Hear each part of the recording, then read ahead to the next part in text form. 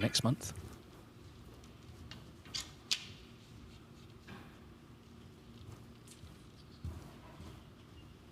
Yeah, it's the 25th Championship League, all formats. We've had the invitation event, the ranking event. There was that one played in COVID as well, which we're all trying to forget about. But anyway, Ali Carter's the only player who's played in all of them.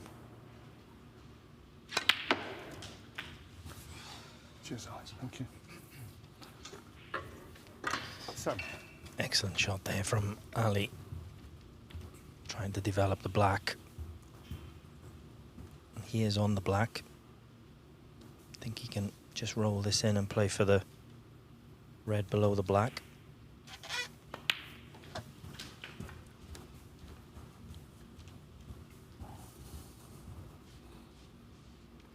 $40. 45 years of age now, Ali Carter. 6 ranking tournament victories to his name. 50. He's had an excellent career.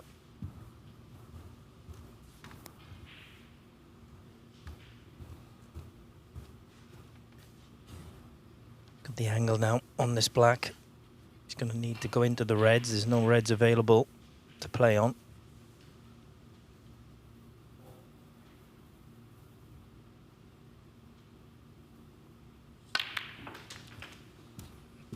And he's played that beautifully.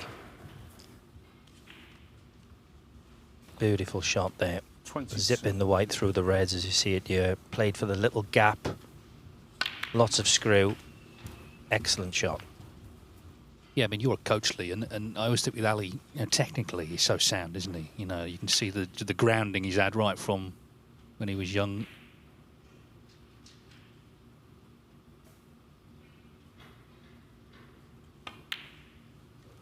Yeah, exactly, Dev. He's got a very solid technique. And that's why he's been at the top of the game for so many years. I can actually remember playing him in a pro-am when he was 13 years of age. 29. He was very good then. 30. Yeah, I mean, we had Stuart Bingham here, another Essex man, and Matt Selt last week. They won their groups, and in fact, if Ali Carter were to win his group, he would actually go into a group with the two of them.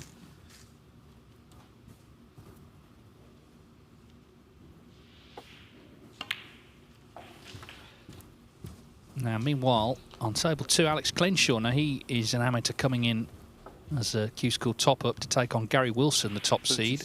And this is not one complete break, but he's going to win the frame in double quick time. So, great start for him. He has played in this before, but obviously, again, the conditions and the TV lights and all the rest of it favour Wilson, but he's not really had a look in yeah, in that first frame. So, great start for Alex Clenshaw. As I say, this is not one break. He was in earlier, and he's in again now. Matchroom Multisport YouTube channel has Table 2 live all week.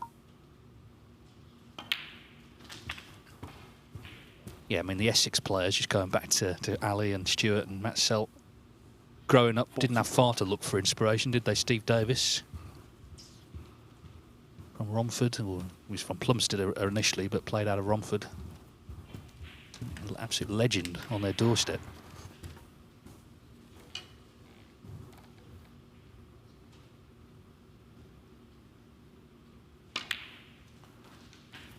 $46. So Jack Bradford made a great start. He potted that terrific red. Was going along nicely enough, but Mr. Brown trying to get into the reds. Did leave one on, and Ali Carter looking very businesslike as he attempts to close out the frame now.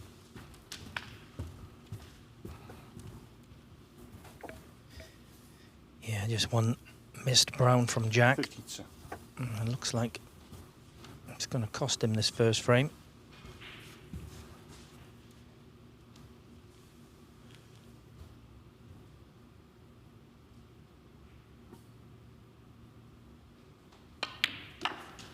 $53.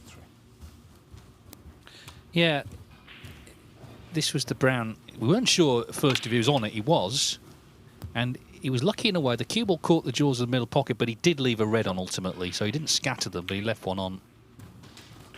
And Ali Carter. Well, he'll let you know if he's not happy about something. Yeah, the shot that the Jack missed on the brown, it did seem to have as if he seemed to overhit the red when he potted it into the right-hand black pocket. And I think Ali's played 2 shots in this break already with a...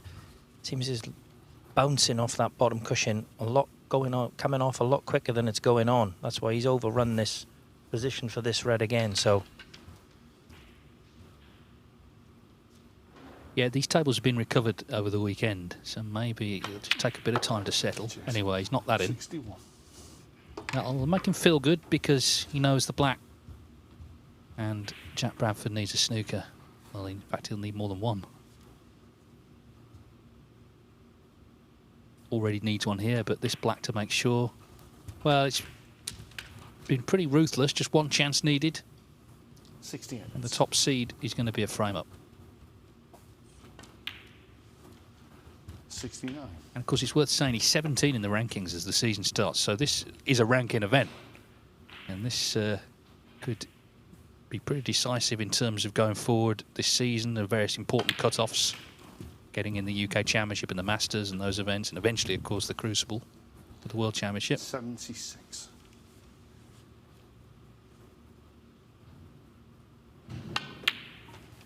And of course, Dave Zhao Xing Tong winning the World Championship actually dropped him down to number 17. Yeah, it was... well, you can't say unlucky, but for Ali, it was just unfortunate, I suppose.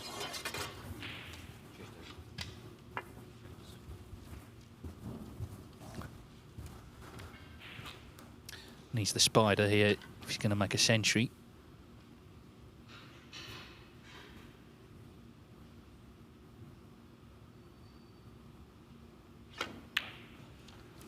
Thanks. Just shows you, though, the standard, doesn't it? I mean, Jack Bradford started well. All he's done is miss one ball. And he's just sat out the rest of the frame.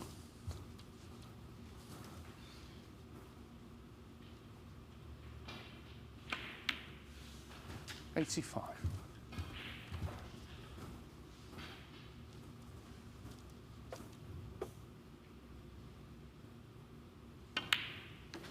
$90.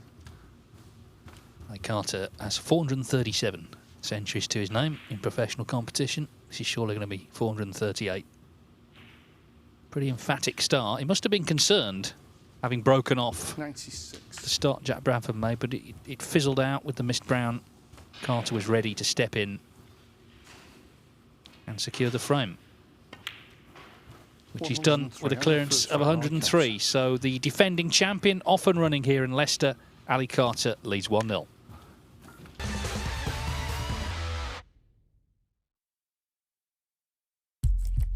What do you need to become a champion?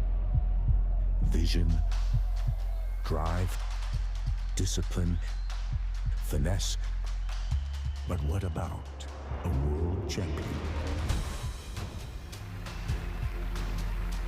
Victor, conqueror, peerless. The history. Reyes is the champion of the world.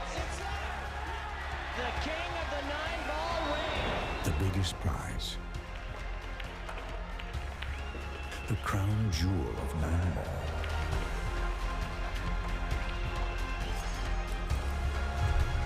A return to the kingdom where a champion will rise.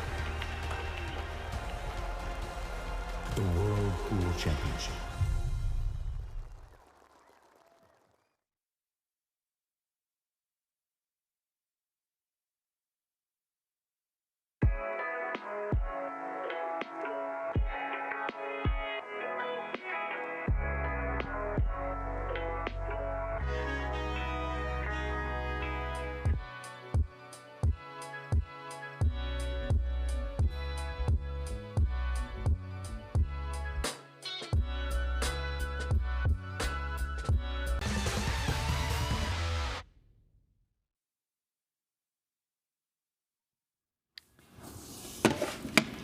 it's day 7 of 21 at the Championship League, and I'll make that the 33rd century already.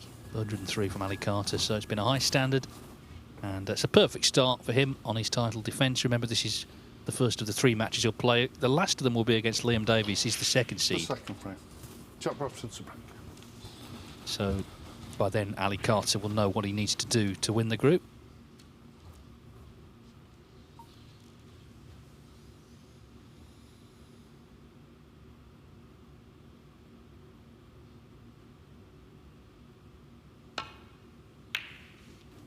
Must ask you, Lee, about Mark Williams at the World Championship. I mean, what an incredible run he had. Oldest finalist.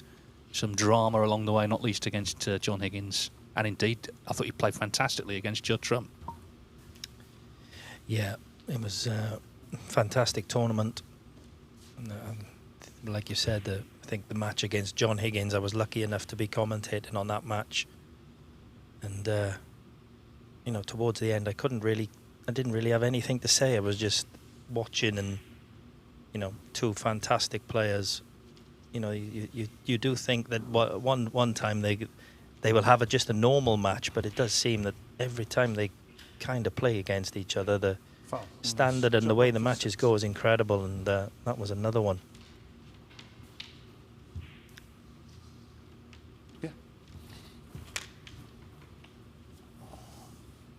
Yeah, I think one thing that will happen this season, I'm not saying which one it'll be, but one of the class of 92 will break Ray Reardon's record, oldest ranking event winner. He won a ranking event the week after he turned 50.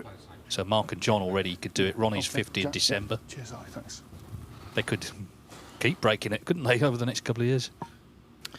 Yeah, I mean, they not really showing any signs of they're going to slow down anytime too soon, I don't think. I still think they've got as long as they've still got the appetite to put the practice in, I can still see him being at the top for a few years yet. Well, Mark's number 3 in the world, John's number 4, and Ronnie's number 5. So that kind of answers that, doesn't it? Yeah, that's not too bad for 3 50-year-old guys, is it? Incredible, really, when you think about it. Now then, Jack Bradford with some sort of chance here. He needs a lot of length to get to the cue ball, though.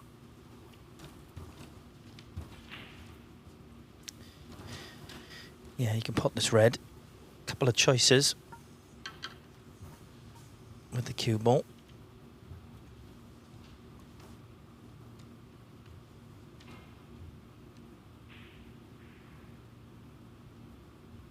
Got to make sure he pots the red, though. Yes. Thank you. Needs that white to run. I don't think it has. I think he's behind the red.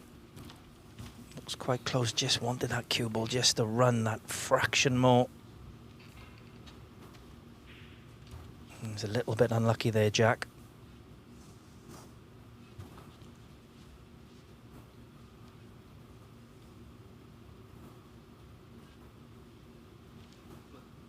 Blue ball. Well, he's nominated blue. So, can only assume he's taking this on. It's a big shot.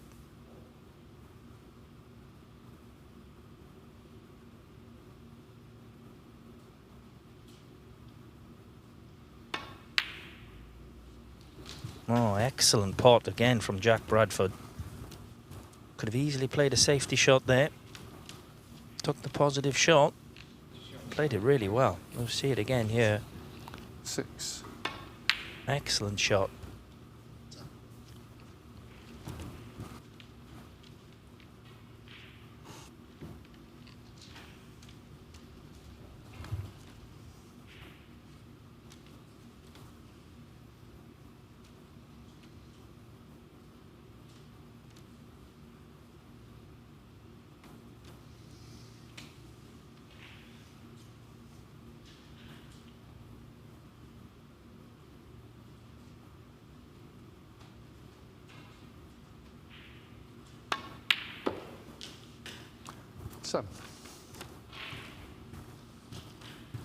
Maybe a little bit disappointed with that one. Good pot on the red. but he's not got ideal position on the blue. Wanted the blue into the right middle pocket.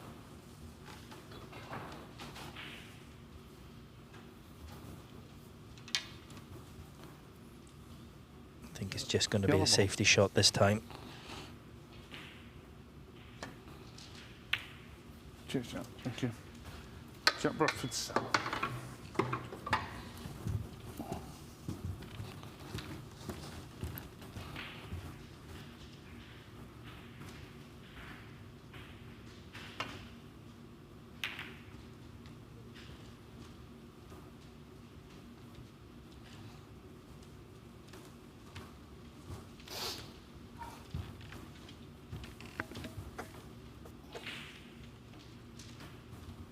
Well, some of the balls he's knocked in already.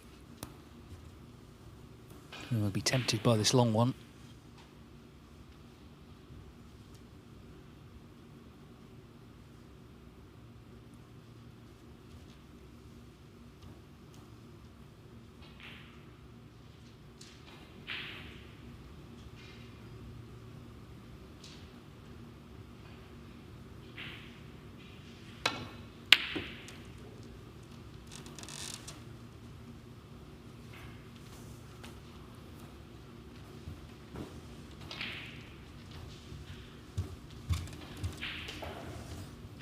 Interesting player because he's quite methodical in how he sort of sets himself with the shot, but he's very attacking at the same time.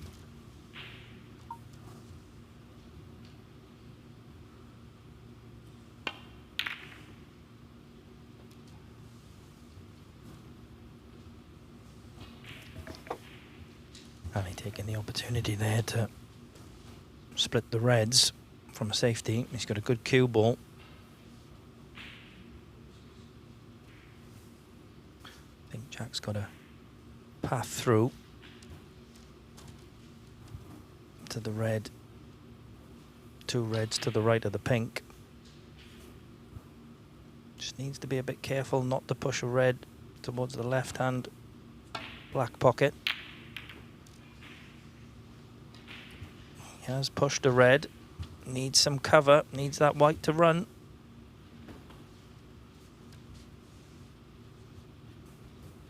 I think it's just run far enough.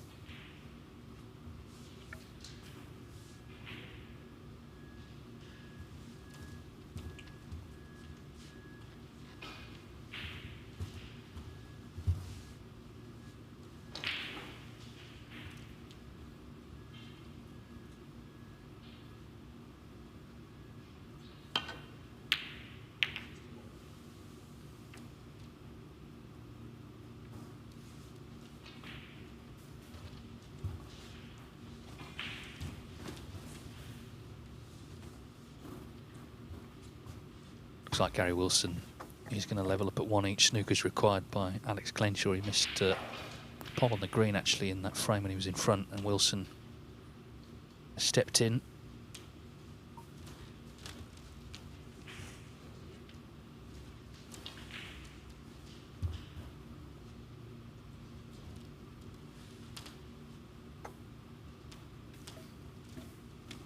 Yeah, needs to be really careful here. Whatever shot he chooses to play, doesn't want to cannon any of these reds. That's the way those reds are situated. Looks like he's eyeing up a long red again. Potted some excellent balls so far in this match.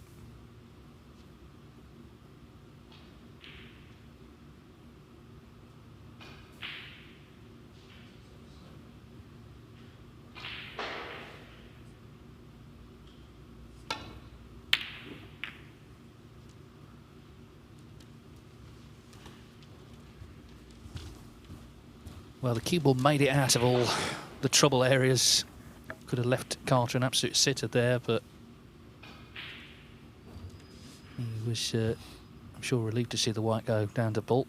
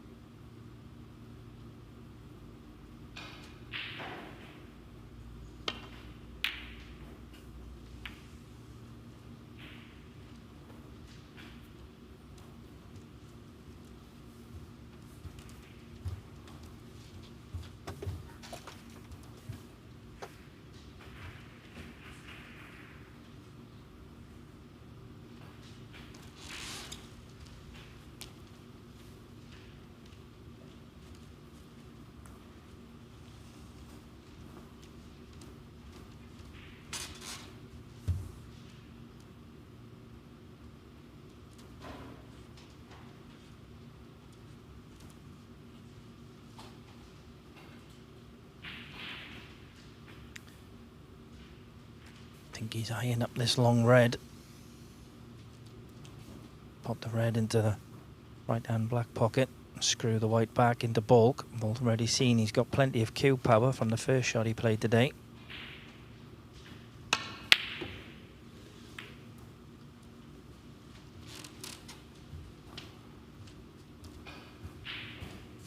Didn't get the pot, but he's got the cue ball back. Yeah, and that blue now over the pocket, you know, makes the shot to nothing interesting because it's, you think, going to be guaranteed. So whoever pots the next red could be away. Yeah, and it looks like he's actually got Ali in a little bit of trouble here. Like I said, these reds well spread.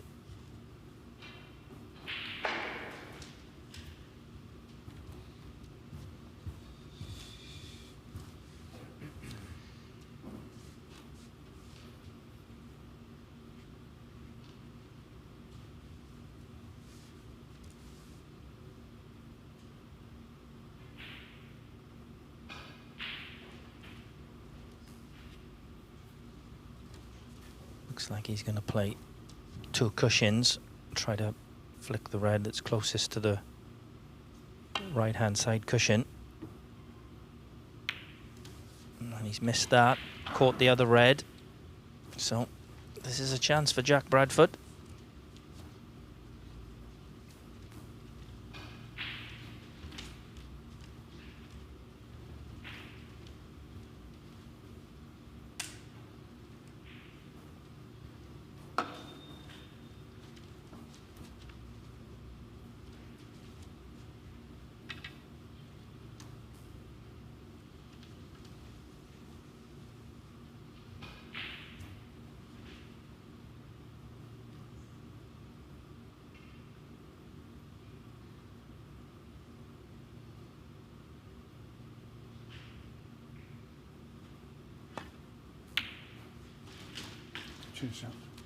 Yeah, played that very well.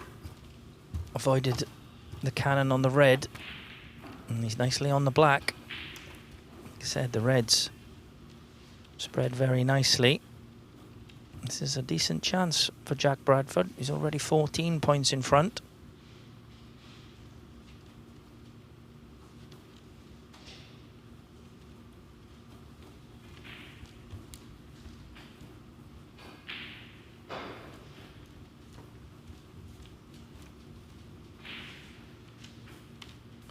Finished number 17 on the Q School rankings, which has got him a place in this championship league.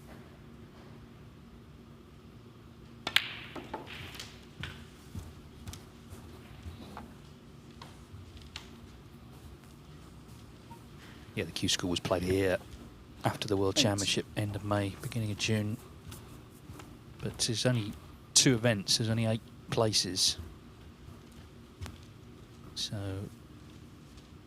very tough to come through. We had some new players actually come through. Fergal Quinn, Connor Benzie, and young Liam Pullen got his card back again, having dropped off after the championship. But it's one thing. It's not Q School. It's fun. Nobody enjoys it. It's just relief if you get through. Yeah, I played in Q School 4 times and 5 times I think, and I didn't enjoy any of it. I got even the couple of times that I got through it, I still didn't enjoy it. So, like you said, not fun. Now he's looking at the plant here. They're quite a way apart, these 2 reds. Yeah, he didn't play a very good positional shot, but still fancy him to get this plant. Yeah, and that really has opened things up now.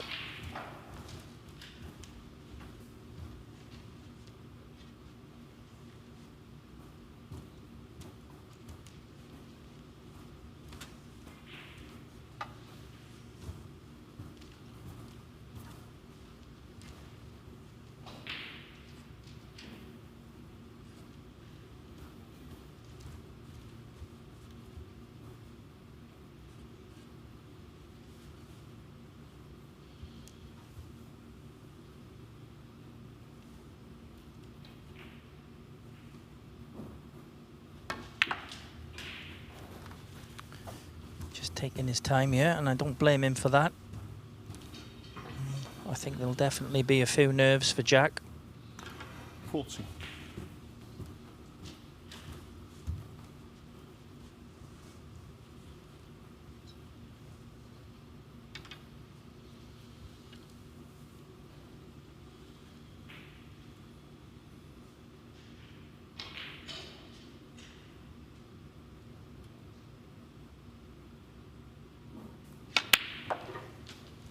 Cheers, Jack. Thank you.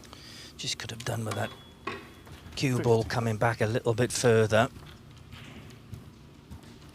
Still should pop the blue. Still should be able to get on a red, but just wanted it just a little bit further, just to make it that little bit easier.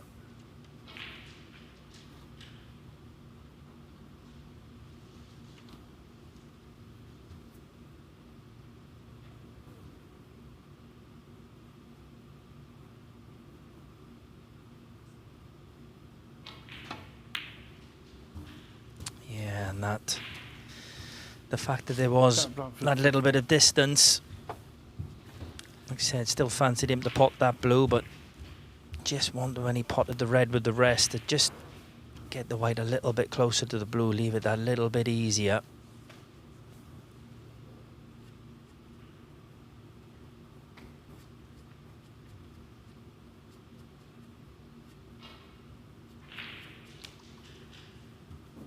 Obviously the red by the pink doesn't pot, so he's got to play the red directly above the black. And he's probably have to play down for a bolt colour. And he's missed the red.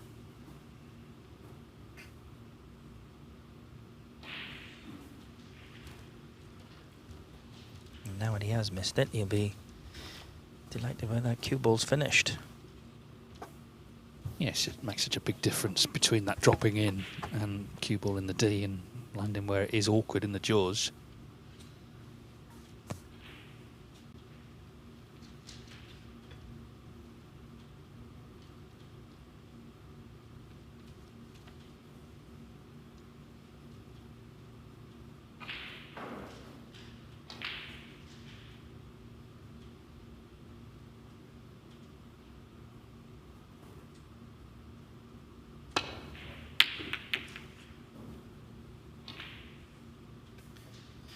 Yeah, like you said, that did make a big difference. If the cue ball had dropped in, he's been 32 points in front. You've had a red on the corner pocket, as it was. Trying to pot that from the corner pocket, very, very difficult shot, but he'll be very pleased with the outcome. Yeah, I mean, he had a result. Ali seemed to take a while getting out of his chair. Yeah, I would have thought he would have got the look a little bit from Ali there.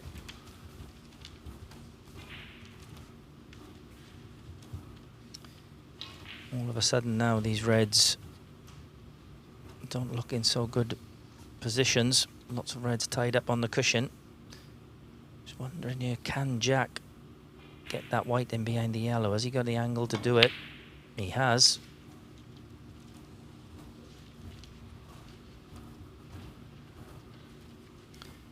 It's not really going to gain him too much though. Might gain him 4 points, but can't see him getting much more than that. He's going to get 4. Foul. I'm going to Jack Bradford 4. Yeah. Well, it's a bit of a scrappy frame this, but nothing scrappy about Gary Wilson here. He lost the first frame to Alex Clenshaw, who made a 64 break, and Clenshaw was in front in the next, Mr. Green. Wilson made 77. He's now on a break of 82. Foul on the miss. As Carter again fails to hit that red. So a chance for a century for Wilson. He's the top seed, of course, in that group. Okay, yeah.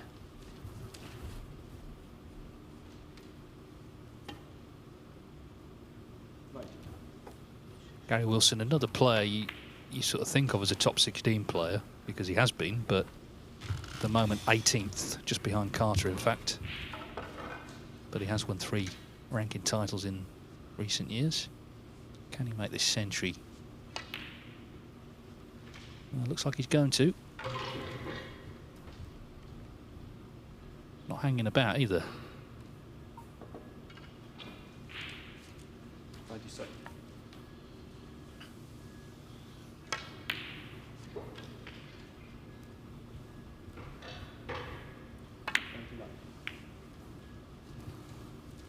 So, didn't make much impact in the first frame, but that green secures the century. Gary Wilson 2-1 up.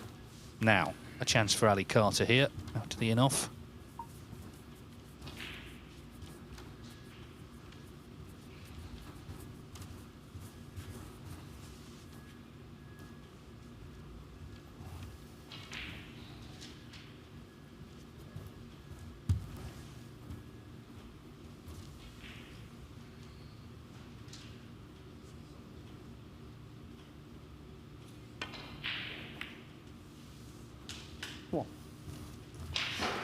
Yeah, Jack will be disappointed with the safety shot he played there to going off. Wasn't really under any pressure. And the way the balls were situated, 36-point lead was a nice lead to have. Unfortunately now, though, you'd fancy most of that 36 lead would be gone.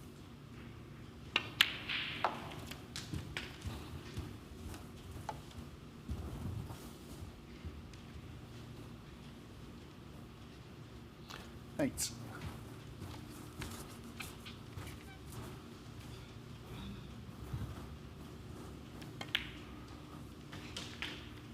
Nine.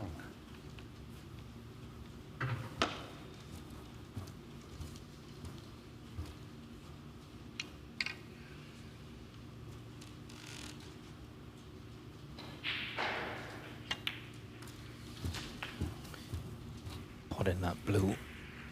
Now, frees up the black into both corner pockets. 40.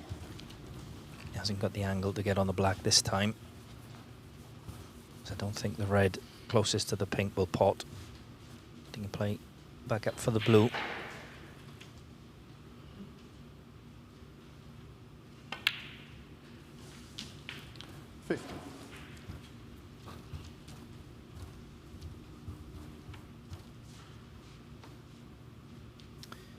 Would have liked to add a little bit straighter angle on the blue to just play a little stun shot down for a choice of the two reds to the left of the pink. Don't think he can hold for those now. He's got a little bit too much angle.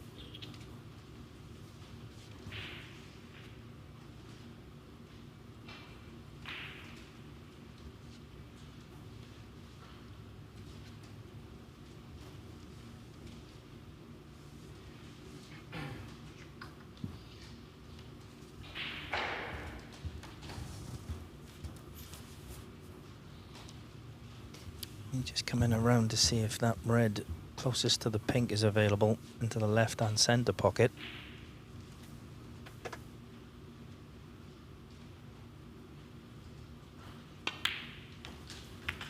He didn't think it was, so he's played the cannon. Needs that red to stop. And even if it has, he's got awkward queuing. Can he just get the queuing through? No, he couldn't pot it, just a safety, so Jack Bradford still well in contention in this frame.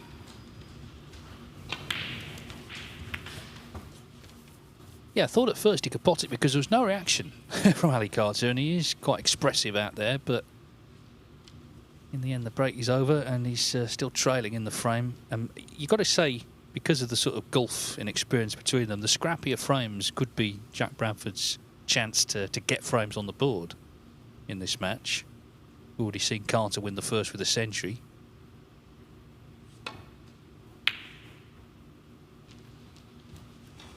Worth saying as well, of course, that there's prize money for first, second and third, but not for finishing fourth.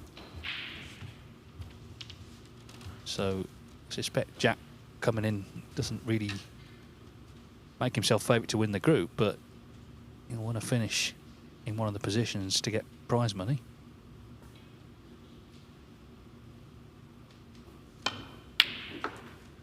Oh, that's such a good pot from Ali Carter.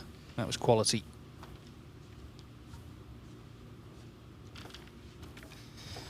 Yeah, I always think when you're playing these kind of groups,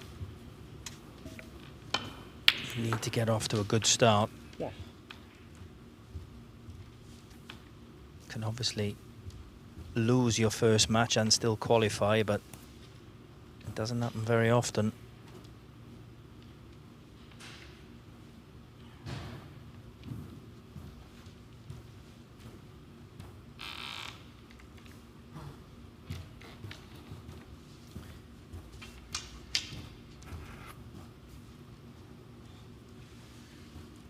Just gonna watch that yellow when he's playing this shot. We're just having a little look at it there.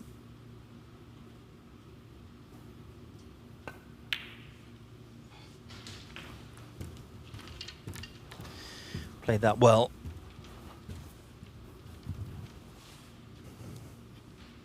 Seven.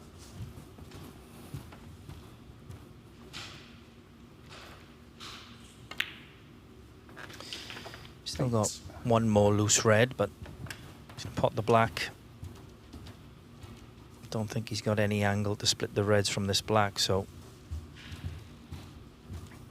pot the black, get on the red, and then has to get a nice angle then to bring those 4 reds into play that are on the left-hand side cushion.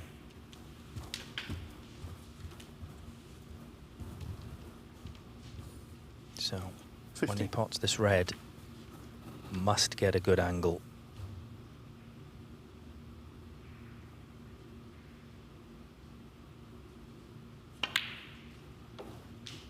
So he chose to play for the pink. Doesn't want to be straight. I think you could hear him say, dear oh dear. I think he's a little bit straight on this pink, and here you can see it. He won't be bringing any of those reds into play from there.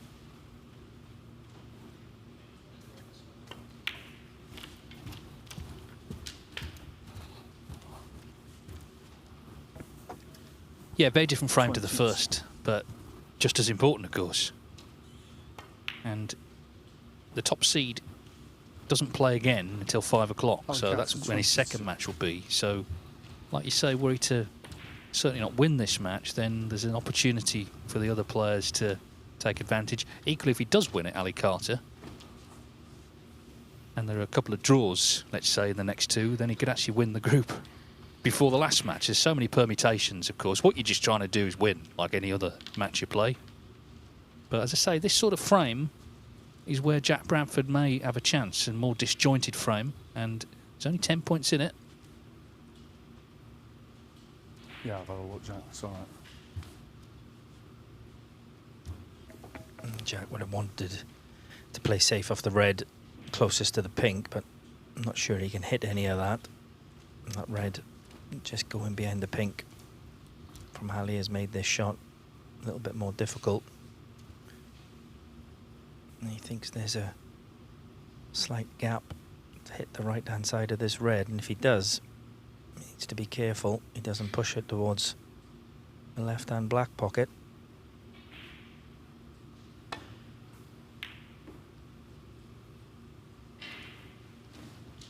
Yeah, he'd be happy with that.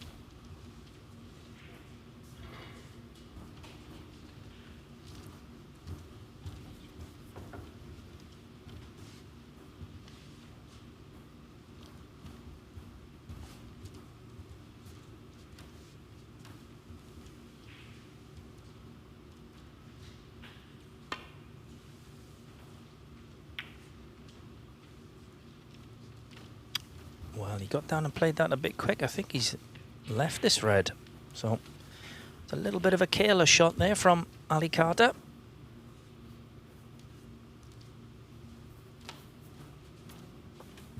He was quick playing it. He was quick back in that seat as well. Be a little concerned with how this frame's going. So, same as when Ali potted the red. Imperative that if Jack does pot this red, which he has, he's got to get a good angle, and that is not it. So 9 points behind Don't see any value in potting a Cavalier. Bring the yellow into play. Play a good safety would be the shot for me.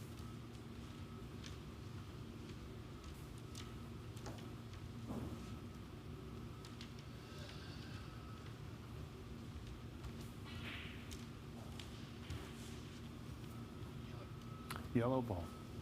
Yeah, that's exactly what he's looking to do.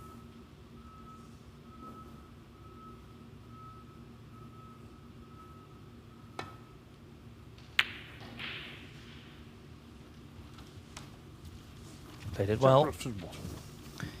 No value there in potting the black. Yeah, you would have got 7 points, but then you would have had the problem that Ali's now got of what to do with these 3 reds.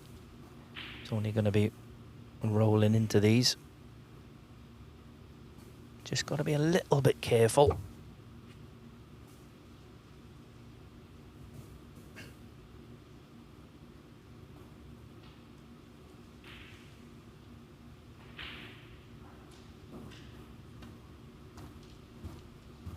How's the table? Foul and a miss. Jack Bradford's 4. Yeah, I mean, that drifted quite a distance.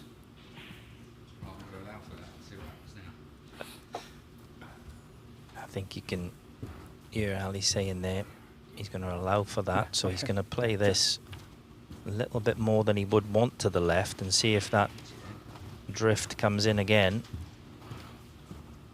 And that stayed pretty straight there, I think. Foul and a miss. Jack Bradford 4. Well, of course, Lee's got to hit one this time.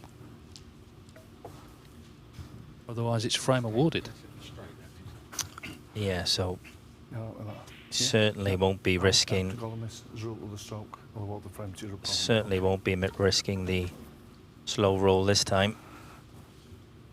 Doesn't want to split these reds up, but he's really got no choice now. Yeah, there's no smiling now, is there? He's got to hit a red. Simple as that.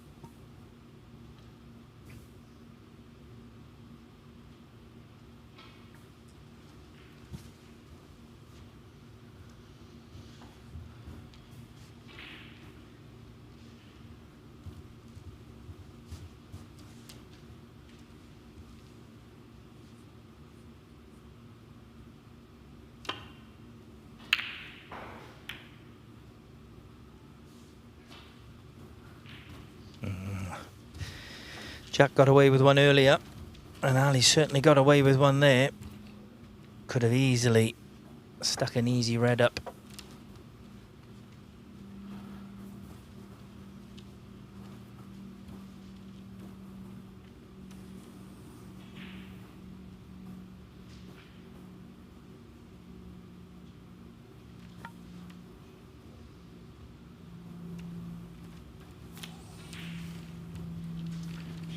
Yeah, and it's become a bit more dangerous, the table, because the reds now are in play.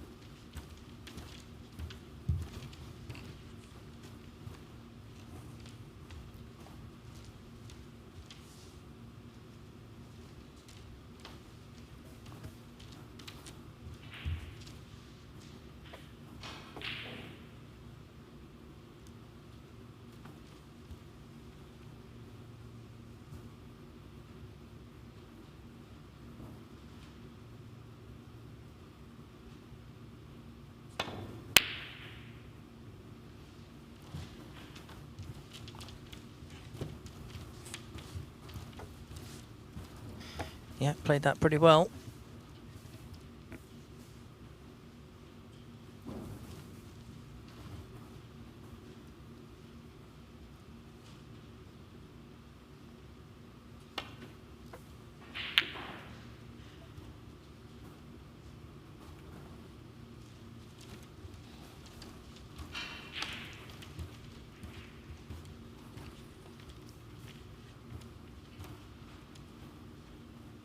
both players know, although those two reds are a little bit awkward on the left-hand side of the table.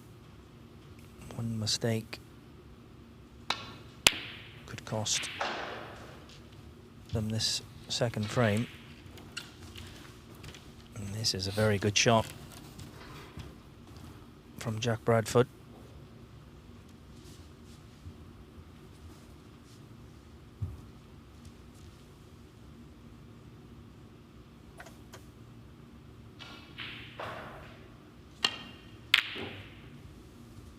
He took on the plant.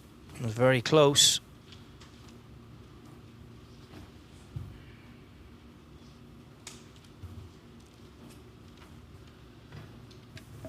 Well, one good pot here.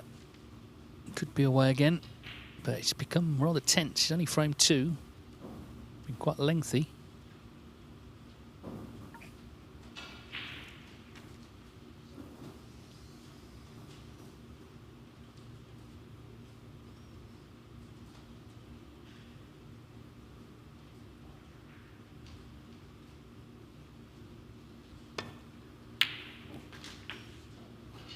One.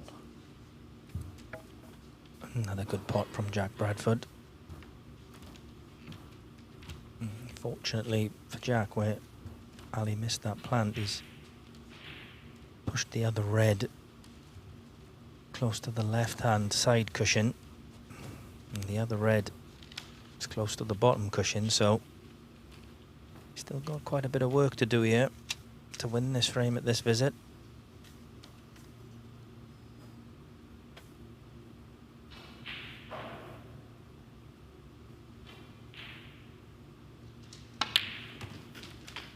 Played to move the red. Oh, he's played that beautifully.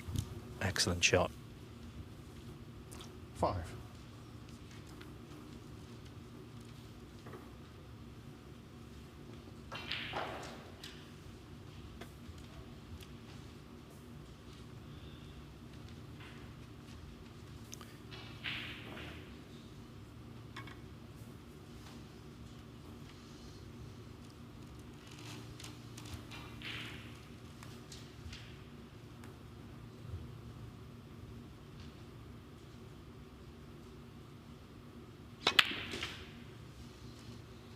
Needs the white to miss the black.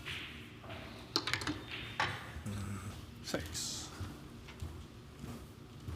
Just needed one good positional shot there. Leave himself a nice angle to get on this last red. Not sure what angle he's got on this black.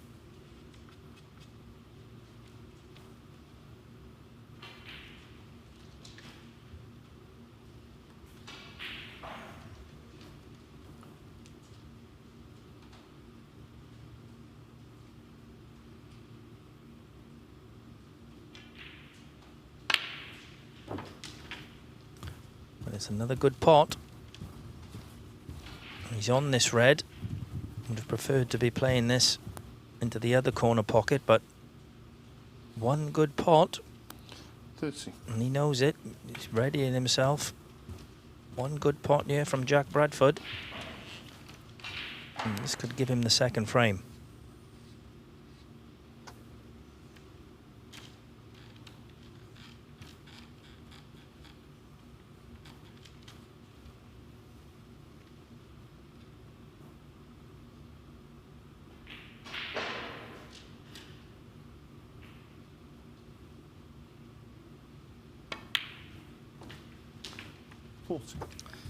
Yeah, played that very well again. So, 13 points in front. Black would put him 20 points in front. So, black, yellow and green.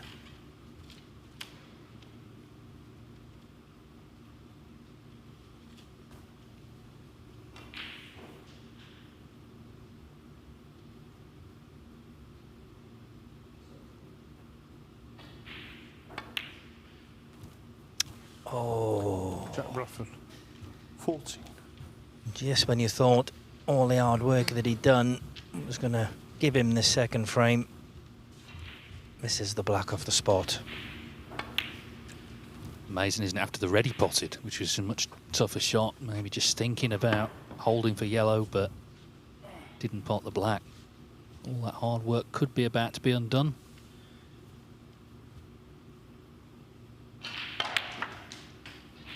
Two.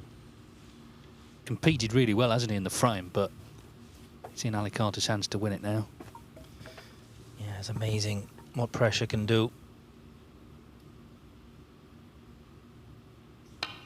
Potted some unbelievable balls in these first 2 frames. But it looks like he's going to have nothing to show for it.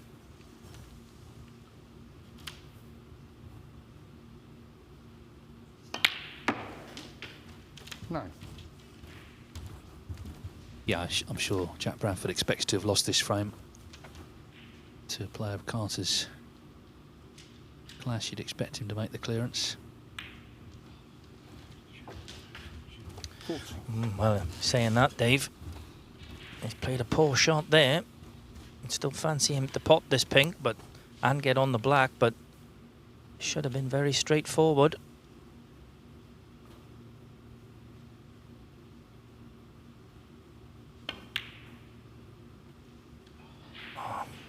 Well, that is amazing. Like From where he was, yellow to green. Once he got on the green, you think, well, frame done. It just shows you anything could go wrong. He just lost the cue ball, and that's why he was left this pink.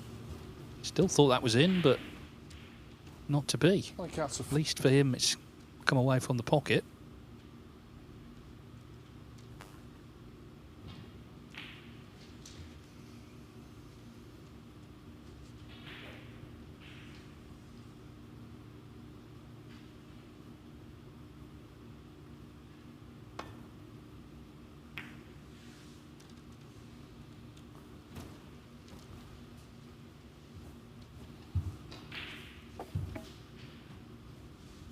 Yeah, it was a horrible shot that Jack had. And I think he's left this pink on.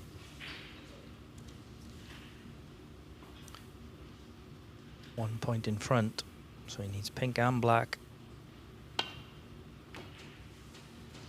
Wow. Well, you didn't think it was possible to hit that too thin, Dave, did you? Amazing, of all the things. So, Bradford will still need the black. Look at this. How's he overcut this?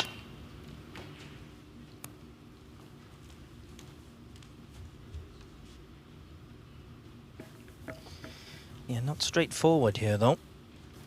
I think he's looking... Could screw past the black. Or he can try and nudge this black into a better position.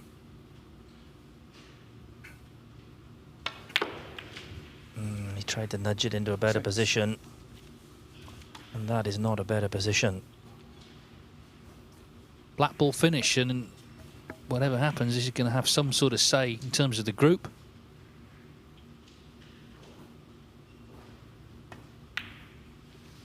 Remember, after points when it goes on frame difference. So whatever happens in this frame, it will be important in some way. Yeah. Oh, where's the cue ball going? Oh, amazing. Well, how's he lost that frame? You know, he looks certain to clear up. He looks certain to pop the pink. He's gone in off the black. End of frame. It's been won by Jack Bradford, and it's one each.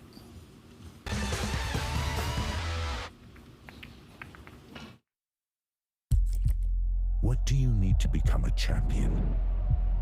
Vision, drive, discipline, finesse. But what about a world champion?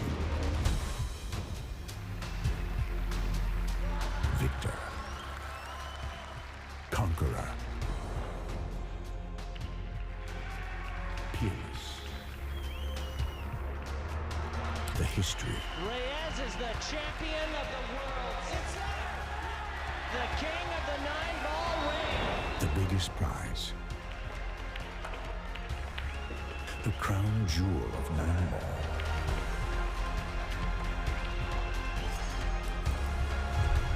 A return to the kingdom where a champion will rise. The World Pool Championship.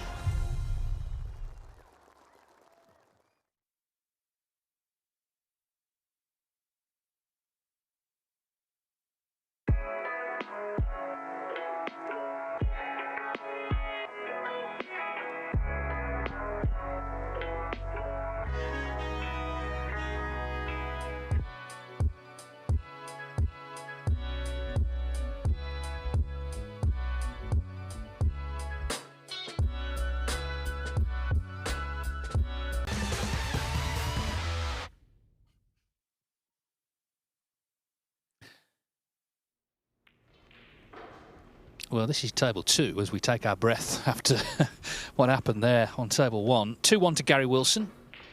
But Alex Clenshaw with a chance here to take a point from this match. He's 37 in front. Get on the pink off this red. 44 in front with 43 on. Pink or black. Wilson would need a snooker. So I guess that has to go down as a sort of mini shock. The fact Gary Wilson hasn't won that. Top seed against number 4 seed. Taking the blue, so need another red. But as for what we've just seen on our table, I don't think Ali Carter was too happy. But of course, where it went wrong for him actually was failing to clear up. It was blue to pink, wasn't it? That's where his trouble began. It's almost like the snooker gods then say, OK, you're not going to win this frame now. You haven't made the clearance. Terrific red to effectively win the frame, and that should be 2-2. He's just checking the scores. Snooker's needed.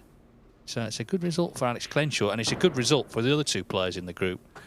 Amir Sarkosh and Baiyu Liu. They're going to play each other next. Of course, we've already had Nogon Yi from Hong Kong. She won her group. Baiyu Liu is the women's world champion. In fact, she's won the last 2 stagings, so that'll be coming up next. But here we go after that rather comical ending, you've got to say, although I don't think Ali Carter necessarily saw the funny side.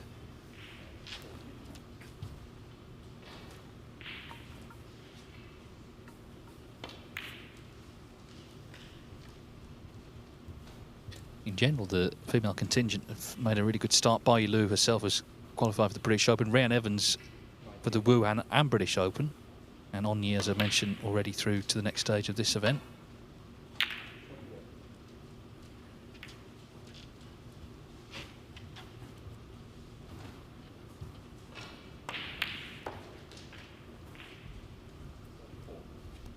It was a lovely story, Lee, I was reading about Agnes Davis, former women's world champion from your neck of the woods in Wales, and they've got a blue plaque up from where she lived because she was a bit of a powerhouse in the women's game when it was just starting.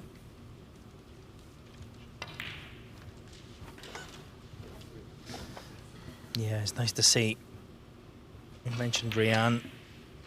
Done quite a bit of work with Rhian over the last couple of years, and nice to see her getting off to a good start this season. Baiyu Liu as well. Nice to see the ladies starting to win some matches on tour. Now, meanwhile, Bradford may have spied a plant.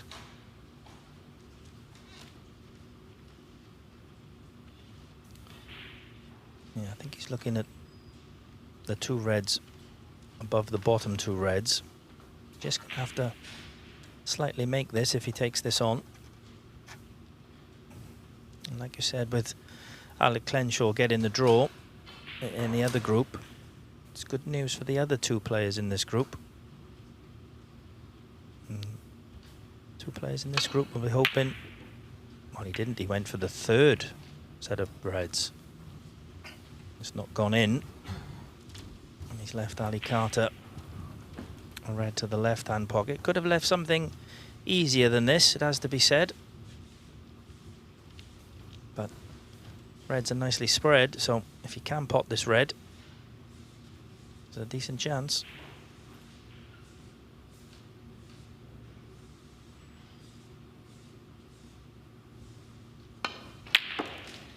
Yeah, struck it well. Yeah, going back to what I was saying, that the other 2 people in this group will be hoping that this match finishes 2-2.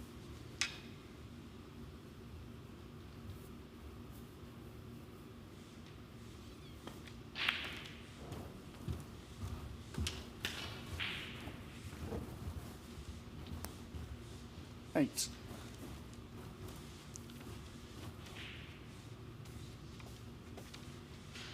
Just slightly under hit that. You still fancy Ali to pot this.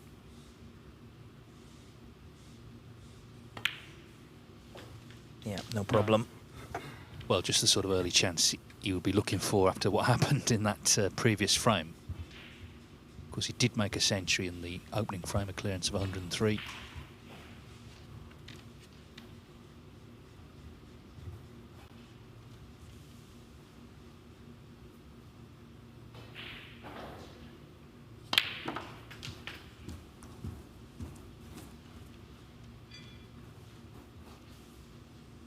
Yeah, I suppose he's sort of a veteran these days, 45, although that's not old in this era. But I was saying about some of the players last week. Ryan Day, Ricky Walden, you know, they came through that young player of distinction scheme. Sean Murphy, Stephen Maguire were on it as well. Ali was on it. Then again, that was 25 years ago.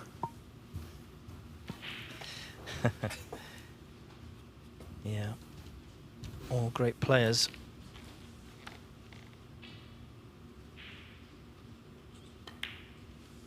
Yeah, I mean, it's not necessarily 17. a list he wants to be on, but there's an argument could be the best player not to have won one of the Triple Crown tournaments. He's been in 2 World Finals, he's been in a Masters final. Barry Hawkins has lost in all 3. Marco Fu, I think you have to put on that list as well.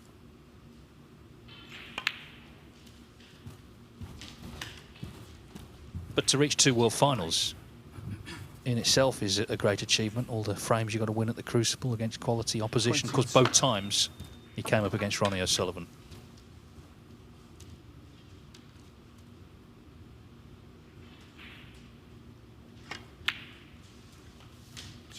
Thank you.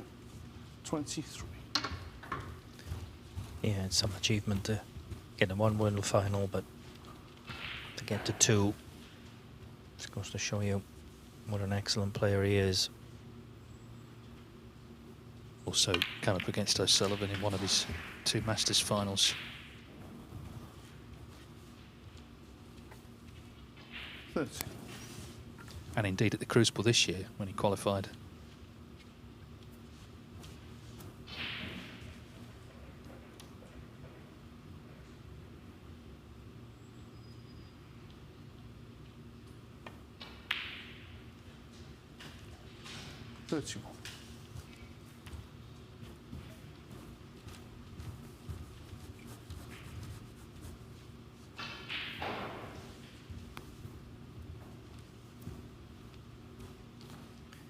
Still plenty of reds for Ali to play on here. Pot the yellow, screw back down the table.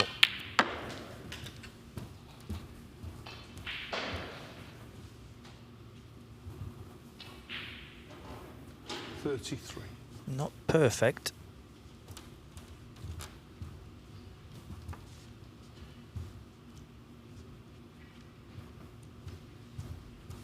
Just would have liked to have been a little bit straighter on this red. She could have just run through for the black. He's going to have to screw back now for the blue again. 34.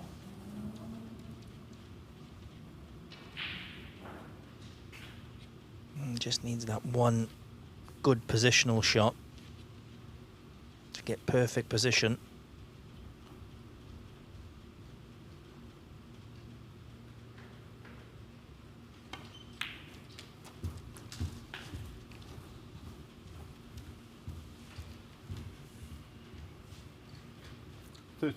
That's pretty good. Can roll this red in. I think he's going to just roll it in and play for the pink.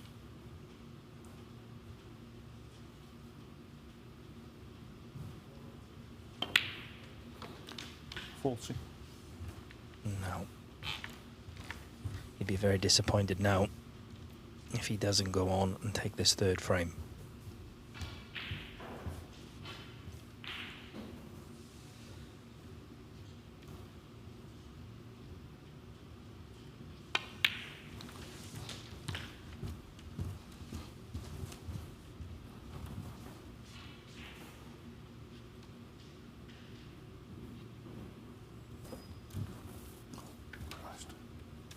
Just while Rob Spencer sorts this pink out, Amir Sarkash and Bayi Lu are underway on table 2.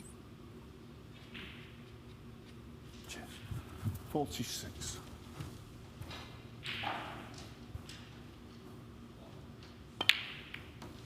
47.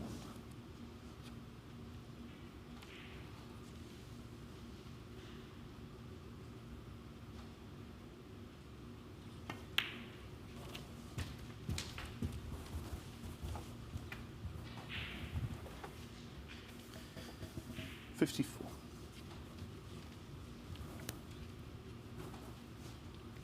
The other thing, of course, if players are tied on all the other metrics, the high break will decide placings. So 55. it doesn't hurt to get a big break under your belt early on. Of course, he has had a century already.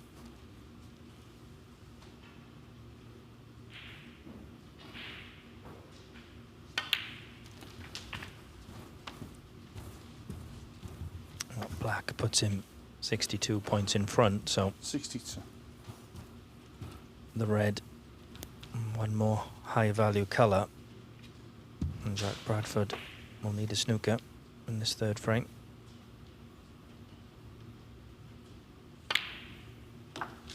$63.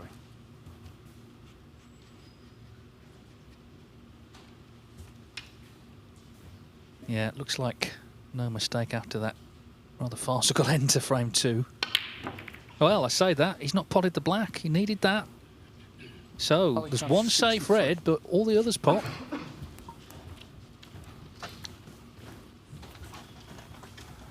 Yeah, and he only wanted that black. And he took it upon himself to try to split the reds. And now he's missed that black. He's left the chance for Jack Bradford.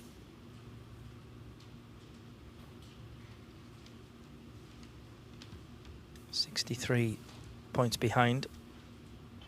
67 left on the table, so he hasn't got a lot of points to play with.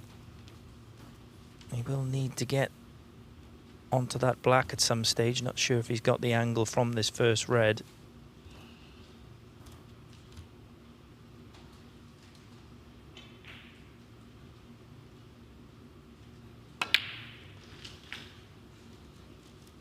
What? But he's played that nicely.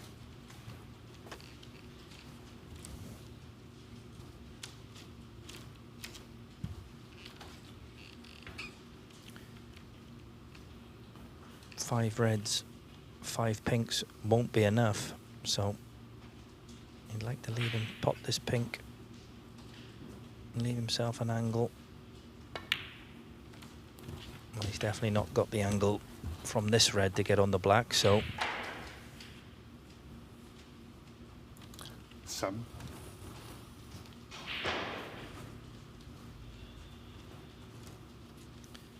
there you see it. But he can, I think he can just roll through. Have the pink into the right hand black pocket.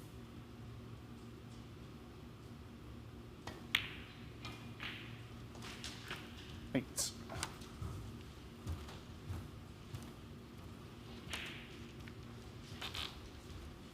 So try to pot this pink and leave a nice angle to get on that black.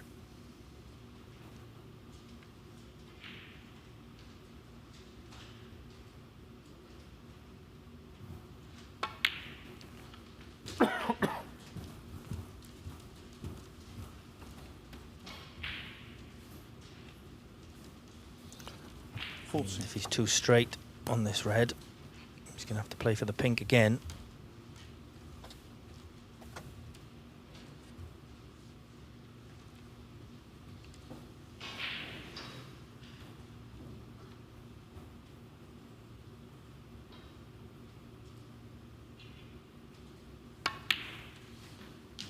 Oh, and he's just overscrewed that. So this pink has to go in. Yeah, he's really put himself under it, hasn't he? If he doesn't pot it, then he needs 2 snookers.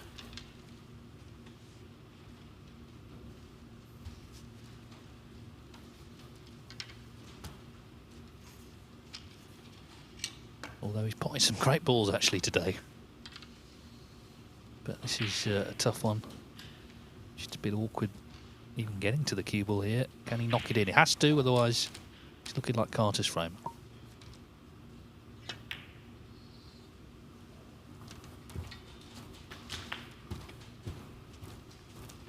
Well, you've got the 6 points, which is the important part of that. Still in this 20. frame.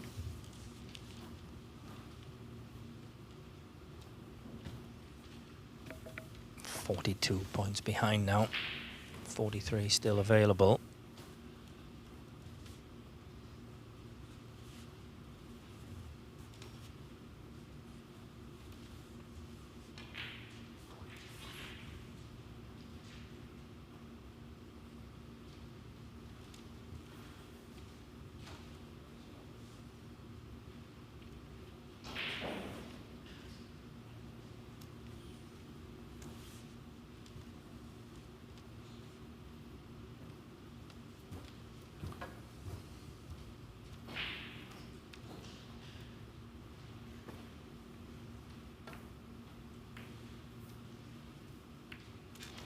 Jack grabs a 21. So, still in this frame. But he's going to need 2 reds, 2 blacks, and all the colours to win it by 1 point.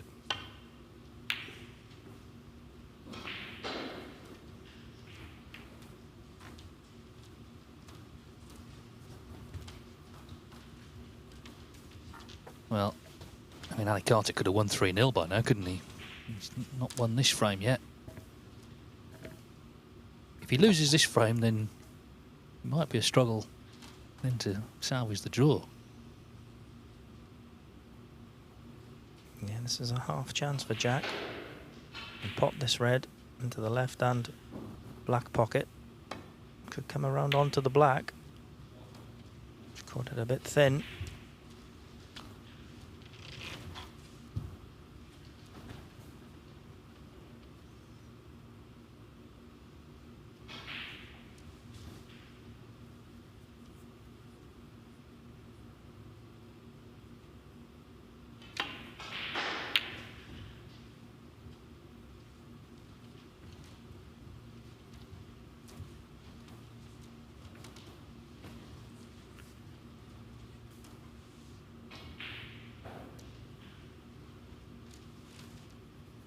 Little bit fortunate there to leave Jack hampered by the brown. Very awkward queuing. I think he can really only push the red to the side cushion here, or the bottom cushion. Oh, he's played a very good shot there.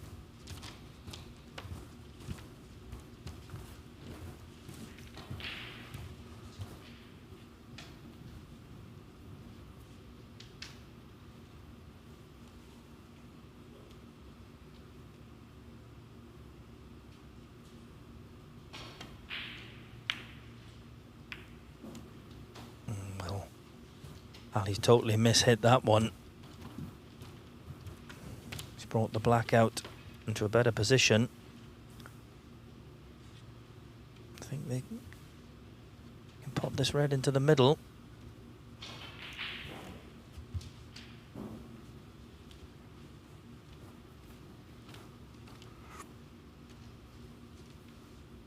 Problem is, he's going to need to get on the black.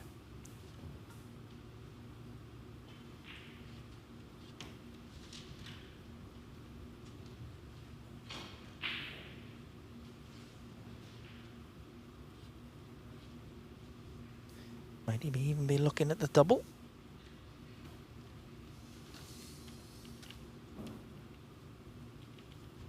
I think he is.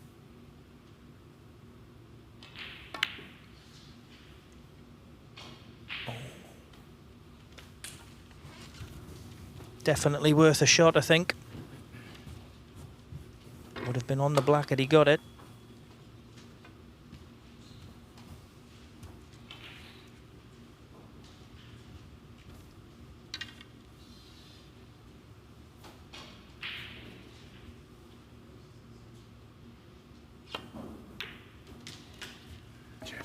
Well, relief for Carter. I had visions there of him missing it and leaving it over the pocket, but that didn't happen, so it seems a while since he missed that black, which was frame ball earlier, but it does look like it'll be 2-1 to Carter. Certainly not having things all his own way, partly because of a few mistakes from him.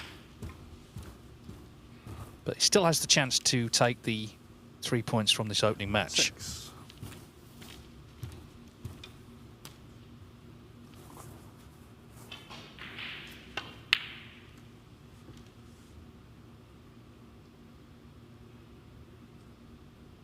Ali Carter 6. You'd be disappointed not to get the snooker there. I mean, look, the balls could have got him behind, but still in a strong position. 48 in front, 35 available. The free ball with the red on is a possibility.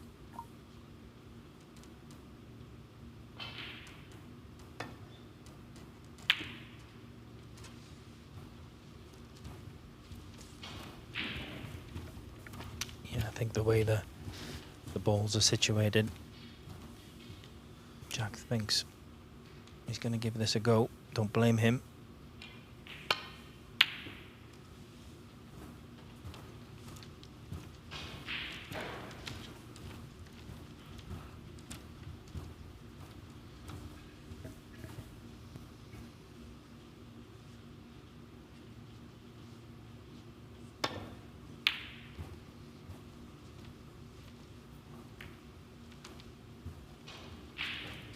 Problem is, it's Carter at the moment in control of the exchange.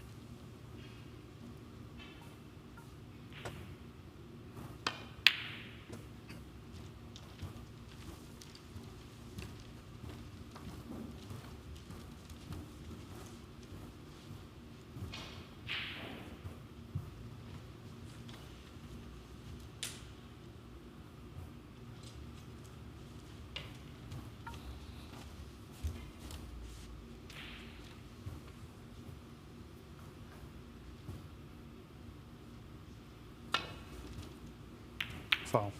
That's the end of that for sure. Ali Carter 4. So, Ali Carter, despite a little bit of difficulty towards the end there, has won the frame, and he leads the match 2-1.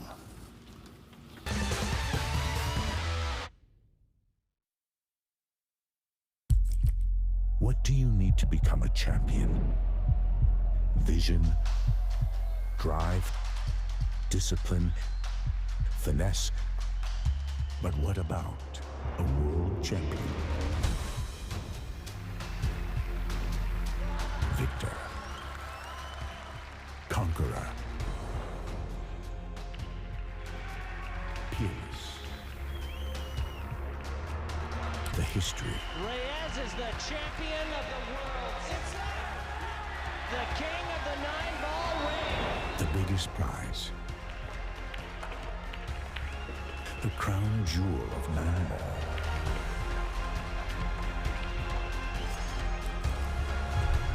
A return to the kingdom where a champion will rise. The World Pool Championship.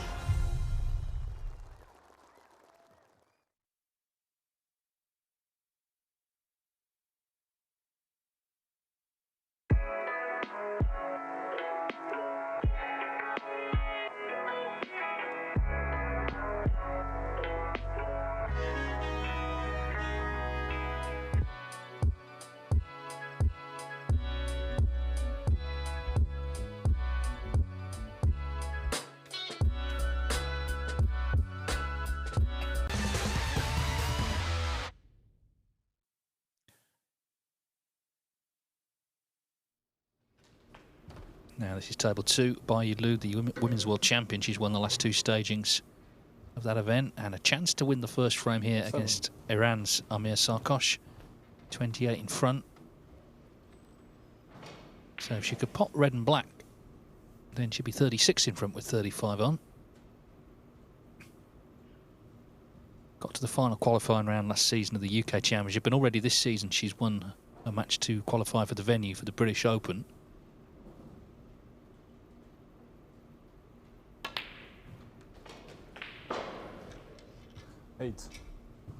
So that continues on the Matchroom Multisport YouTube channel. Here we're ready for the last frame. It's been quite a lengthy match this, but this is frame 4 of 4.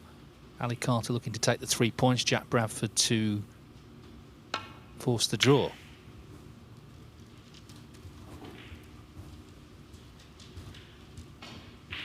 Not the best break off though from Bradford.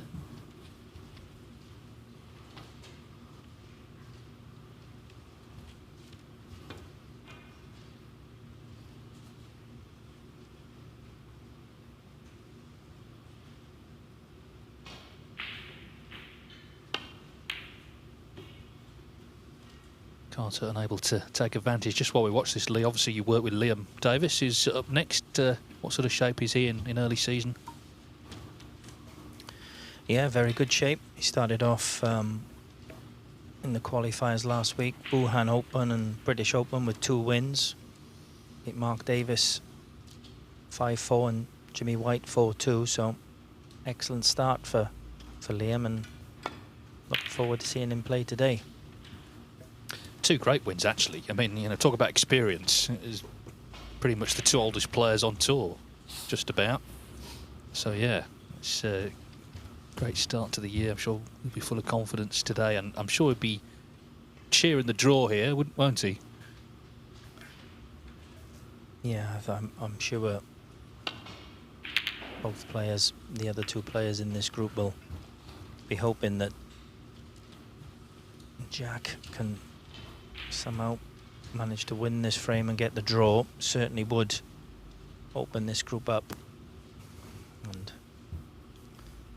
certainly, you know, you don't really want to be chasing a player like Ali Carter.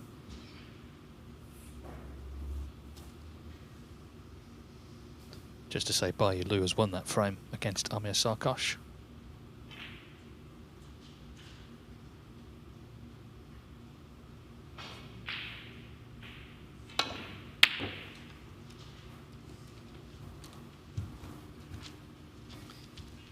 Good effort from Jack, but has he left that red to the yellow pocket?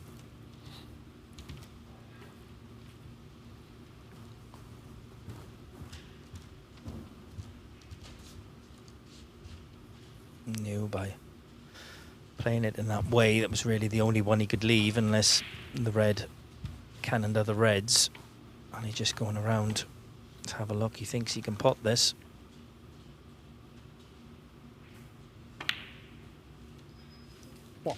He could.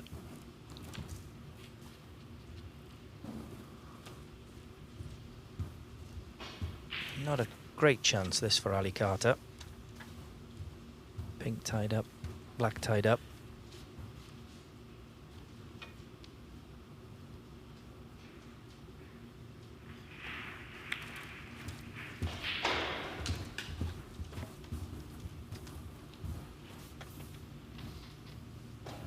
Six.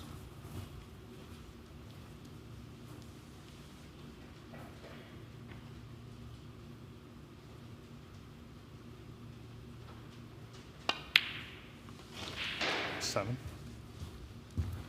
Played that well though. Beautiful angle on the blue. Doesn't have to go into anything, but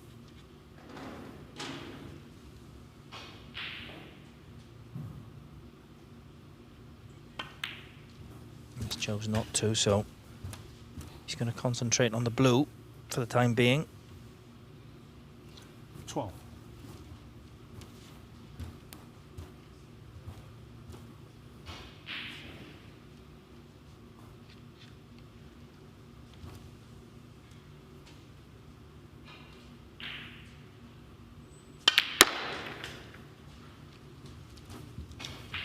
Oh, I played didn't have a very good angle on that red and had to screw into the pack, and he's actually come out okay.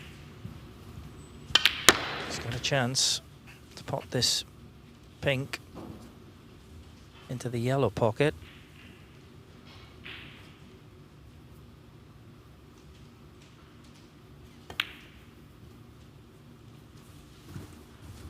Excellent shot. Apart from the second frame, it was a bit of a scrappy frame. He's looked very good at amongst the balls, Dave, hasn't he? 90. Yeah, as I say, he has already played a match this season, which he won against Florian Nursler to qualify for Wuhan, so it's not like he sort of got the cue out the case just yesterday. 20. I always enjoy watching Ali. You know, he's got that sort of bounce around the table. He's a confident character. He'll let you know if he's not happy.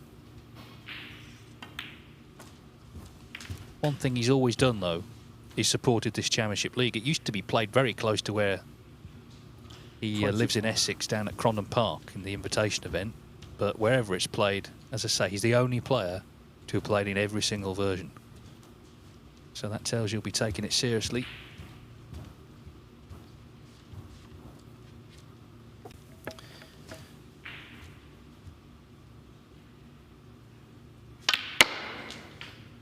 Yeah, and of course, winning it last year, beating Jackson Page in the final, got him into the Champion of Champions as well.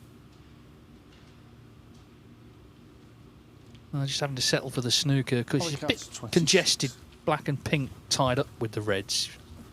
Just overdid position, so end of break.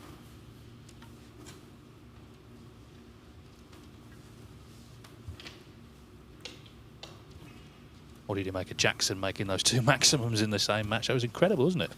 It was just incredible. You know, there's some excellent things done this season, but I think, you know, for an achievement, doesn't get much better than that, does it? You know, first time it's ever been done. You know, it might possibly never be done again. You know, incredible.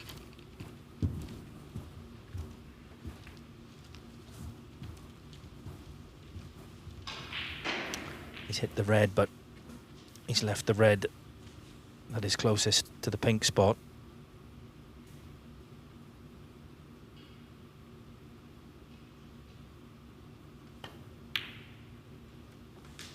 He's got it. So 27 points in front. Again, still pink and black at the moment. Not potable, but he's got a few open reds. He's got a 27-point lead.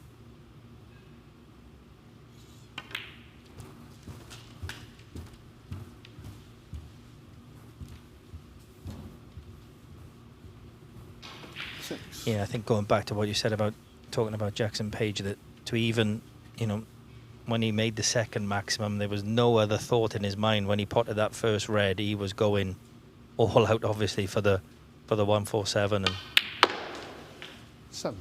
you know, to do it, to have the thought to do it is one thing, but to do it was incredible.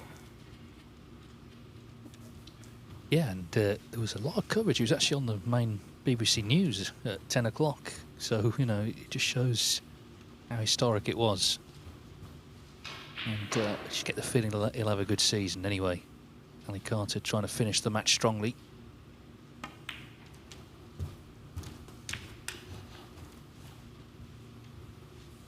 Yeah, he didn't want to play the cannon there, but really didn't have much choice, and he's played it very well.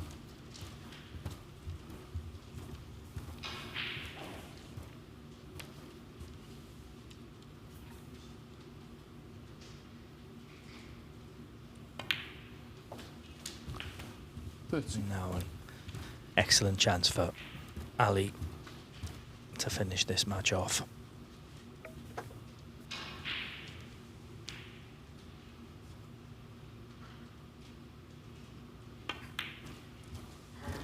Yes, we'll see if the frame he lost, what part that plays today. If he's winning all his matches, he'll win the group, of course, but that one frame just giving the other players hope.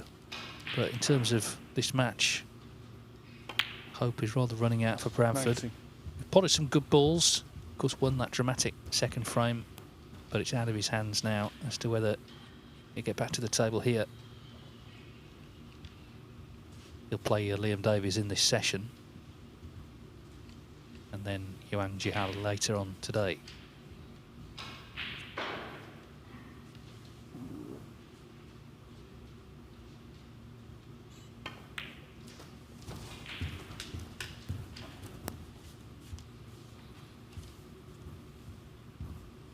.24.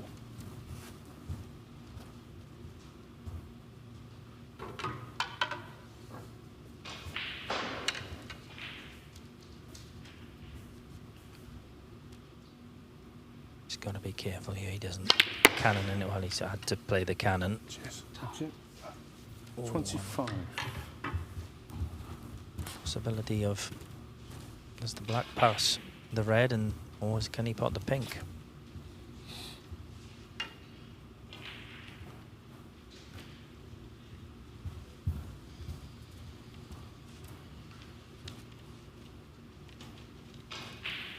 Yeah, this black goes.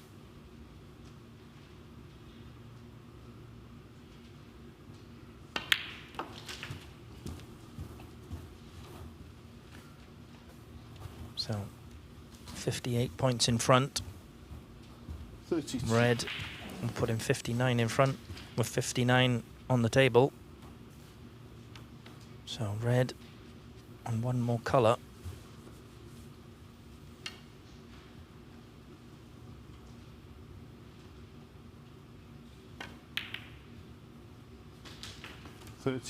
Safely in, nicely on the black. Looks like 3-1 to Ali Carter.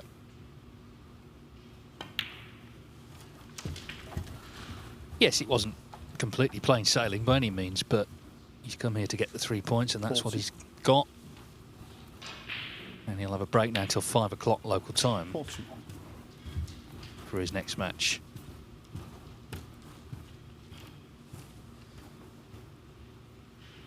Of course, he wants to be in the position going into his last match against Liam Davies, knowing what position is, what he needs to do.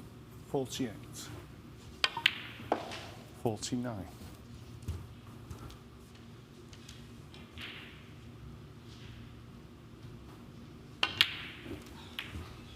Yeah, as I say, it's not been plain sailing, but that miss doesn't matter. He's well over the line. So the defending champion, Ali Carter, makes a winning start to the group. He beats Jack Bradford by 3 frames to 1. Coming up in 5 minutes, it's Liam Davies against Huang Jihao.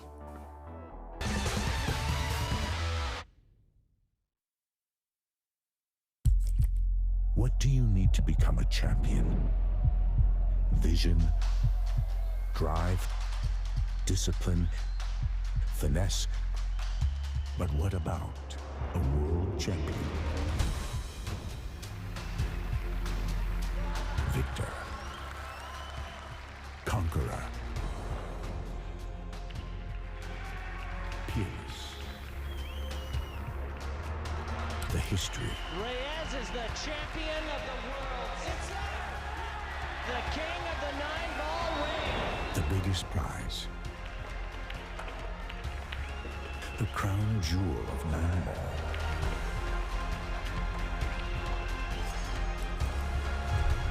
A return to the kingdom where a champion will rise. The World Pool Championship.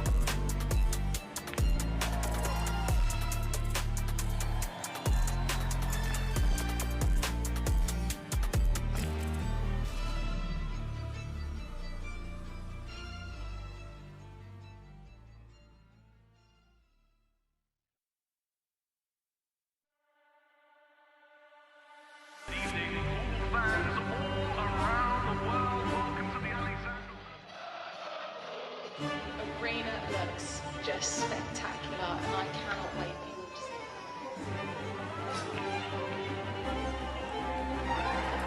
it. Julius, don't worry. Yeah, but plenty of the guys that need to be ready. We're the champions. You need to come take your place. I mean, you want to follow me in there next? Yeah, I know you're ready. All we've been doing is Can you speak English better, please speak? Because I ain't understood what you said.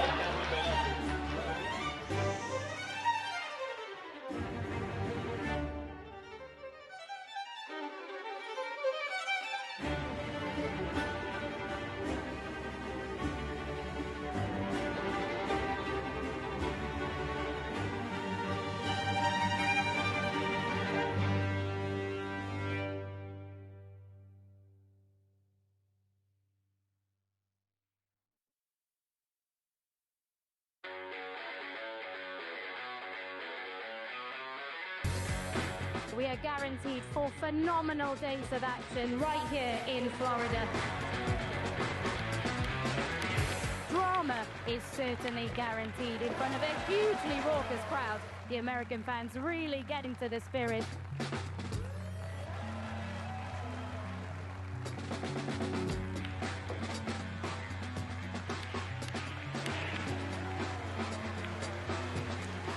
Nine-ball fans all around the world. There's so much history, so much prestige, and it all comes down to this.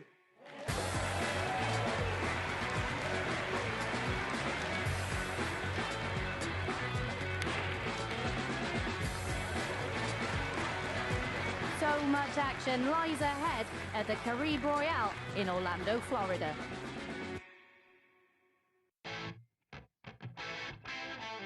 We're back at the Harrah's Resort in Atlantic City for the US Open.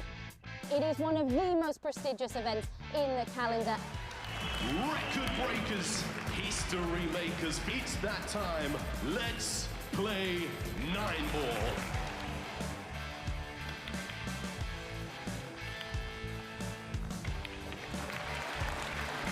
Nine-ball pulls on the growth. And the governor gets on the board.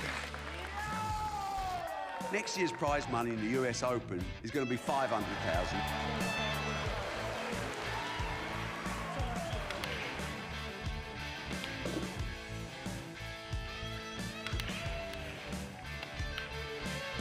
The man they call the Ghost has left everyone for dead.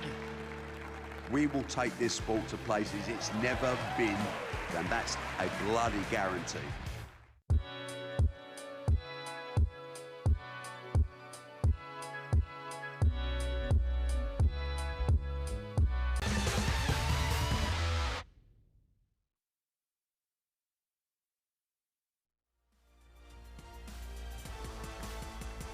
Welcome back, everyone.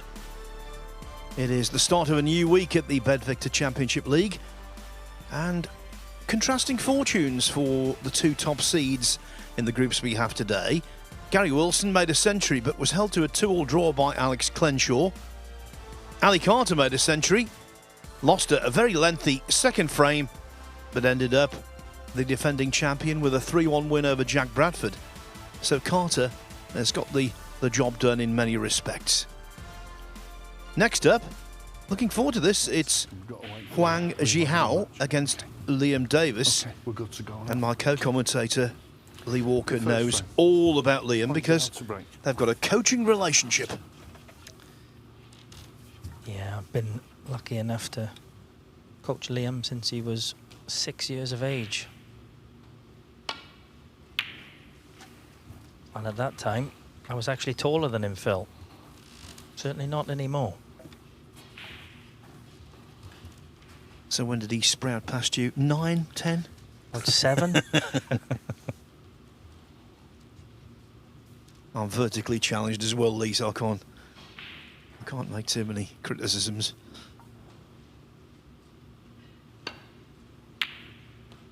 Well. So which of the Welsh players does he practice with? Has he had the experience of playing with Mark Williams? Yeah, he used to spend a lot of time practicing with Mark Williams and Jackson Page in Mark's club. Now he's got his own club in Merthyr, where he practices with lots of the Welsh professionals: Daniel Wells, Jamie Jones, Dwayne Jones. So lots of really good practice.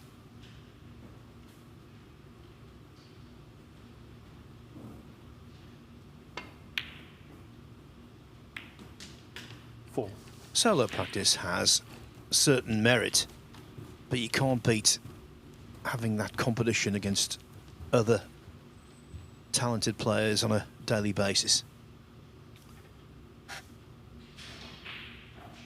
Yeah, I think you need to do both. You know, need a bit of solo practice, but like you said, very, very important to get some games against some quality opposition. Cheers, thank you. That said, Lee, however much you practice, you can never replicate the feelings of when you're in competition. Yeah, totally agree with that.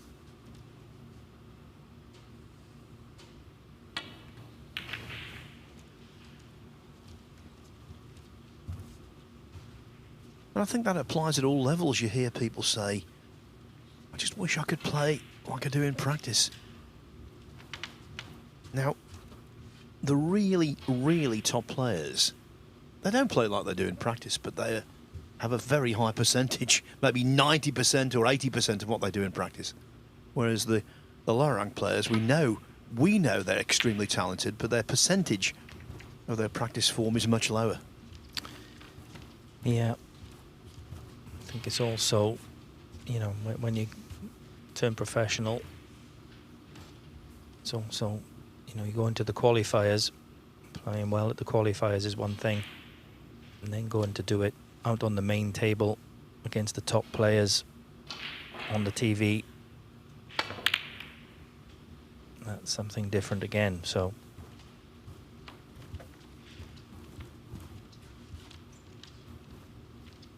yes, and throughout snooker history, there have always been a section of players who've done really well in the relative anonymity of qualifiers, and when they go in front of the cameras or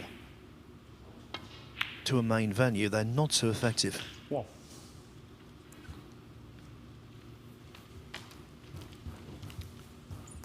But Davis has got significant potential. 76th in the world at the moment.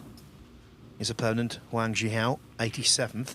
So both have a tough task to keep their cards at the end of the season, because this is their second season of 2. yeah, that's certainly the main focus for Liam this year, trying to remain on top. 5. Had a good start in the qualifiers, winning his first 2 matches, beating Mark Davis 5 frames to 4 and Jimmy White 4 frames to 2.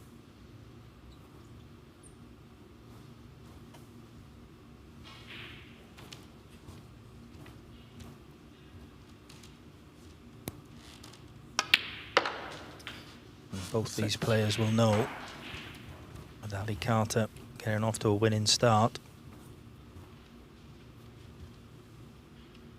it's imperative, whatever they do not lose this match.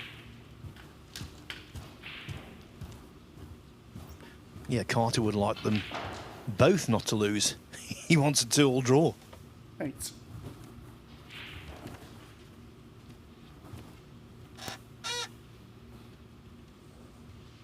But Davis, early season, has a chance to do what only 3 players so far have done, which is to win Wuhan Open, British Open qualifier, and then top a group here. The 3 players to do that so far: Matt Selt, Matthew Stevens and Yuan Sejun. Yeah, very good to see my old friend Matthew Stevens getting some good early form this season. Well, he played very nicely, I thought. We spoke with him afterwards, and he said that, well, he got back the previous night from a short break to Mallorca, I believe it was. But the other thing, all day he'd been battling a real headache, and he just didn't feel right. He said he felt as though he was floating, so he told us that immediately after leaving here and having a night's sleep at home, he was going to go and see a doctor. So against that backdrop, I thought his performance was exceptional. Yeah, I think he was in Mallorca on his sister's birthday, so that headache might have been a little bit self-inflicted, Phil.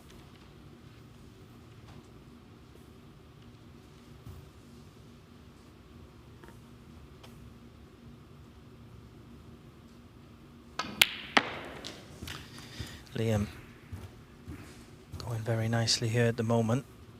Just a little bit betwixt and between. 50. Still got this red to the left-hand black pocket. But not easy. He's potted a lot of balls He's only 19 points in front.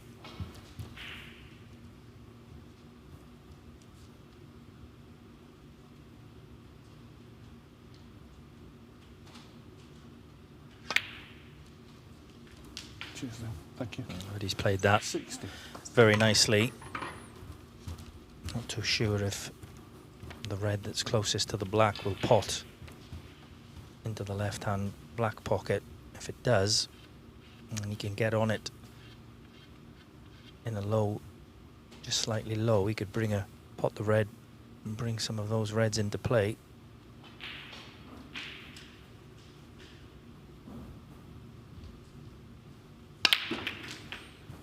Well, chose to go into the pack. He's played it pretty well. The last group televised here last week on Saturday shone a real light on how important it is to be a little lucky when you go into the bunch. Going into the group decider, Anthony Kowalski needed to beat Stuart Bingham to top the table. Bingham needed a draw. It was 1-1. Kowalski was on 50. He potted a blue, split the reds nicely that were behind the pink, but he caught the pink so full on, he actually stuck to it to such a degree. Had no pot, but worse still, he couldn't see any red on the table. It was cruel. So after a while looking to see what he could possibly do, he hit a red, but he left Bingham on. Bingham cleared, and that was that. 31. Yeah, and when you're going into the reds, no matter how well you hit them, you always need that little bit of good luck as well. This is a nice start from Liam Davis. Like I said, he's potted a lot of reds and colours here. Still only 35 points in front. Needs an angle on this black, and don't think there's any reds available.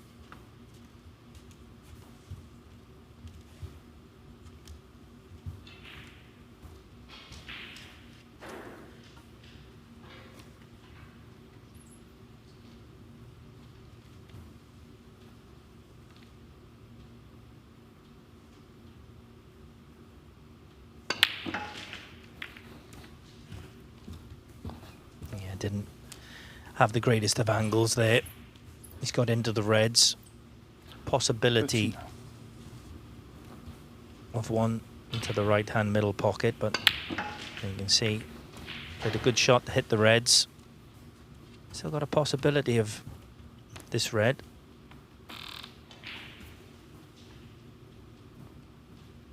If he doesn't pot it, it's going to be the only one that he will leave.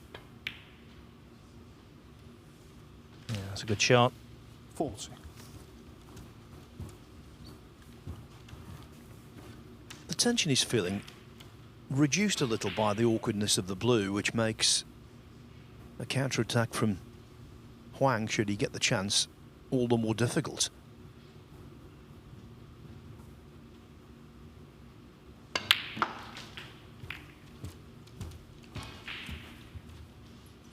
Does he have the super thin cut?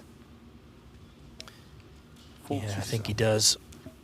Again, didn't have much angle on that black. Played an excellent shot. 51 points in front. So he's still going to need one more red after this one.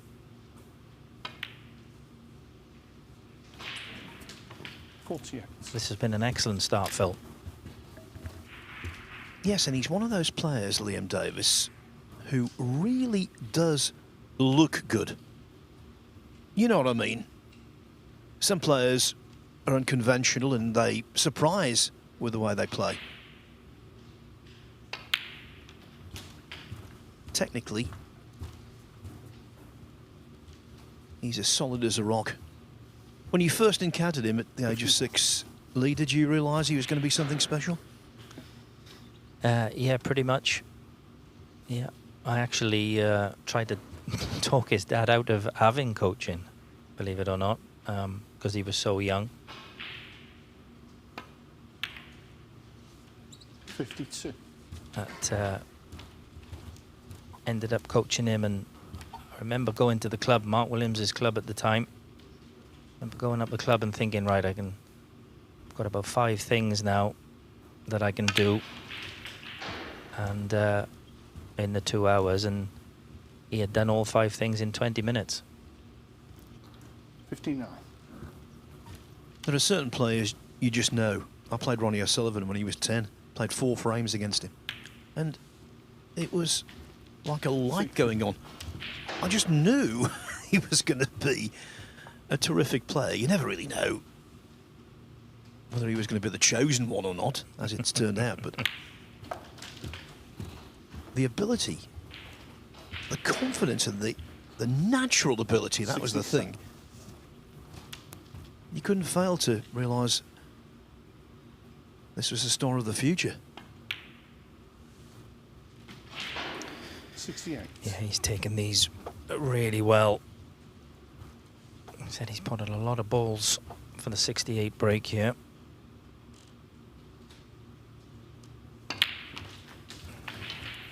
Now, like you say, in these groups, highest break can come into it. 75. So Ollie Carter's already registered a run of 103. Liam can beat that here.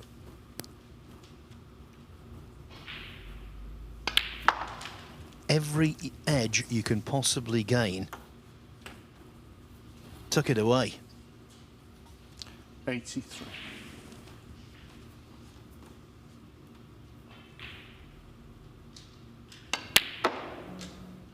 $85. He would have liked an angle on the green to nudge the blue out. Looks like he's too straight to do that now. 88. Might have to settle for the double on the blue.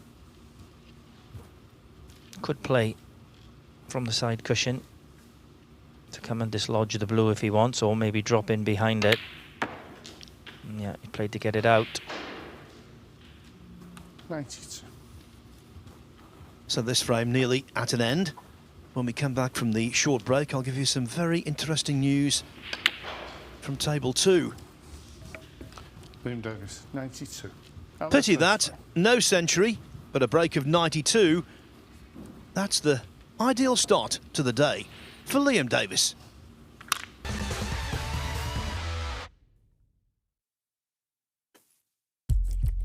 What do you need to become a champion?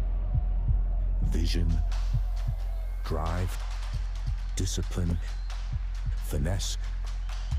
But what about a world champion? Victor, conqueror, peerless. The history. Reyes is the champion of the world. It's the king of the 9-ball ring. The biggest prize. The crown jewel of 9-ball.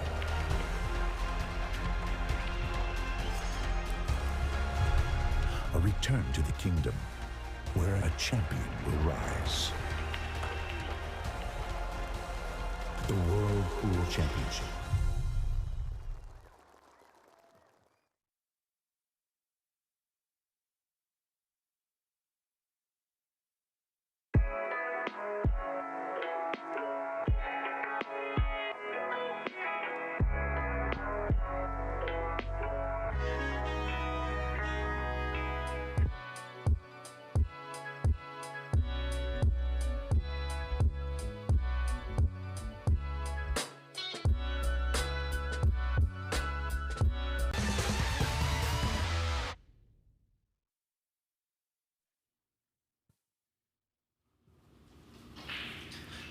So Liam Davis 1-0 up on Huang Zhihao. I can tell you on table 2 some really good stuff actually. Liam Davis. Bai Yu Lu, the reigning women's world champion. She won the first frame from Amir Sakosh, who equalised with a break of 106.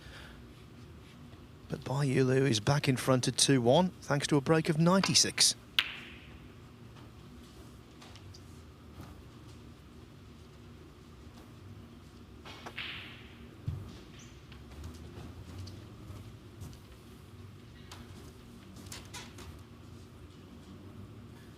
Last week, Hong Kong's Niga On-Yi became the first woman to reach the last 32 of a ranking event by topping her group. And I wouldn't put it past Bayulu to do the same.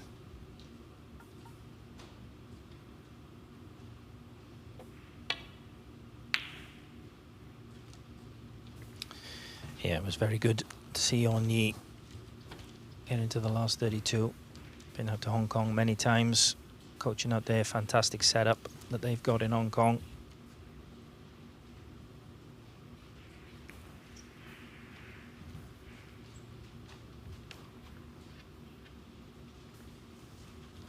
Liam Davis eyeing up this red behind the black spot, playing it in such a way. He's looking to get the cue ball in such a position that this would be the only one he could leave. What? It's a good pot. He is on the brown to the centre. See it again. Very good pot.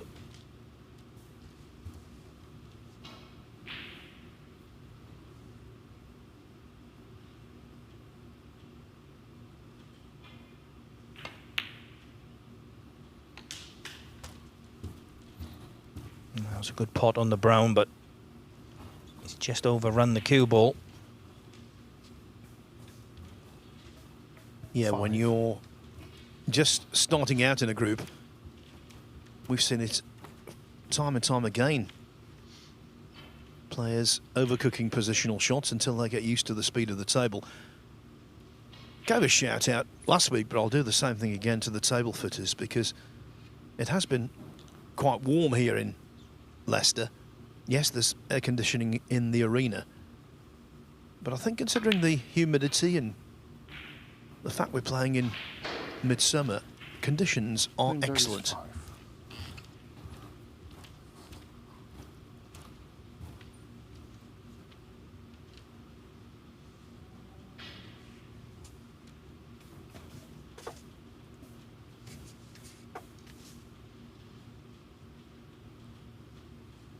I think the excellence of the conditions, Lee, is reflected in the fact that 35 centuries have been made by 25 different players. Yeah, there always seems to be a large amount of centuries in this event.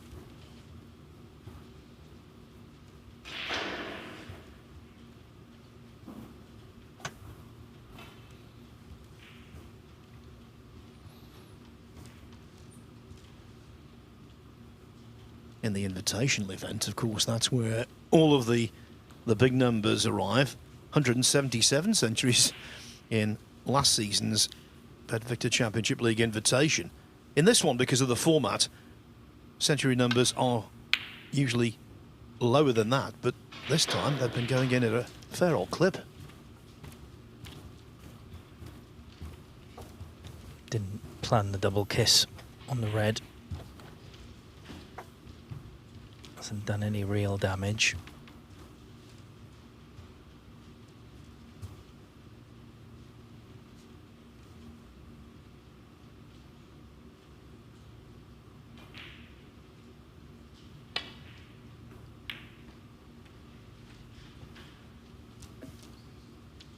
Just caught that one a little bit too thin, but he's okay. He's not left the red on.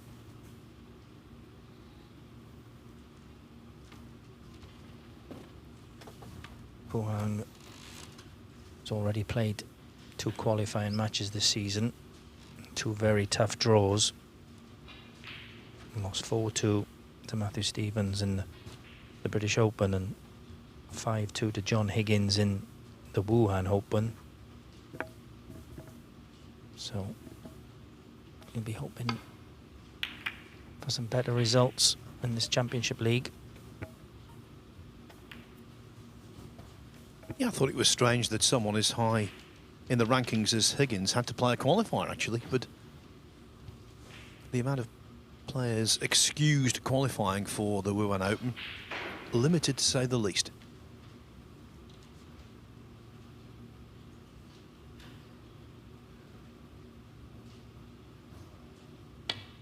Yeah, I did think that Mark Williams, when he got the number back up to number 3 in the rankings, that he wouldn't have to qualify, but he had to qualify as well. It just goes to show nearly everyone has to qualify. Different for the British Open, the top 16 were exempt. Very good safety shot there from Huang. He's got Liam in a little bit of trouble here.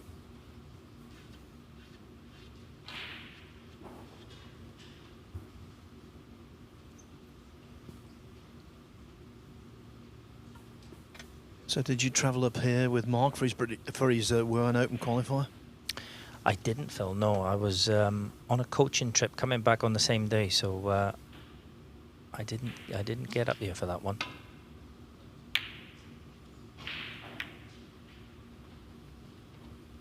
Now then,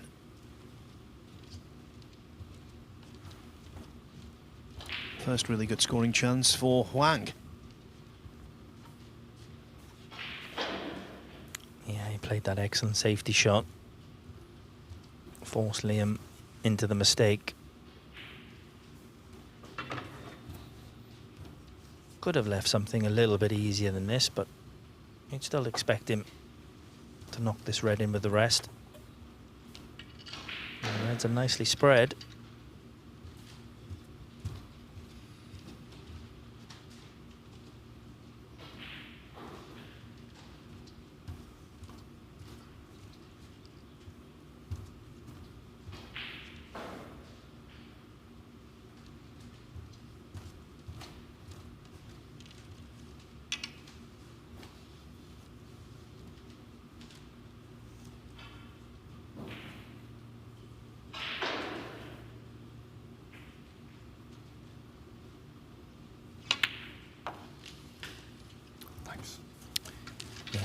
Red safely in.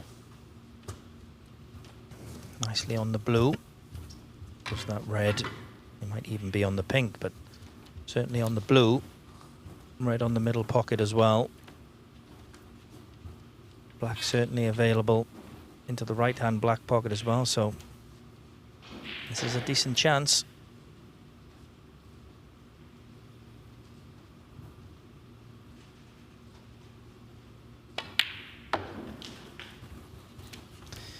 Did reach the quarter-final of the shootout last year,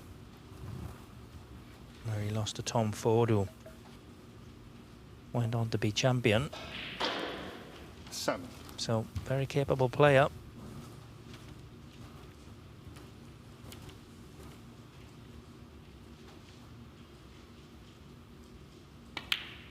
Yes, and he got his place on tour originally through the CBSA China Tour. So if you get one of those places, it goes without saying you can play the game. Yeah, absolutely. Didn't really have much chance in the opening frame, but like I said, this is very decent chance. Pink available into at least one pocket. Black at the moment available in at least one pocket.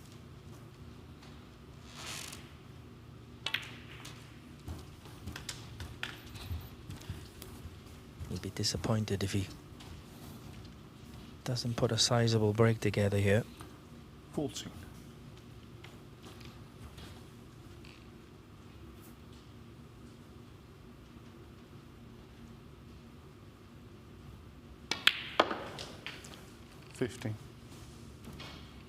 If you combine the Chinese and the players from Hong Kong, China has 28 players on tour, Hong Kong 4, so that's a quarter of the tour. And you can imagine the way things are going, those numbers will swell.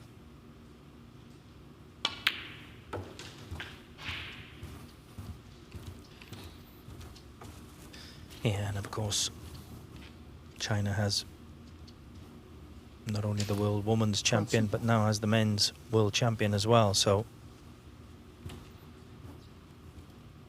you would think even more players from China will be coming through.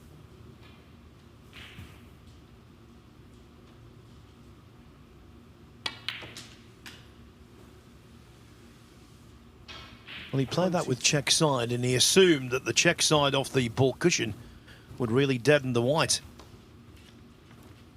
I think he played for the blue there. Ran too far for that. The pink does provide an alternative, but good cueing needed for that.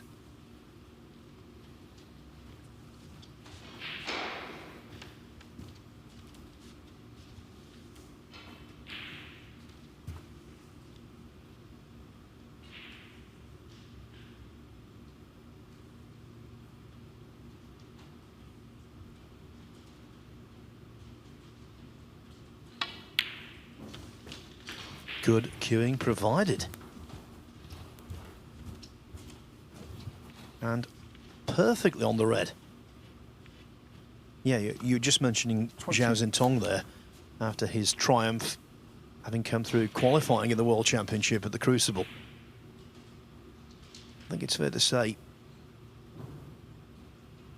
he is now arguably the most marketable 29 snooker player ever in terms of off-table deals, sponsorships, endorsements. Yeah, I certainly think that's true.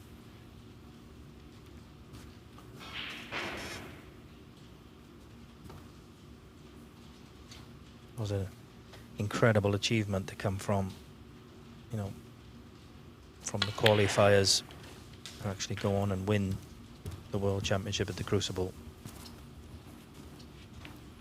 And his two toughest assignments came in the qualifiers against Long Ziwang and Elliot Slesser.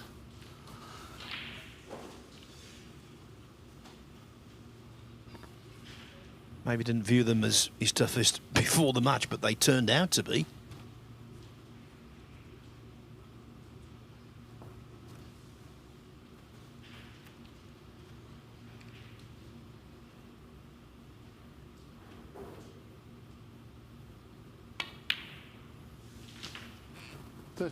We saw a lot of players last week, Lee, with a very dominant eye. Predominantly left-eyed, actually. Some were extreme. But Wang Zhihao, all very compact and conventional.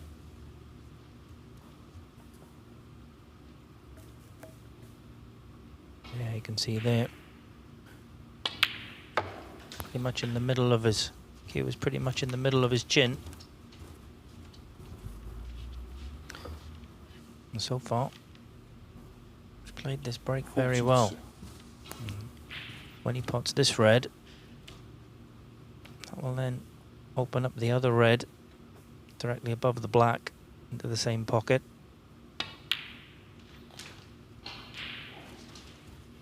And he's got perfect position on the blue.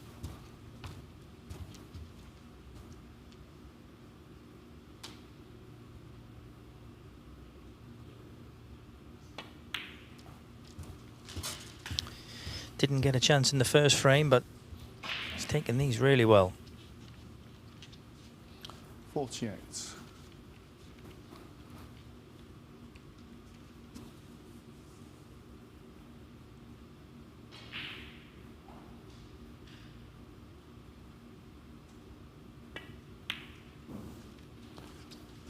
$49.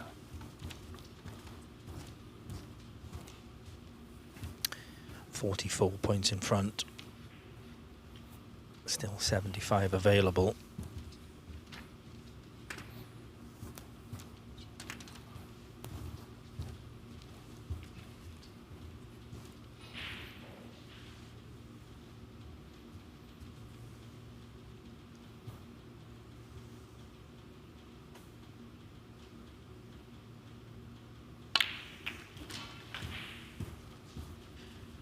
Decided to go into the reds.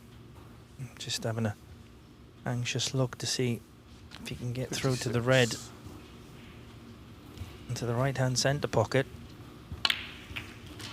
And if he can't, still got the thin cut into the left-hand black pocket, but this is certainly missable. 51 points in front.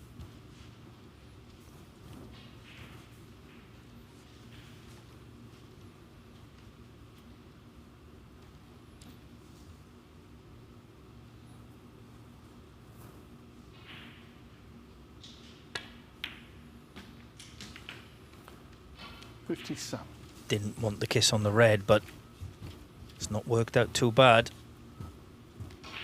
And you've got to pop the blue into the green pocket. Little screw shot.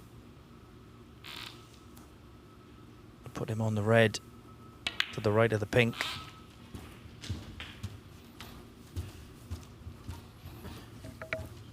Highest break on the tour, 119, compiled in this tournament last year.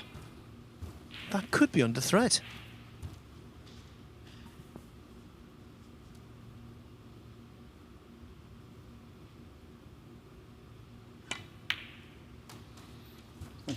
Yeah, well, an excellent start to this match. Very good frame by Liam Davis in the first frame, and Huang has responded with an excellent break in the second.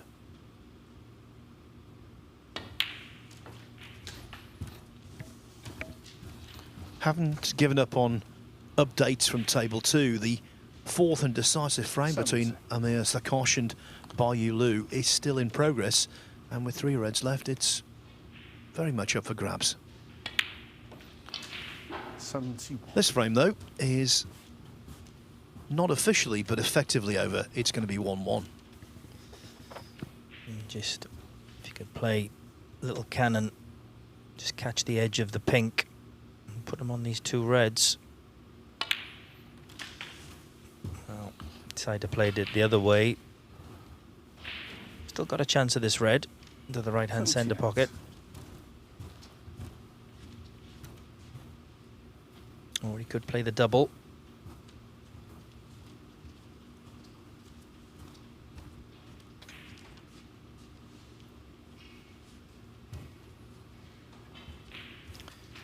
Doesn't like the red in to the right-hand centre, so double it's going to be.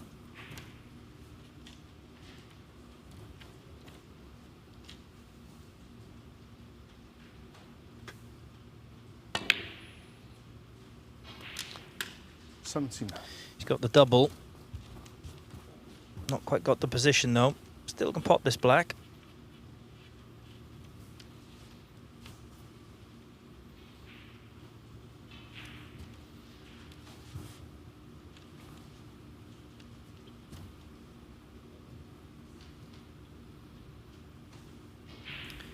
Or even the pink.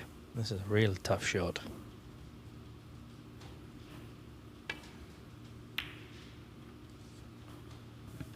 Wangzhou 79 on the frame.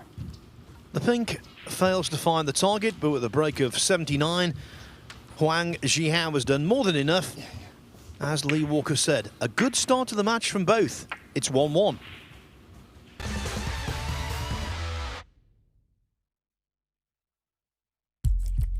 What do you need to become a champion? Vision, drive, discipline, finesse. But what about a world champion? Victor, conqueror, peerless. The history.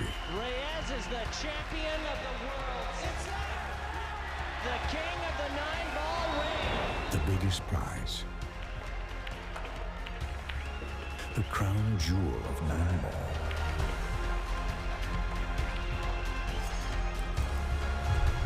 A return to the kingdom where a champion will rise. The World Pool Championship.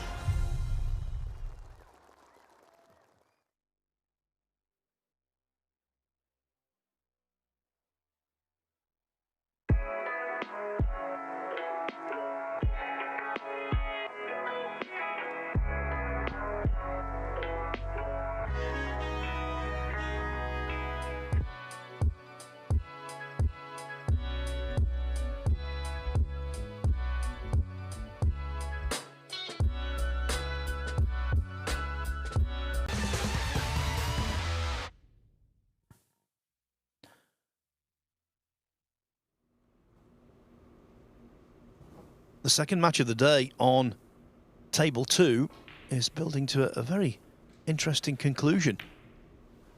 Bai Lu had a chance to win it.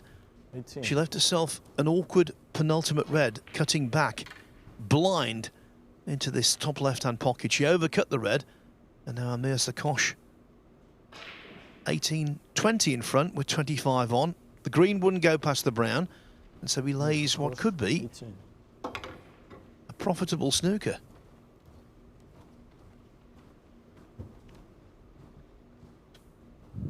Remember, the first match on this table today in Group 7 finished 2-all, Gary Wilson against Alex Clenshaw.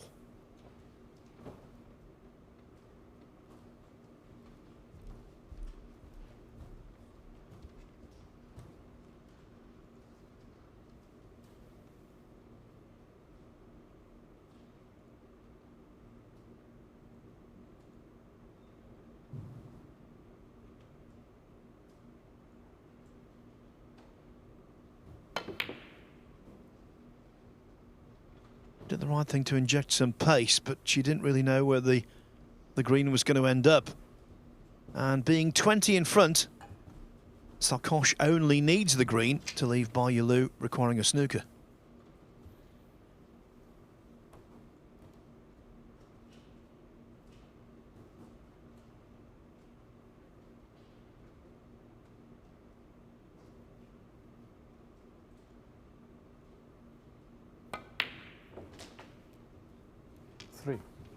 Well, Lee, no thoughts of position there. You can't blame him. No, don't blame him at all. Make sure of the green. 23 points in front, 22 available.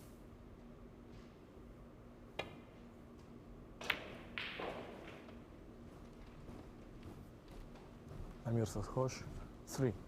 Sakosh remains on this table next against Alex Clenshaw. Bai Lu, her next outing will be at 5 o'clock against Gary Wilson.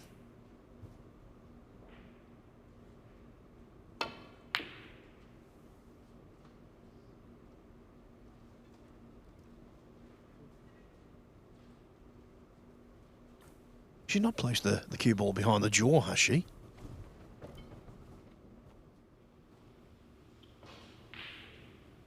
Well, if she has, that's incredible.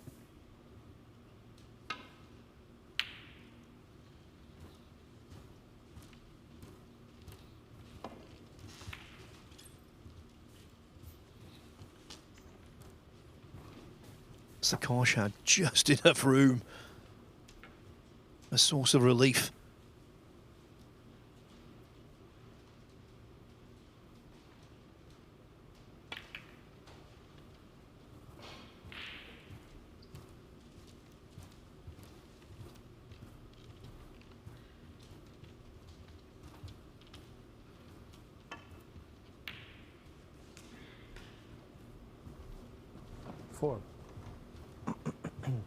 Well, still one snooker required.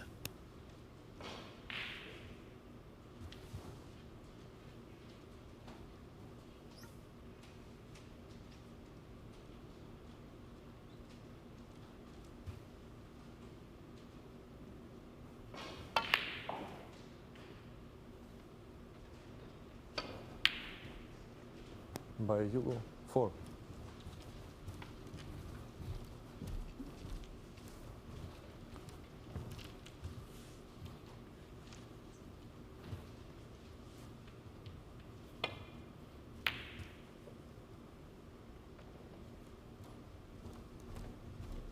Looks as though the first 2 matches in that group are going to be drawn. We have had a group where all 6 matches were drawn. Who would have thought that?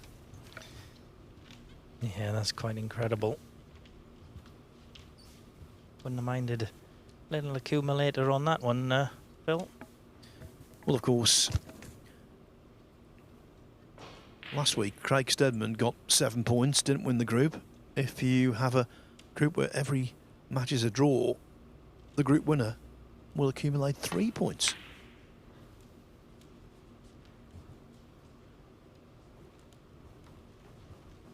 We had groups last week, one with 5 points. A lot of players going home with 6 or 7.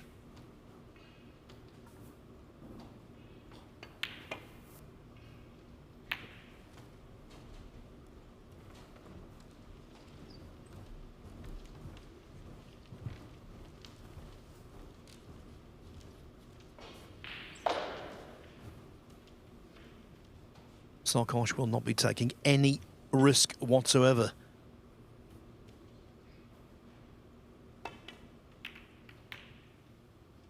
Defeat in your first match, hard to take. A draw, that's manageable, but what a good snooker from Bayou Lu. It should be hit the blue, but there's a possibility here of an in-off. Yeah, needs to be careful. Yeah, no problem.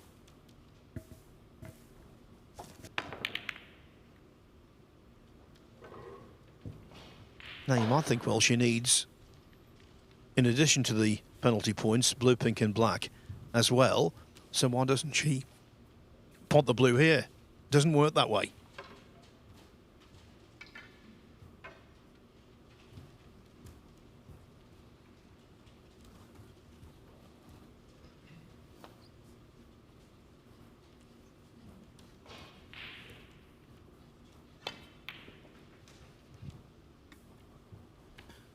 Conventional wisdom is that you want as many balls on the table as possible to hide behind. So by knocking in the blue, only the black can provide cover.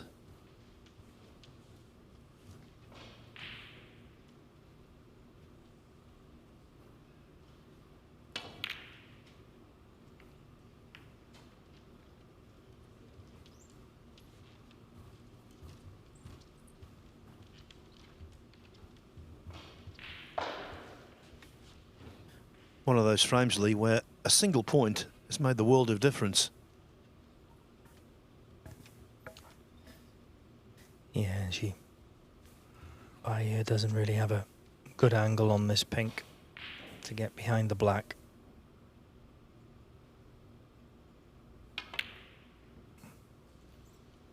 But this is a great effort. Very, very good effort by there. Yellow 5. As was the queuing red that Liam Davis knocked in. Opportunity here to regain the lead. I know it's only one red in and we're very early in the third frame, but where the balls are at professional level, this is a really inviting table.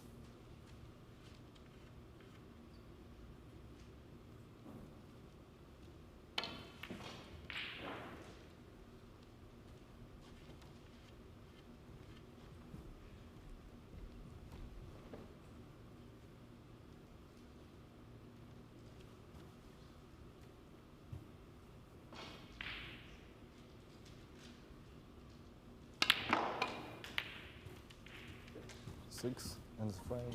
Amir Sarkosh salvages a draw. He was 1-0 and 2-1 down. And so Sarkosh stays on the table to complete the session against Alex Clenshaw. Yeah, Liam didn't pot the long red, but the angle that he had on the black wasn't great. He potted the black. He's not on a red. It's only going to be a safety shot. So after that good red, he'll be disappointed to be leaving the table with only 8 points. Let him down his heights.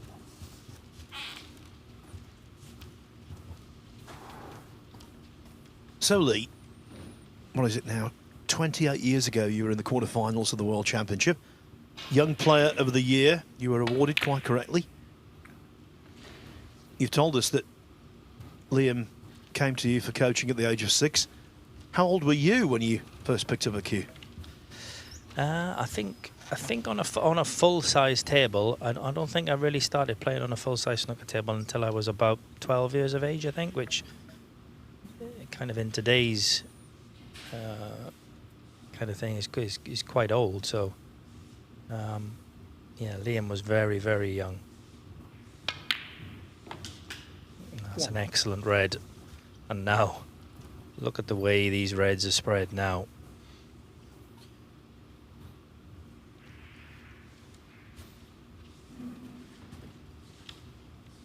Well, you can't wish for anything better. There's no developing work to do. It's just a matter of, as they say in pool, of connecting the dots.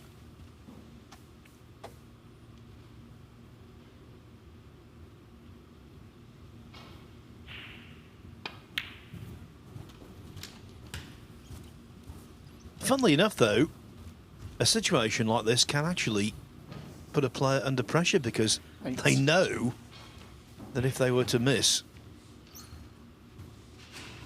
the opposition will make hay. Yeah, I think there was a little bit of pressure on that black. Obviously, black off the spot shouldn't be missed, but Liam would have known if he did miss that. He was leaving all these reds for his opponent. 9.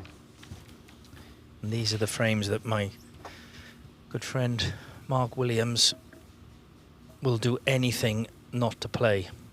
Really doesn't like the frames where the reds are knocked up as they are like this.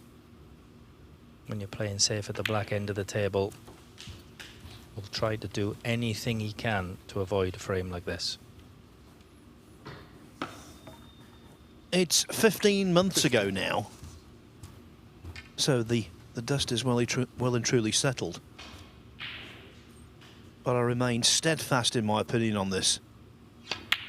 When he won the Tour Championship in Manchester, not the most recent Tour Championship, the one before that, his clearance against Tom Ford in the first round was the best I've ever seen.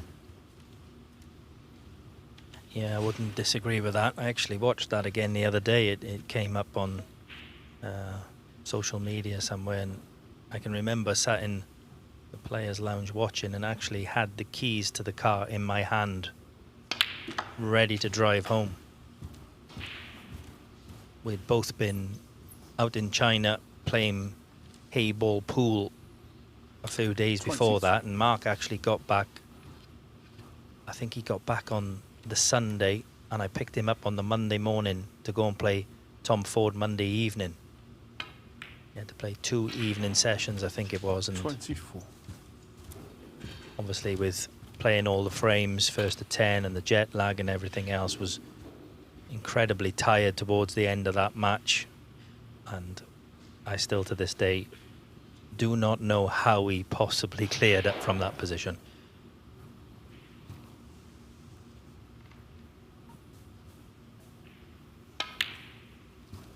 Well, I was commentating on the other match at the time, but of course we have a monitor in our commentary box to tell us what's occurring on the other table, as we do here. And I actually broke commentary convention. I actually let the cat out of the bag. What would have happened? We would have shown the clearance at an appropriate moment, but I was so excited about how good it was, I told the world what he'd done.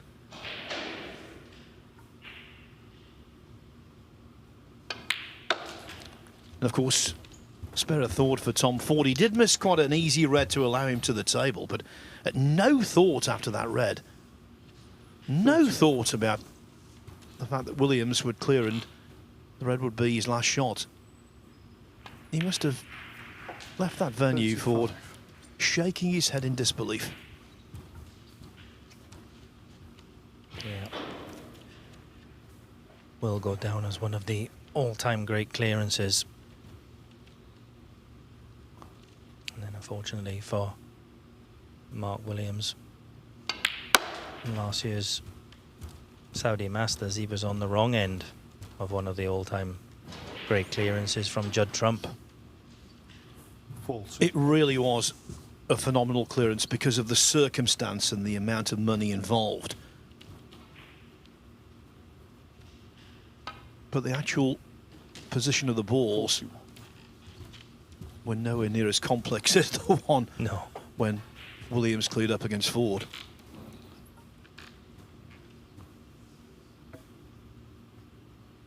So the high standard of this match continues.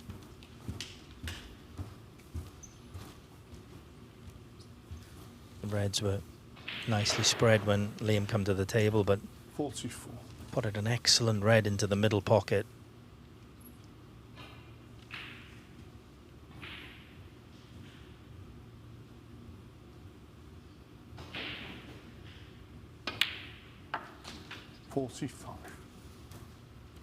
Yes, the Saudi Masters is coming your way relatively shortly after this tournament concludes. And I'll tell you what, the final could be as good as last year's, but it can't be any better. It was absolutely terrific. I wasn't doing the last few frames, I was watching backstage. And Mark came off after the final. Had it been me, I would have been crying a bucket load. And he accepted it incredibly well.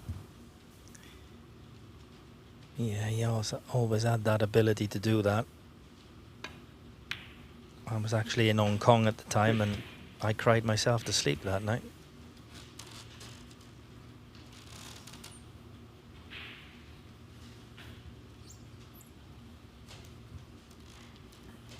So here the lead goes to 58 because 5 reds are left, 67 still on the table.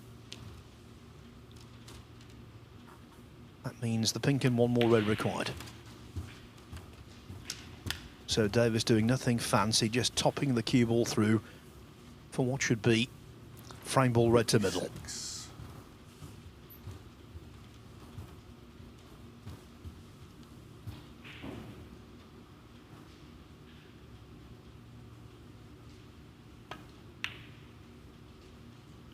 Liam Davis. 56. Well, I'm glad I said should be frame ball red to middle. That was a surprise. Yeah, surprising miss. Not a give me red, but certainly one you'd expected Liam to pot. 64 points the difference, still 67 on the table, but we talked about great clearances, Phil. If Wang could clear up from here, well, he's missed the first red, but certainly would have been asking a lot to clear up from there the way these balls are situated. Yeah, far from ideal, but in comparison with the Williams clearance we've been talking about, they're sitting pretty.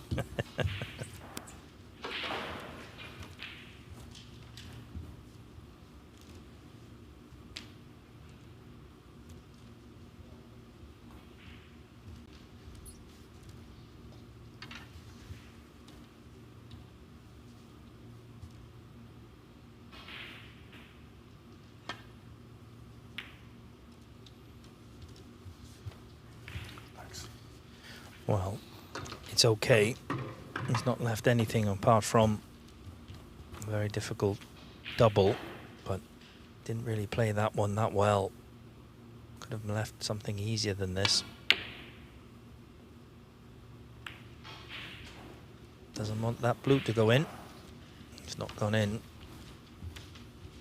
Problem for Huang in this frame is 64 points behind.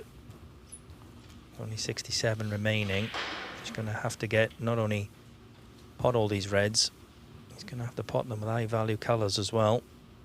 And that's if he gets a chance.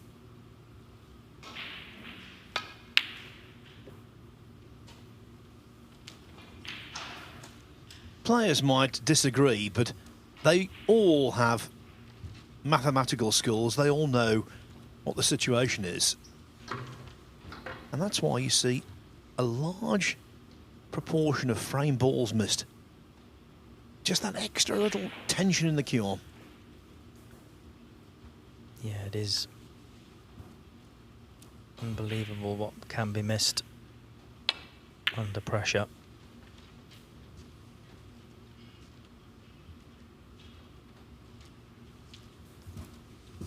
Yeah, Huang didn't want that red going in, but Also, he didn't want to go in on the all either.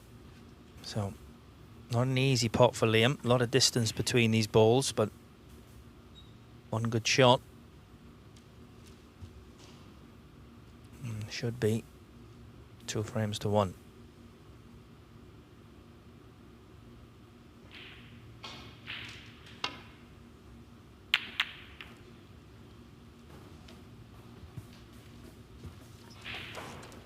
Frame ball red, now missed by Davis on 3 occasions.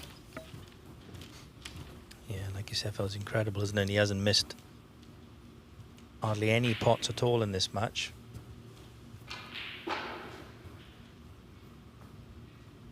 Not missing it, you have to say. He was rather fortunate not to leave an easy starter. And suddenly, these reds now are in much better positions for Owain. The 2 reds that were in the baulk end that were going to be very difficult for him to get high value colours with are now down around the black spot. So Liam Davis just needs to be a little bit careful here.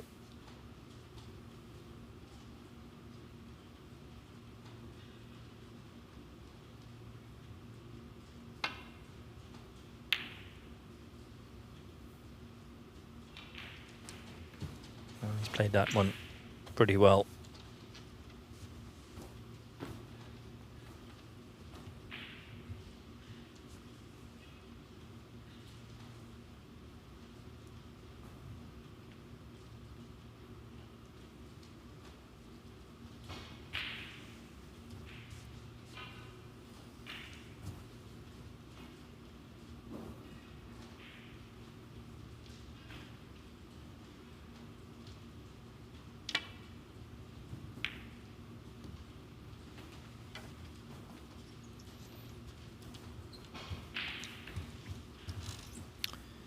So, try number 4 for Liam. He's got a shot to nothing of the red by the pink. And he wants the red.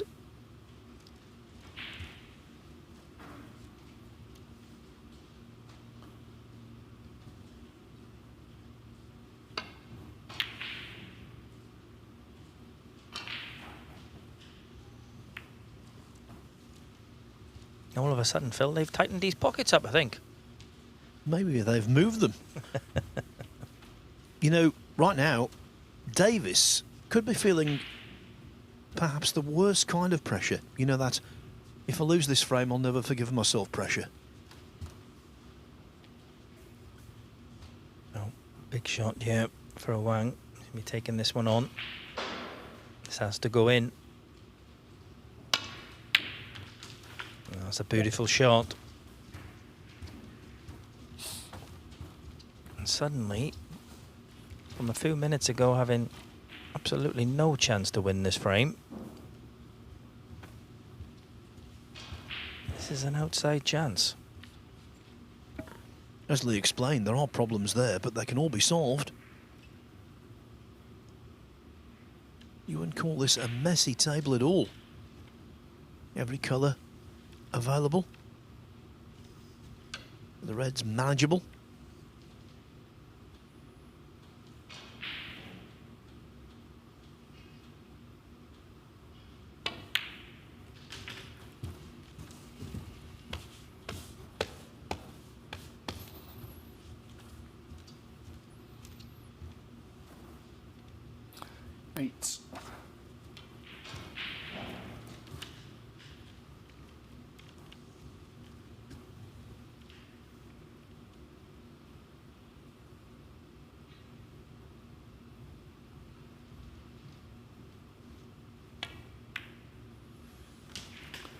No.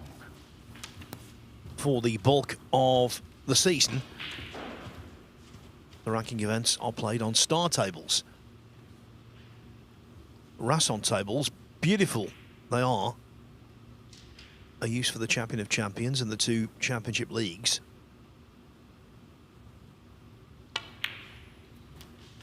There are subtle differences.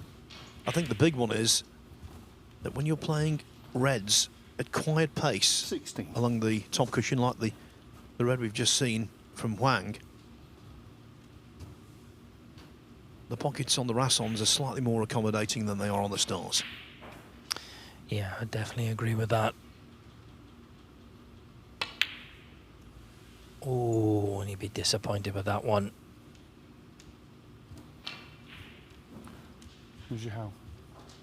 And Liam Davis will be very, very relieved. If he gets that one, it's only really the red on the right-hand side cushion. Be disappointed with that one. This is a chance for Liam to put this red into the bulk end.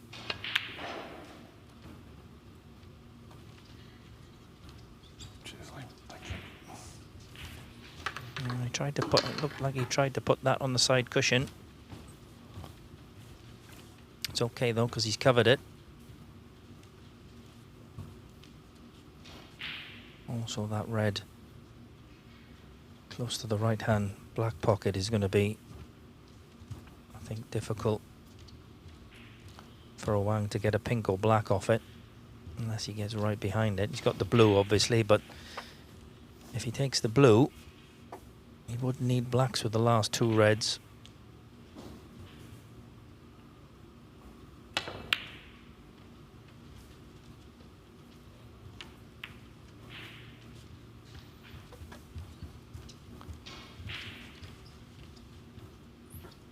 And the tension for Davis started when he missed what was quite a straightforward red to middle.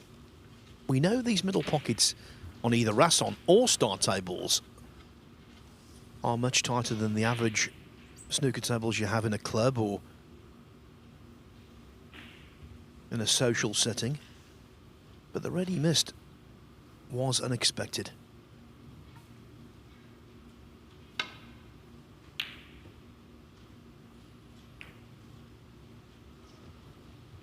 That is one question that I get asked a lot, Phil, about how club pockets and star pockets, what's the difference? And so many people believe that your average club table is actually tighter than a star table. It is the one misconception that you cannot convince people about. I think it's because that we have these close-ups on the pocket and it makes them look as though they're generous, and they are not. Oh, well, that wouldn't have gone into a pocket 6 inches wide. Yeah, that was, I think that was one of mine, that one, Phil. Yeah, it is no matter how many times I tell players in the club, they just will not accept that, you know, sometimes if these matches by these top players were played on club table pockets, it would be a century nearly every frame, you know, or certainly a frame-winning break nearly every frame, you know. No matter how many times you tell them, they still will not have it. One. Finally, Eureka. Frame ball ready spotted. You'd like another couple of pots, though, to make absolutely sure of tucking this frame away.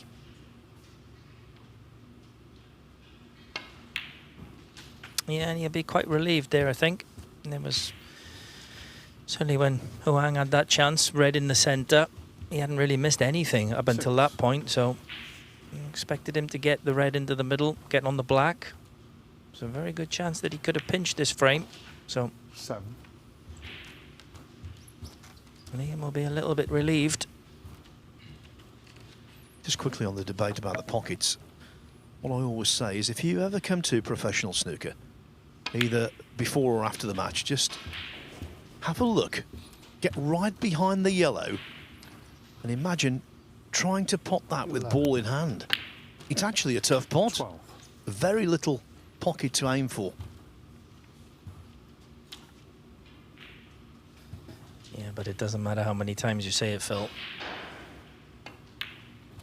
Some of the guys in my club, they're not believing you. Yeah, I think certain players would only be convinced if they had a few frames out there. and then they'd quickly become convinced. 17.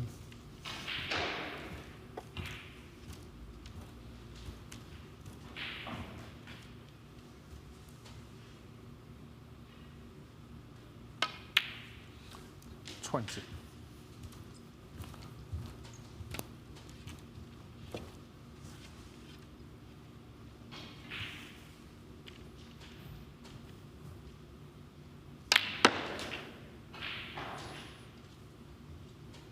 $24.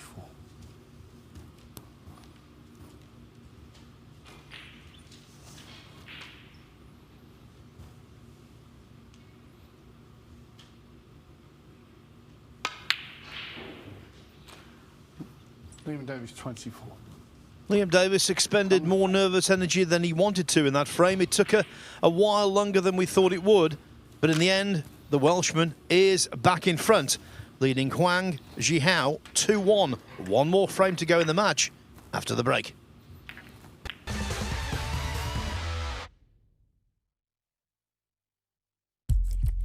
What do you need to become a champion? Vision, drive, discipline, finesse. But what about a world champion? Victor, conqueror, peerless. The history. Reyes is the champion of the world. It's there. The king of the 9-ball ring. The biggest prize. The crown jewel of 9-ball.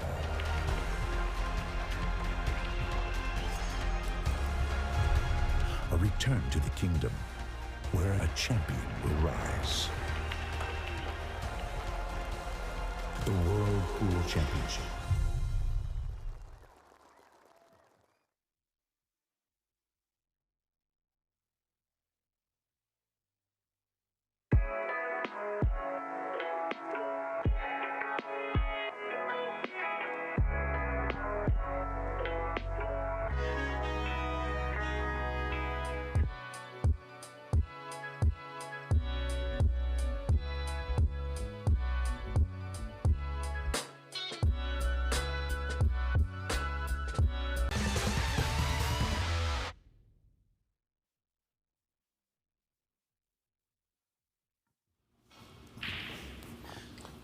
Liam Davis in match 2 of Group 6 in this BetVictor Championship League, looking for a victory.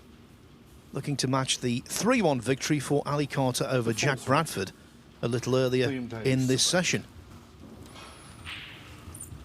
Could be a double-edged sword, this, for Liam Davis if he can win this match. Yes, he'd be boosted. And he'd also be boosted going into match 3 of this session, the final match against Bradford that's coming up. On table 2, the session much more advanced. Gary Wilson and Alex Clenshaw, Amir Sakosh and Bayu Liu have played out 2-all draws. And now I can tell you Sakosh has just taken a 1-0 lead over Alex Clenshaw.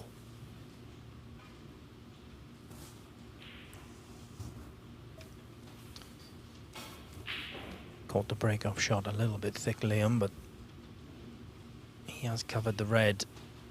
Certainly covered the potting angle of the red with the brown.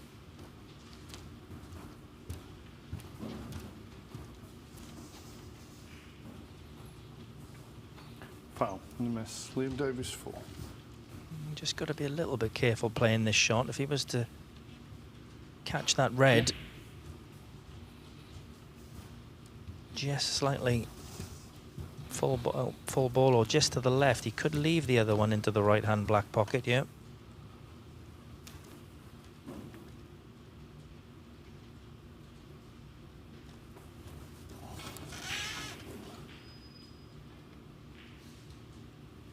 Okay, yeah, Liam, yeah.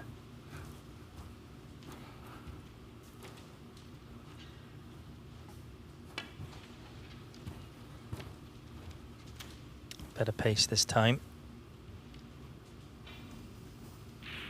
Yeah, I think he has left it. Yeah, just needed to be careful playing that shot. He has left this red on. One. So, a little bit fortunate with the break-off shot, Liam Davis. It's actually giving him first chance in this fourth frame. It's the best kind of luck to have, that subtle little rub when you have outrageous flukes or your opponent is unlucky to go in off. That's obvious, but if you have a subtle run of the ball,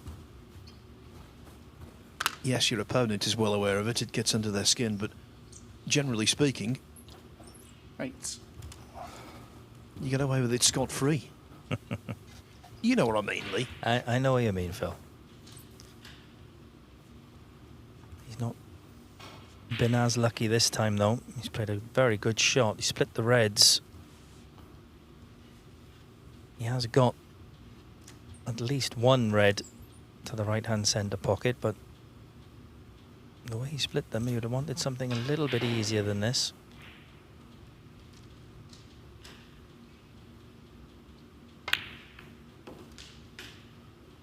Nine. Yeah, he's played that well. The judge the cannon on the red as well.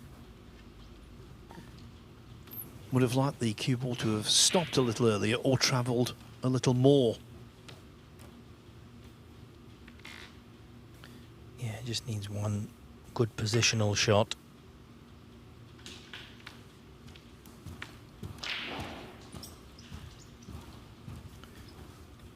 So pop this red.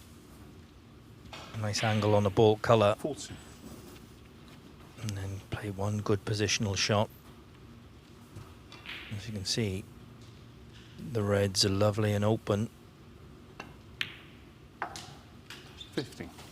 So one good positional shot here. And this would be an excellent chance for Liam Davis to take this fourth frame.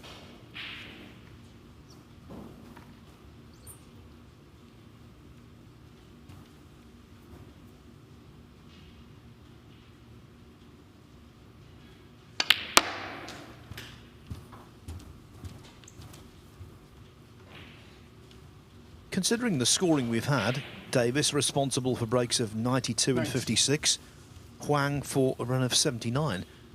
It's been quite a lengthy match. I'm blaming you, Lee. Why do I always get blamed when it's slow play, Phil?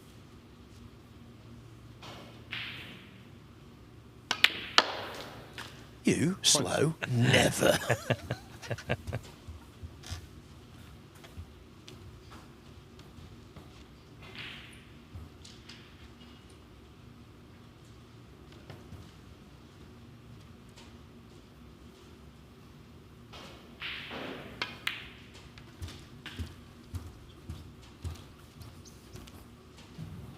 Wants to be straight on this red, which as you can see there he is.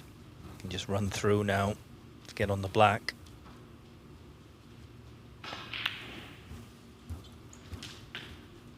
$26. We had a match in the Invitation Championship League earlier this year. Judd Trump won it 3-0 in 22 minutes. Yeah, I don't think I won any matches in 22 minutes, Phil. Well, you won 2 matches in 20 minutes at the shootout, maybe. No, and there was one tournament I never won one match in, surprisingly. Oh, well, there you go. Yeah, I had a 100% record in the shootout in all the years I played.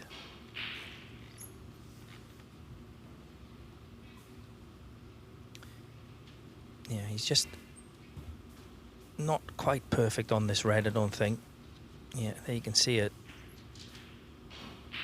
He's going to have to play up. Could possibly try to bring the pink into play, but yeah, much better choice of shot to play up for the blue.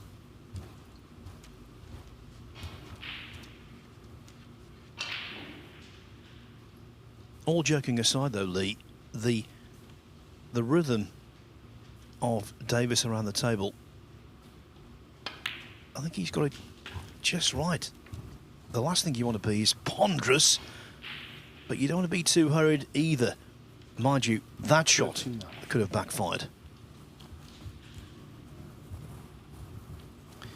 No call of touching ball from Rob Spencer. Well, Liam just having a little bit of a look. Maybe he can't get through to this red.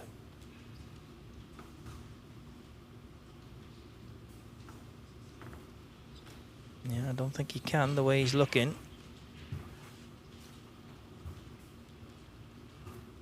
Or is he just having us on, Phil?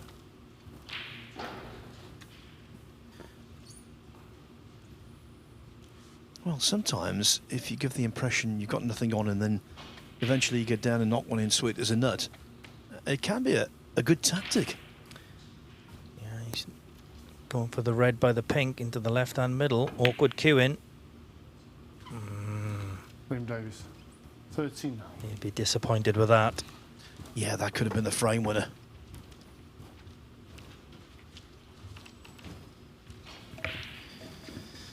So we've already seen good scoring in the second frame from Muang.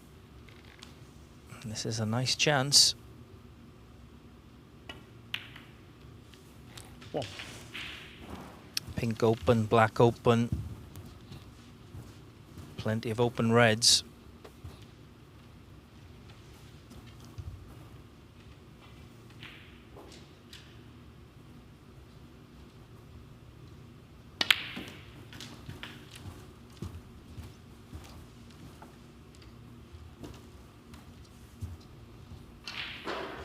Eight.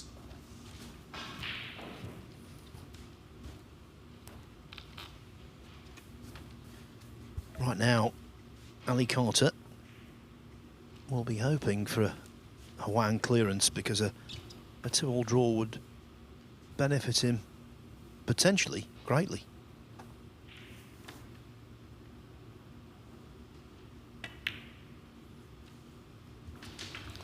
No. The way these groups work, if the top seed wins his opening match, which Carter has done, and then the next two matches are both 2-all draws, it means that the top seed goes into match 4, his second match, needing only a victory to guarantee topping the table a match early. That's what happened with Elliot Slesser on Saturday. 50.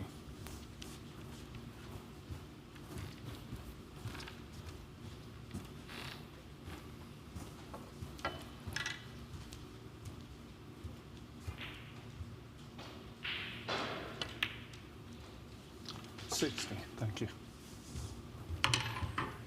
Still got 4 more reds in the open. But he's going to need both of the awkward reds to win this frame.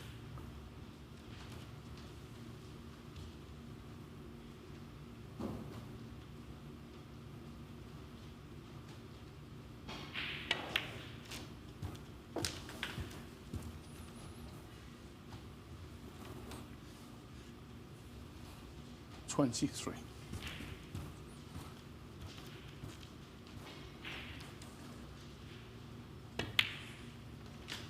24.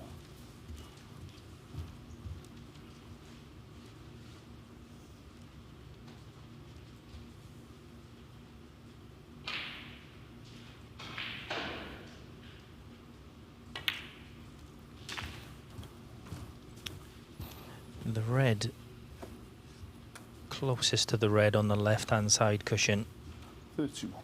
could possibly pot that one in a couple of shots' time and bring that red on the left-hand side cushion into play. That would certainly be an option.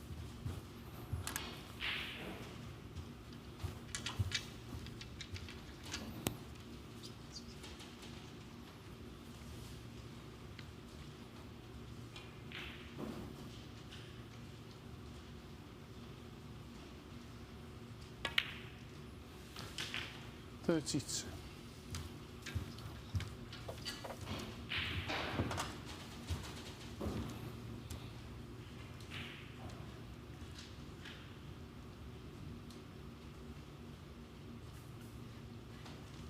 not the best angle on the pink.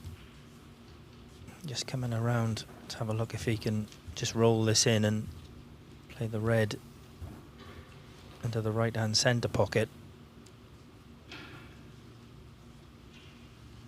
Can screw past the red and pop the red into the left-hand black pocket.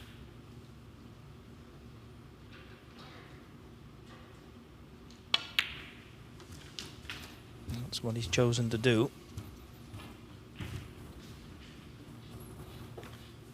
So, just 5 points behind now. 38.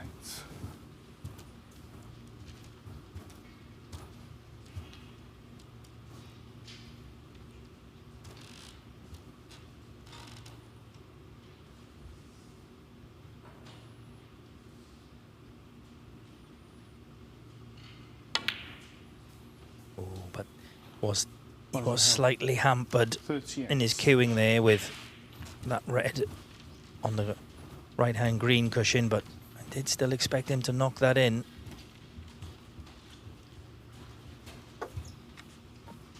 Yes, at the bare minimum, wobble it in the jaws.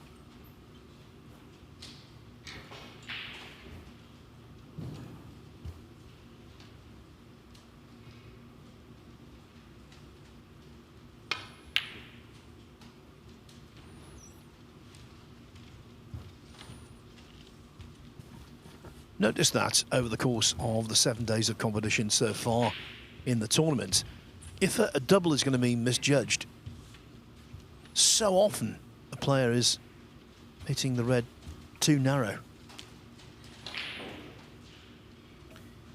And he has left a chance for this red into the top right-hand pocket.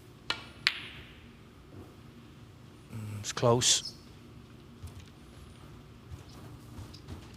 They'd be happy to see that red run past the centre pocket.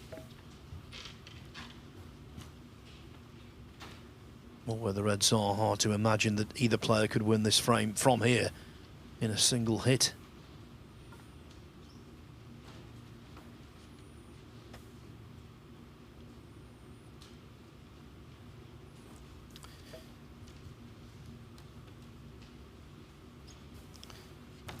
Well, the way he's lining this one up, I think he's taking this on.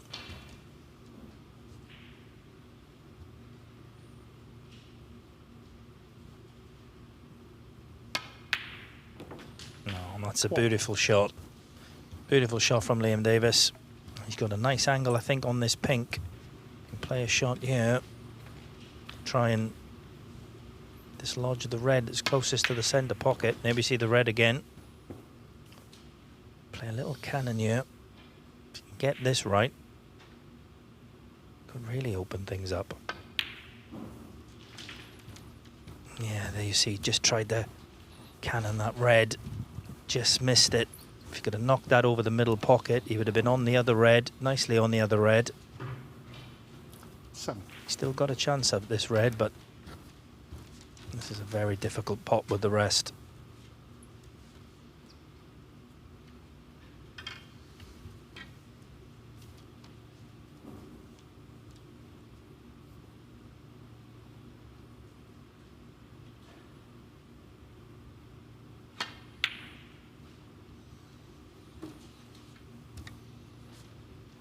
I think his shot choice there was influenced by the position of the other two reds. Yeah. Tried to play, he knew that that was the only red that he could leave. He's left a half chance at it for Owain.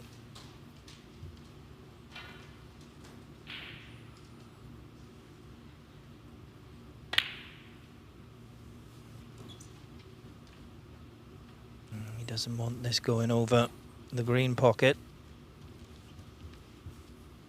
It has.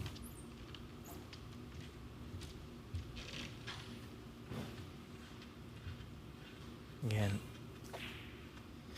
still hard. Going to be very, very difficult for Liam to win the frame at this visit. The way he's chalking his tip here tells me that this red is quite straight. I might have to play deep screw.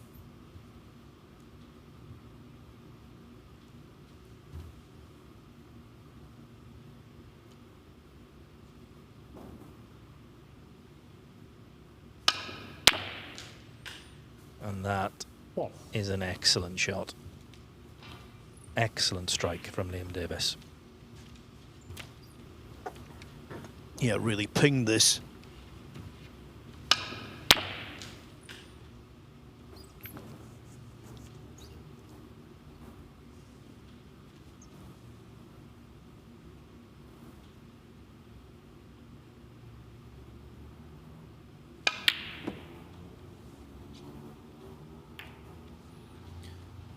Liam Davis.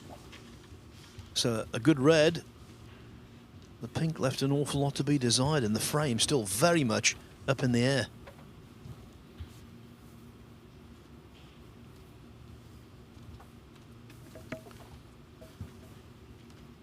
Yeah, possibilities of both reds here for Wang. Neither of them are easy.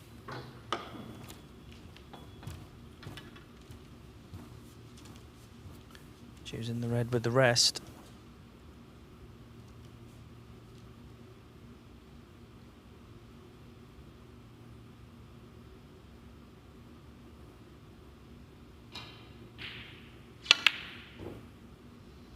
Again, very close. Thank you.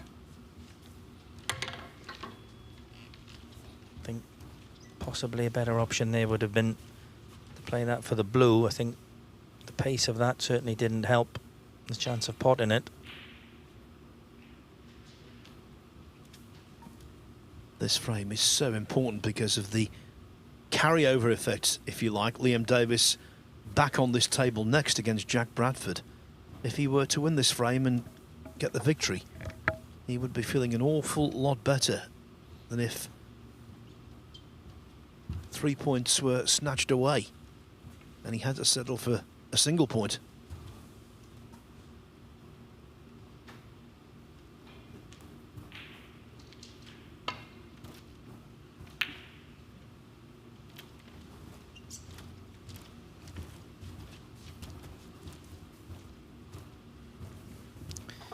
Yeah, and then the match against Jack Bradford becomes a must-win for Liam if it did finish 2-2.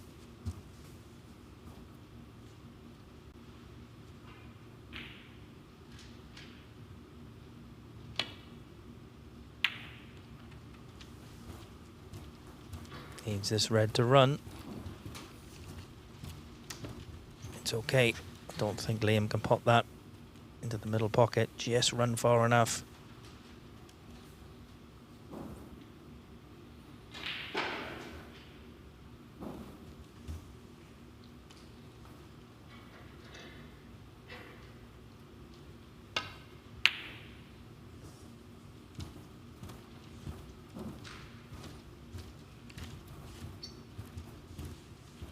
It's a pretty good safety.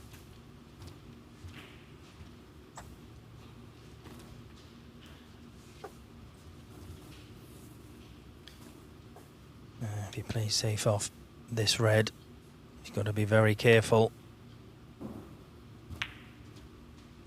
Needs it to run.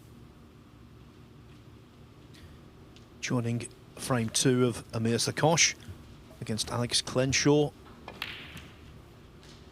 And the brown 13. is frame ball.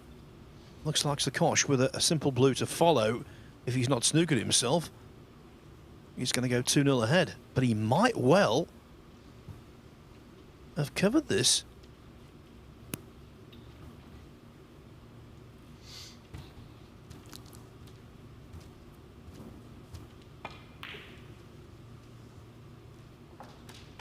Well, that was an inventive way of getting over the line. So Amir Sakosh, after that 2-all draw with the Women's World Champion Bayu Liu, leads Alex Clenshaw 2-0.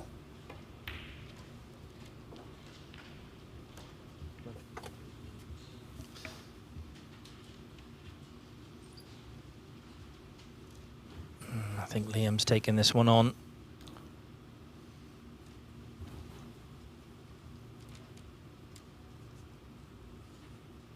Very thin clip.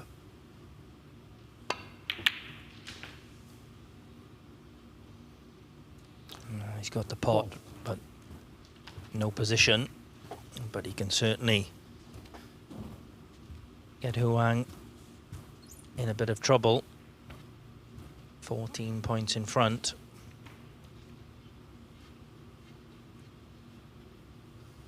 Yes, Liam, where the red is, if he can prevent Huang hitting the right-hand side cushion as we look with his escape, any other escape route will be extremely tough.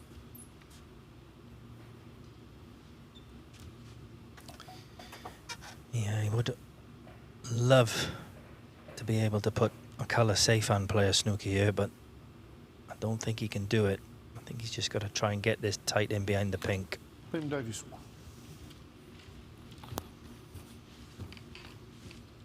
Sorry, thanks. Sometimes even the very best players in that kind of situation can be guilty of overthinking. Thanks.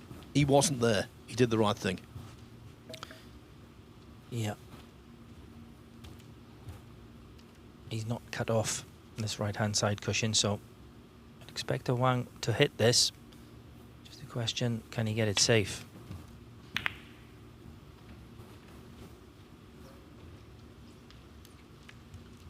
Yeah, I think he'd be pretty happy with that.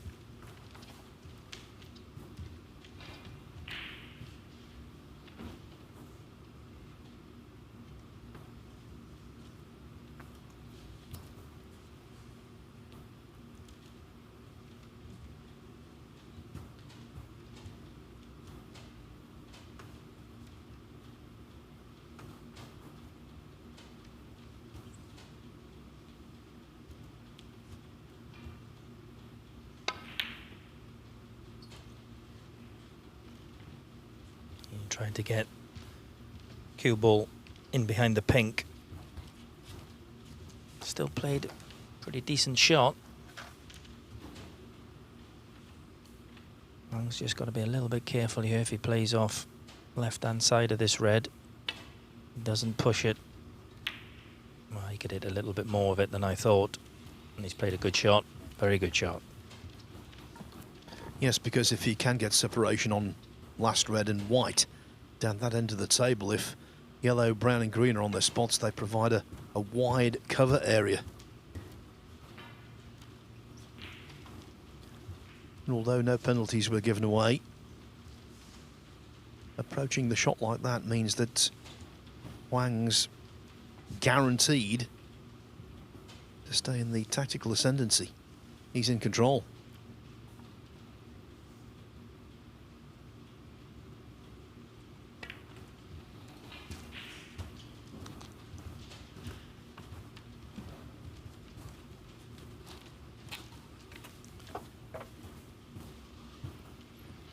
Tried to get the cue ball in behind the black. He's not quite done it.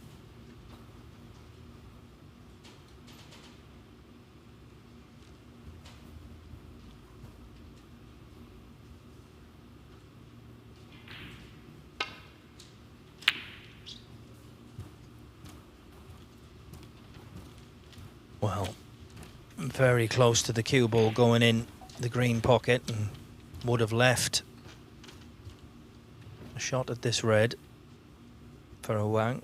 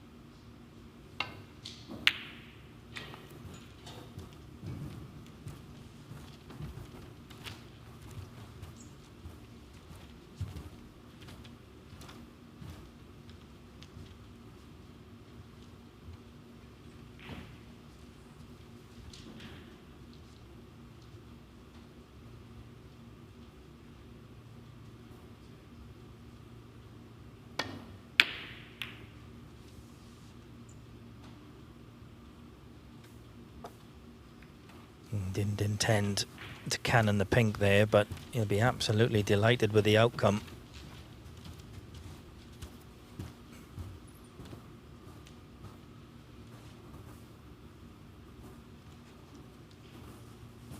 Yeah, thanks, Liam. All right.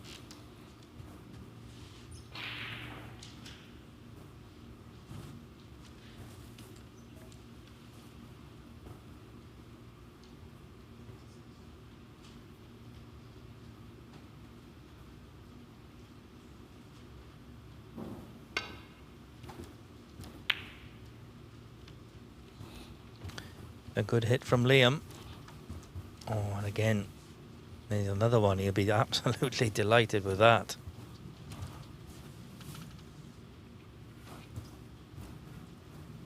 Red could have gone anywhere. As it is, he's put Owain in a lot of trouble. Again, not just hitting the red, it's getting it safe.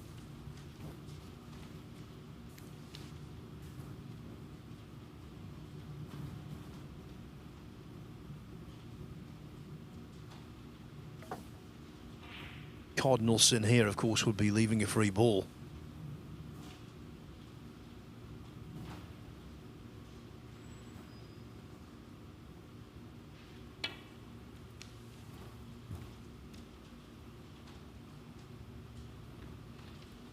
Foul. Or leaving the red. Liam Davis 4. Yeah. I think he's just played it with a fraction too much pace. Liam just seeing if he can clip it in. Looks like he can from here, but it's obviously very thin.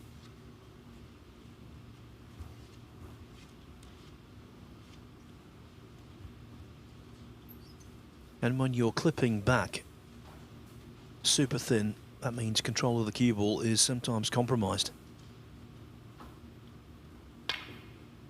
Well, he used right-hand side to coax the red in, but he didn't hit the red thin enough. Second prize. Yeah, it's okay. He played the snooker, Phil. You have to say, last few shots Liam's played, he's been rather fortunate. Nearly went in off, playing a safety shot. Hit the snooker, left the snooker, and now could have easily left this red on and the table at the mercy of Owain, but only good thing for Owain there, if he does hit this red, he's almost sure to pot it. Foul. Miss. Unfortunately for Owain, he got very, very close, but he's not hit this. And this now is a fantastic chance for Liam Davis to wrap up this fourth frame. Yeah, 25 in front, so this gimme red and any colour. That's what is required. Yeah.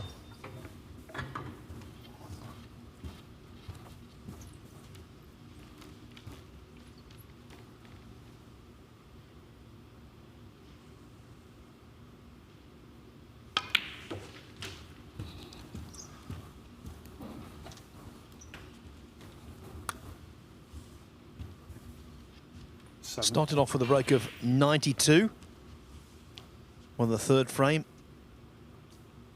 Made an early 56 in that and held on.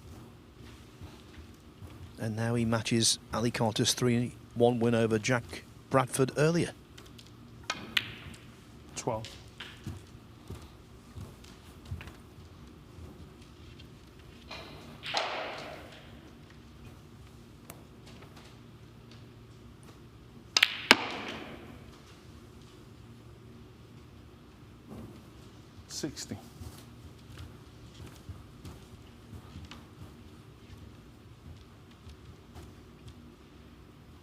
What this means is that our closing match of the day 21 will be hugely important, regardless of what transpires before that.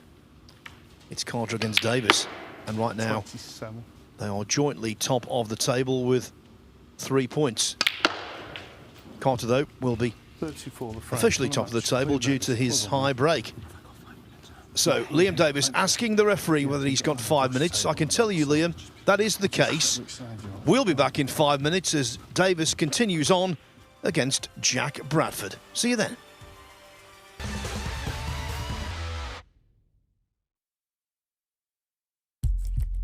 What do you need to become a champion? Vision, drive, discipline, finesse. But what about a world champion?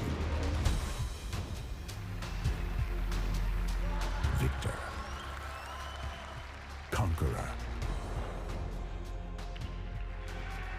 peerless. The history. Reyes is the champion of the world. It's there. The king of the 9-ball ring. The biggest prize. The crown jewel of 9-ball.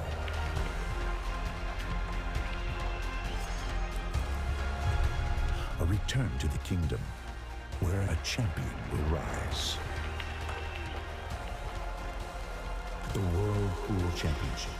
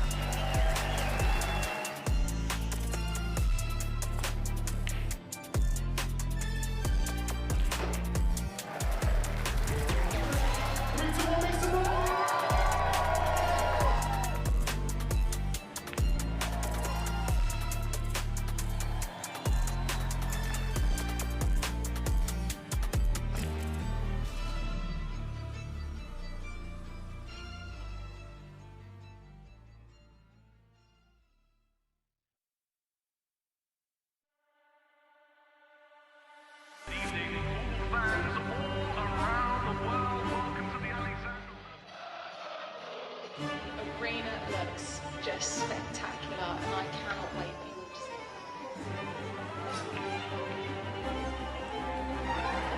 Julius, don't worry. Yeah, but plenty of guys that need to be ready. We're the champions. You need to come take it. I mean, you want to follow me in there now? Yeah, I know you're ready. All we've been doing is Can you speak English, but please speak? Because I ain't sure what you said.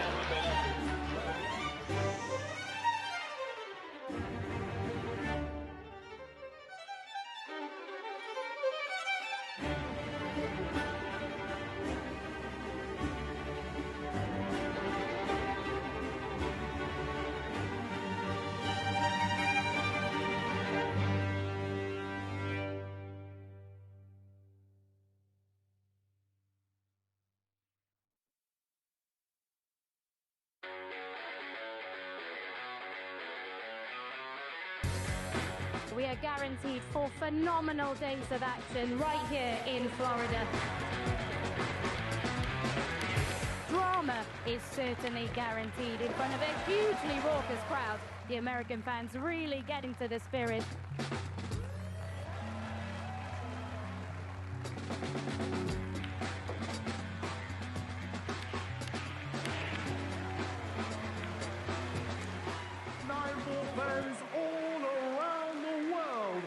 So much history, so much prestige, and it all comes down to this.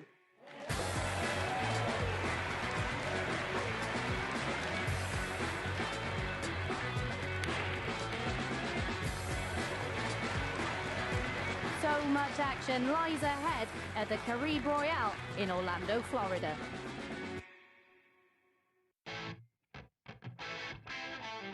We're back at the Harrah's Resort in Atlantic City for the US Open. It is one of the most prestigious events in the calendar. Record breakers, history makers, it's that time. Let's play 9-ball.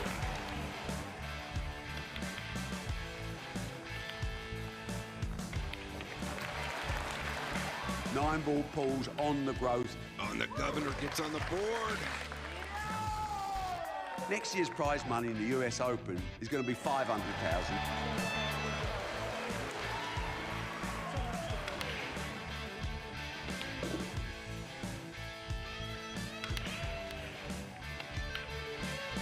The man they call the Ghost has left everyone for dead. We will take this sport to places it's never been, and that's a bloody guarantee.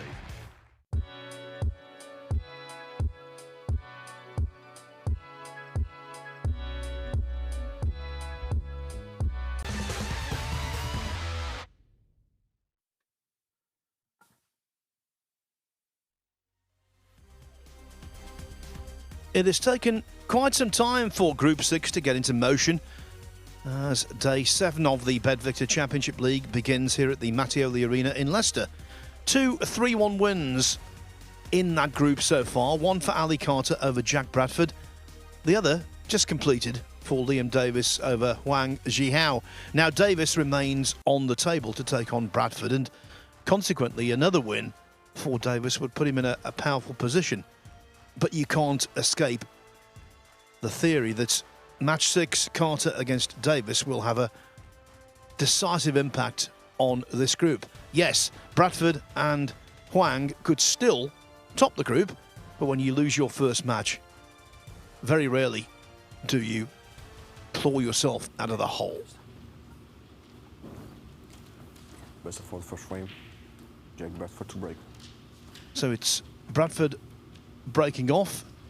Only a win is good enough. If he loses or draws, those top of the table aspirations will evaporate.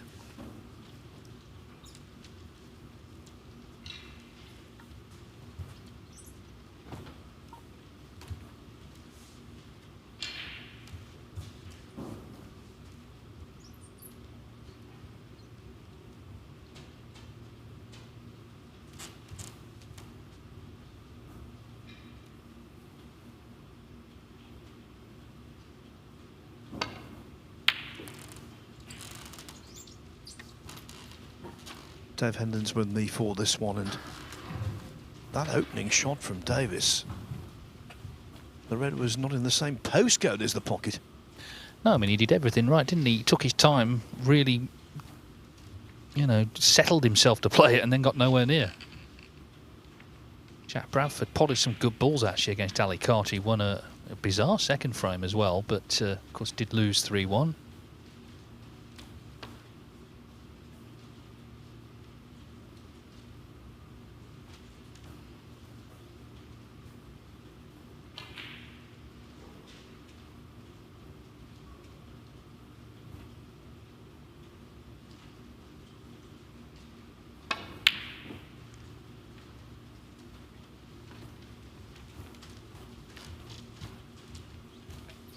Well, be disappointed there. That was a chance to get going in this frame, in this match.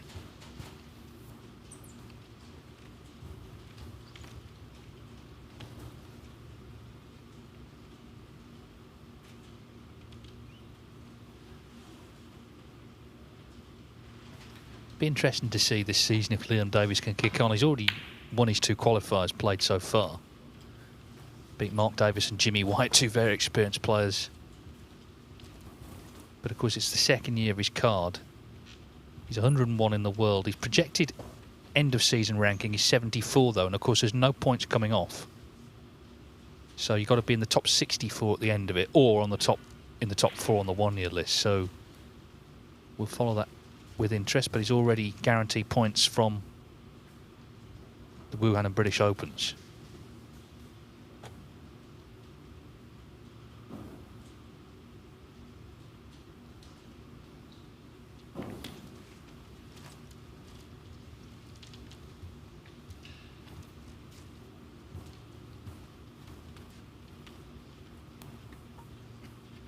Yeah, I think technically, given his amateur career as well, I think Davis probably will stay on. But as Dave said, he will need a really good season, and he's made the perfect start. Topping this group, that would really enhance it.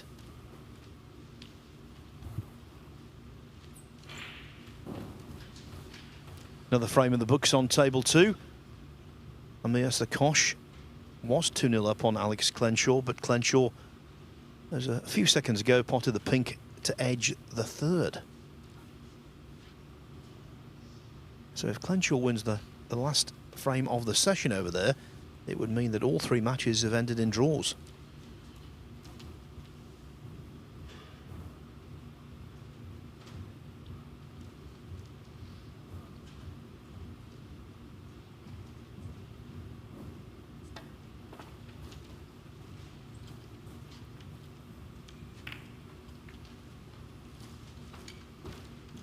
Now we've got 2 new faces in terms of referees from Latvia.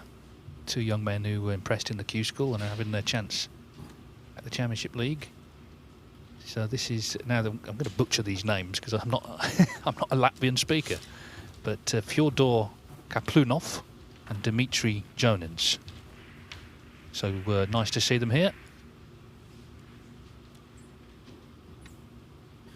I recall though you have been to Riga, Dave. Lovely place, yeah. Very nice place. And of course, snooker's very popular there. They've got Artemis Zizins, a professional, who's also on the 2nd year of his tour card. And for many years, they had the Riga Masters.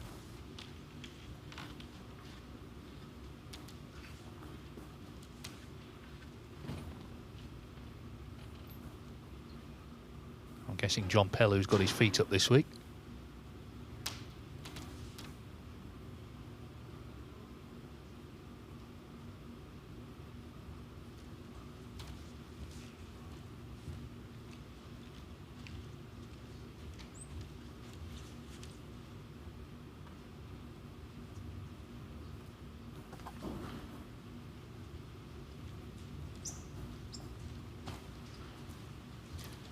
Unless this is a quite swift 3-0, get the feeling that this is going to be one of those days where the first session goes straight into the second.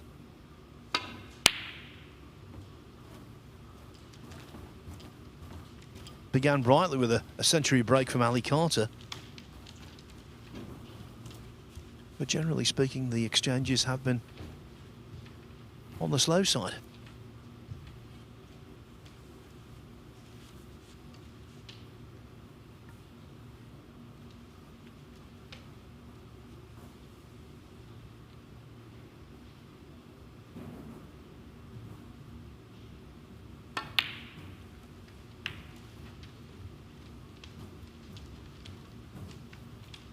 Yes, and this frame could take a while to sort itself out because the red that's gone down to bulk and the one in the middle of the table stopping the safety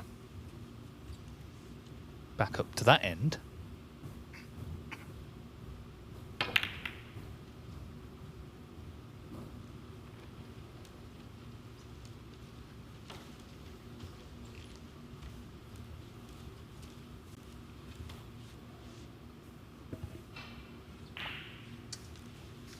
Over 20 players from the Q School top-up reserve list got into this tournament. It's a really great opportunity for them, especially someone like Bradford. And of course we have had a Q School top-up reserve winning a group. Alfie Burden.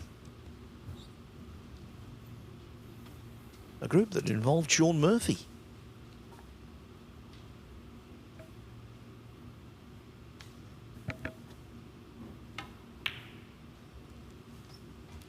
That's a really good pot. He thought he was in. Now, he was convinced that was in. And these players know. When a ball is going in, they know. That must have just, as they say in snooker, gone uphill. He was sure that red was in. Yeah, he was on the walk, but the chance passes to Chap Bradford. He just struggled a bit against Carter, and it's not surprising really, just position on a fast table, faster than the ones he would play on the amateur circuit.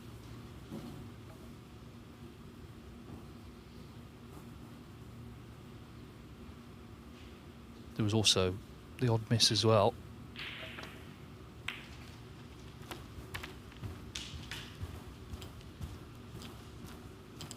moment, though, if you don't get on the red you played on, you'll probably be on a different one. So 6. Should certainly build a nice lead in this frame.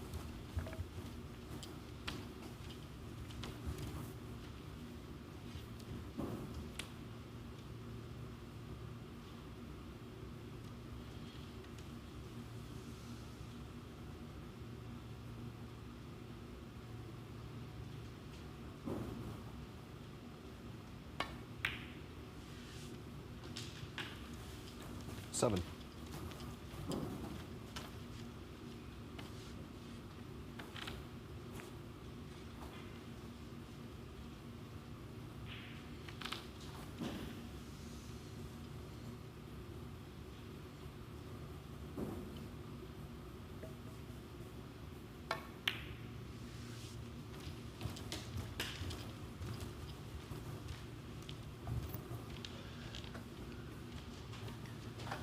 And Bradford knows if he can put together a big score here, that would really hurt Liam Davis, considering that Davis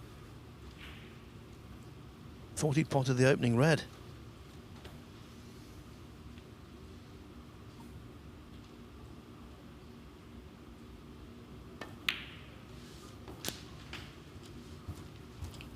Hello.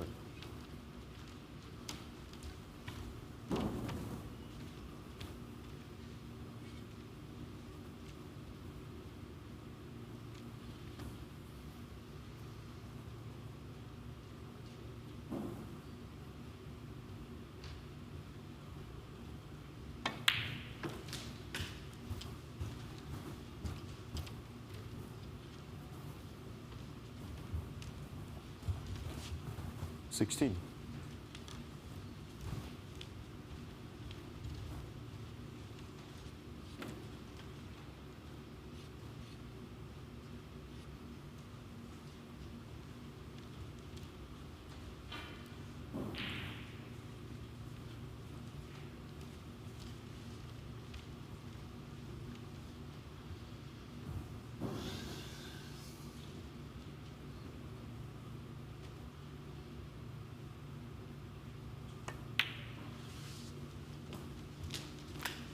$17.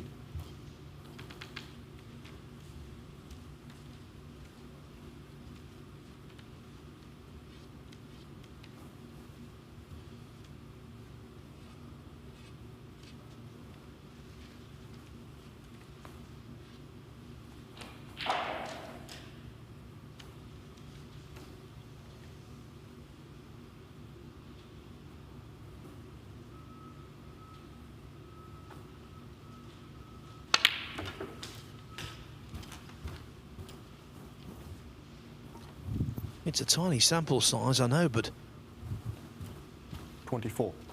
I think it's fair to say he's on the methodical side of the tracks, Dave. He just takes his time sort of getting into position to play the shot, doesn't he? He's an attacking player. He doesn't turn much down at all based on the first match and so far here, but it's just actually the time taken to play the shot. And that's a challenge for opponents. And Liam Davis wouldn't be the quickest player himself, actually. But you have to sort of stay patient. 25.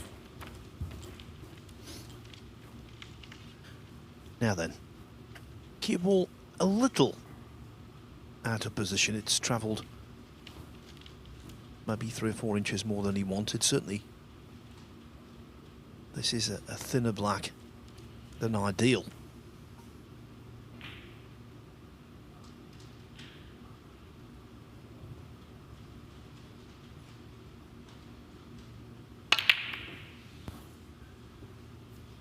Well, a really strange reaction, cue ball off the pack. 25. And in fact, having missed the black, it was the reaction of the white that might well have saved Bradford's bacon. He skimmed off the reds, it caught the pink and went towards the top cushion. So he went for that in a full-blooded way, and nothing easy has been left at all.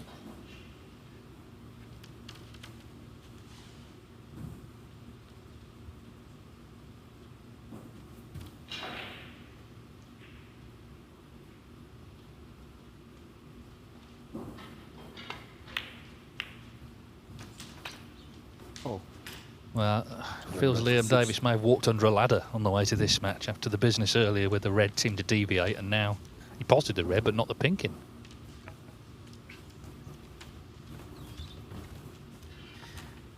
Involved in both shots, the same pocket.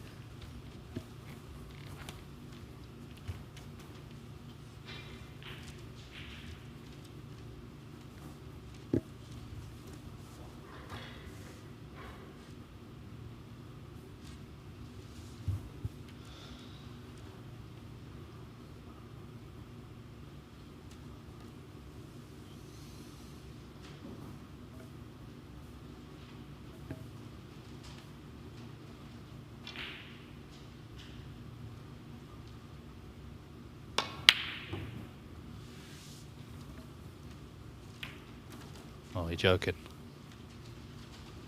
Well, if that had gone in, then it might have been time to shake hands. But anyway, it didn't. So Liam Davis has this initial red over the pocket.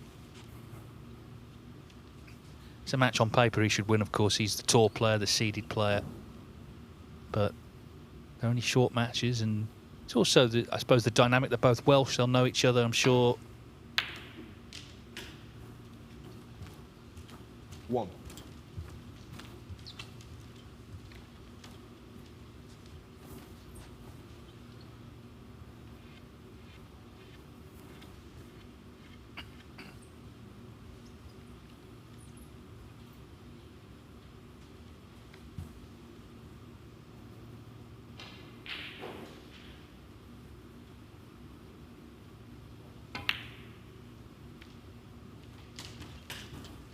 That was nicely done.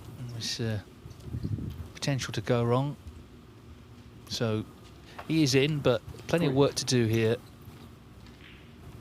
I think if you speak to Lee, though, you know that he's got a very good attitude, good work ethic, which makes me think he's got a very good chance of staying on the tour. A lot of it is about avoiding first-round defeats, because if you lose in the first round of ranking tournaments, you get no prize money. So the fact that he's won those 2 qualifiers already is quite important, actually. And of course, we've got Saudi Arabia Masters coming up. That's a big, big tournament. If you could win matches in that, then it's just some good early season confidence and indeed ranking points. Yeah, 4,000 if you win in the round of 144. 7,000 guaranteed if you win the round after that.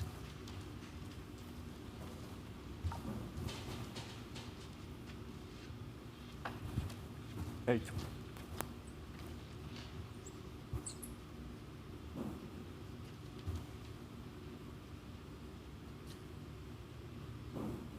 Technically, I think Liam Davis looks really good.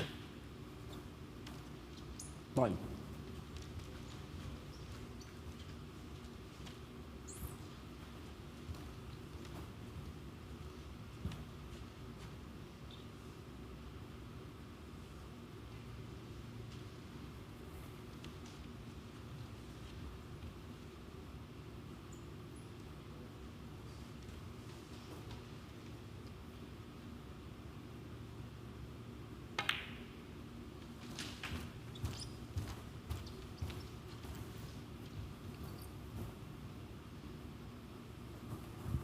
Fourteen.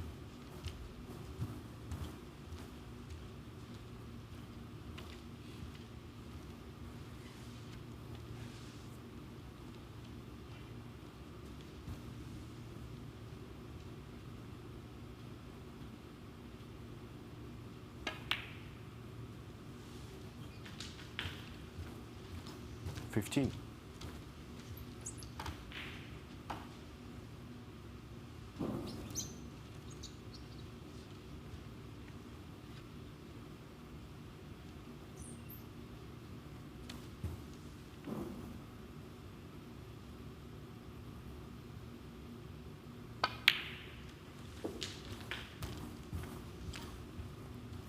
It is a textbook cue action. Liam Davis. 21. The pause at the end of the backswing. No dominant eye, so he's right under his chin.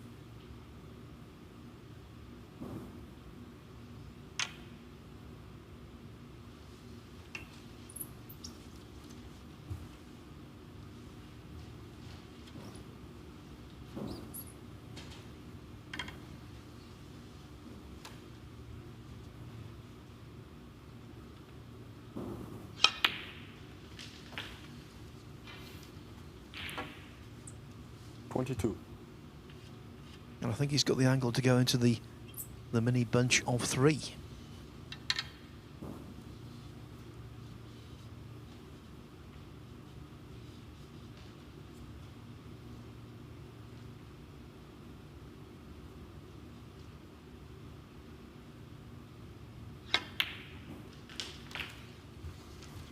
Absolutely ideal. Now from here, despite a couple of very bad slices of luck earlier in the frame, from here Davis should win it. Yeah, it's about concentration now, isn't it? Because it feels like he's done the hard work, as you say, but anything can go wrong if you're not fully focused.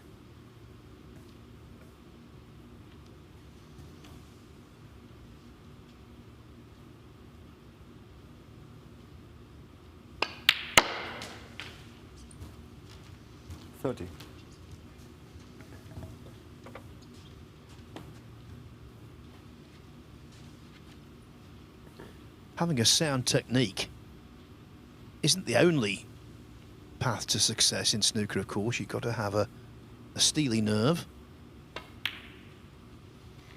a clever snooker mind. You have to be dedicated.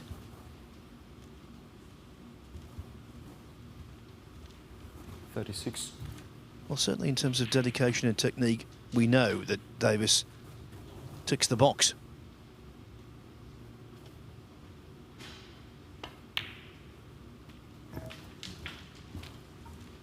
$37.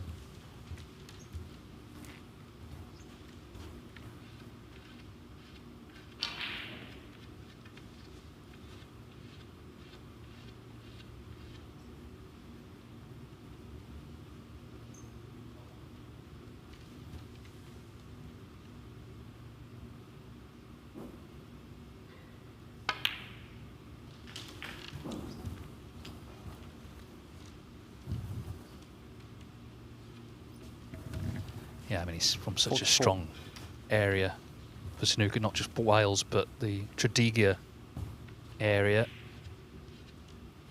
Ray Reardon was from there, the 6 times world champion. Of course, Mark Williams has a club there. We've got Jackson Page as well in that little region. 45. Now this is the shot. Get this one right, and 1-0 is beckoning.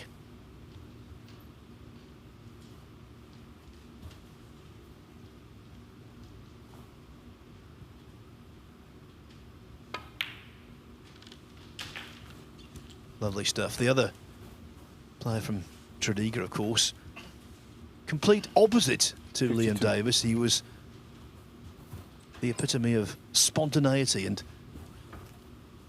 totally unorthodox. Cliff Wilson.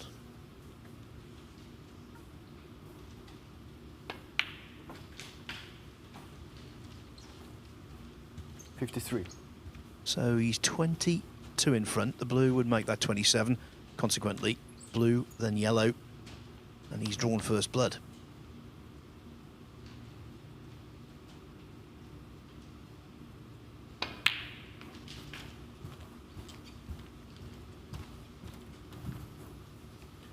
Yeah, he's not been a flashy break, and that's a good thing because 58. Things only get flashy if you're out of position. He's just kept nice control of the cue ball. So despite a couple of slip-ups early on, some bad fortune, Liam Davis is about to win his 4th frame of the day. It's all boiling up to that last match against Ali Carter. That seems very likely to decide it all. 63.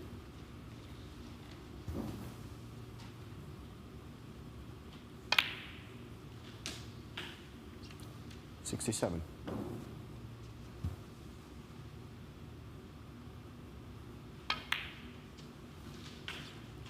$72. He put together breaks of 92 and 56 against Wang Xiao. 78.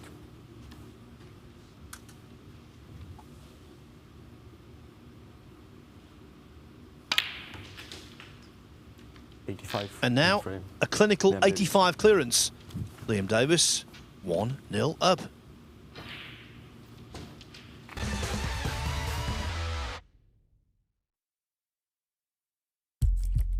What do you need to become a champion?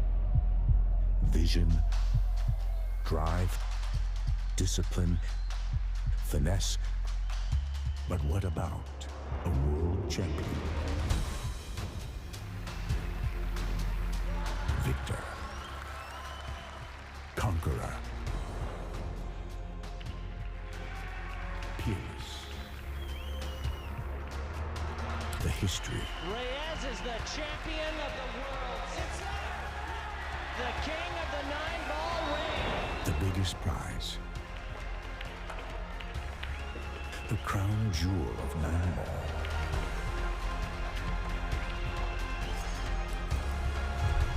A return to the kingdom where a champion will rise. The World Pool Championship.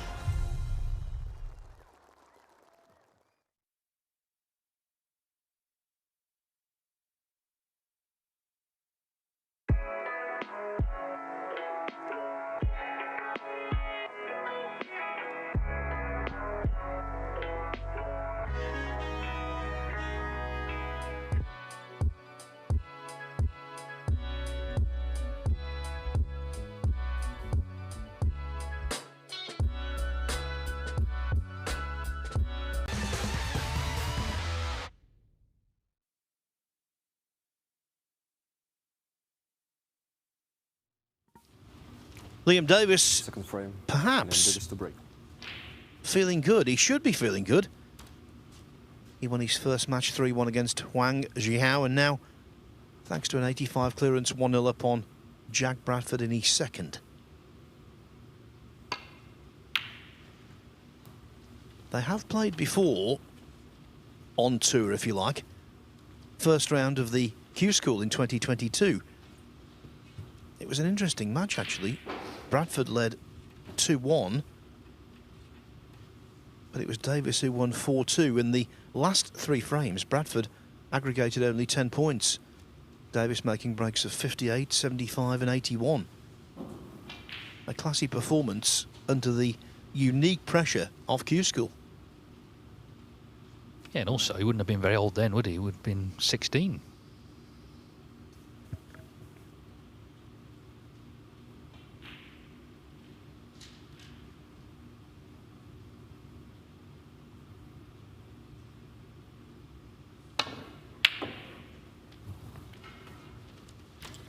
That wasn't easy, but these balls are just not finding their target. He knocked in the first shot of the match, actually.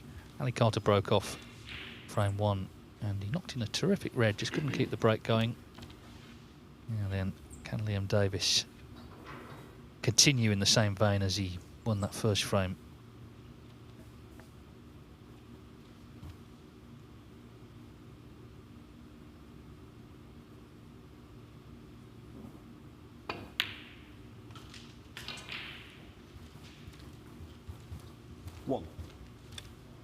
Update from table 2, the last frame of the session over there. Amir Sakosh 2-1 up on Alex Clenshaw. 1 red left, and it's all to play for.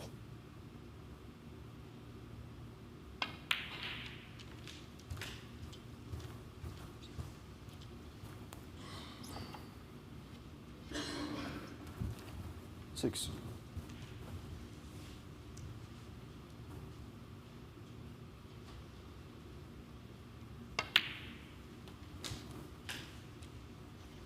Seven. It's all a learning process, and clearly when you turn professional, it becomes your profession. Snooker. It's not a hobby anymore. It's not, you know, pure enjoyment. It's about paying bills.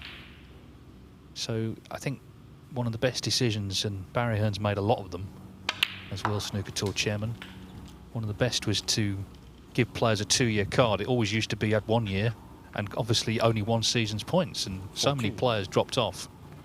At least you get the 2 years, and that works out at, well, around about 30 ranking events to try and find your way. Still not easy to stay on. But we saw Stan Moody, didn't we, last season? He definitely improved on his first year. He kept his card.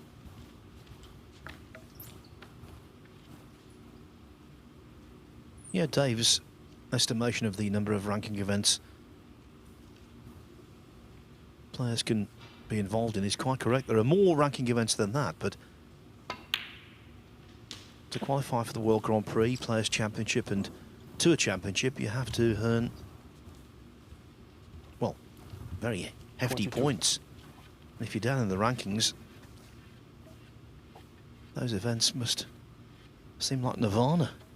Yeah, every tour player can get in 15 ranking events, and then there's another 3, as you say, that are limited field. Anyone can get in them, but you have to be doing really well.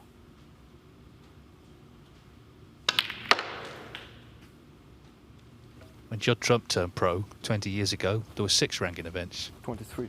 In the first one, he drew Fergal O'Brien, who schooled him. And in the second one, he drew Ding Junhui, who hammered him.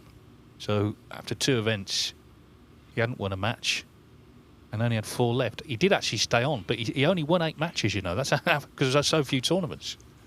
Thankfully, times have changed considerably.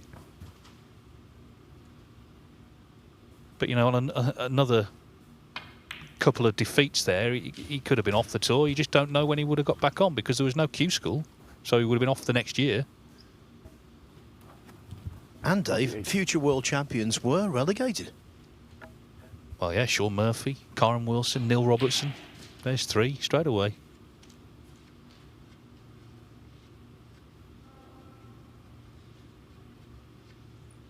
But they all came back much stronger, having been off. Karen worked in his snooker club behind the bar and was really determined. I guess that would be the last sort of other job he would have beyond being a snooker player.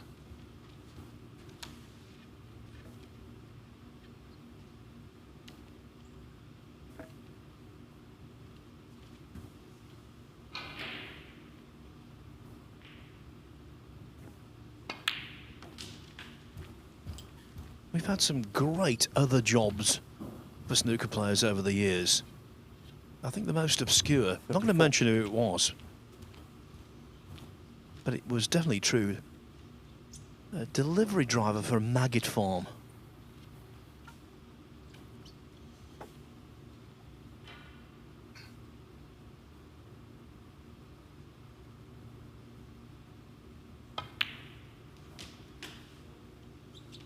Yeah, I mean, Gary Wilson, who's on table 2. Of course, he did drop off the tour. Spent a few years as a taxi driver.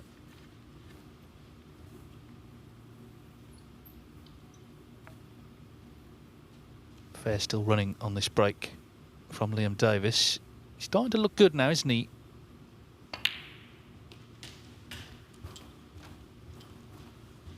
I do like his sort of quiet determination. 39.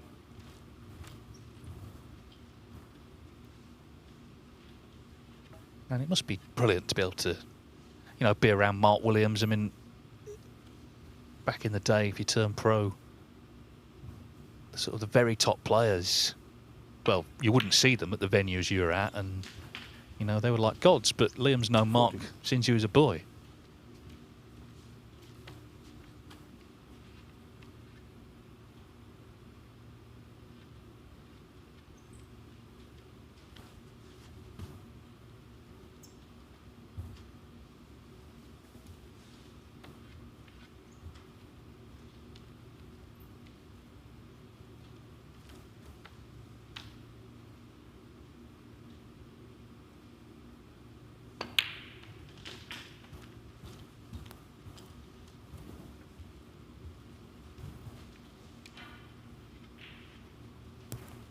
$47.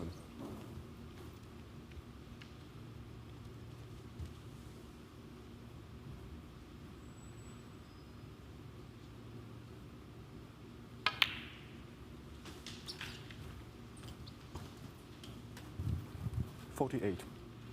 Well, the way the match began, first off he thought he'd potted a red, it didn't go. Then he did knock in a red and simultaneously knocked in the pink. So the match began a little shakily for Davis, but now he's looking really smooth, although that positional shot wasn't quite on the button. 55.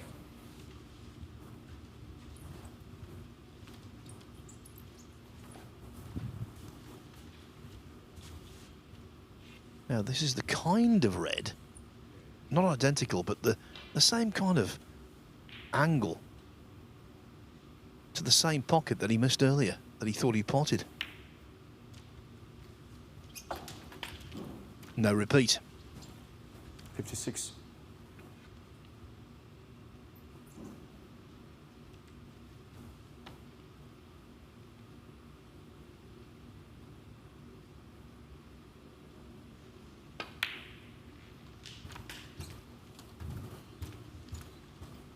So, not much more to do here. 62 the lead. Another red with pink or black. 62. And snooker's required, and it's been a very assured break, this. And I'm sure Ali Carter is just keeping an eye on things upstairs, because he'll be ready to play him later, because he's got to play Yuang Jiao first. But just be observing the sort of form Liam Davis is in.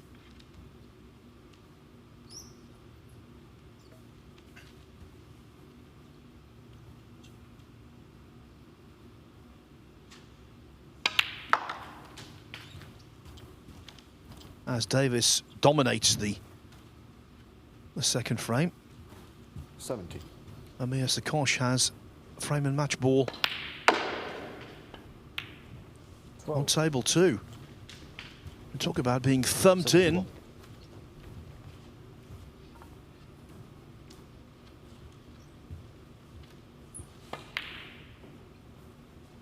The pink doesn't follow, but he's 20 ahead. 12. So Alex Clenshaw, well, tilting at windmills, leading 2 snookers with pink and black on the table.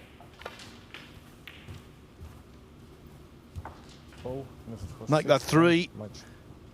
Clenshaw concedes. 78. Amir Sakosh, after the first session of Group 7, is on top of the table with 4 points.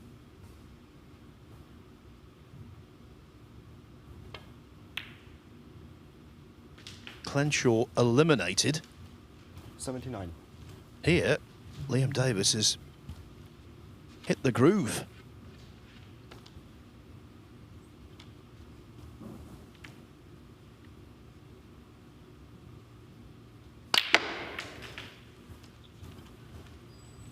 Yes, and every chance to make a century, and you know, you never know. If he were to draw with Carter later, it could come down to who's made the highest break. Ali Carter's had 103 in his match, first frame.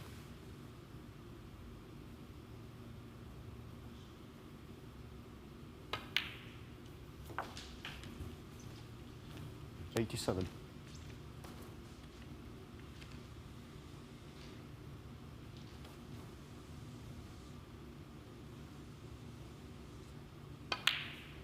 Liam Davis's highest break so far on the World Snooker Tour, 134. So he could actually just pip 92. that by 1 point if he took blacks with the last 2 reds.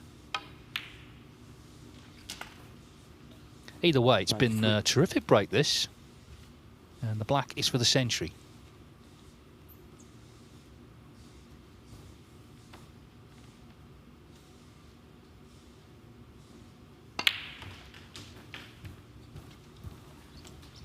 Well done. He's the 25th player to make at least 1 century 100. In this tournament this year.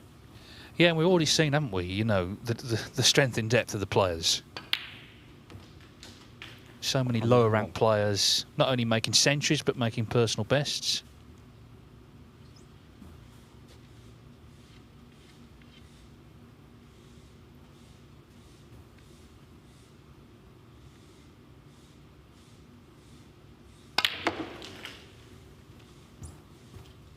So Liam Davis needs the 6 colours to set his new personal best break at 135.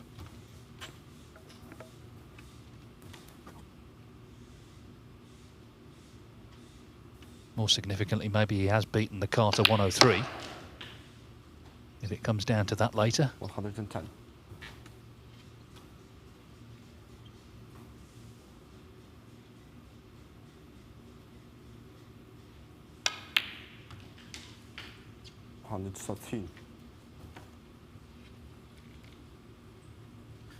Yes, and 135 would set a stiff target. 117. The wins of Carter and Davis matched each other in their first match, 3-1 both.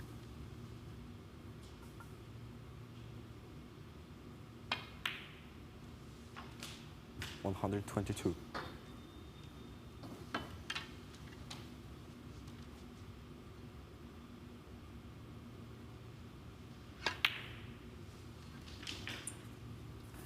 $128. I really like what I'm seeing from Liam Davis, who looks the real deal.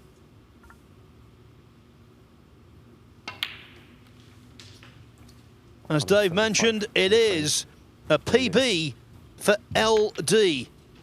The Welshman going A-OK.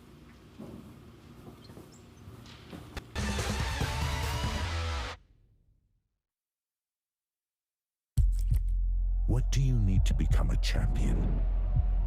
Vision, drive, discipline, finesse. But what about a world champion? Victor, conqueror, peerless. The history. Reyes is the champion of the world. It's the king of the 9-ball ring. The biggest prize. The crown jewel of 9-ball.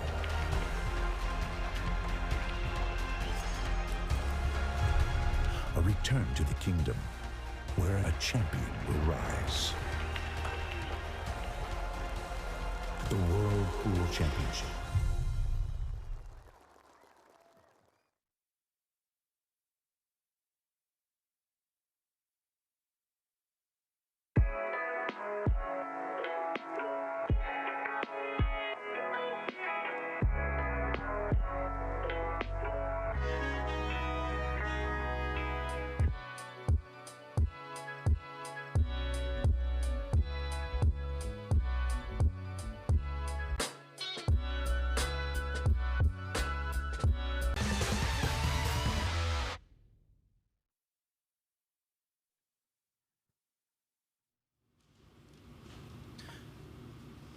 Jack Bradford was confined to his chair for the overwhelming majority of the second frame, as Liam Davis put together a total clearance of 135. So, much like Alex Clenshaw on the other table, Bradford, after losing his first match, cannot qualify for phase 2.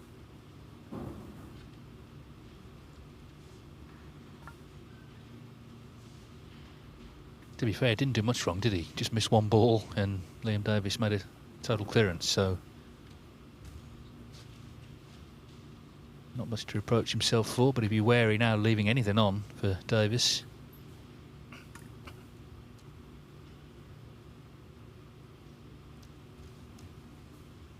Lining this one up, it would seem.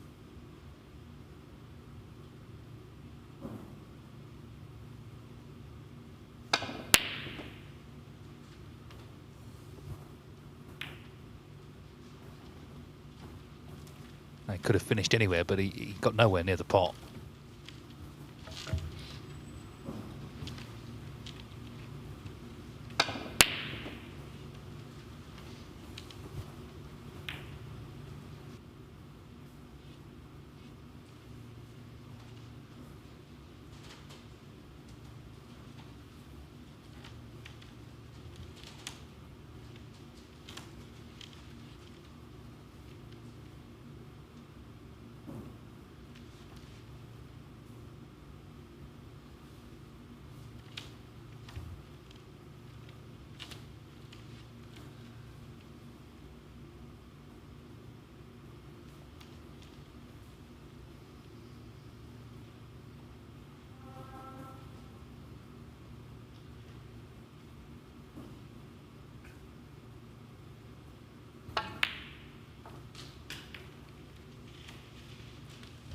1.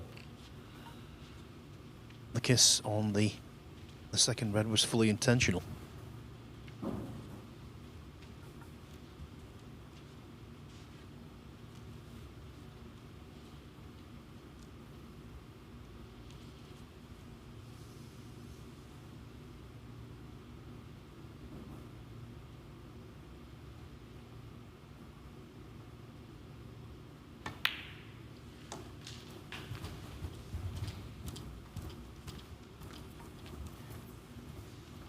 Last week we saw a Q School top-up reserve, George Pragnall, make a couple of centuries in front of the cameras.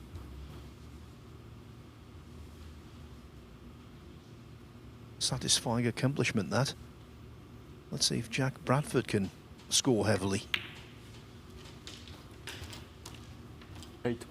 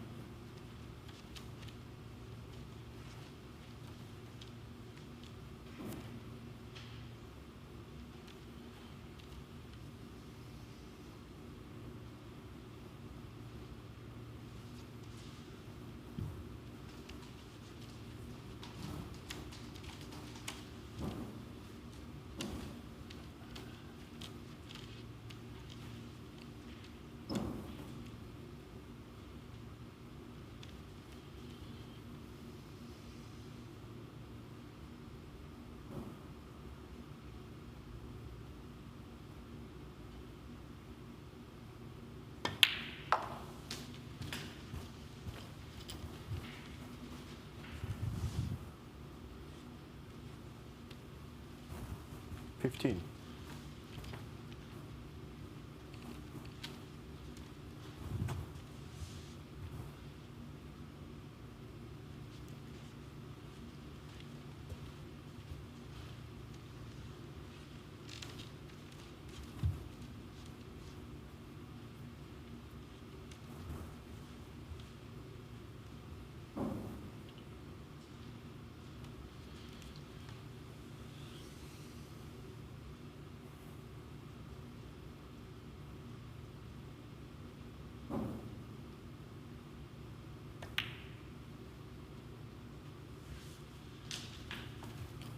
$16.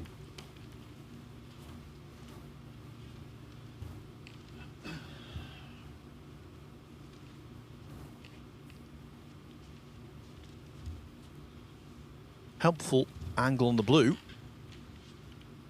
to either flow down for an open red or go into them. I think it would be the former.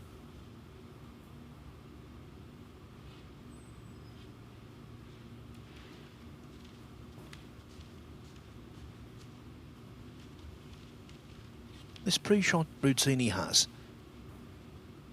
I think it's reminiscent of a couple of players I've seen in the past. Michael Judge and Barry Pinches.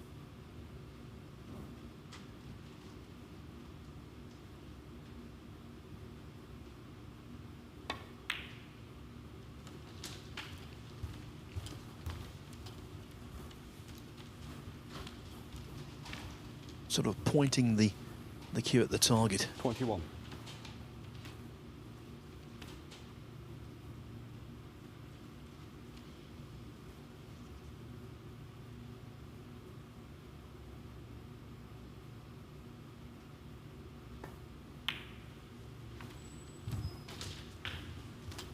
$22.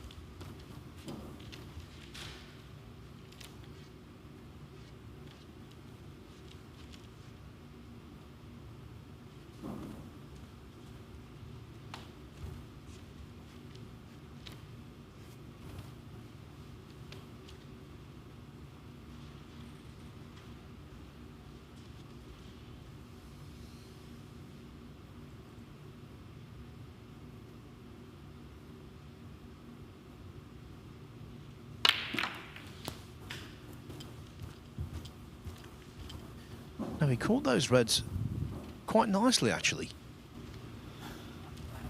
But 29. to play that kind of shot really well.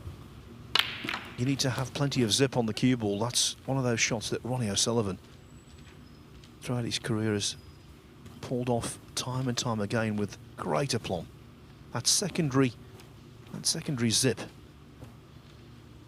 Yeah, this is slightly awkward, and of course he's opened the reds now, so if he misses this, you know, he could be handing Davis the chance to win the match.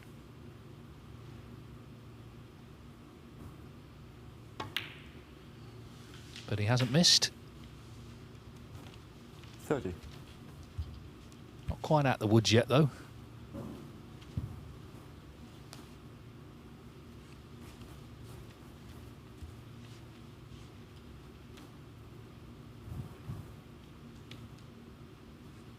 Just looking to get nicely back in position after this shot. But again, if he misses it, he's going to be leaving Davis in.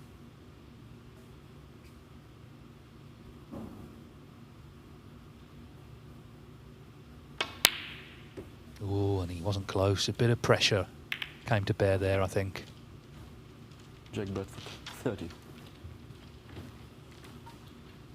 On his previous shot, he knocked a red safe. It is the only safe red.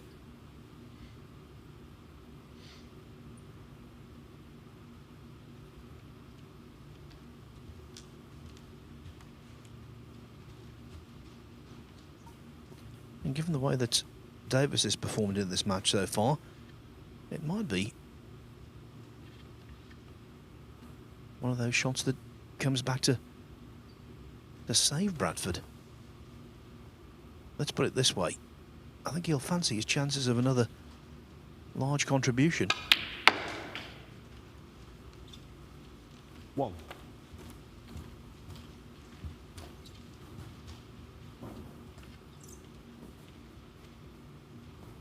The yellow in itself, no great value, but being able to manoeuvre the cue ball back to the business end of the table, that's where he profits.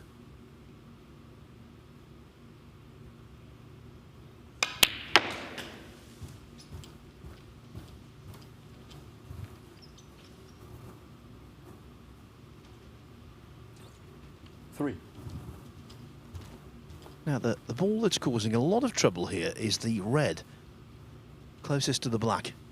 If he can remove that, congestion eases.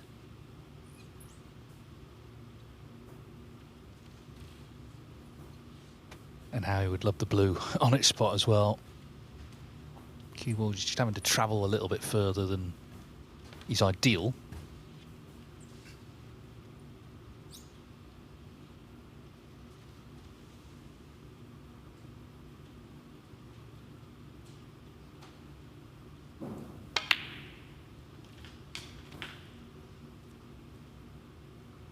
Yeah, and this is what can happen when it has to travel. 4. You end up losing your weight. These players have a sixth sense. As soon as he made contact with that shot, he suspected that might be the end result because he hit the red, although he potted it slightly too thin. Liam Davis, 4.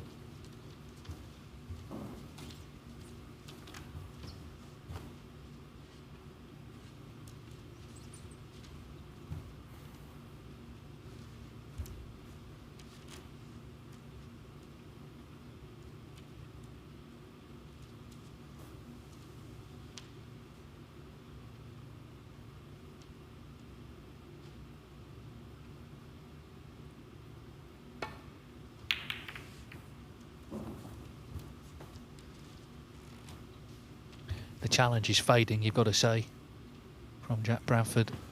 Starting to struggle now. So Davis, I'm sure, will feel not only should he win the match, but he should win it 3-0. And of course, that would be significant in the frame difference. Ali Carter has only played one match. He won that 3-1, but that was against Bradford. Although how he lost the frame he lost, so I'm still not quite sure. 1.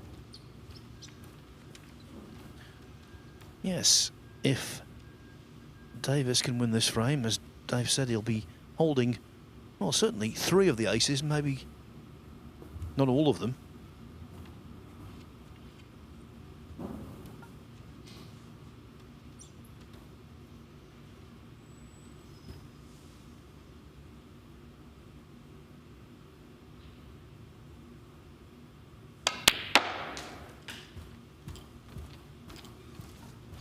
Yeah, well, we don't have win-viz, do we, like they do at the cricket? But it's starting to look like Carter will have to beat him one way or another. 4. Even if the frame difference doesn't come into it. He's had the 135, Liam Davis. So if they drew, that's in his locker. Of course, Ali himself could make a higher break than that, but he's in a very strong position if he can close it out here.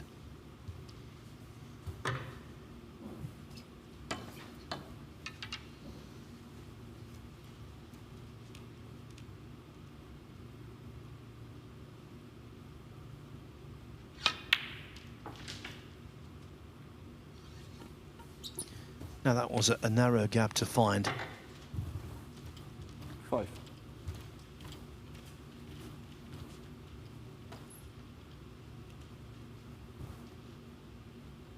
.21 adrift, so I think he's definitely doing the right thing, playing safe off the brown to open it up. But not the best safety. Not the best safety at all, because 5. He's placed Bradford under no pressure with that.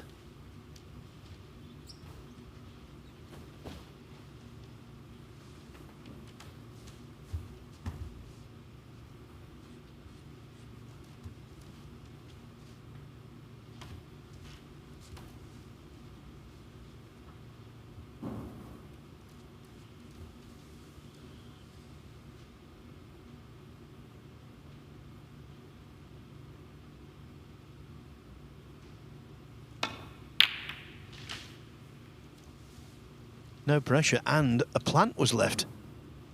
That was loose all the way round from Davis. Yeah, and you always look in any match for a turning point, and maybe this is it. The safety that led to the chance at the plant. Now he's knocked it in.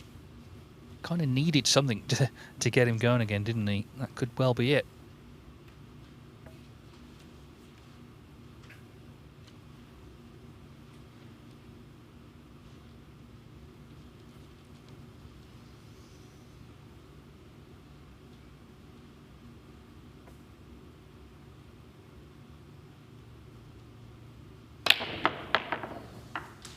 Wow, and so could that. What a fluke. What a fluke. Scott Donaldson's undisputed reign as the greatest fluker of all time.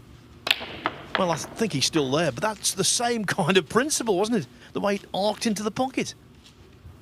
Well, the snooker gods are saying to Liam Davis, that safety you played wasn't good enough. You're going to get some pain now, potentially.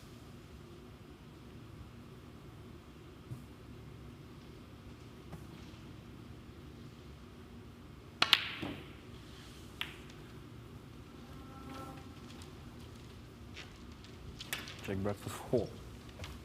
Didn't make good on the luck, though.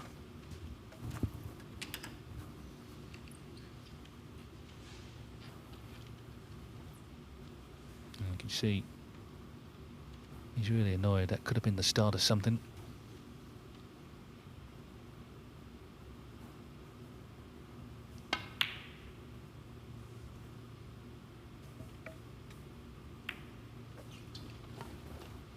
We don't know who's going to win this frame. What we do know is that it's going to be radically different from the first 2. Scrappy so far, and you would assume where the balls are, scrappy going forward.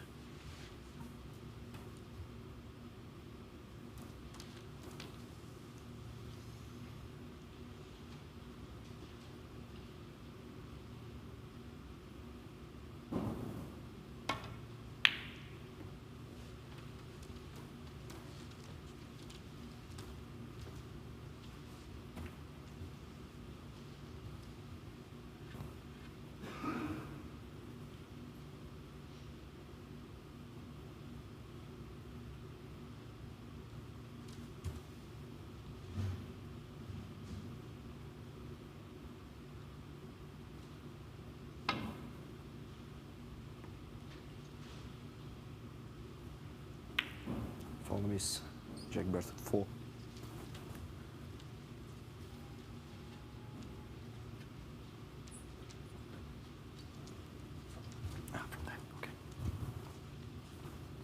So that was a case where he thinks he's going to be better off getting Davis to play from where the balls came to rest and having them replaced.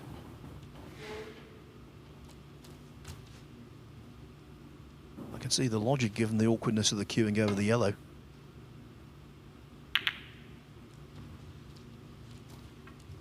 Well, Dave, this session began 4 hours 45 minutes ago. I think it will be the lengthiest we've seen so far in the tournament. Certainly, if Bradford were to win this frame, it definitely would be.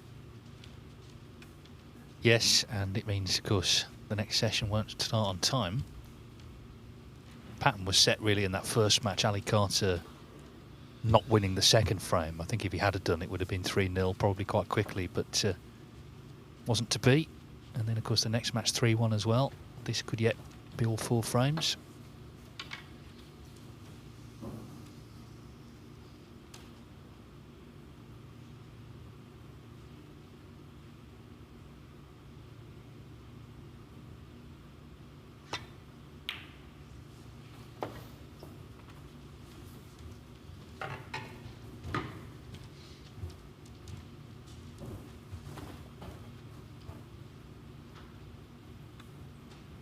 A 29-point advantage for Bradford doesn't seem all that big, but where the balls are, I think it's really useful.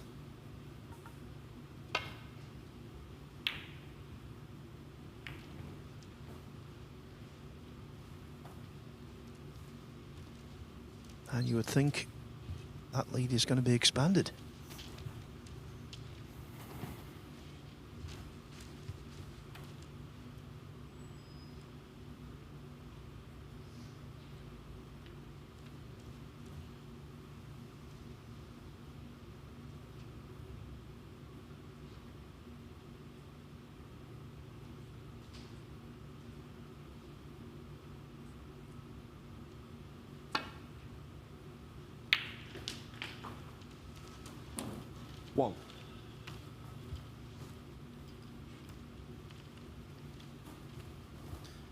If he's straight on the brown, no great use positionally.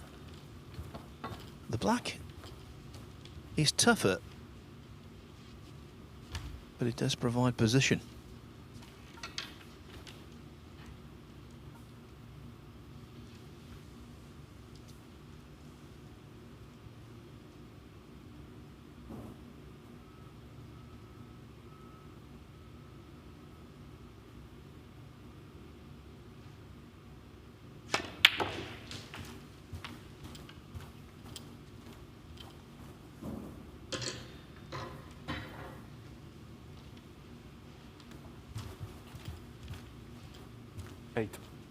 Wanted to leave this red a little shallower, but if it is glued to the top cushion, it should be quite simple to coax it in.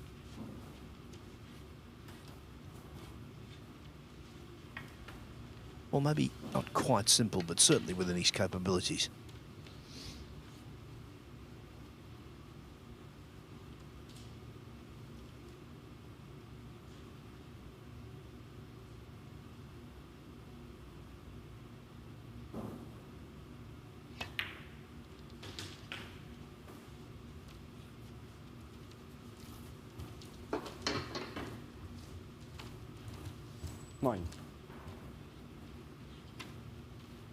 Now, does Bradford have an angle in potting the green to maybe come down and dislodge the 2 reds together? Maybe he could do the same thing off this thin brown.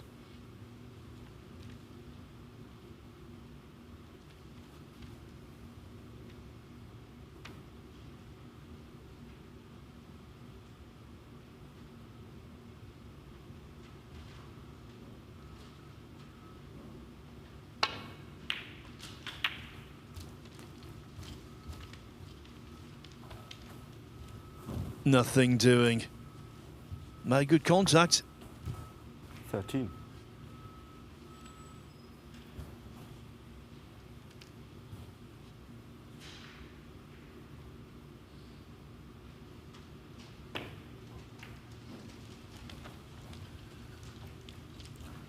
Jack Bradford 13.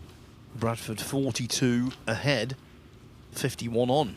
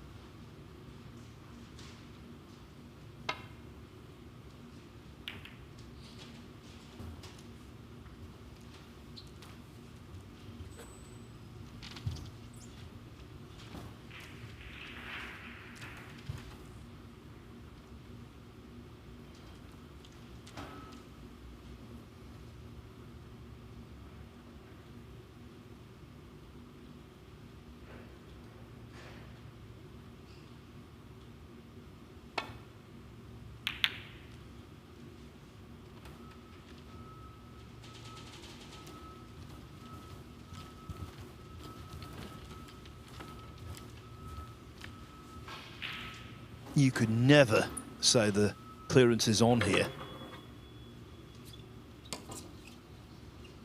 But Davis is good enough to say there's a smidgen of a chance.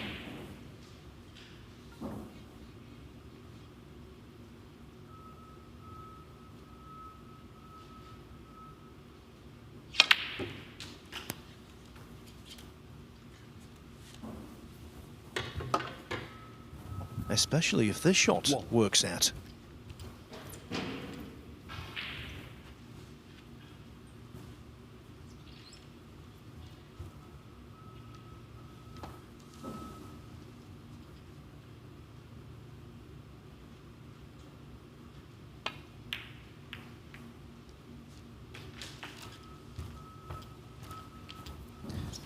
Not the desired kiss.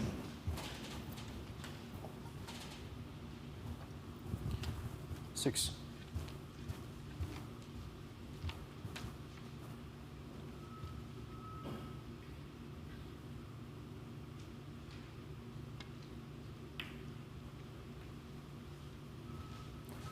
Dan Davis, 6. Right idea, just not quite enough pace.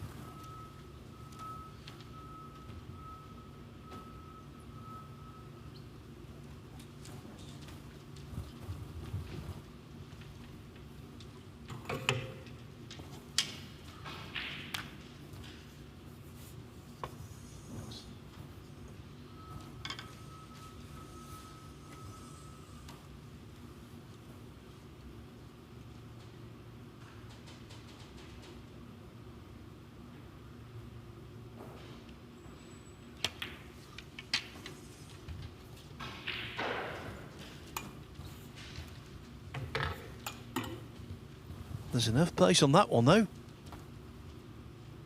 Davis snookered on both reds. And awkwardly snookered.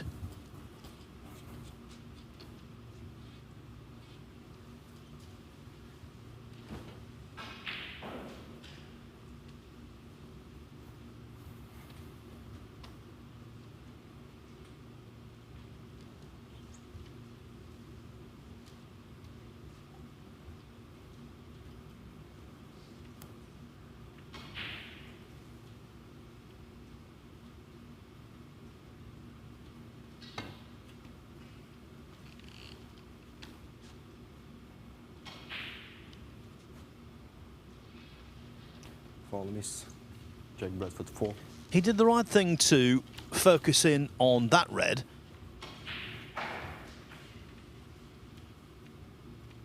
Problem is, didn't have quite the pace or line, and so Bradford has this as a frame ball.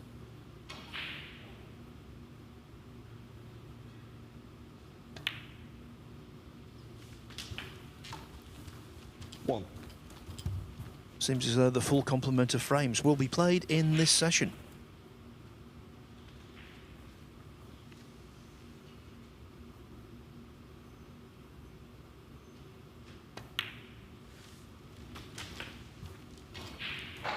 And now Ali Carter will be looking to Jack Bradford to do him a great favour.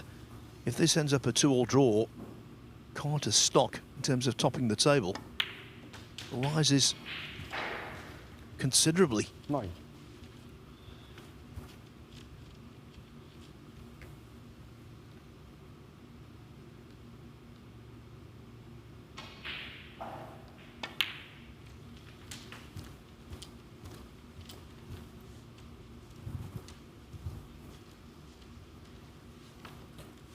$16.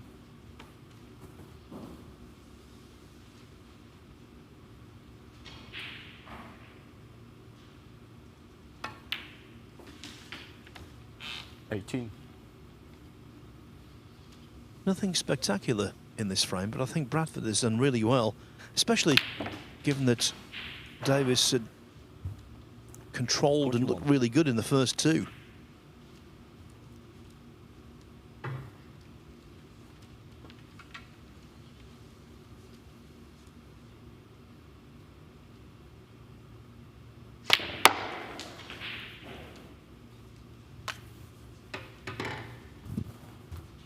$25.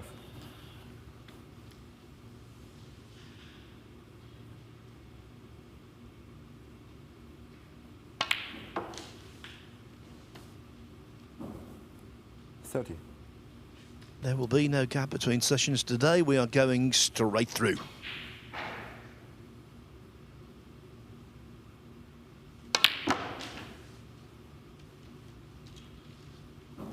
$36 in the frame. And while Jack Bradford won't be going into the last 32, he can prevent Liam Davis from doing so.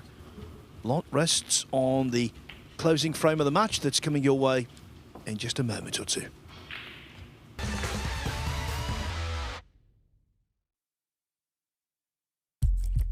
What do you need to become a champion?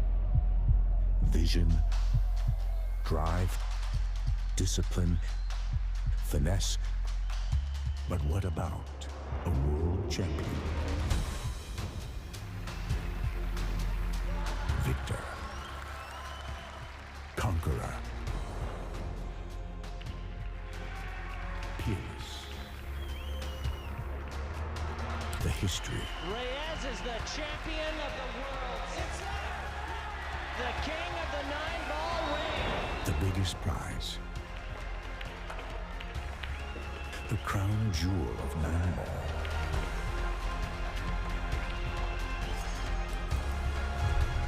A return to the kingdom where a champion will rise. The World Pool Championship.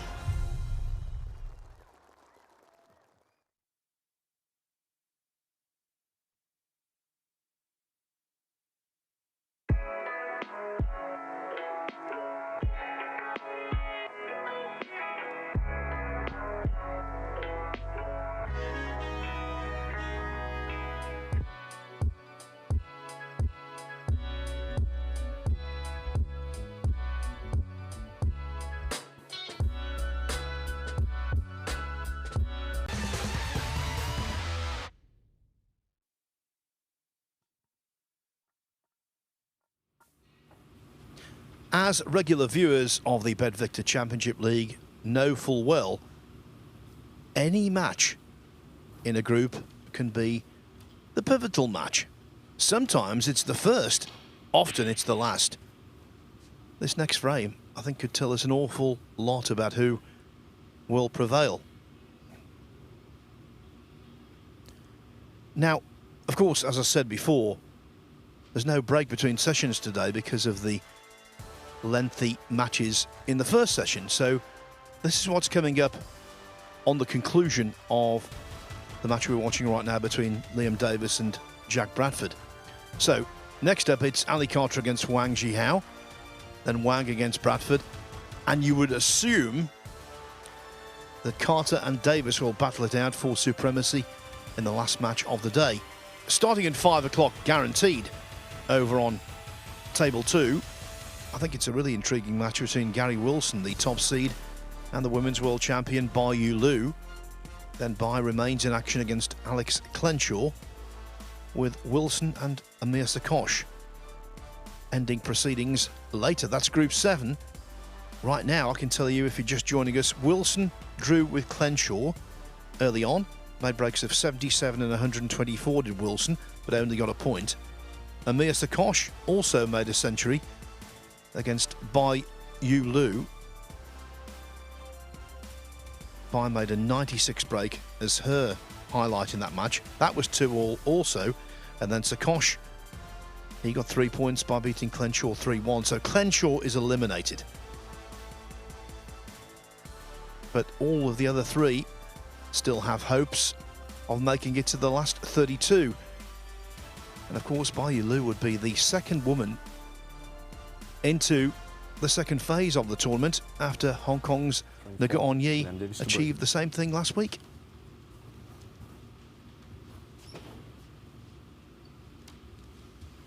So although Liam Davis has scored far more points than his opponent in this match, he's by no means guaranteed a full complement of points.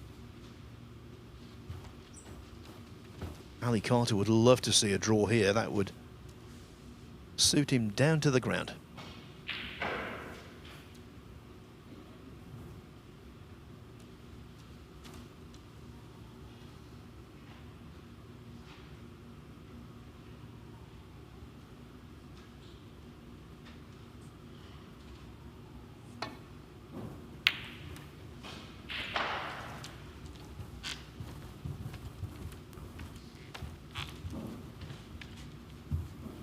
Of course, we've talked about the fact that Bradford can't top the table, but if he were to draw this match and then win his last, he could still finish third and win £1,000, maybe even second and win 2,000. Whereas Davis would be very disappointed now to only draw, because early in the third frame Bradford was struggling. Davis was looking good after the 135. It's amazing how just a couple of shots here and there can change things around.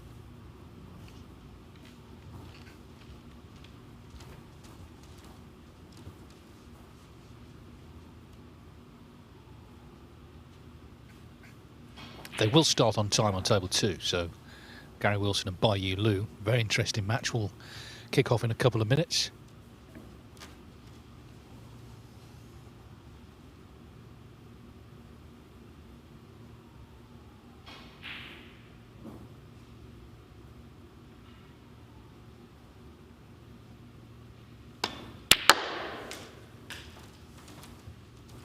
One.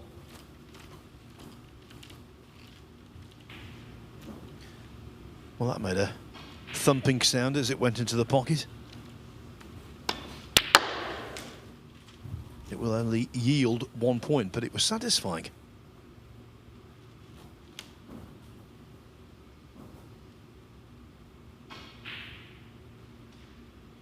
Unless the black pots.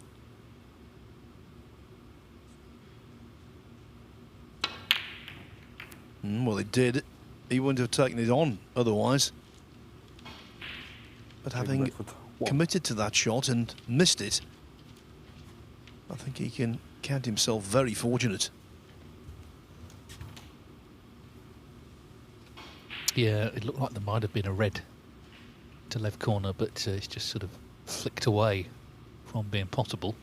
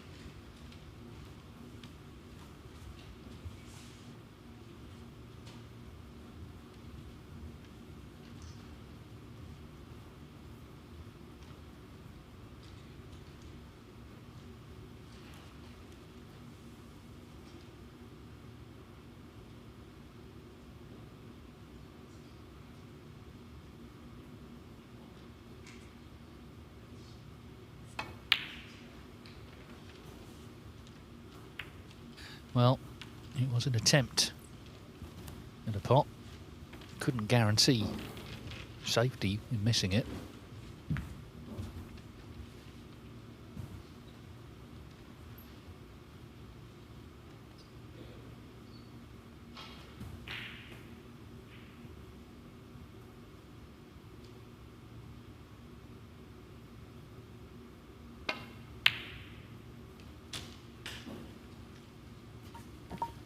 That was very nicely cued, even though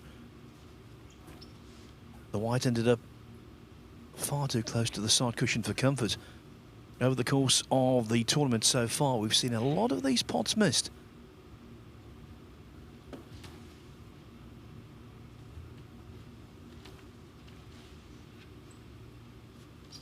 When I say these pots, I mean on blue.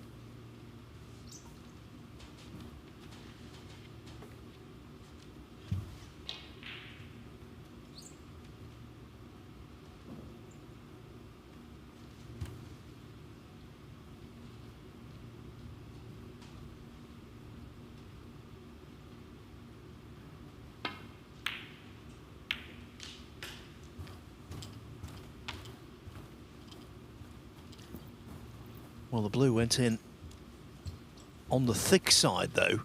I think had he potted that to the middle of the pocket, the kiss might have been a lot more helpful.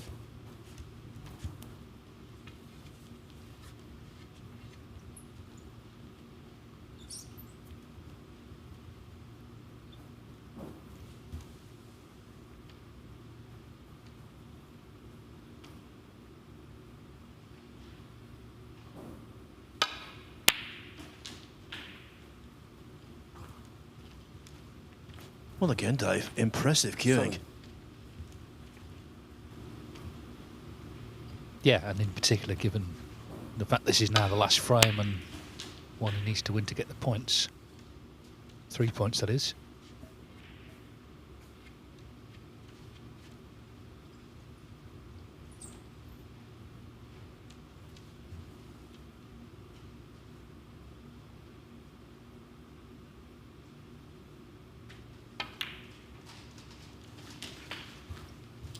So when he played Jimmy White in that British Open qualifier, there were 44 years between them. Jimmy, the oldest professional. Liam's not the youngest, of course, but still a teenager.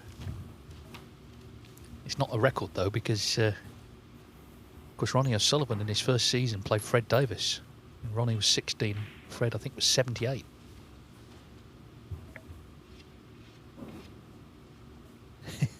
So just the 62 years between them.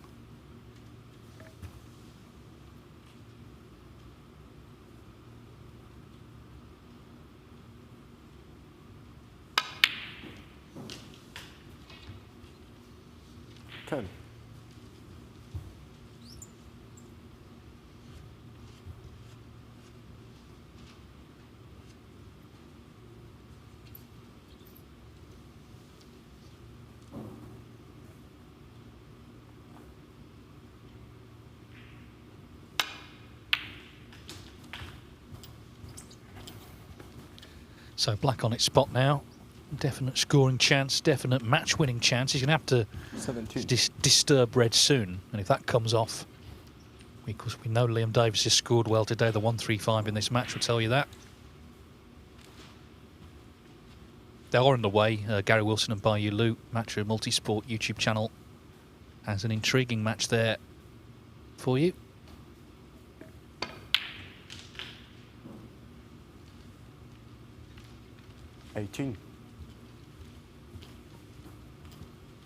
Now that time, potted the red on the thin side, so he's significantly overcooked position on the pink.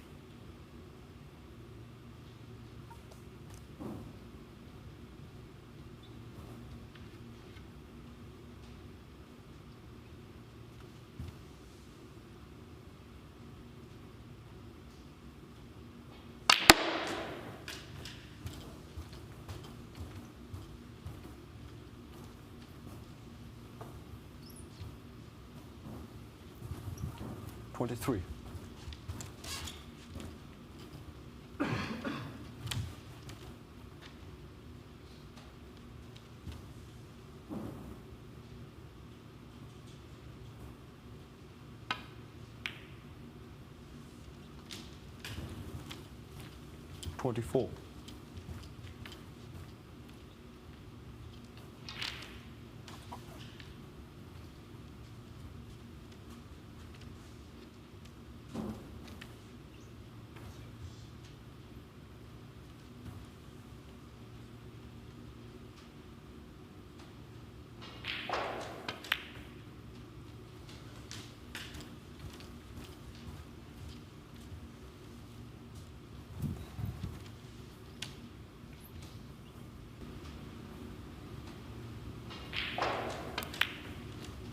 It didn't work out. So back to safety.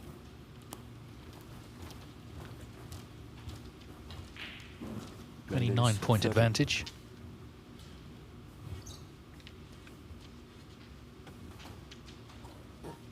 The winner of this group goes into Group F in the second phase, where already ensconced are Stuart Bingham and Matthew Selt.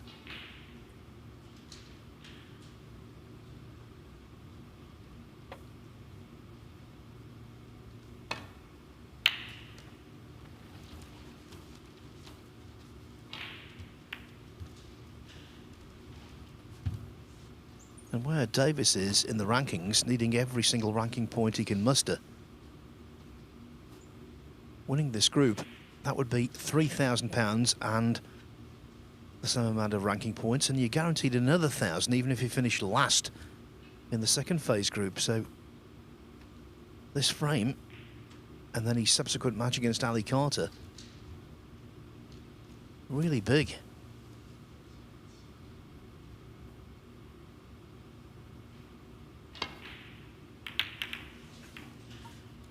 Wholesale misjudgment.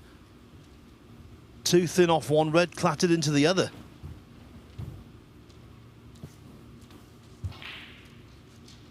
It's unravelled a bit, hasn't it? He looked quite likely to win 3-0. But it could yet be 2-2.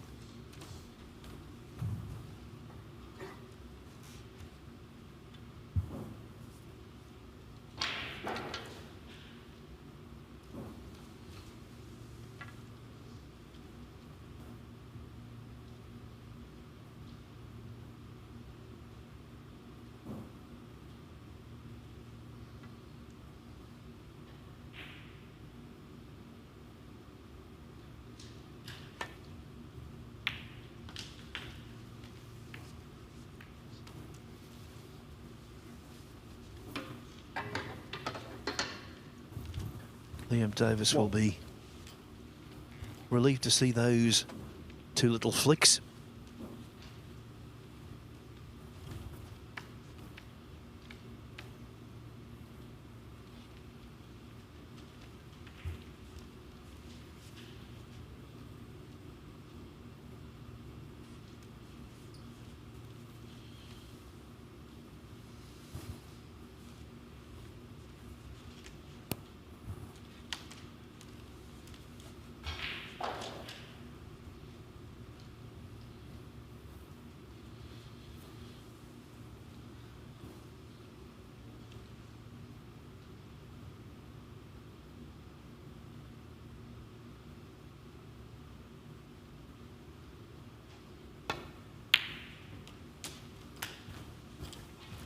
Well, you said right at the start of the match, Dave, that he's attacking, and that really was a bold shot choice which might pay dividends.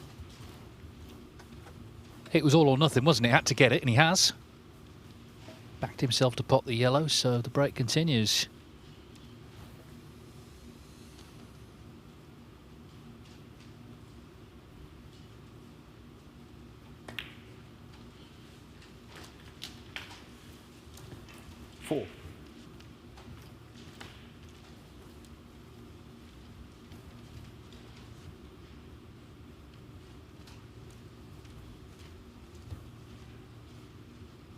So we were talking about Ali Carter might have to beat Liam Davis to win the group. It may now be a draw would be enough. Obviously, Ali hasn't played his next match yet against Yuan Jihao. That follows this one.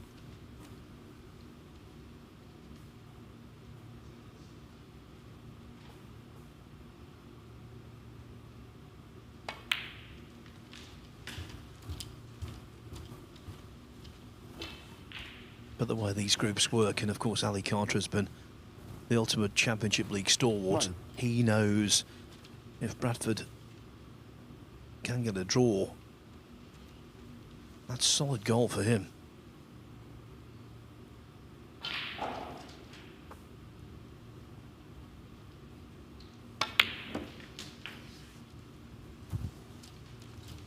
Turn.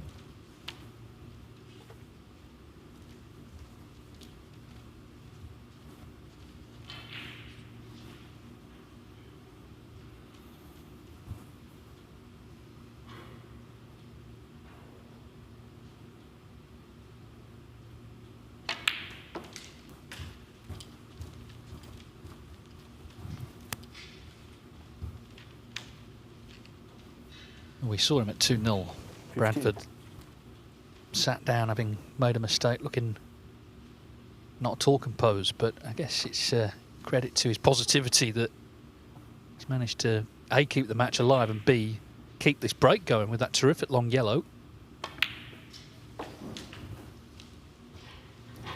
As he battles away for a point. And that means his match later, if he were to get the point here against Huang Jihao, feels big. I mean, Huang has got to play Carter first. He could beat him, of course, but if he doesn't, then that could be the third, fourth place playoff, effectively.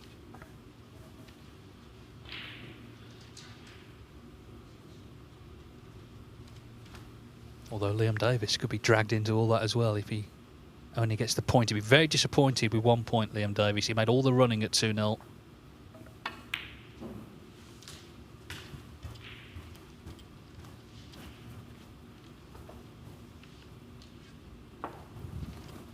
$21.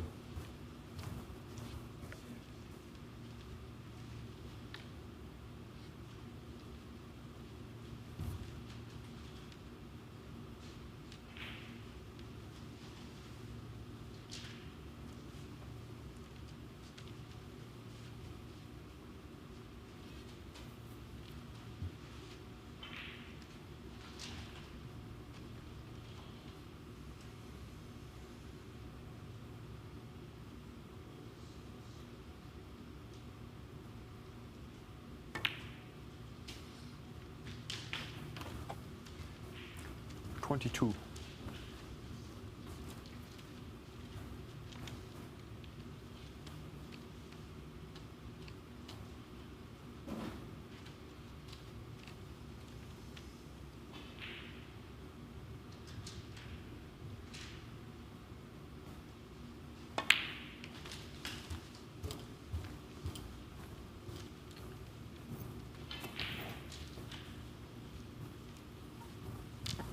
$27.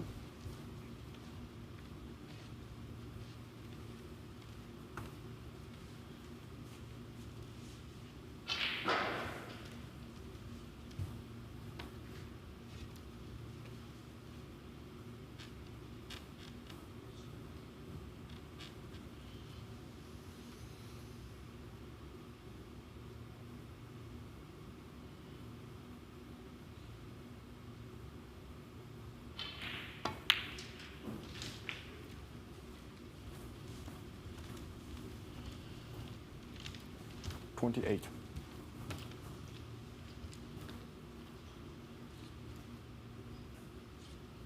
Obviously a very important stage of this match, but I'm sure you don't mind just taking a quick look on table 2, where Gary Wilson was off and running in the first frame against Bai Yu Lu. But what a response from the Women's World Champion. She looks so good. 57. 48-0 down. This is a 57 clearance. The 33. Pot into a blind top corner pocket on the last red was excellent. 60. Just brown and blue needed. And Wilson will be at the point of no return in terms of topping the group. You will have to win the next 3. 64.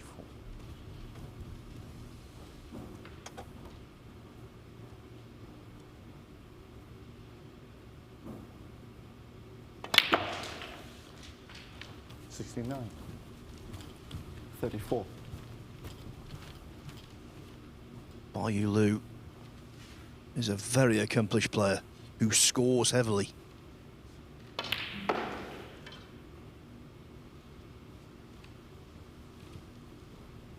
$75.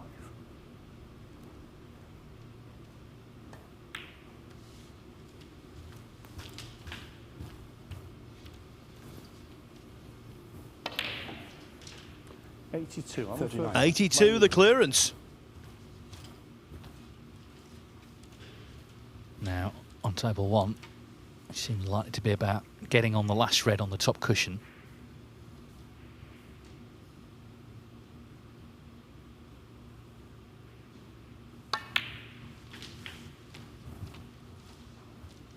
$40.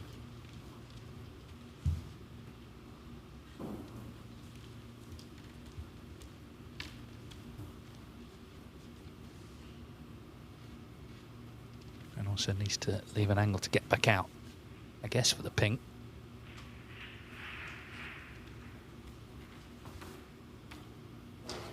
Doesn't like the angle he got on the pink, though, to get close to the red. He takes the blue, then it's quite a way to travel, this cue ball.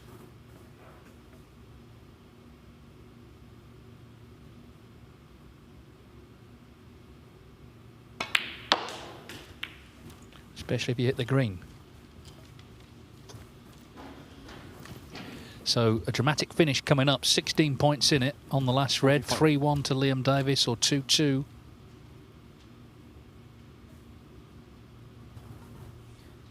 Yeah, didn't even get the consolation prize there, having hit the green. At least with a 16-point lead, had he knocked the green safe, that would have been to his advantage. It's anything but safe.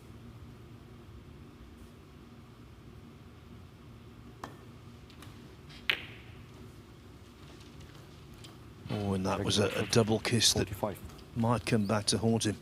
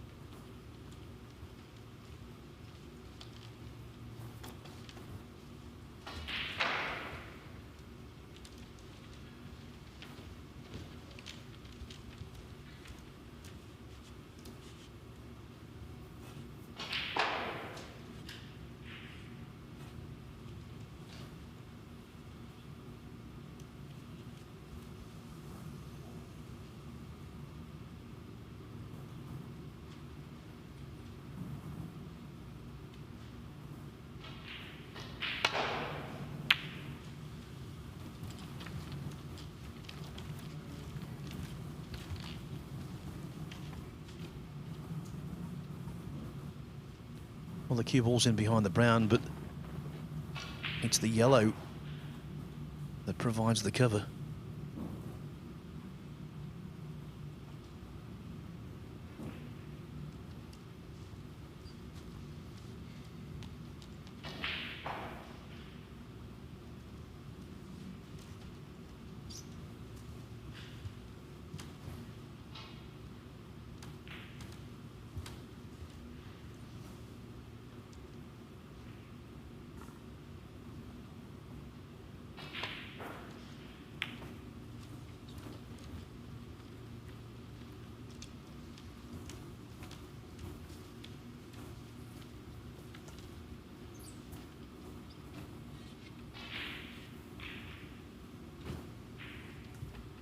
It's tense out there, and you can appreciate why.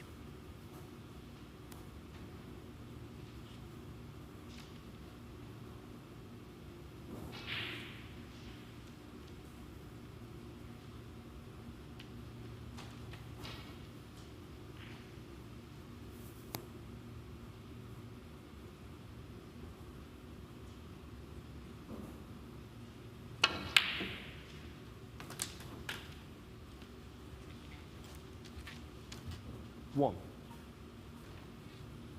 Another attacking shot. when her red is that far away from the cushion, judging the double is tough. Bradford judged it superbly.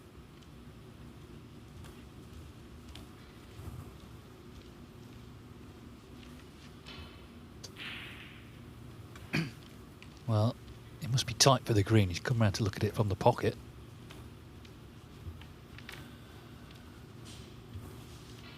If he's on it, it's a golden chance to win this frame and draw the match.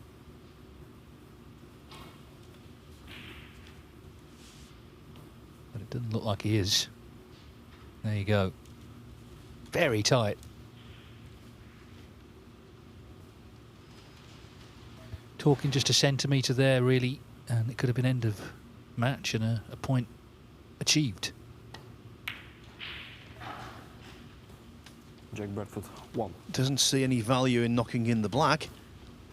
Has the cue ball travelled far enough to put Davis in a trap?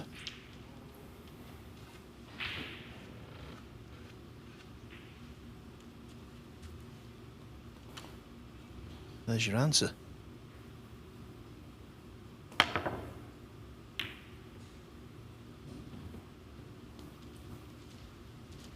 He will settle for that one gladly. Not just getting the yellow safe, but putting Bradford under it. Almost maximum distance between object and cue ball.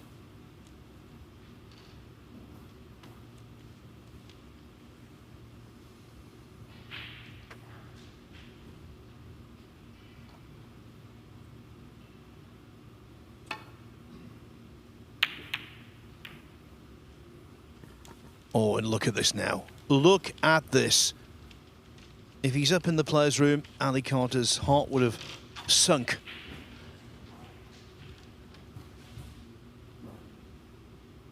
Liam Davis needs all of the colours, but all of them are there.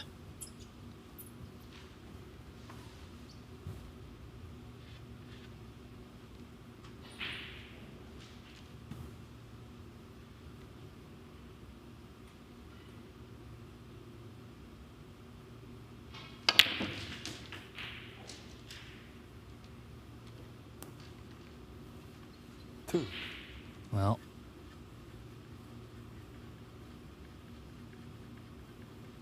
it looked for a moment like he'd completely snooked himself here, but from his reaction he can obviously get through to the green because there was no reaction. Now there's plenty of room to go on the brown.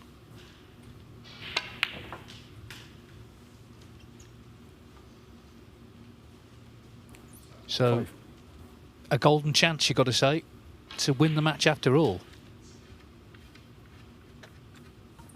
Yeah, game of fractions. Slightly thinner kiss on that blue and he would have been scuppered.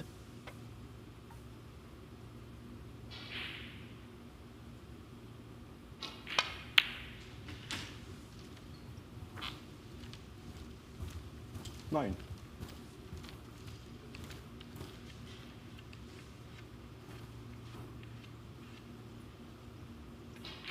I should know better, but this really looks like a formality.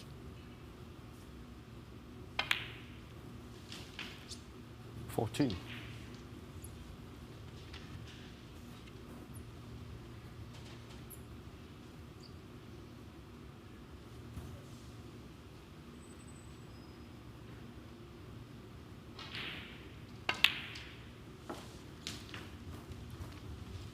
$20. Liam Davis started this match with clearances of 85 and 135. 27. But it's his clearance of the colours in the fourth frame that was the most important contribution of the contest. Maybe the most important contribution of the group. He defeats Jack Bradford 3-1, and as a result of that, goes to the top of the table. Ali Carter now the top seed and defending champion under pressure. We'll be back in 5 minutes.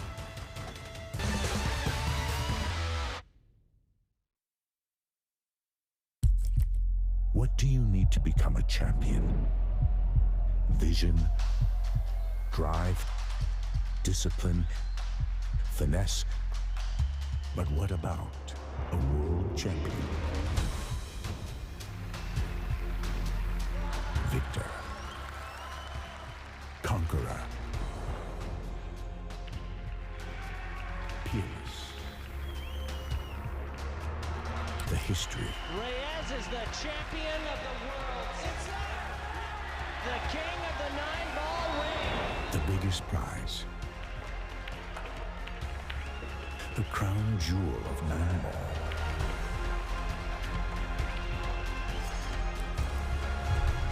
A return to the kingdom where a champion will rise. The World Pool Championship.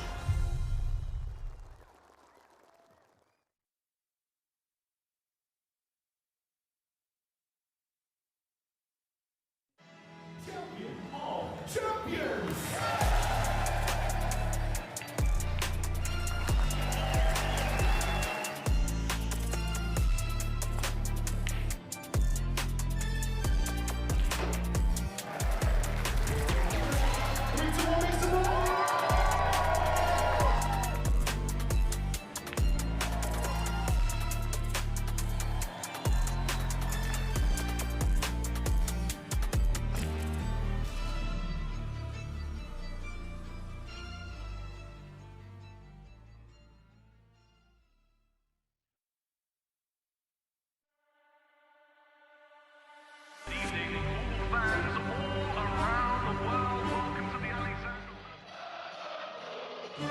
Arena looks just spectacular, and I cannot wait for you all to see it.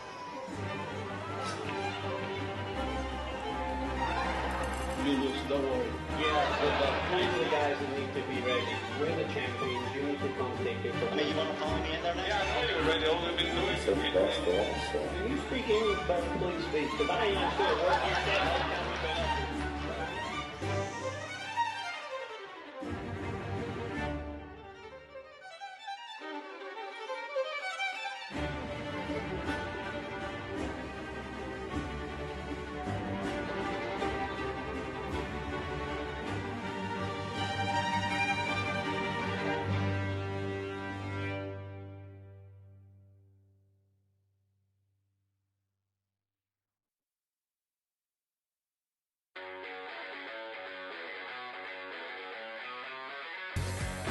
We are guaranteed 4 phenomenal days of action right here in Florida. Drama is certainly guaranteed in front of a hugely raucous crowd. The American fans really getting to the spirit.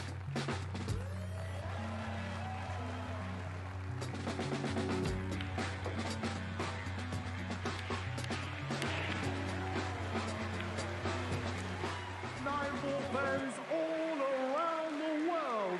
There's so much history, so much prestige, and it all comes down to this.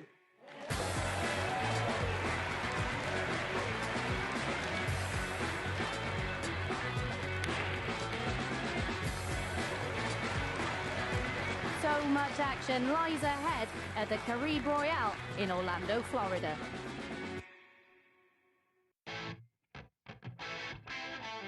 We're back at the Harrah's Resort in Atlantic City for the US Open. It is one of the most prestigious events in the calendar. Record breakers, history makers, it's that time. Let's play 9-ball.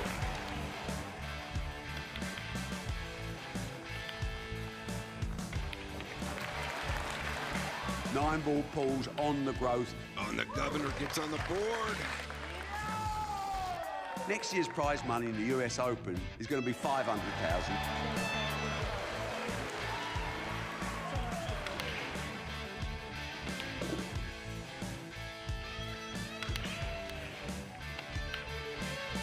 The man they call the Ghost has left everyone for dead. We will take this sport to places it's never been, and that's a bloody guarantee.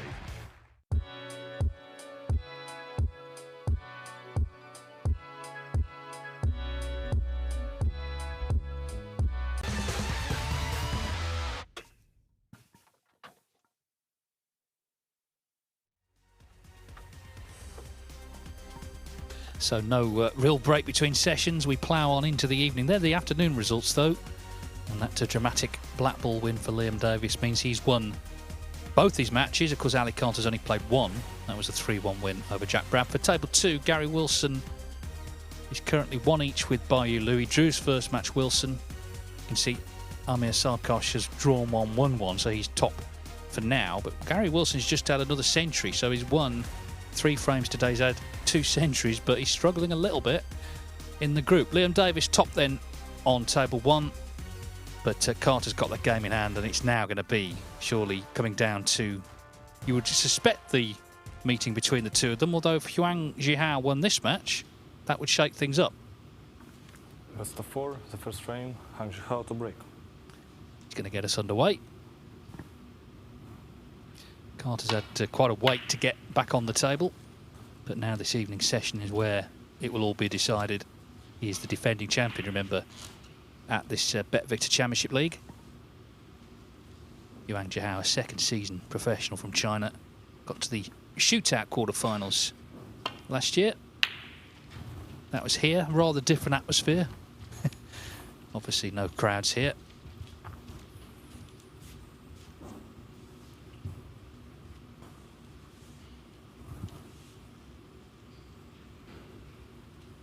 He's already had to play a couple of qualifiers this season.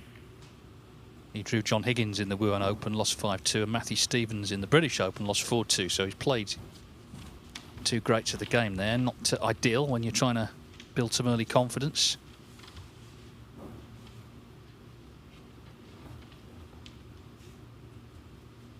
Red's gone over the pocket, but there's one in the way.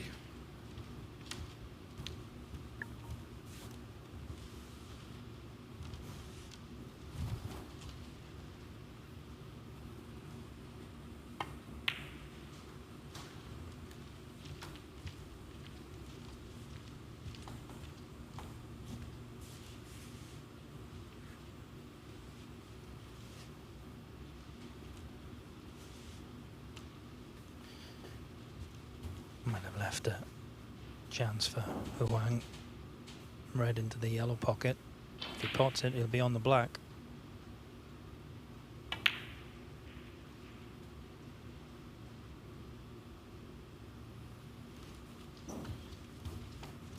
Very close.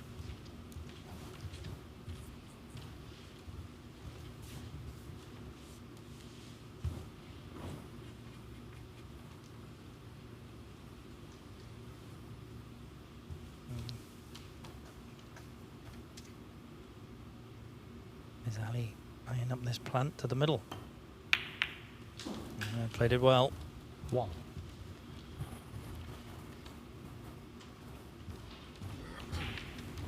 Yeah, he did. I mean, you can see from the overhead there's some distance between them. Mentioned earlier, Ali Carter has played in every single version of the Championship League. He's the only player to have played in all 25. So he's seen every scenario. He'd be happy enough. I think he would obviously have preferred a draw in that last match, Davis and Bradford, but he'd be happy enough because it's in his own hands tonight. If he wins his 2 matches, he's won the group.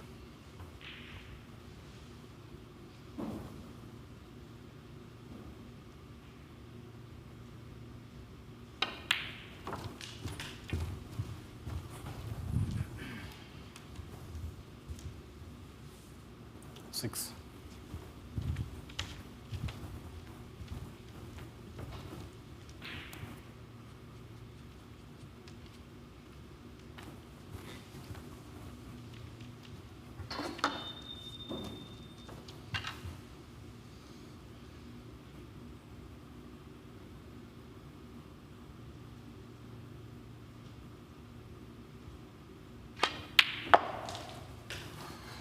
Seven.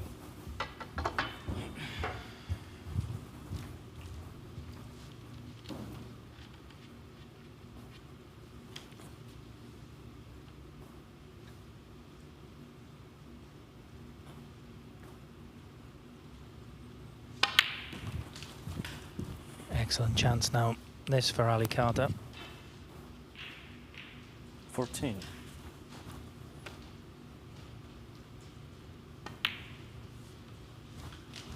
15. Plenty of open reds. Yeah, prime scoring territory for anyone, but certainly a player of Carter's class. Got 3 147s to his name, 438 career centuries and counting. 22. It's one of the truisms of Championship League. There's quite a bit of hanging about. I mean, you can obviously leave the venue. You're allowed to go and look at Leicester, but essentially you're just running the clock down to your next match. But like I say, he's got experience of that. He's not one either, I've noticed in the players' room, you know, keep to himself. He doesn't get involved in sort of chatting about this, that and the other. He's just in business mode, really. Just waiting for the next match and ensuring that he's as focused as he can be when it comes along. Didn't like the contact there, though, I don't think.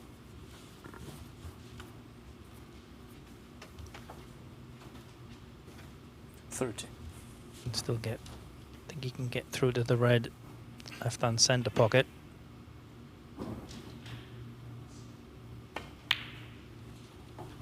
Yeah, no problem. 31.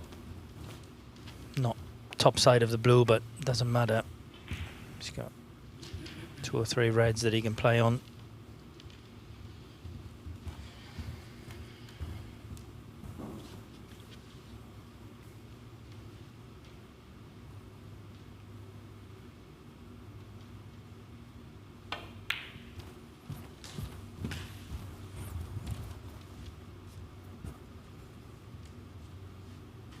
Six.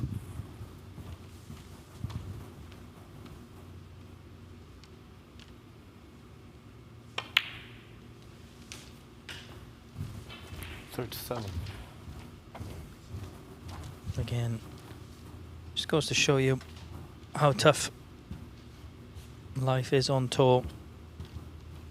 Huang played the red into the yellow pocket. Not easy by any means. Got very close. Wobbled it in the jaws. And it looks like that's going to cost him this first frame. 42.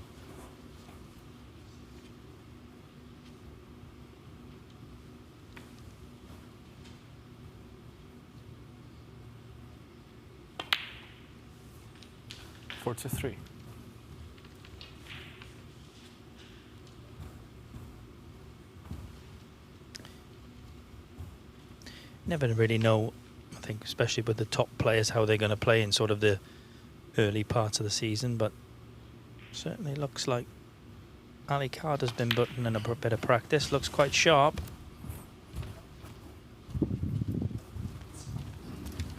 Yeah, I mean, by the time of the World Championship, by the time you're out of the World Championship, you know, you don't want to look at a snooker table, 49. whether you lose in the qualifiers or in the final, but the season is longer than ever now, isn't it? So, you know, you have to pay respect to the qualifiers that come round, which did do before this Championship League, and before you know it, you know, they'll be off to Saudi and some of the big tournaments around the world. It's not like maybe 20 years ago, there'd be sort of 4 months with nothing.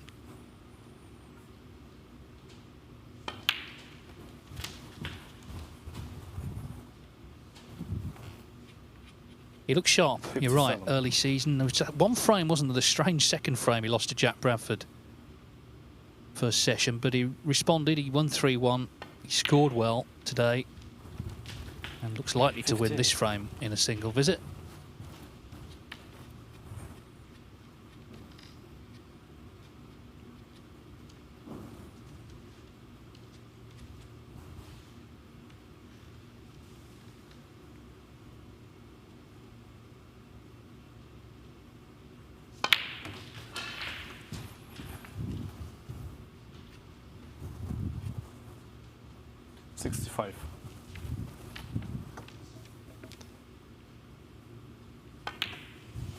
So, red 66. puts him 66 points in front.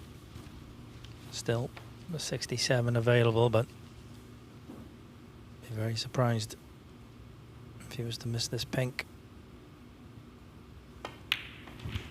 And it goes, so he's had a massive bounce off that cushion there. Absolutely flown off the cushion. Yeah, and I think you can tell by Ali's reaction what he thought of that. Well, as you say, at least he's at the snooker's required stage, so there's still 2 snookers needed even if you were to miss this. But he's not missed it. 73.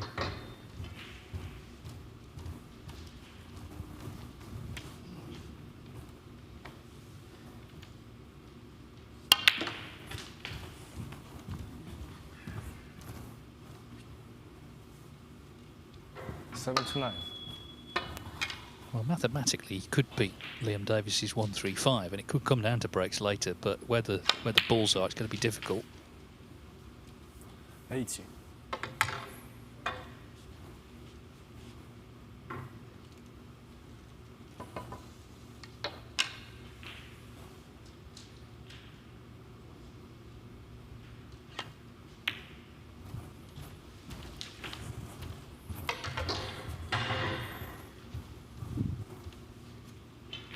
Two.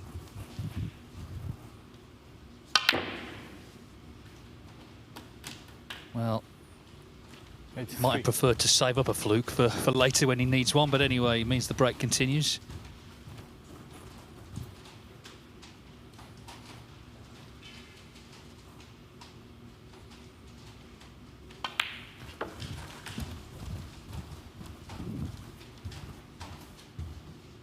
$88.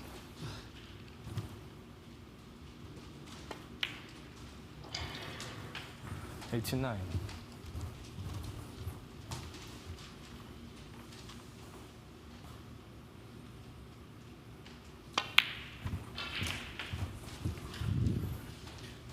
Nicely done. 92.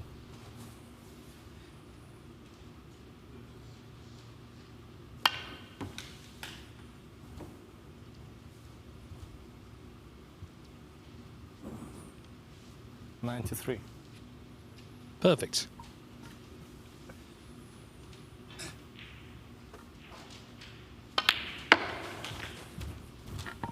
So it's going to be a second century of the day for Ali Carter. 99. In potting this yellow. And just laying down a marker for this evening. I'm the man to beat. 101.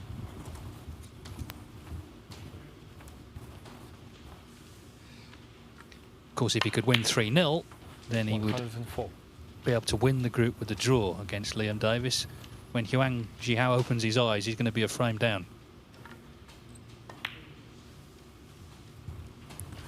108. Typically sort of bustling Ali Carter break this. 113. Yeah, change of hands. 119.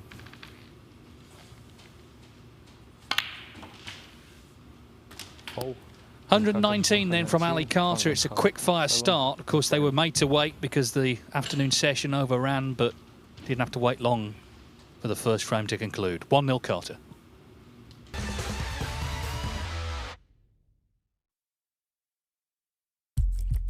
What do you need to become a champion? Vision, drive, discipline, finesse. But what about a world champion? Victor, conqueror, peerless. The history. Reyes is the champion of the world. It's the king of the 9-ball ring. The biggest prize. The crown jewel of 9-ball.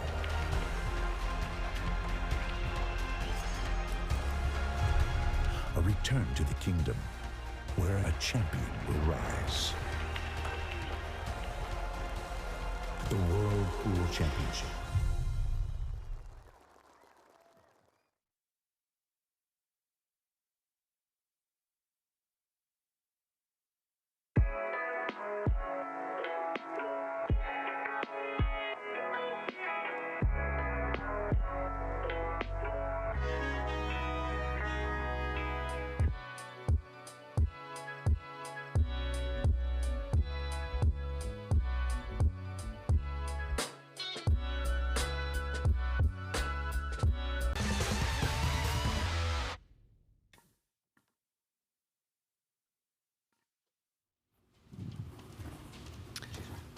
So Ali Carter with that 119. Ali Carter to break.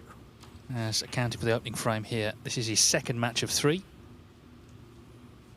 Now, maybe he thinks the reds aren't quite... Look at that pink.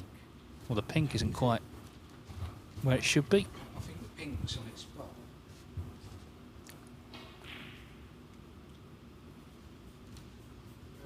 Got 2 new referees from Latvia. This is Dimitris Jonins, sorry. Yeah, that's right, don't worry. I'm just going to sit there. I think it may have just been rolling off its spot, he was saying. Don't worry, it's fine. Just goes from the spot. It seems to... Anyway, we're going to get going again.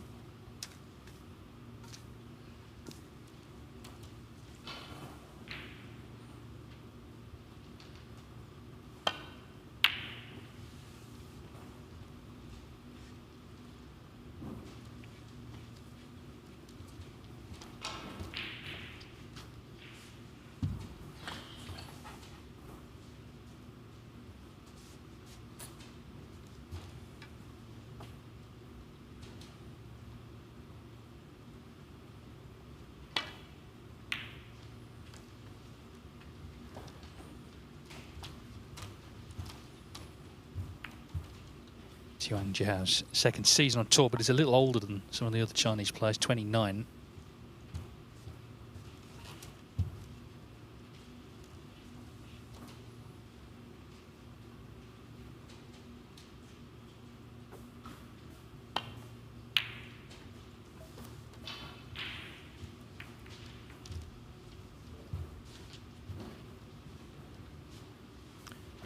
Good length of cue ball from Ali. He hasn't cut off the right side of the table, so it shouldn't be a problem for Huang here to play safe. Just didn't want to catch it too thick. He's played a good shot.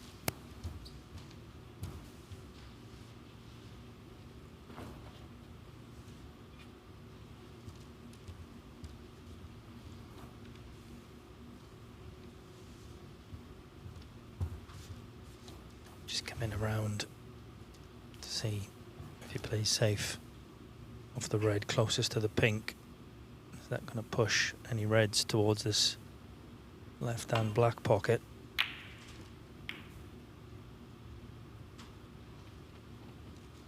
It has, and he's left it.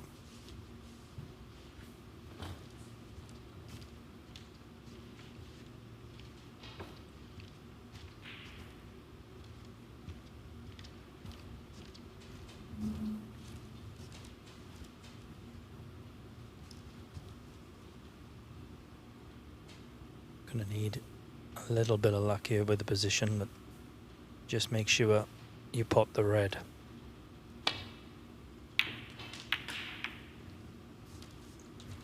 One. Well, not ideal, but he has got a shot at the blue. Pressure on this though, he's lost 3-1. He's just sat out a century from his opponent in frame 1.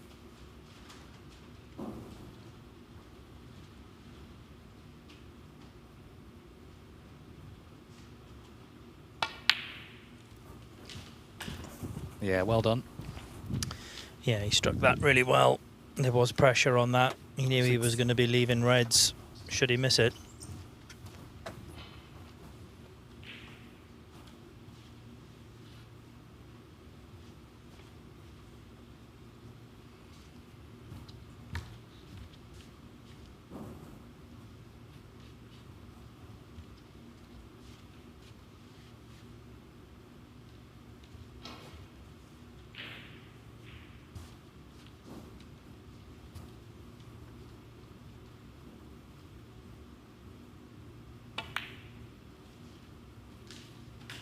Seven.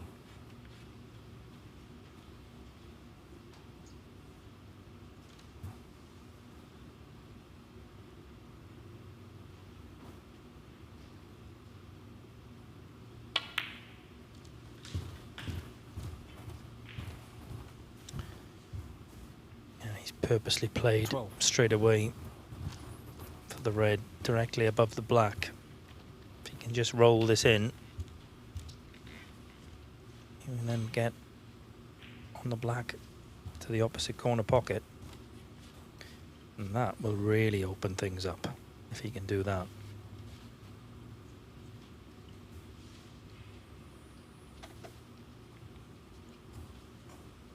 Obviously hasn't got the angle to do it, so red behind the black.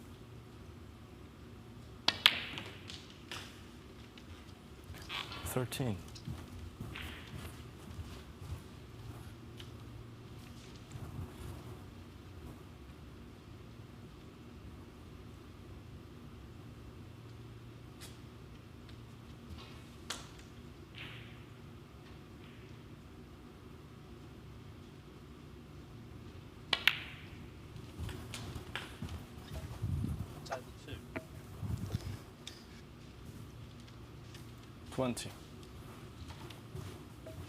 Now, just while we watch the early stages of this frame, big moment on table 2. Bar Yulu 20 in front. She needs yellow and green to lead Gary Wilson 2-1 barring Snookers. So this is the shot. Landing on the green off this yellow. 2. Big shot coming up. She's played well. Of course, drew 2-2 with Amir Sarkosh. Wilson had drawn with Alex Glenshaw 2-2. And meanwhile, Huang misses that red unexpectedly, but can Bar Yulu knock the green in? 20. Yes, she can. Fine. Superb. So, and Takashi, she knocked the blue safe, which helps. So, barring Snookers, one needed at the moment. It's going to be 2-1 to her. And Gary Wilson, the top seed, really struggling now. Obviously, the best he can do there is a draw. He's got another match later, but certainly will have to win it against Amir Sarkosh. Bar Yulu, barring a snooker, is 2-1 up. Meanwhile, we saw there Huang missed that red, and Ali Carter, well, he's in the position he was in the last frame, isn't he, where he made the century. Good scoring territory.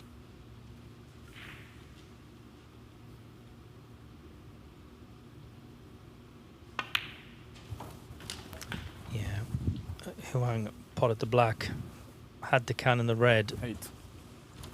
Didn't judge the cannon as well as he could have. Left a tricky little red. Still expected him to pot it. 9. Now that he's missed, given Ali an excellent chance in this second frame.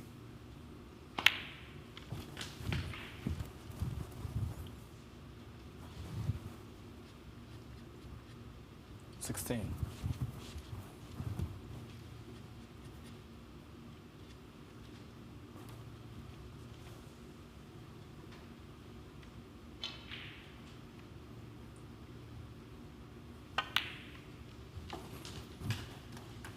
$17.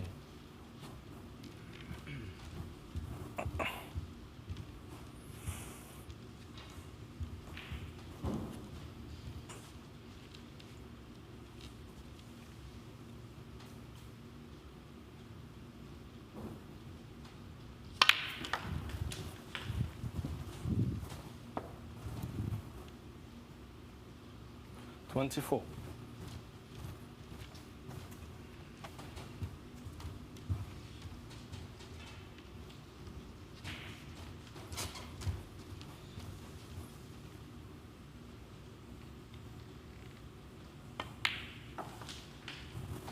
$25.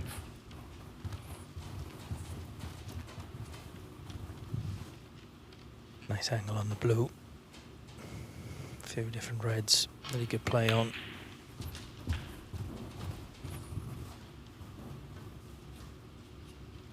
$30.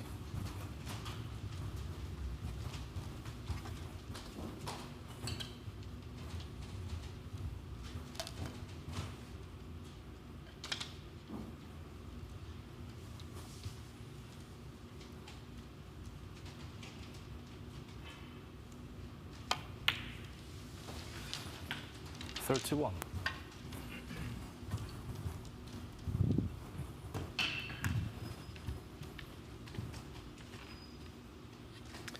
There you can see all 4 reds will pass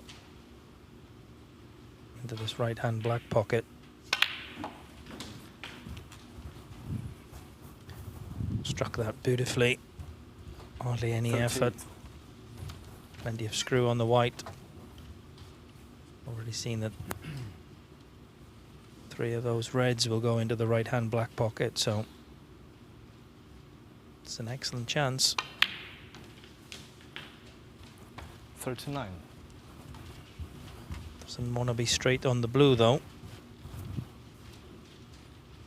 I think he's just about got enough angle. Yeah, there you can see it.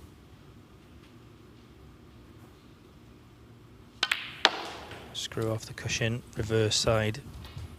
Take the cue ball towards the reds. Again, played it beautifully. Just got that look about him, hasn't he? He just means business tonight. Determined to make the most of every chance. 45. Wasn't really a springboard winning this last season. His form for a couple of months afterwards wasn't great, actually, although he did come good towards the end of the season. He got to a couple of semi-finals, the Welsh Open and the World Open.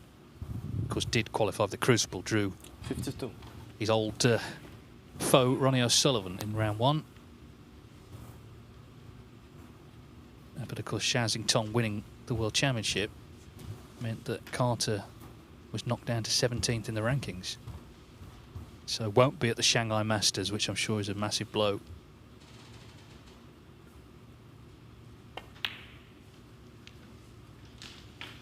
$53.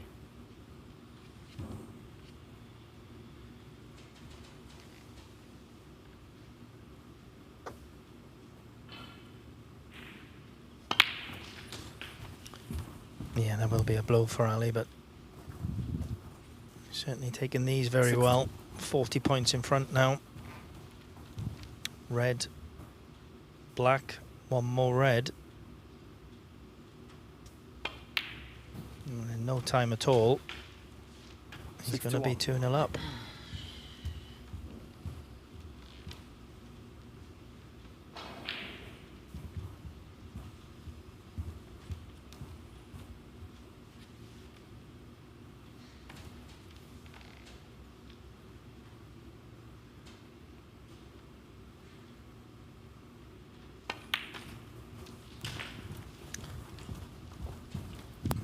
It's going to be quite important now, this next frame 68 for Ali.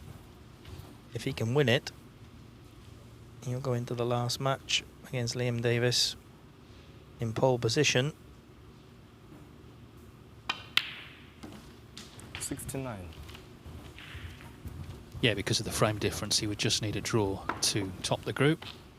What he's done tonight, he's just cut out any small errors. There were just a couple in the first match. He still won it 3-1. But when he's had these 2 chances, he's been pretty ruthless in making the most of them. 75. 76.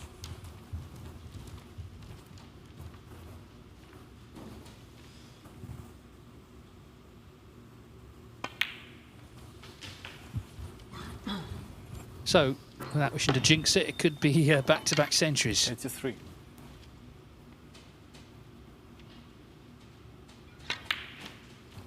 I did jinx it. Sorry, Ali.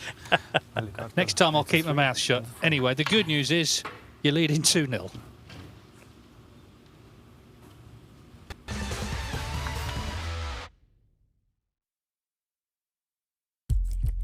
What do you need to become a champion? Vision, drive, discipline, finesse. But what about a world champion? Victor, conqueror, peerless. The history. Reyes is the champion of the world. It's the king of the 9-ball ring. The biggest prize. The crown jewel of 9-ball.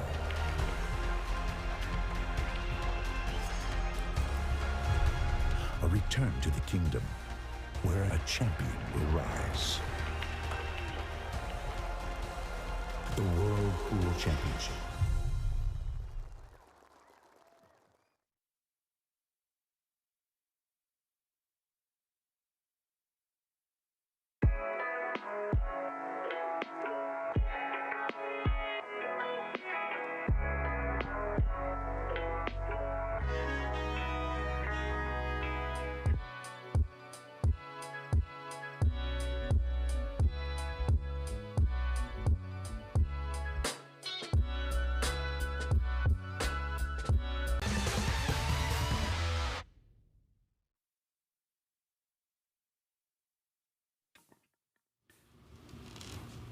So breaks of 119 and 83 have given Ali Carter a commanding 2-0 lead over Huang Jihao here on day 7 so far of the Championship League. So after tomorrow we will have half of the next phase sorted out in terms of group winners. We'll have 16 of the 32. Remember, this is a 21-day tournament in total. Just to say, on table 2, Gary Wilson has got the snooker he required against Bai Lu. They're still on the brown there, but he can now win the frame. 21 behind 22 on the blue, still on the cushion though, which favours Bai Lu, of course. 1 each in the match.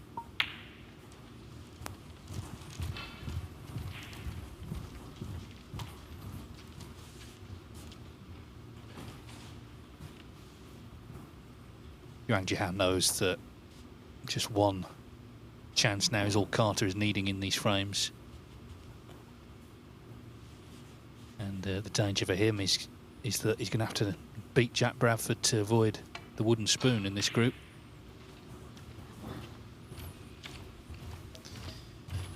Yeah, he'll want to try his best to get even if just to get one frame on the board. Jack lost both of his matches 3-1. Huang lost the first match 3-1. If he loses this one 3-0, Jack would only need a draw in his last game.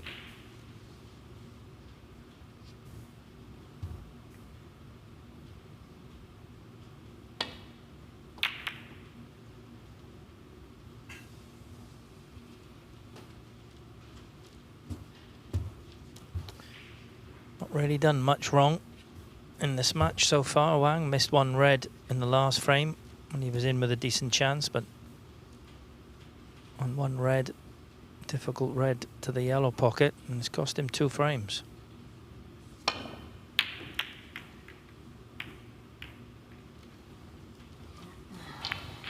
So that one didn't go to plan for Ali. He has left Huang a chance.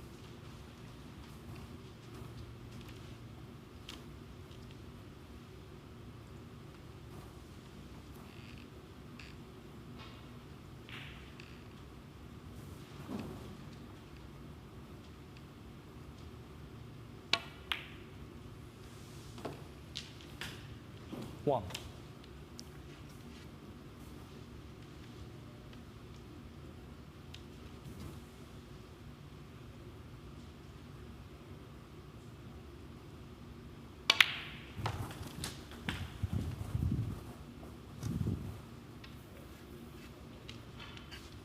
Eight.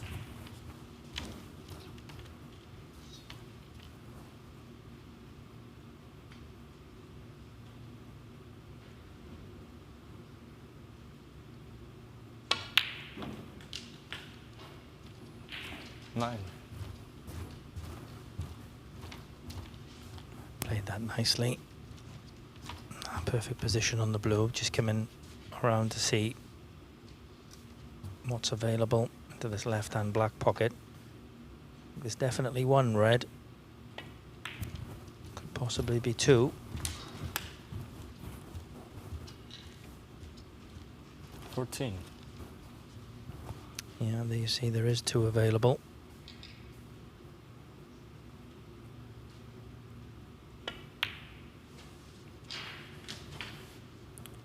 15.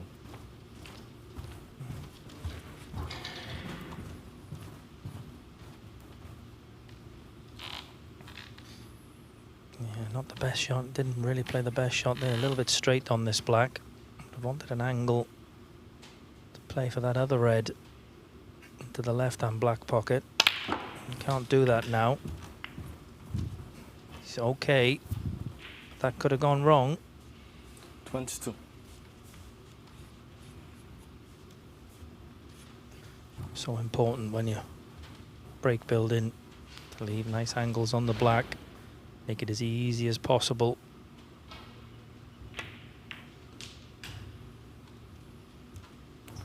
$23. Just about got there. It's okay.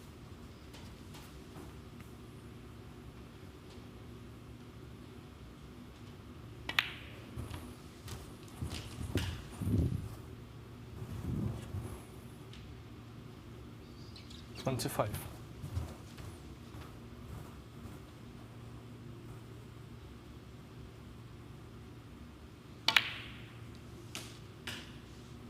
$26. So needs a nice angle on the brown, which he's got. Can play down. Choice of reds.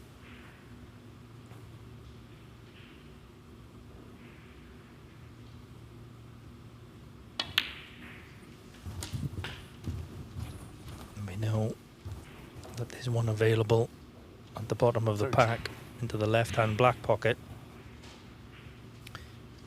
If you could pot this red, get on the blue, and then get on that red in such a way you could possibly bring some reds into play when potting it.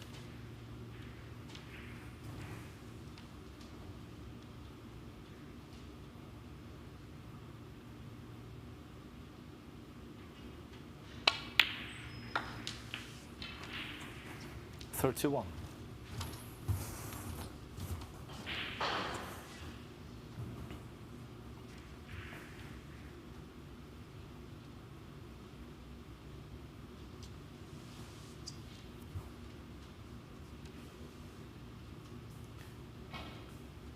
If he plays this and plays off the bottom cushion, just wants to be careful he doesn't clip one of the reds on the way down. And that's exactly what he's done. And that's end of break. 36. Yes, looking for a lot more than 36, clearly.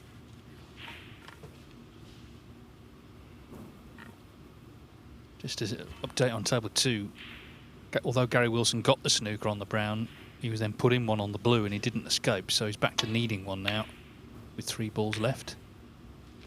Meanwhile, it's not a good shot from Yuang Jihao, to say the least.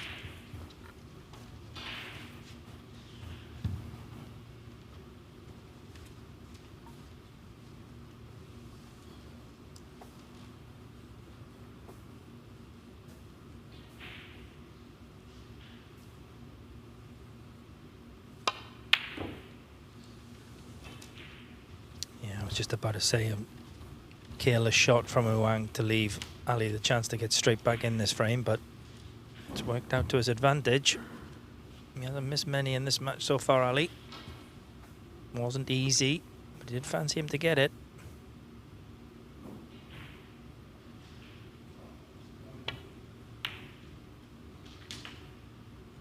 And obviously the pink pots, by the way he's played that.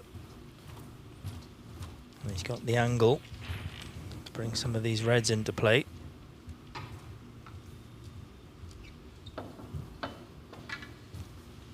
Most important thing when you're playing this shot, make sure you pot the pink.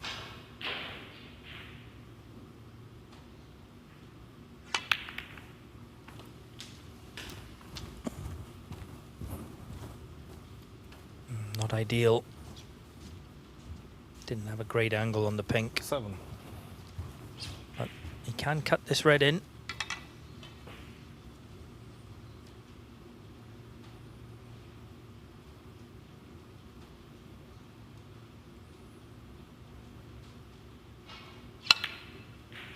Yeah, well played. 8.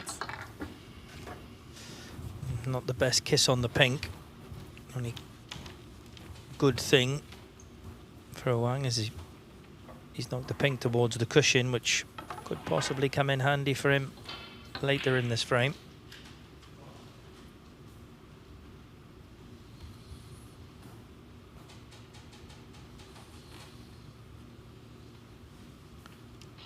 Just a safety here. I don't think there's any way he can get on a red. So pushing the brown, very sensible shot. I think we saw in that last match, Dave, where Jack Bradford played a nice double on the last red and chose to get the black off the cushion. For me, totally the wrong shot. Yeah, it came back to bite him. Meantime, Bai Lu has won that frame against Gary Wilson, so she has the chance to take the 3 points. Gary Wilson desperate to draw, and of course still has another match, although so does Bai Lu. So that group is going to be quite some finish, I think, this evening. Amir Sarkash also in the mix there. That's a nice red from Huang. The only problem he has is he's pushed all the colours safe, so it'll be only really the yellow up that end of the table to pot, so he's not on the yellow. Not sure, he's just looking to see whether he can pot the blue. Blue ball.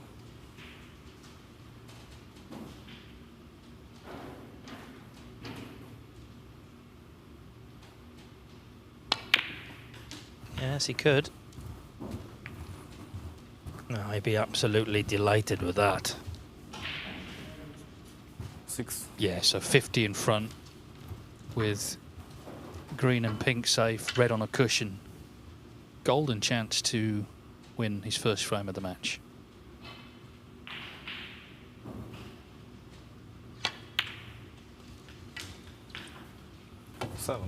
And if he does, then Liam Davis's 1-3-5 becomes a more significant break, because if Carter, and he hasn't won the match yet, but say he does win 3-1 and they draw 2-2, him and Liam Davis, then it's going to be decided on who's made the highest break of the day. And so far, that is Liam Davis.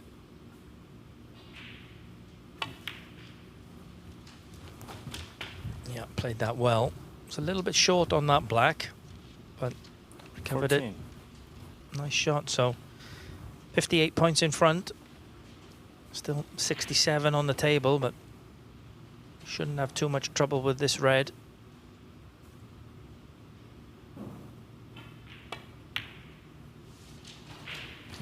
Oh, 59 in front. 15. 59 available. Just this black.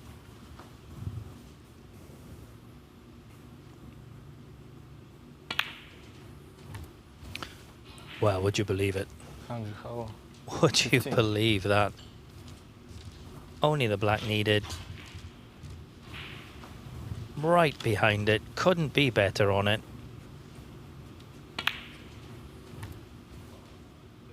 Incredible.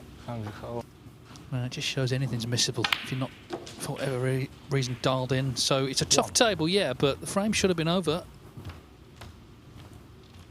The door's been not so much open, but just sort of held slightly ajar.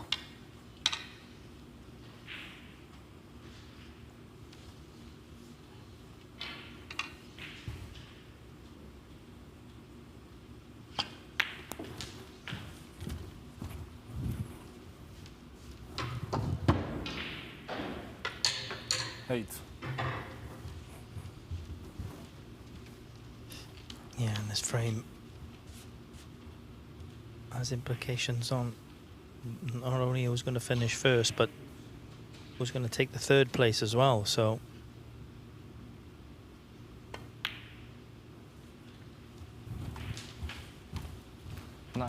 still an awful lot of work for Ali Carter to do, but he would have been sat in his seat and thinking this frame is gone. So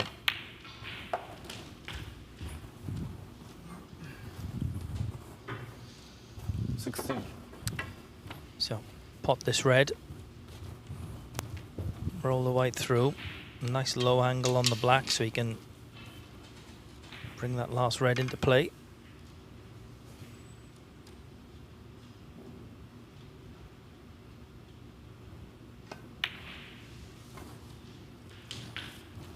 17. He's gone for the high angle. It's a more difficult shot.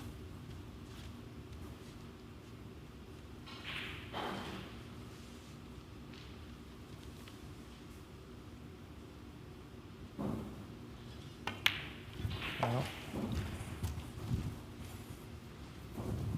not even thinking about getting on the red. 24.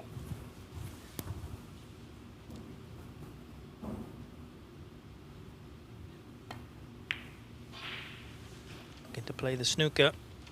Has he got it? Ali Carter, 24.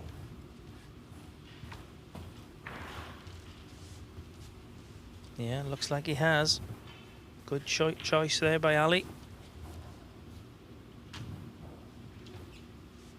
Main thing here for Huang, make sure you hit the red. He's done that.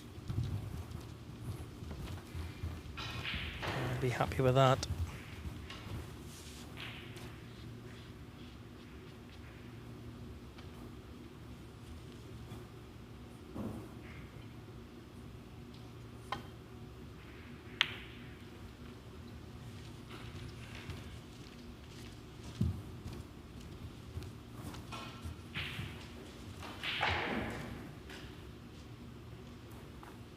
The other thing for Huang, you've got 2 balls on cushions. Make sure you leave them there.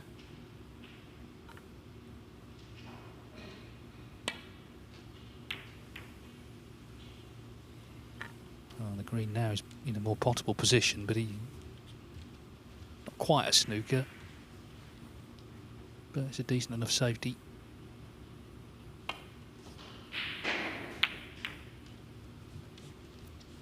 Get the feeling things going to happen yet though in this frame, because he's missed the black, hasn't he, for the frame, and it was just an easy black off the spot. Just wasn't really concentrating for whatever reason, maybe just felt too easy, and now you just get the feeling he might be pulled into a bit of pain here.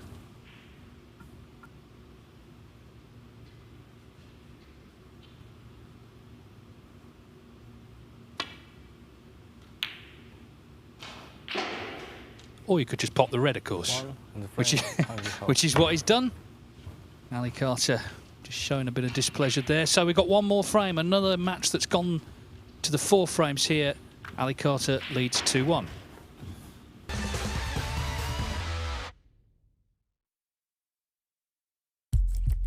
What do you need to become a champion?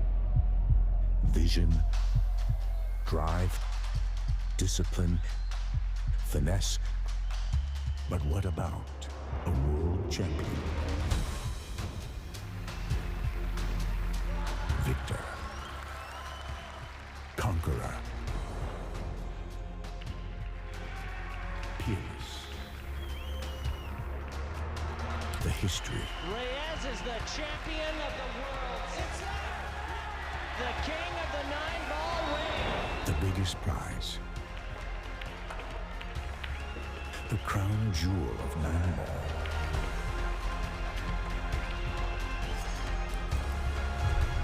A return to the kingdom where a champion will rise. The World Pool Championship.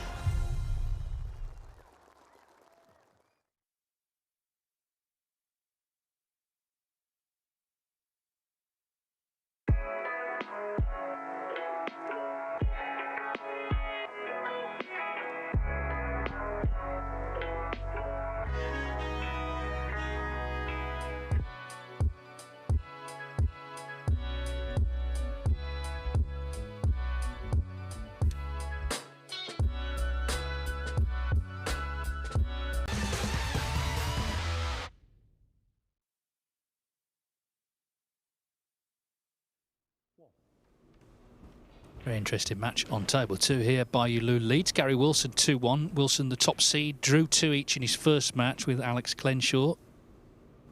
Amir Sarkosh drew with Baiyu Lu 2-2, and then Sarkosh beat Clenshaw 3-1. So he's top with 4 points, but it's very tight. There's no one really out of it yet. But if Wilson loses this match, then it's going to be hard to see how he could win the group. So it's a big frame. Of course, he then would play Sarkosh in the last match. Baiyu Lu plays Clenshaw before that. Matchroom Multisport YouTube channel with the live action from Table 2 throughout the Championship League. But here we go, last frame of this match, 2-1 to Carter. Played superbly for 2 frames, but Yuan Zhihao won the third.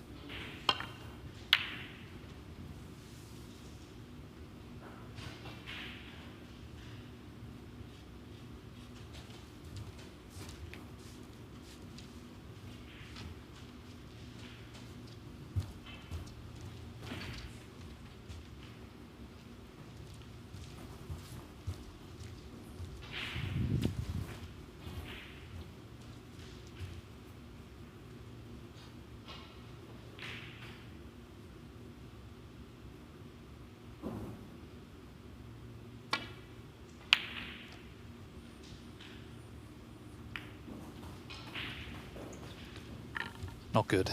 Double kiss.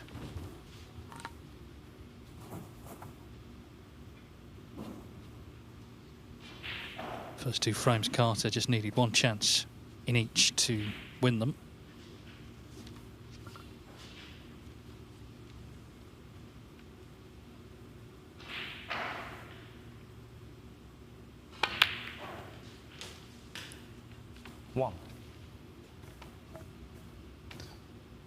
Nice little shot there from Ali. Playing off the pack, bringing the pink into play.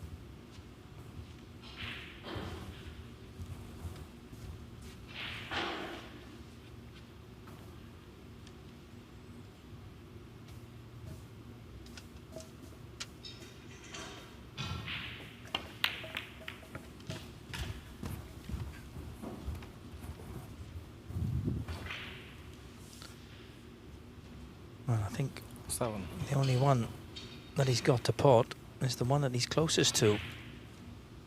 It's a little bit unfortunate not to be left with something easier.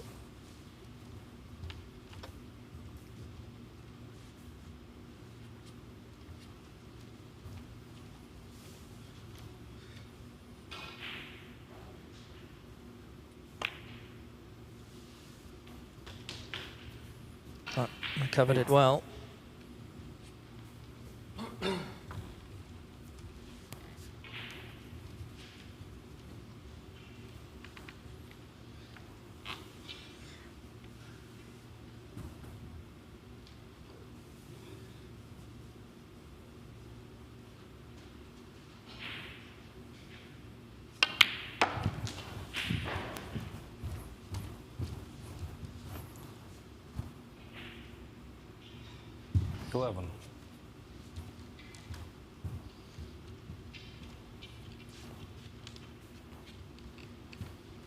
Just coming around to see if the black is potable to the left-hand black pocket.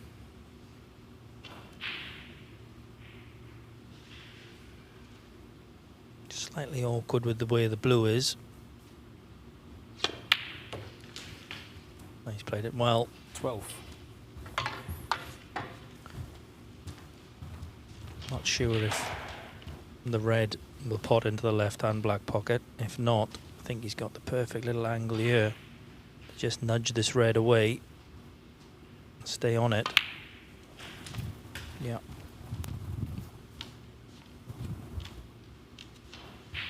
$19.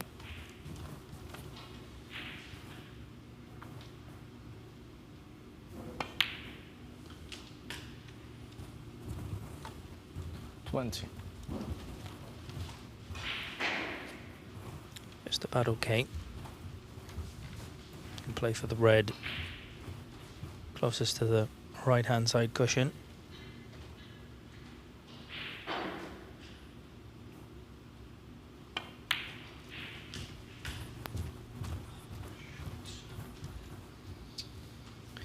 I think you could hear 25. Ali say shot then. Not happy with that one. Didn't want to be playing it with the rest. Don't fancy him to pot it though.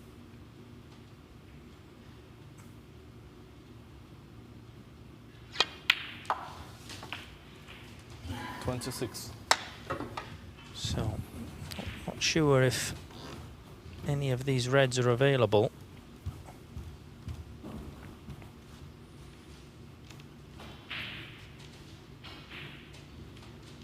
Sure if the one closest to the black, he's just having a look now.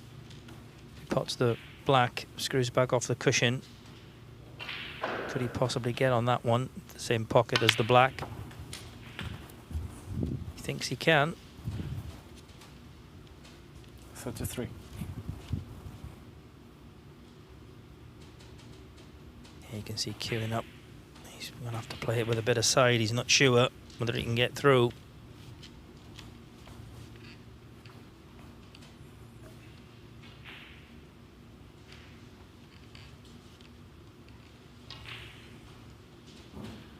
So it's just going to be a safety shot. Ali Carter, 33. Again, fractions playing their part. So 33 the lead.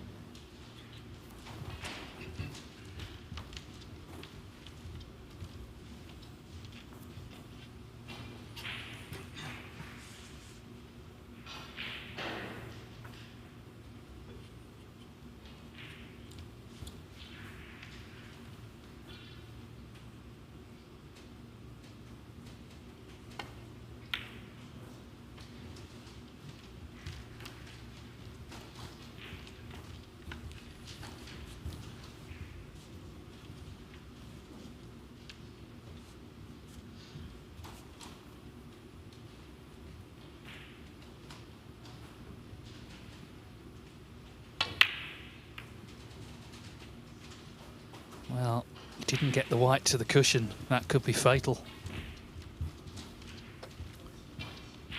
Yeah, that was a poor shot.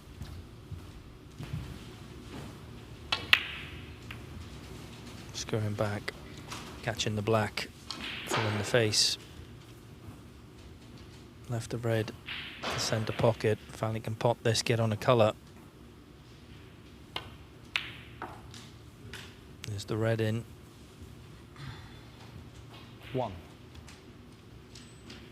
He's on the blue, but he's the wrong side, so he's going to need another good shot.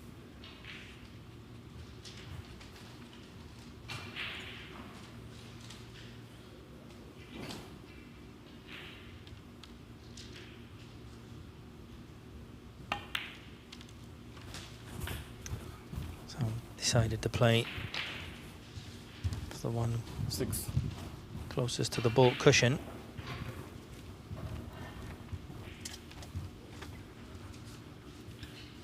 Just quickly, Gary Wilson is back to make it 2-2 with Bayu Liu, so that's a second draw for Wilson. If he beats Amir Sarkosh later, he could still win the group. Bayu Liu, though, she plays Alex Clenshaw next. If she beats him, she'll be on 5 points. So there's a lot still to play for. But Wilson has had a couple of centuries, so you know, that high break metric is favouring him.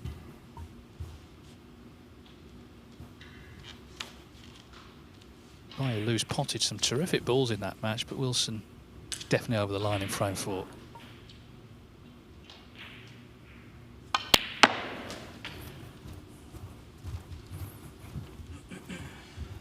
Can Ali Carter take the 3 points here? Well, it's in his hands to do that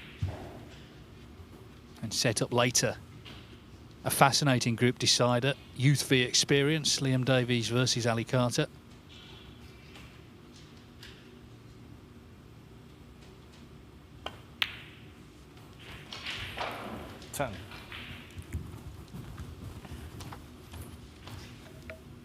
Yeah, unless Ali gets over a 1-3-5, he's going to need to win that match.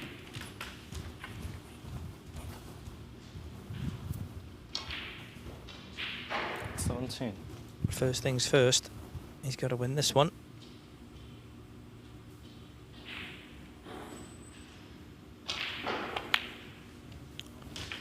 $18. 51 points in front. Still 75 left on the table, but those 3 reds all around the pink spot. I'll be very surprised Ali Carter doesn't seal the frame at this visit. 25. No, he had a long wait, didn't he, from ending his first match to starting this one, but it's been like a coiled spring, really. You come out, shown 26. purpose, determination, very business-like, as I mentioned earlier. His opponent has contributed, though, here. Yuan Jihao hasn't played well, and that last safety where he caught the black set up the winning chance for Carter, who needs this red. And that should be that.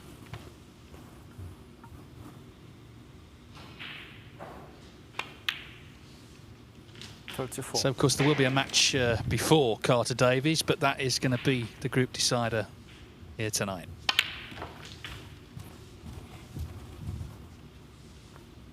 What we know is Ali Carter loves the Championship League. 21. He has done right from the very start in 2008 when he was struggling, and there weren't that many tournaments. This was a lifeline. The match play he got from it at Crondon Park, which was very close in Essex to where he lived. And of course, he got to the World Final and really became a top player off the back of it. So he's got great affection for this event. Won it last year. No one has yet defended the ranking title version, so that will be in his sights as he aims to get that top 16 place back as soon as he can.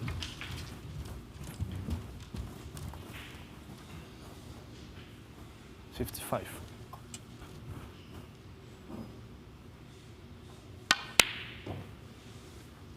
$55, the winning break. Ali Carter had 119 and 83 earlier in the piece. So it is Carter who takes 3 points from this match. That's his second victory of the day. Same frame difference as Liam Davies. So at the moment, Liam Davies could afford a draw with the 135. Carter, of course, will be all out to win. That's coming up later. But Yuan Jihao stays on, and in 5 minutes takes on Jack Bradford.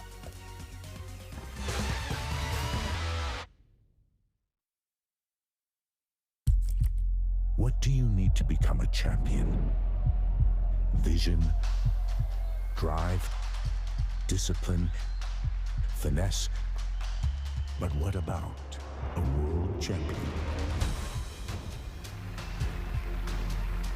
Victor, conqueror, peerless. The history. Reyes is the champion of the world. It's the king of the 9-ball ring. The biggest prize. The crown jewel of 9-ball.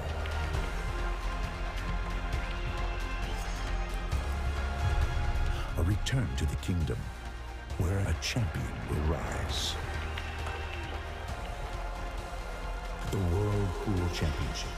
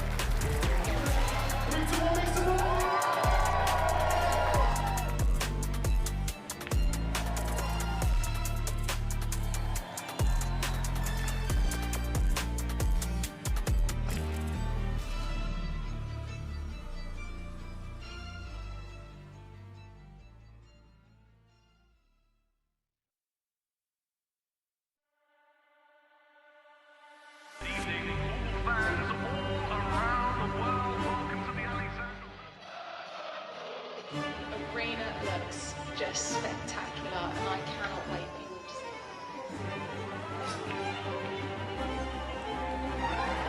Lulus, don't worry. Yeah, but the kinds of guys that need to be ready. We're the champions. You need to come take your place. You want to follow me in there now? Yeah, I know you're ready. All we've been doing. Can you speak English, but please speak? Because I ain't sure what you said.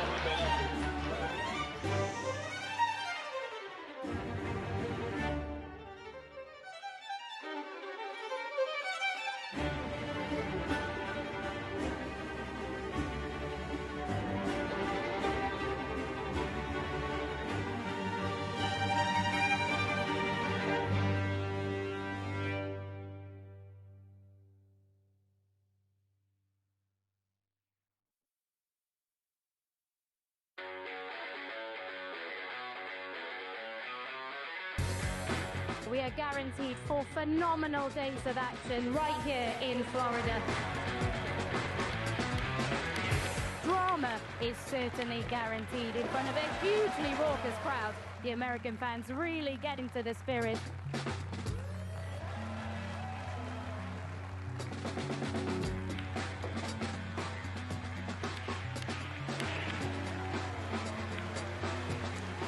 Nine-ball fans all around the world. There's so much history, so much prestige, and it all comes down to this.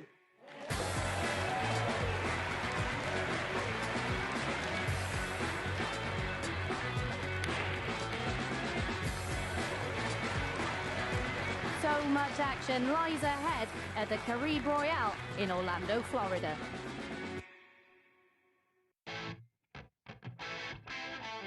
We're back at the Harrah's Resort in Atlantic City for the US Open. It is one of the most prestigious events in the calendar.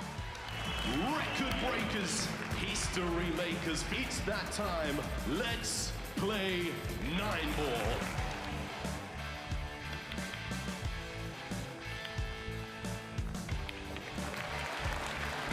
Nine-ball pulls on the growth. And the governor gets on the board. Next year's prize money in the US Open is going to be $500,000.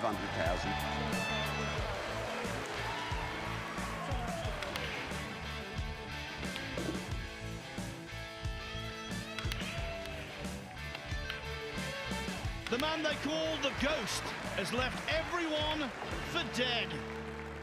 We will take this sport to places it's never been, and that's a bloody guarantee.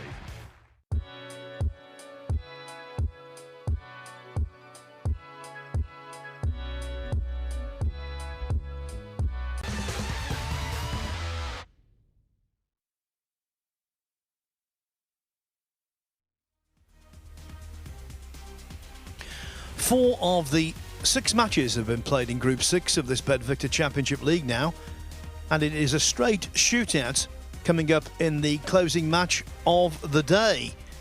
Ali Carter and Liam Davis, identical records, 6 points each, but 2 3-1 wins. So they're both +4. It means if it's a draw, it would go on the high break, and right now, in pole position with a 135 is Liam Davis. Carter's made 2 centuries, but his best is 119. So it looks as though, barring a significant contribution from Carter in that last match, it looks as though he will need to win that one. It looks as though a draw might well be good enough for Davis.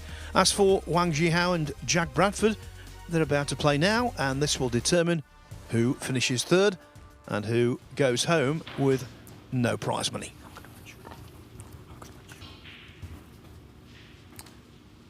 Best of 4 the first frame. Wang Jihao to break.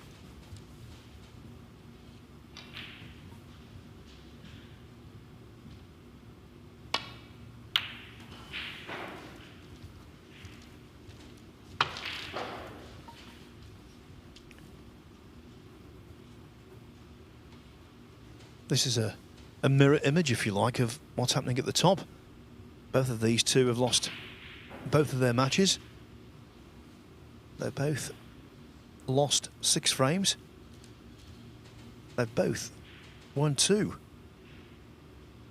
So if this is a draw, I think Wang will get the verdict at the moment because his ice break is 79.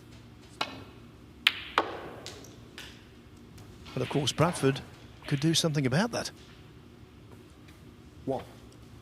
Yeah, there's another excellent pot from Jack Bradford. He's potted some unbelievable balls today. It's only going to get him 1 point.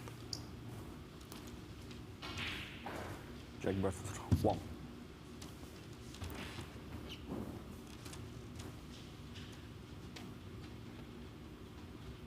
Just actually talking to Jack just before coming into play this match. This is actually his first top up into a ranking event, so understandably going to be a few nerves. I think he's acquitted himself quite well, Phil. Yeah, done okay, hasn't he? He's a North Walian from Flintshire. Same as Ricky Walden. Yeah.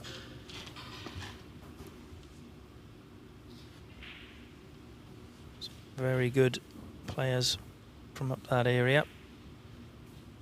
Yeah, he was born in the city of Chester, and he has been the Chester champion on more than one occasion. But he represented Wales in the home internationals.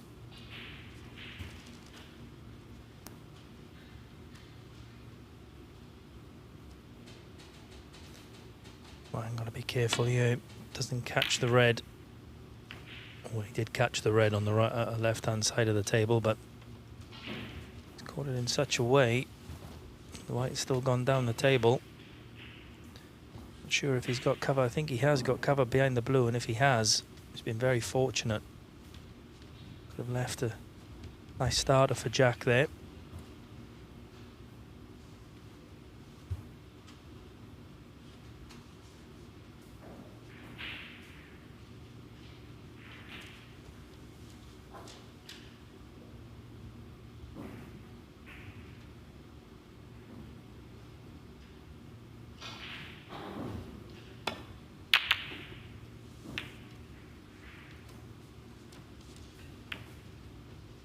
Had to play that, purposely played it a lot thicker to avoid the kiss on the red, but fortunately he's brought one of the reds up past the blue.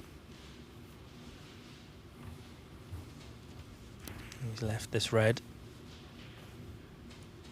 into the right hand black pocket.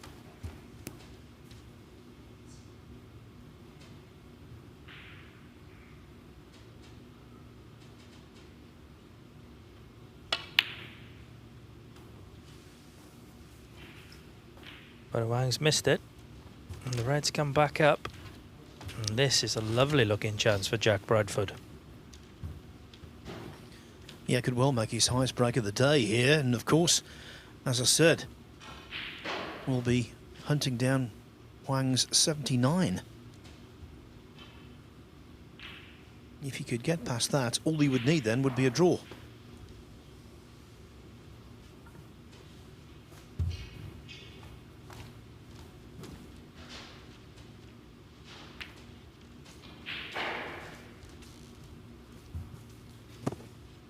Obviously, neither player can win this group now, but there's still £1,000 worth of prize money on offer. And for whoever one can get that third place, certainly going to feel a little bit better about the way things have gone today. Never nice to be going away with no prize money at all. Yes, and for Jack Bradford, it would be £1,000 in his pocket, where Wang Zhihao, as a professional, you're guaranteed a 20,000 payday, and if you then earn prize money, that money comes off the 20,000 until you've reached that figure, and then you start earning again.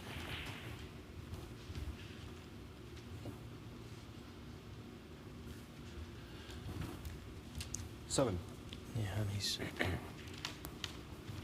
got the black available. Pink has gone up onto the green spot, but black is available both corner pockets. He's got really got no red anywhere near a cushion.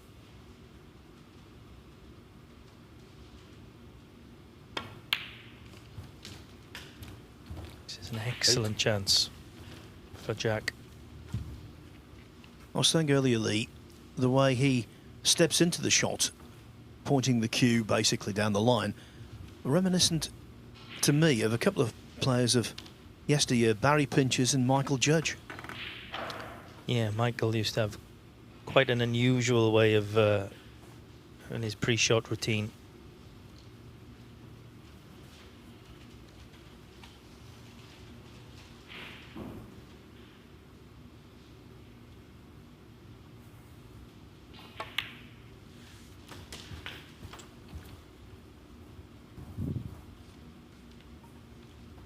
But for someone like Jack Bradford, actually appearing in a world ranking event, that's an accomplishment in itself. Yeah, like I said, I was talking to him earlier, and he said he has played in the 6 Reds qualifier, but he's never played in a ranking event before, so you know, this is a big deal for Jack. Like I said, he's accounted himself very, very well so far. Yeah, where he is on the Q School top-up list. Can't imagine he'll get many more opportunities this season. Maybe the shootout. Yeah, I was just thinking to myself there when you said, oh, Jack, and he'll be very disappointed with that. He would know that that was a great chance. And it doesn't matter what level you're playing at. You can't afford to miss. Black's off the spot.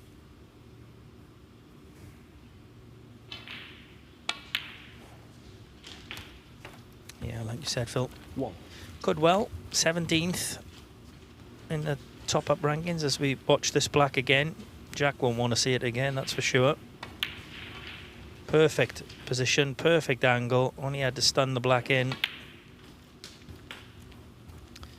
Nothing worse than then sitting in that chair and watch your opponent potting all the balls that you should be potting. I think 17th. Chances are he will be at the shootout, personally.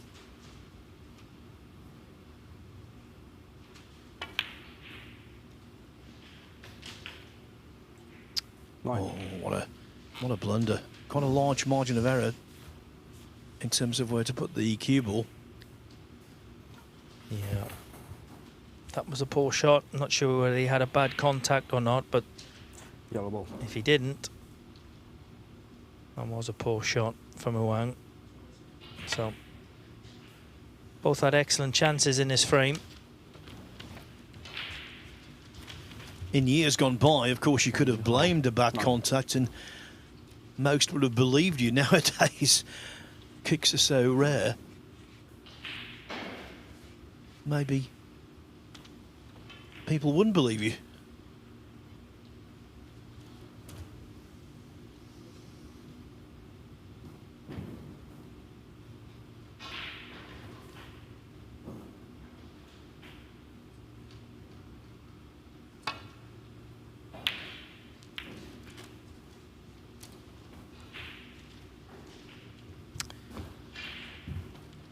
He's played that pretty well. Not sure if there's a gap through to the red. He's just checking there to see if there's a gap through. He's looked, I don't think there is. It's an excellent safety shot from Jack Bradford.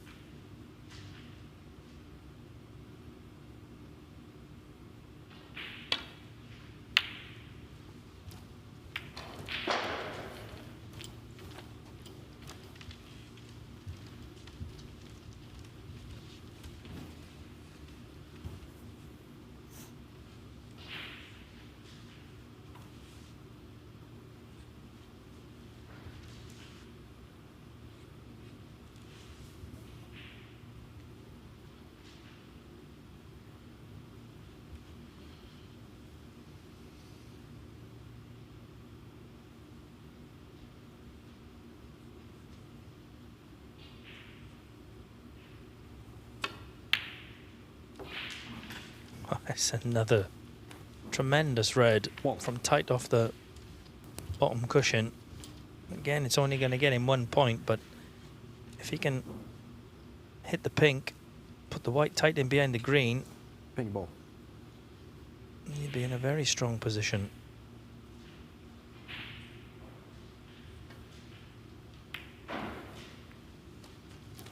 Jack Bradford. If you're thinking Bradford, where have I heard that in a snooker context? Well, it is the home city of a former world champion, Joe Johnson. Captured the title as a complete outsider in 1986. Hard to believe next year will be the 40th anniversary. Yeah, time certainly does fly.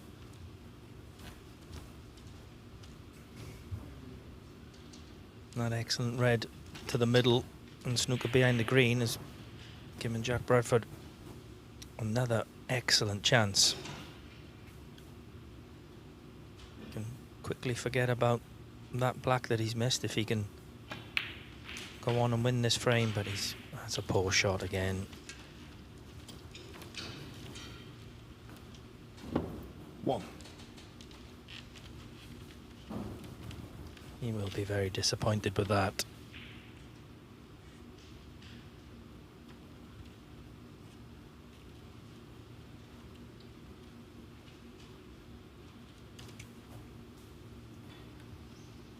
He's potted some fantastic balls so far today. He's going to need another one here. Yeah, that was very, very tough. Jack Bradford, 1. You can possess a keen potting eye, but you can't keep knocking them in.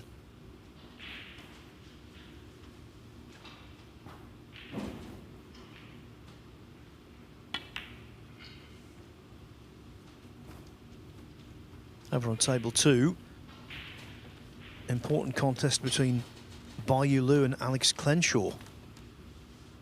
Clenshaw can't top the table, but Bayu Liu still could with a victory. In the first frame, Clenshaw leading by 23 points with 1 red left.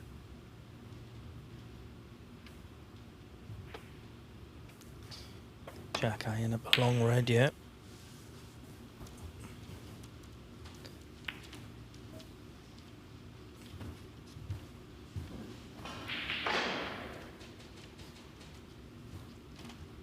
No real damage done.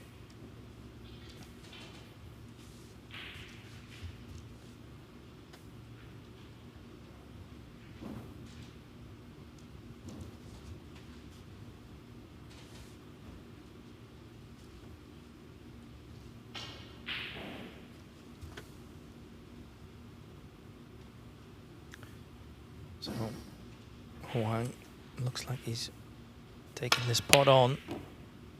Yeah, he struck that really well. Very close to the pot. Got the cue ball back to safety. If he'd got the red, he'd have been on the yellow. Struck this one really well.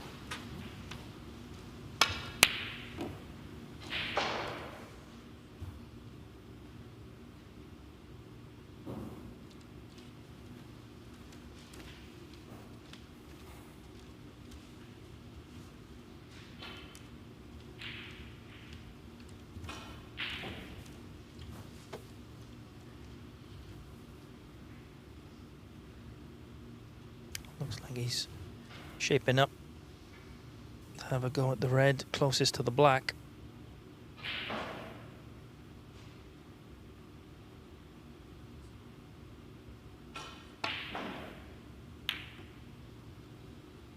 He's caught it a bit thin. I think the cue ball's going in. 4. Hong Ji-hao, 4. What a scrappy old frame this has been. Full of mistakes. Some really good pots also.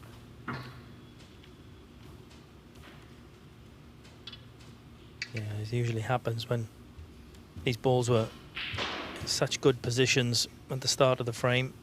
When you don't win the frame then, they usually end up going scrappy, and 5 of the 7 reds now on the cushion.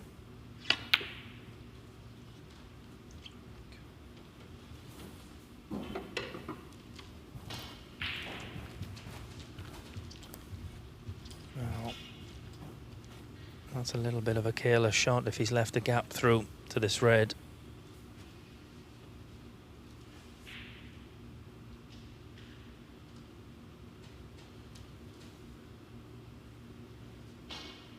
Could be okay. I don't think he can get through to pot it.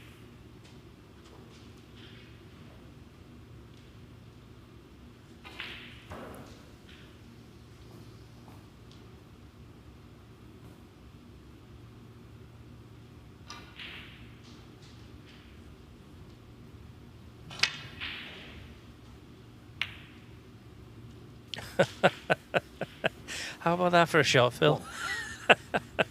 The second time in the tournament that a miscue from under a cushion is actually worked out a benefit for the player. The first time, you might not be aware of this, Lee, last week, the group came down to the final black in the final frame. Ka Wai Chung needed to beat Zhang Anda to top the table. Zhang needed a draw. It was 2-1 to Ka Wai Chung on the black. Zhang, playing safe, miscued, but the black somehow went safe anyway, and 2 shots later he knocked it in.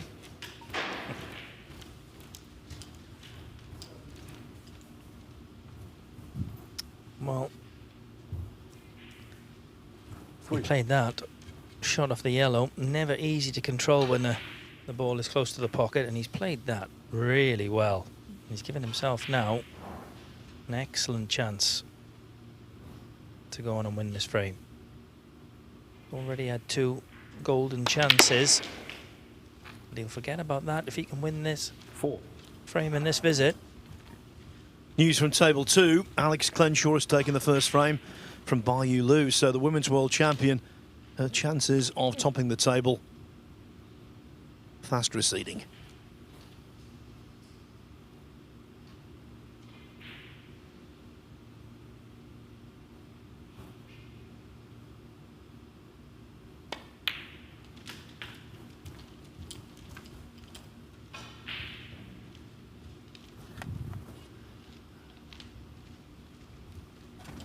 Eleven.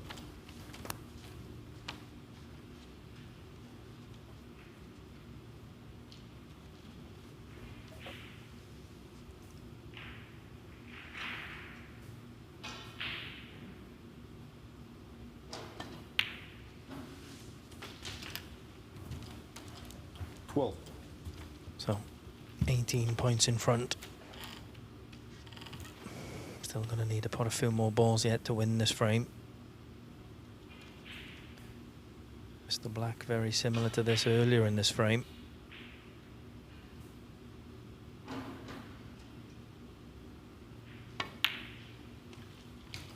No mistake this time, so 25 in front. It's still going to need 3 of these last 4 reds. Seems to be playing quicker in this match than his first 2, and I think that's a good thing for him.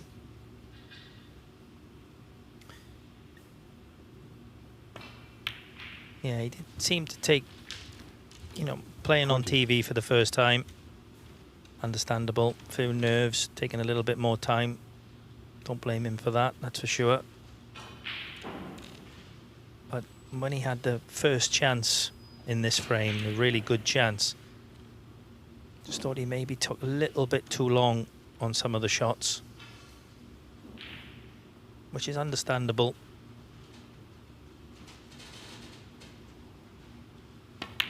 Certainly wasn't something I ever did, Phil. So, which cheek is the tongue in? 27. Yeah, he's just played the cannon there and it's just slightly gone wrong. He can still pot this red, but he's not going to be able, I don't think, to get any position on the black unless he can force an angle. Might just be better off potting this red, playing a good safety. Yeah. Even though these pockets are a little bit more generous, I think that was asking too much. 27.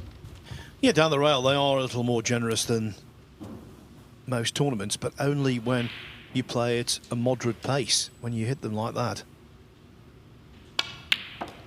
Any of that generosity leaves. 1.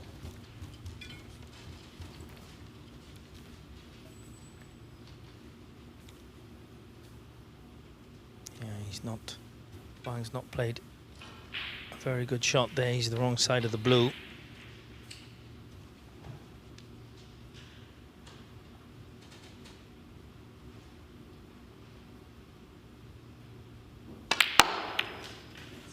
Where's the cue ball going? 4. 101. Jack Bradford 5 in the frame. Jack Bradford. Did I hear the referee say 5 in the frame to Jack Bradford?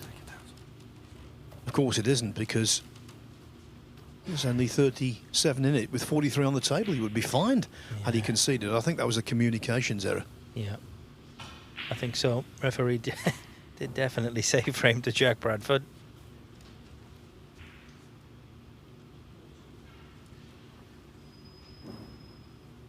I think maybe the confusion was when Huang took the cue ball out of the corner pocket.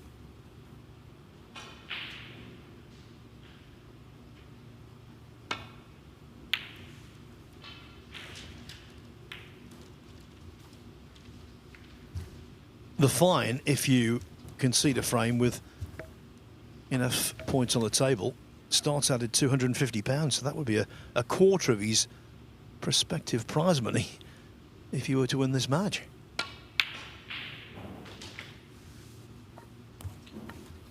One. Bad news for Jack. He played that safety cannon in the blue, leaving the red on, but he has kissed that blue to the side cushion.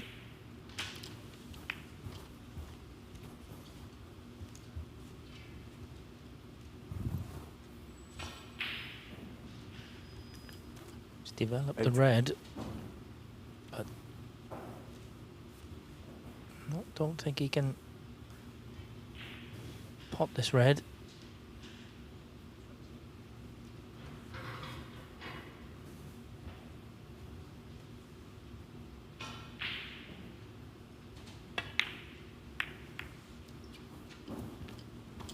Yeah, that was a very good shot.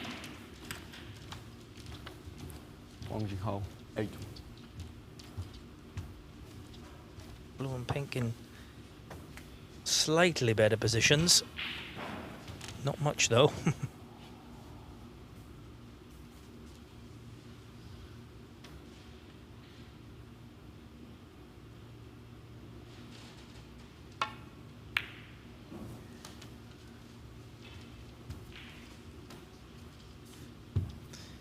We've seen Phil, one shot that Jack did play where I think he made a little bit of an error, was in his last match against Liam Davis when he potted the last red from a double. He's unlucky he didn't get on the green, but he played to knock the black, which was safe.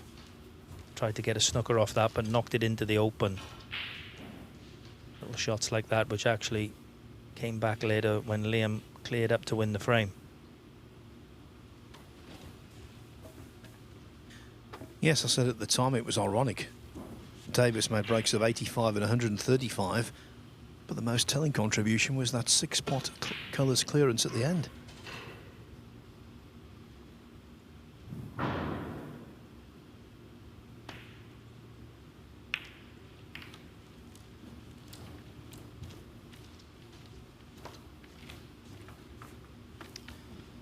Yeah, if Jack had played that shot and tried to put the pink on a side cushion, it would have almost been impossible for Liam Davis to clear up in one visit.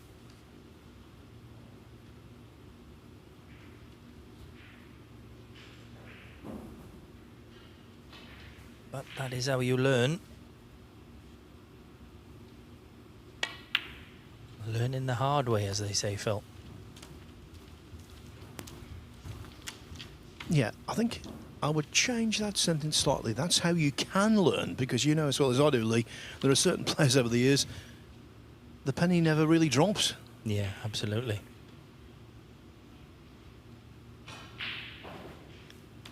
And all of a sudden,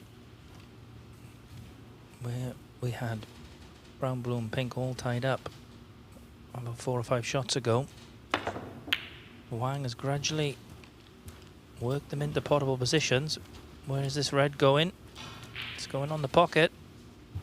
And suddenly, Wang Zhihao has got a decent chance to pinch this frame.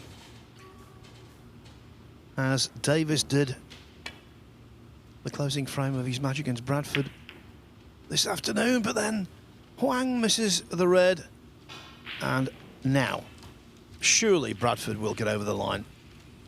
This is the easiest frame ball imaginable. Yeah, I always like these ones, Phil.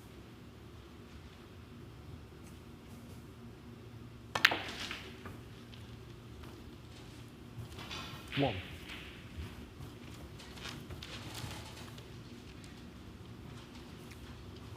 Well, now it looks like being another little milestone. He's won one frame in all 3 of his matches.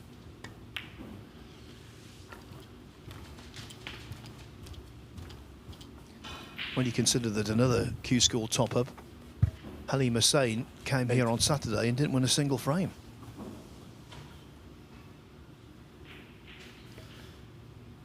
Yeah, it can be very tough playing on TV for the first time.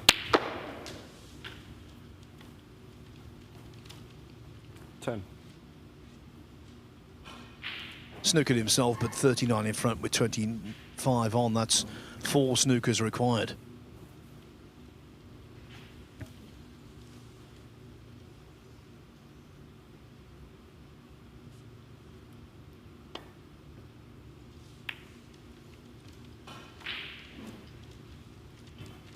Big Bradford, 10 in the frame.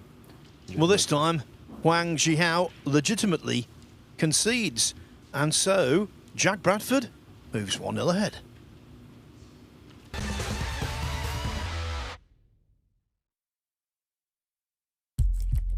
What do you need to become a champion? Vision, drive, discipline, finesse. But what about a world champion?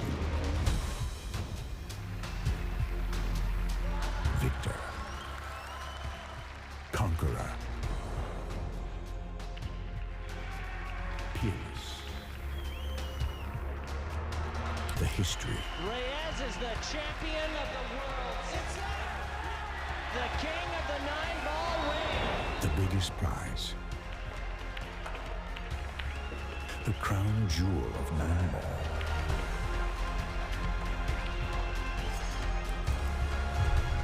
A return to the kingdom where a champion will rise.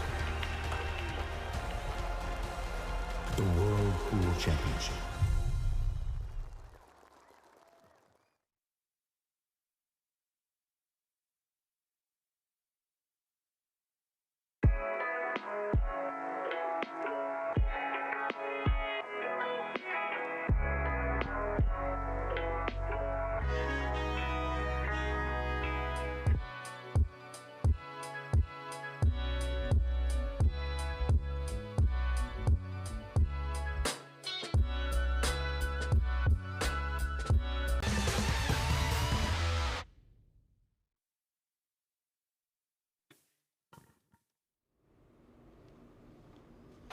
Over on table 2, Baiyu Liu needs this frame and the next 2 to win her match against Alex Clenshaw. She also needs a big century break.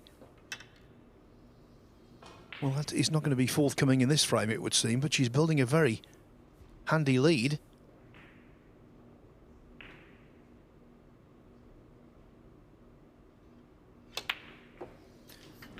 I've been really impressed with Baiyu Liu today. 50. I think she's got the potential, Lee, and I'm sure you'll agree, to be the most successful woman ever on the World Snooker Tour. Yeah, certainly very good player.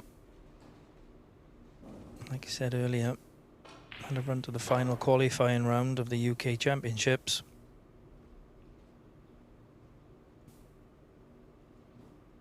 You've got to be a very good player to do that.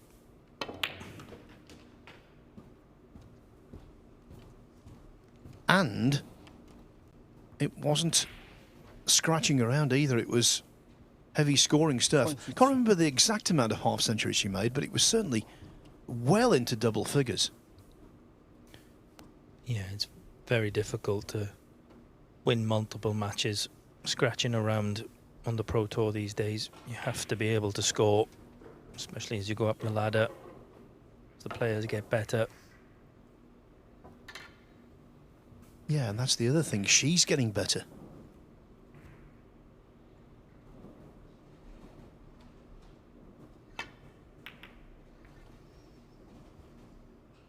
Thanks. Although that was a weak one. Bye, Lou. 22.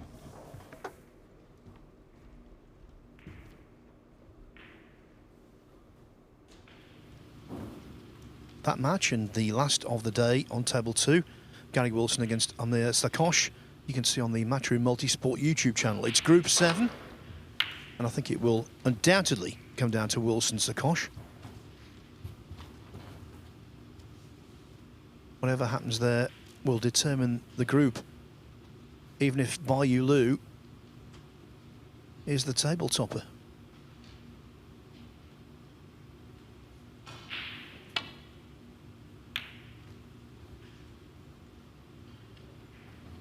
So, at the tail end of the previous frame, Lee, you were talking about how difficult it is to play on TV for the first time. Can you recall your TV debut? Yes, I just about can. My TV debut actually was when I was 15 in Junior Pot Black. And I won my first game. There's only 8 players in it. Won my first match and then had the pleasure of playing a certain Ronnie O'Sullivan in the semi-final. Needless to say, that didn't end too well for me, Phil. And my debut as a professional on TV was 1997 World Championships, where I played Dave Harold. And that did end well. That one did. That one ended a little bit better, yes. If my memory serves me correct, that Junior Pot Black you were talking about, I think Ted Lowe, the legendary commentator, was actually providing the words on that one. Yeah, that was a while ago. I can't really remember that, but I remember playing it.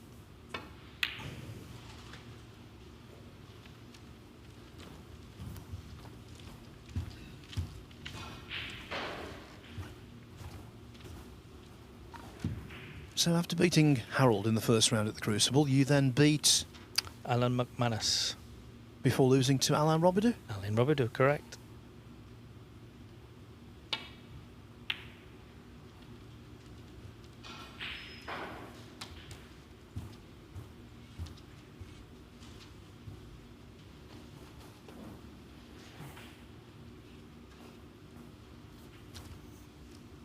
Wang would have wanted to cut off the reds on the right hand side of the table. He's not done that. Jack has a path through. No traffic in the way, so should be able to get the white back into balk. Yeah, it's a pretty good shot.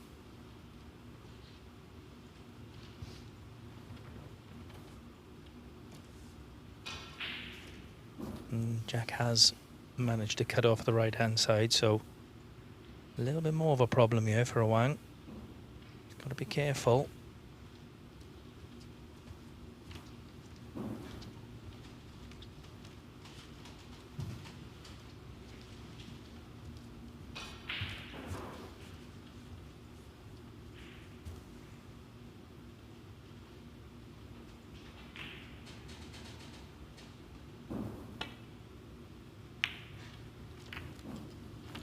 He didn't fancy trying to get the white back to the balk end, so just to contain in safety.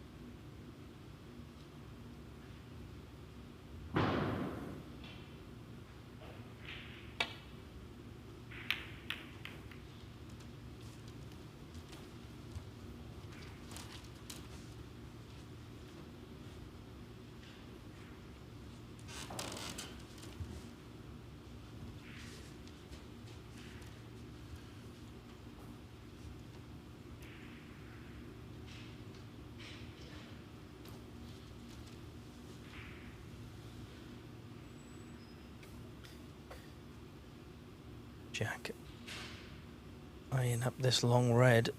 First shot he played today, put it an unbelievable long red, screwed back. Not quite so good on that one. And worse still, he split the reds. Left a couple of options here for Huang.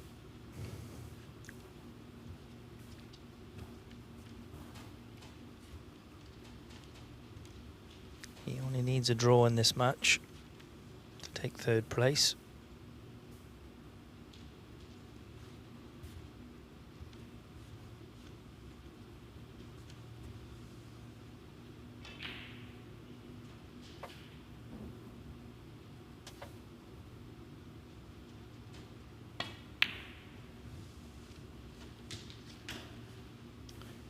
Yeah, played that nicely.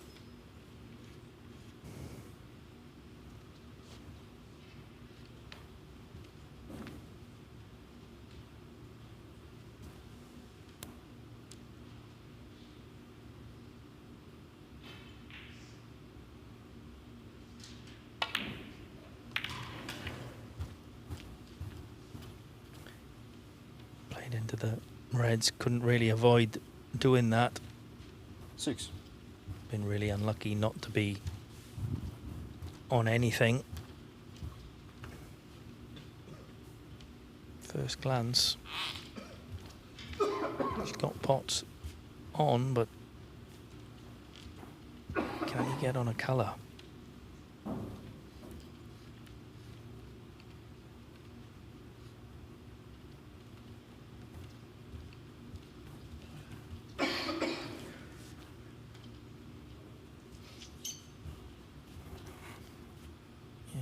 A little bit awkward.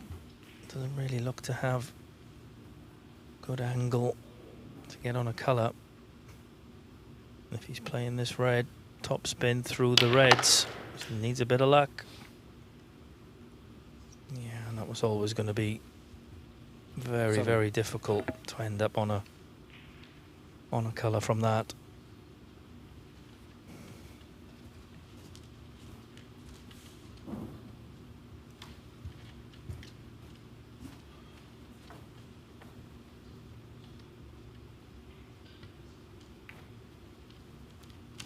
Huang Jiahao, 7.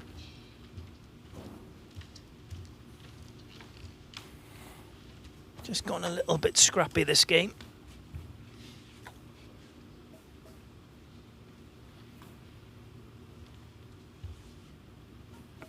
Over on table 2, Bayu Liu looking set to draw level with Alex Clenshaw at 1-1, but she's not quite there yet. She's 52 in front with 4 reds left.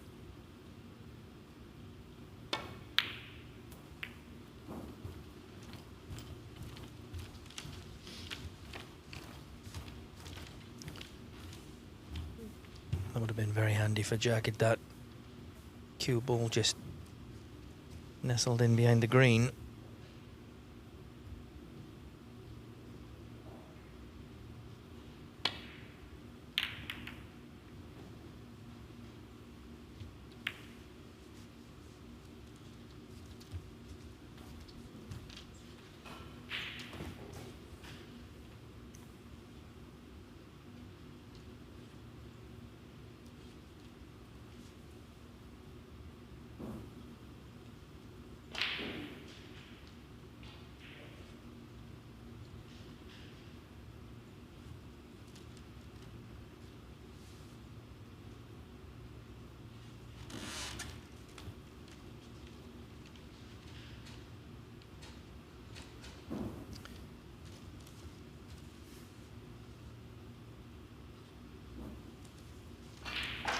And we've already seen Jack Bradford pot some fantastic shots so far today.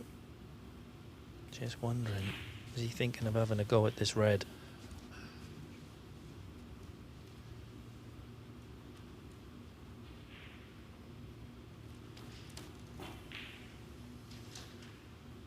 No. Just the safety.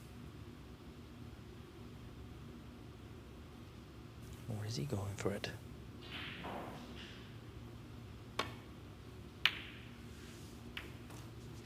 He did. But unfortunately, he didn't get anywhere near the pot. And even worse still, he's cannoned the red.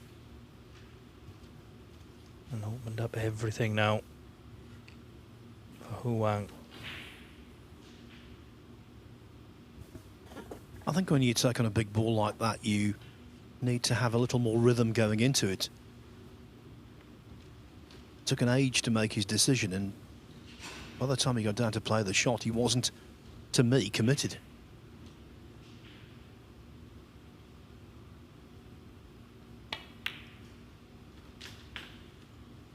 Thinking time on a safety shot, now that's different, but when you attack, I think you need to do so not impulsively, but without a great delay.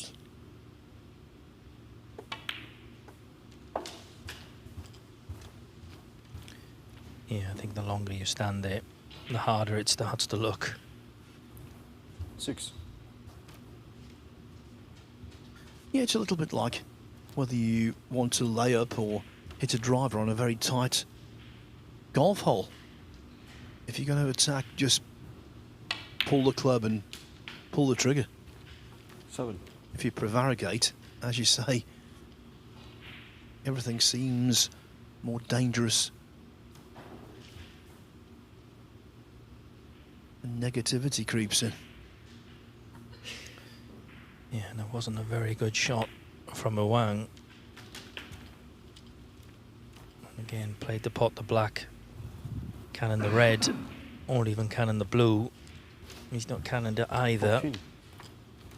And that looks again like end of break, and that was a fantastic chance that he had.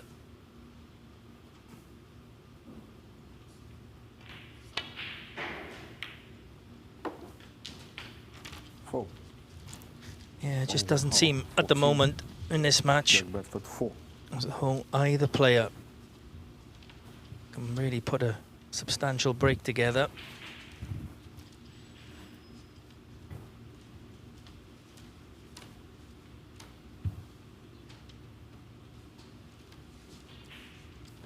So, carrying up this long red.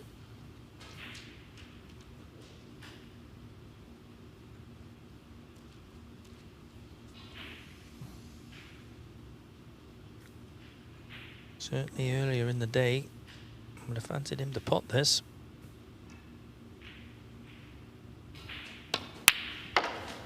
Yeah, it's a much better shot. And it was supporting what I said earlier. He took less time to decide on that one than the previous. Just fancied it and delivered the cue. Arrow straight. Yeah, he played that one a lot more positively as well. Struck it more positively. The other long red, just tried to kind of float it in.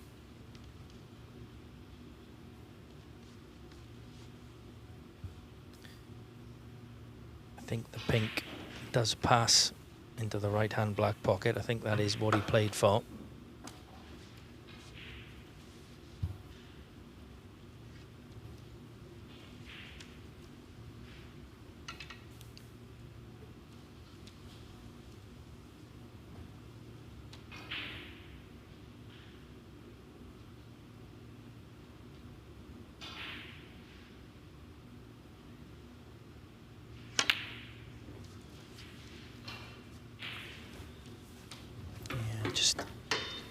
Been there many times myself. Just everything seems very, very difficult at the moment. Yeah, that applies to both of them. No sustained scoring at all.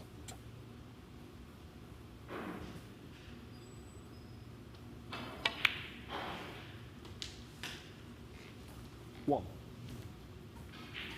table 2, Baiyu Liu almost there in terms of winning the second frame. She's 41 ahead with 35 on, so Alex Clenshaw needs a couple of snookers.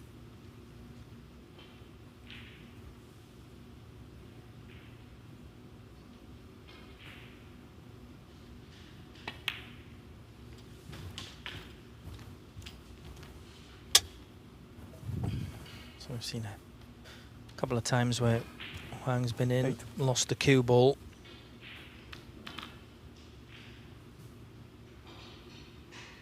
Made an excellent break in second frame against Liam Davis this morning.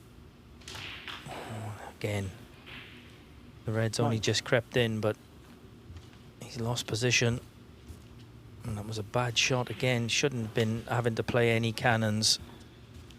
Didn't get on the red as he wanted. Was a little bit thin on it. Had to play the cannon. Cannon's gone wrong, and another great chance has resulted in just 9 points.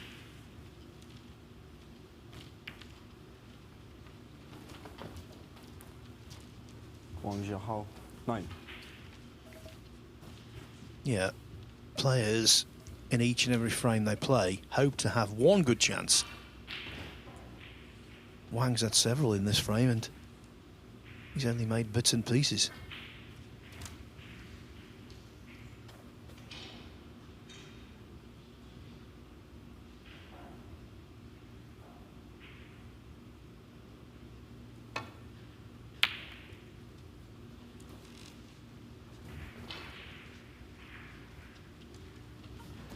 And here is another opportunity.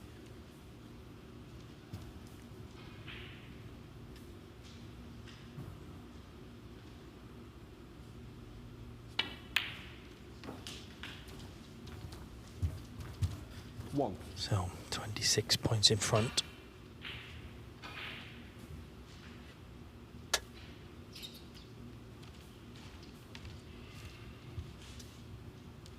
Reds pretty much how you would want them.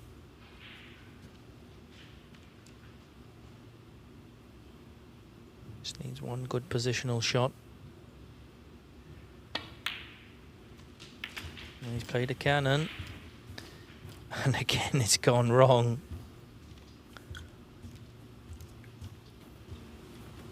Six. Yeah, I'm not sure if he had to play a cannon there. Not really any need.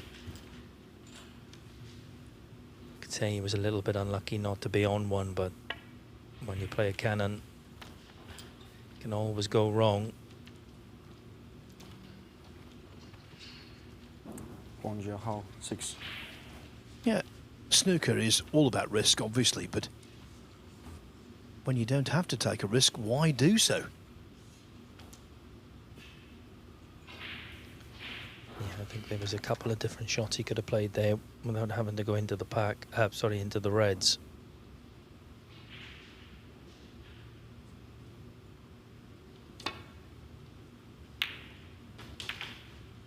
That's an excellent pot from Jack. 1. I think the reds just run far enough. You can clip this blue into the middle pocket. Or if he doesn't like that, he can take it into the yellow pocket.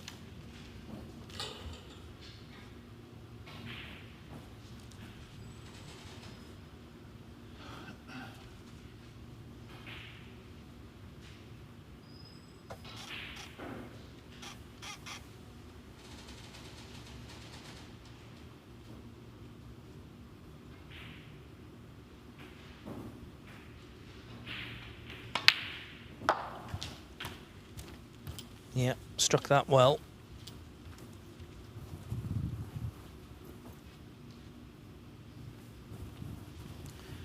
Six. So 25 points behind.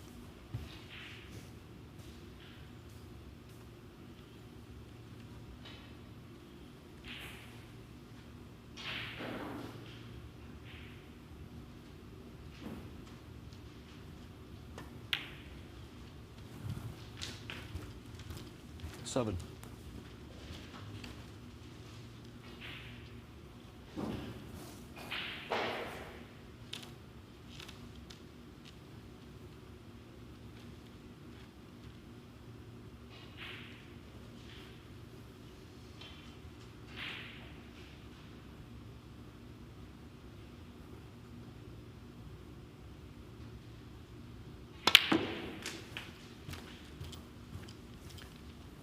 Didn't have the best of angles on that black, but forced it in off the cushion.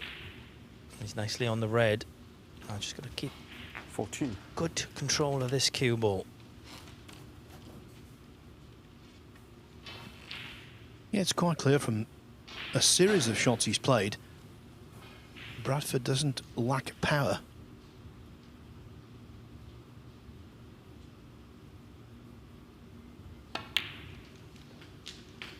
Yeah, I don't know whether you saw the first shot he played this morning, Phil. Long red deep screw. Couldn't have hit it any better.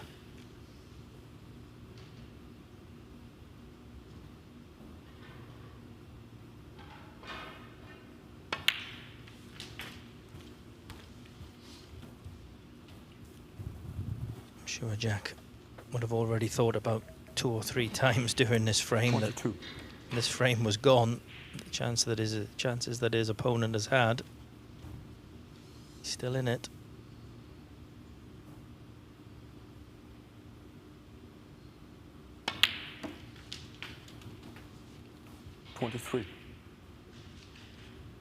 So the black will put him just 1 point behind. Can just roll this in. Leave a nice angle on the red. It's the top cushion.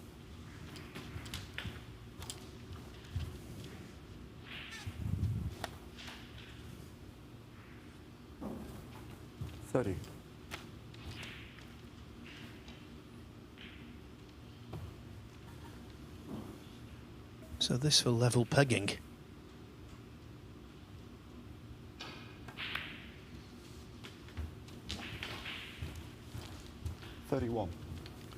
Got a lovely angle here now to play on the trickier of the 2 reds.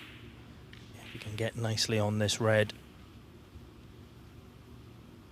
this will be a great chance to go on and take this frame.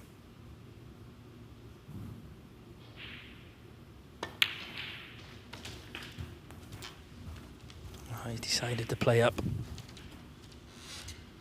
for the red on the pocket. It's okay, no problem.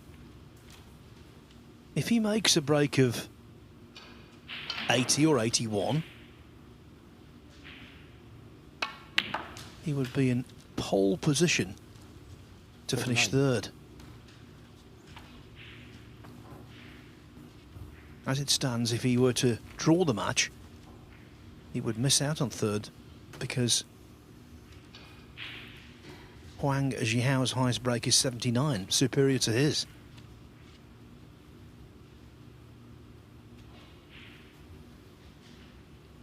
That's all out the window now, though, of course.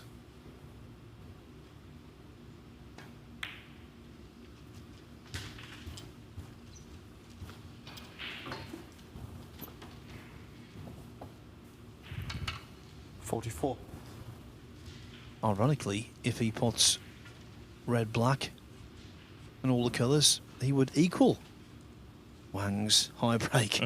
Then it would go on second highest breaks.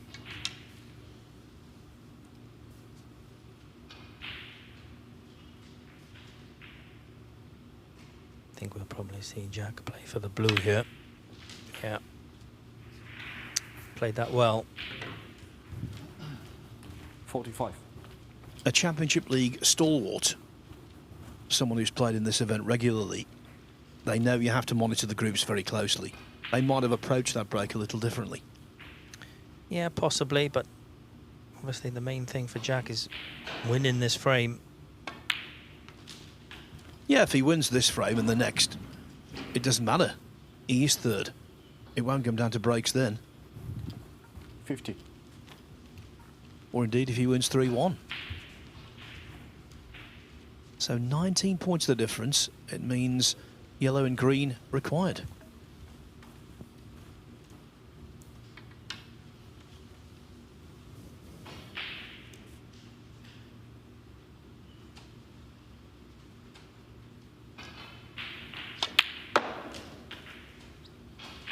Yeah, and you have to say, after what's gone on before in this frame, this is an excellent effort from Jack Bradford.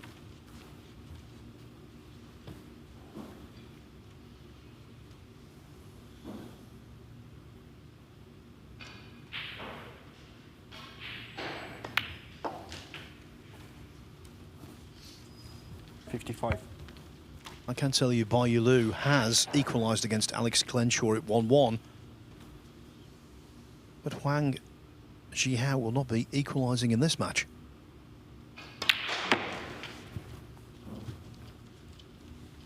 $59.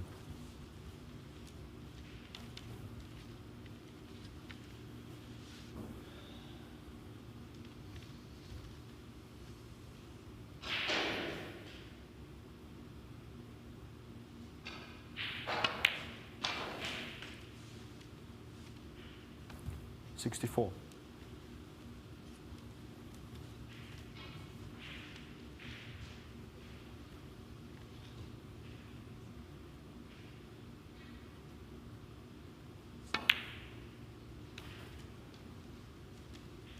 A really good break. Jack Bradford, 64.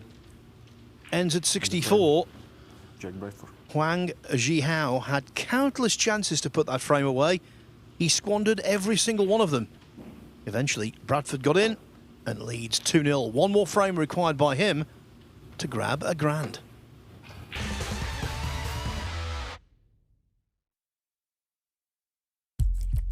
What do you need to become a champion? Vision, drive, discipline, finesse. But what about a world champion? Victor, conqueror, peerless. The history, Reyes is the champion of the world. It's the king of the 9-ball ring. the biggest prize,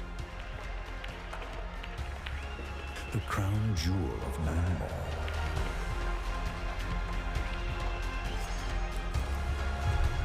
A return to the kingdom where a champion will rise. The World Pool Championship.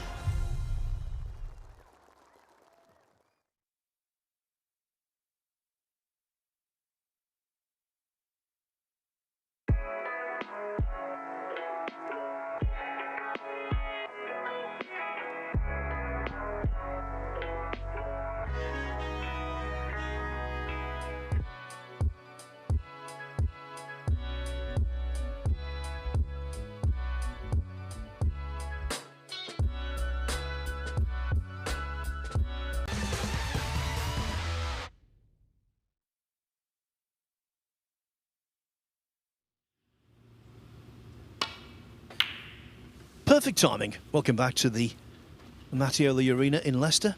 This is the penultimate match of Group 6. Our featured group on day 7 of competition in the BetVictor Championship League. Jack Bradford, a Q School top-up reserve, isn't even a member of the tour. He's 2-0 up and needing one more frame to nail down third place in the group.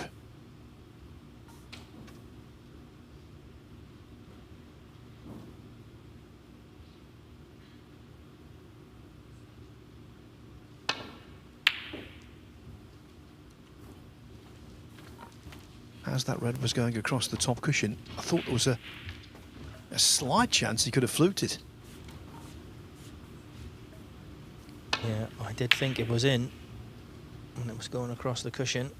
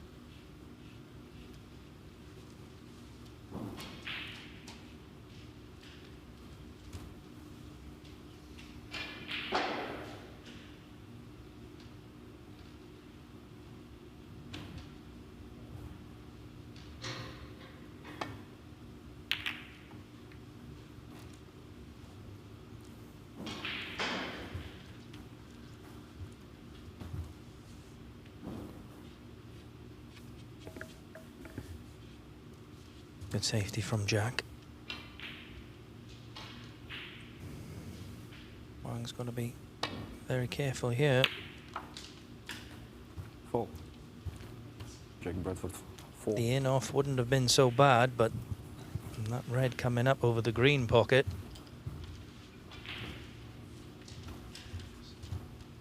Well, that was one of the worst in-offs I think I've ever seen. Like being at the World Billiards Championship.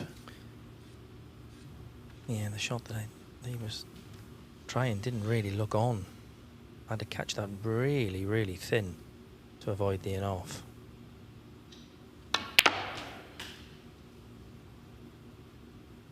Needs a nice kiss. Oh, and he's got it. One. Could have easily been stuck on that blue. He's nudged it on. Made a lovely break in the last frame. Now, can he put something sizable together here? Yeah, that opening red was really clumsy.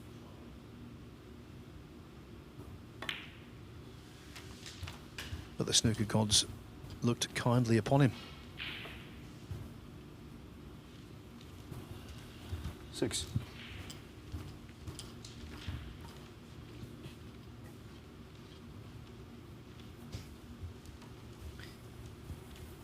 There will be a bit of pressure on Jack here. If he can win this frame, and then we'll be on £1,000.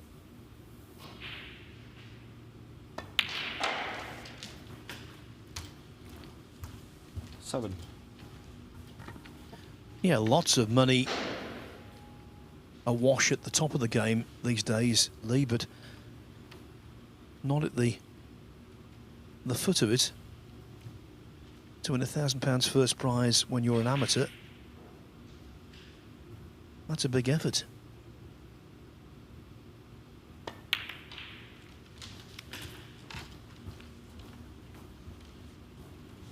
Yeah. Not easy. Many years ago when I was amateur, you'd be playing £1,000 pro-ams every weekend, but not quite like that anymore.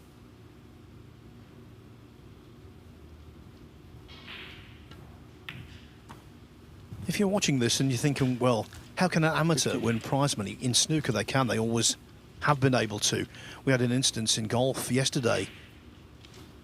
Lottie Woad, the supremely talented women's world #1 amateur, won the Irish Open on the Ladies European Tour, didn't receive a penny.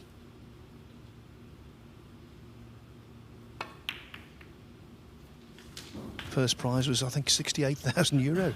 Went to the second place. Oh, wow. Player. 22. And funnily enough, that's happened in the Irish Open on the European Tour many moons ago. Shane Lowry won as an amateur, and the second place player, Robert Rock, he won the dough, €500,000. Oh.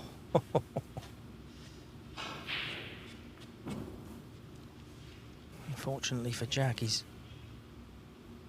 almost miscued again there. He's potted the red, but should have been much better on this black. Still should pot the black. Yeah, no problem. Needs that cue ball to run. A little bit short on both reds.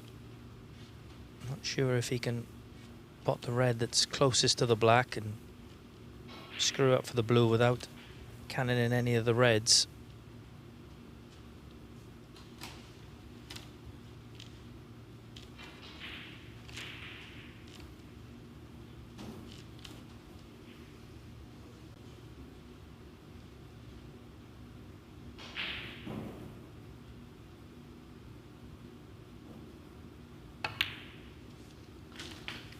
Play a nice little soft screw shot. Now needs one good positional shot. Yeah, needs a little bit of trump magic here, Judd. Time and again, when he's on the incorrect side of the blue, floats the cue ball in and out of balk and lands ideally. That was a pretty straightforward shot, but no one in terms of that recovery blue has been better than Trump. Yeah, and he's played that really well.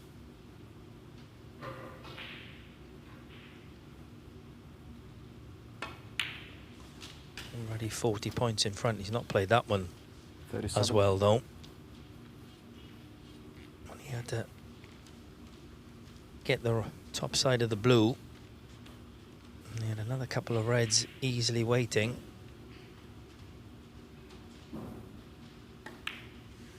He's got a little bit more of a difficult red now. Still fancy him to get it, but do want everything as easy as possible. 42.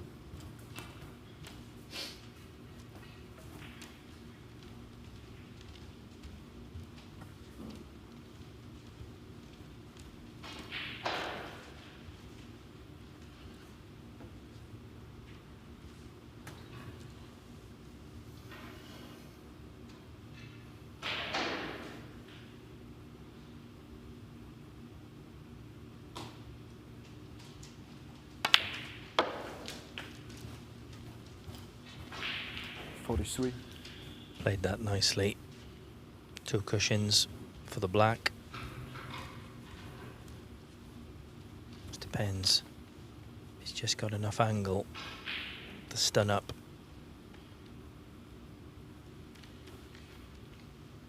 For a choice of reds.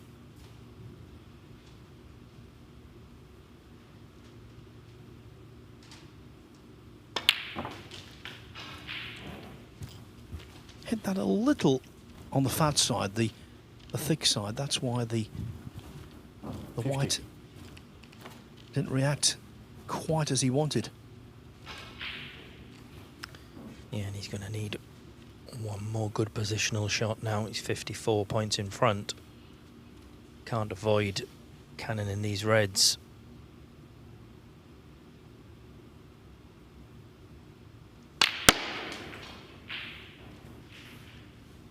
Needs that white to stop.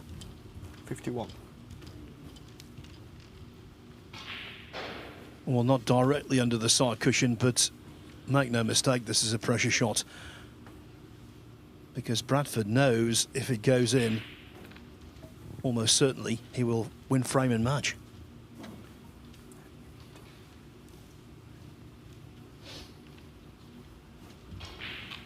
Yep. Pot the pink. Roll through off the cushion. He's going to have the red into the right hand middle pocket if he gets it.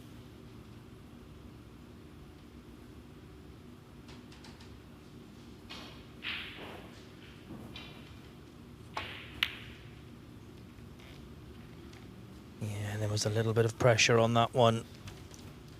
Jack Bradford, 51. And consequently a little bit of movement, and that's what you want to avoid at all costs. On a shot like that, you have to keep still. Now, has Huang Zhihao got anything left? 2-0 down, 55 points behind. Well, I think that's your answer.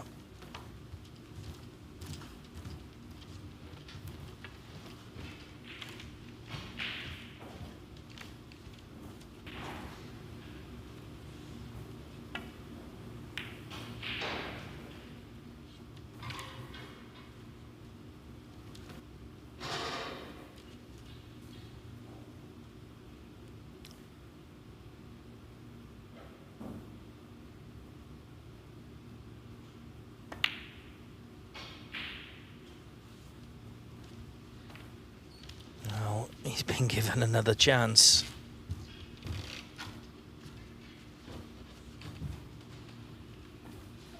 Well, the way he's playing, you can't see him taking it.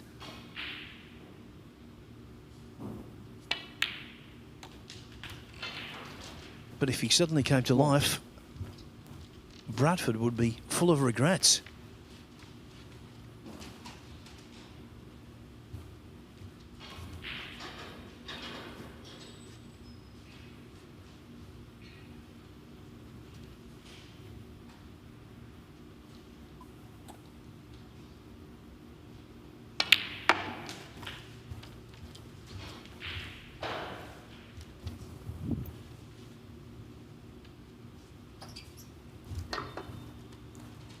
5. And you look at this table, a couple of awkward balls, but I've seen a lot worse in terms of trying to make a clearance.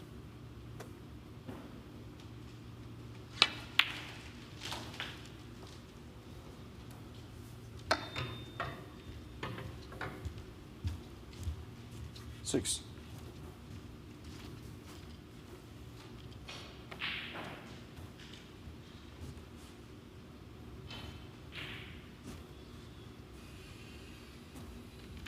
Looks to have just enough angle to pot this black and get in behind those two reds.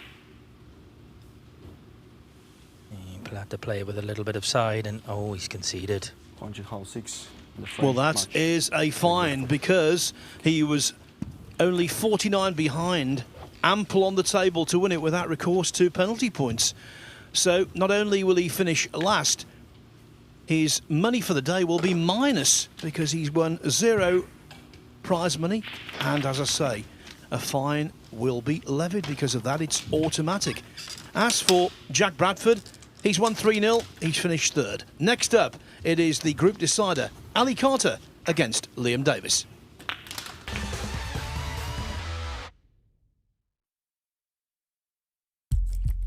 What do you need to become a champion? Vision, drive, discipline, finesse. But what about a world champion? Victor, conqueror, peerless. The history. Reyes is the champion of the world. It's the king of the 9-ball ring. The biggest prize. The crown jewel of 9-ball.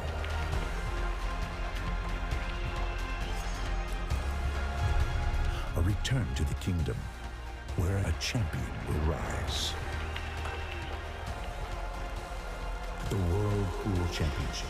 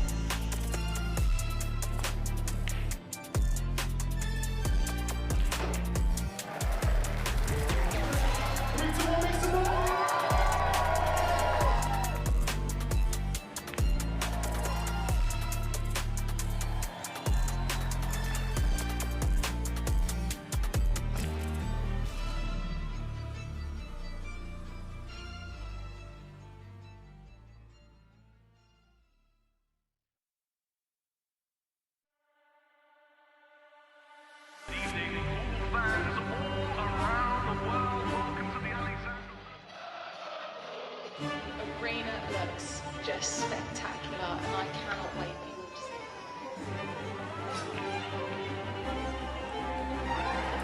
it. Julius, don't worry. Yeah, but plenty of guys that need to be ready. We're the champions. You need to come take it from me. You want to follow me in there now? Yeah, I know you're ready. All we've been doing is Can you speak English better, please speak? Because I ain't sure what you said.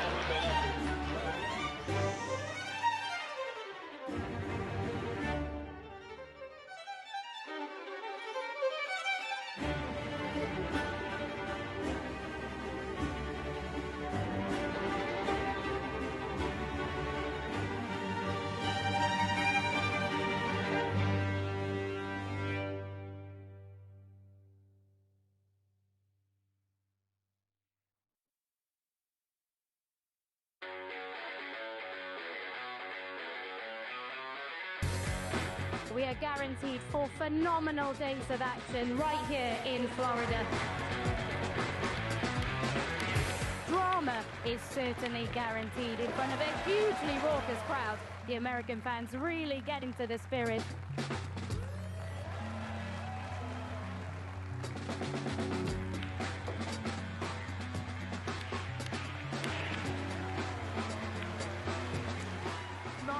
Fans all around the world. It's so much much history, so much prestige, and it all comes down to this.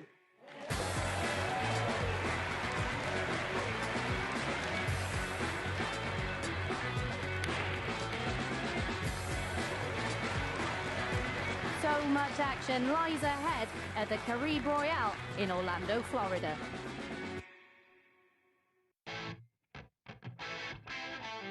We're back at the Harrah's Resort in Atlantic City for the US Open. It is one of the most prestigious events in the calendar. Record breakers, history makers, it's that time. Let's play 9-ball.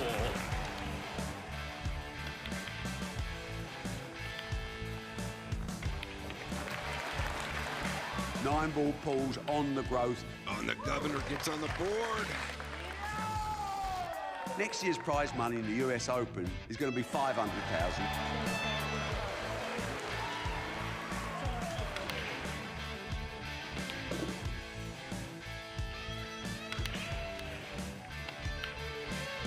The man they call the Ghost has left everyone for dead. We will take this sport to places it's never been, and that's a bloody guarantee.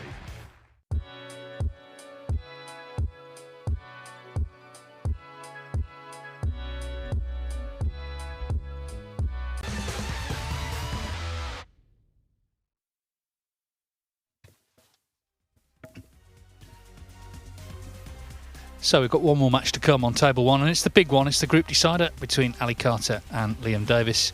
They're still going on table two. The second match there, it's 1-1 between Bayu Liu and Alex Clenshaw. So Gary Wilson and Amir Sarkosh being made to wait, and that will also be a decider. There you can see the table, and it's all square in terms of points and frames. Liam Davis top because he's had a 1-3-5. So if this match is drawn and Carter doesn't beat that, then it will be Liam Davis who wins the group. Ali Carter realistically has to win unless he draws with a 1-3-6 or above. Here we go then. The whole day has been building up to this. The top two seeds in the group, Ali Carter and Liam Davies. One of these two is going to be our group winner. Yes, and if it is a 2-all draw and Davies gets the nod because of his high break, Carter can feel a little aggrieved, given the fact he's made breaks of 103 and 63 in one match and 119 and 83 in the other. It's not that he's been mute, not at all. Well, I tell you what, Phil, if he does miss out, say it's drawn and he misses out on the break, it'll be because of that second frame this morning against Jack Bradford, because that was, well, he was nailed on to win. It was clear enough. He went wrong blue to pink, left himself a more difficult pink than intended, missed it, and then he had a chance to clip it in, overcut it somehow, and then eventually went in off the black.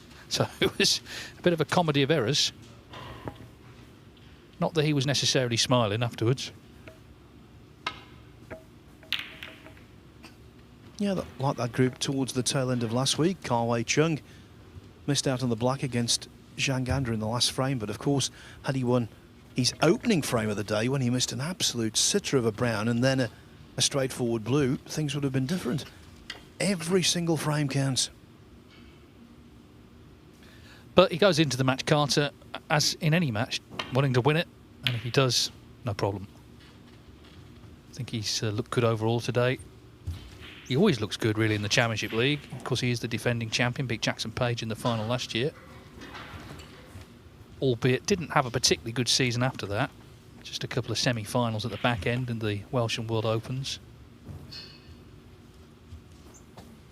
Liam Davis, of course, on a 2-year card. This is his second year. So at the end of it, he's looking to finish in the top 64. Not easy, but at least he's got no points coming off, and he has qualified for the first two venues, the Wuhan Open and the British Open. And, of course, guaranteed ranking points from this tournament. Just a question of how many. Yes, and being impressive gets you nothing, apart from attention, and he has been impressive today. Made breaks of 96 and 56 in beating Wang Zhihao 3-1, then 85, and that's right now invaluable 1-3-5 against Jack Bradford.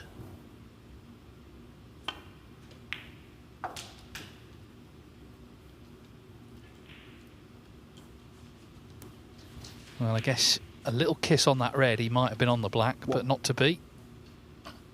I think the thing with Carter, and I've been on all his matches, he's not missed really anything easy. Take away that frame I mentioned earlier, you know, the elementary errors have been few. And that's always a good sign. You're always going to have little moments where you lose position or whatever, but overall, he's played to a high level.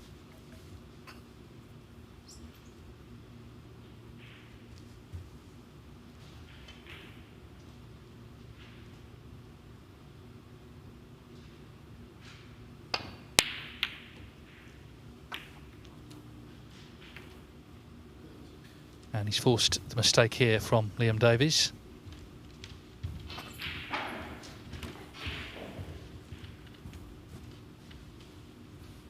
Bayou Lu has won quite a lengthy third frame against Alex Clenshaw, so Bayou Lu's going to be 2-1 up.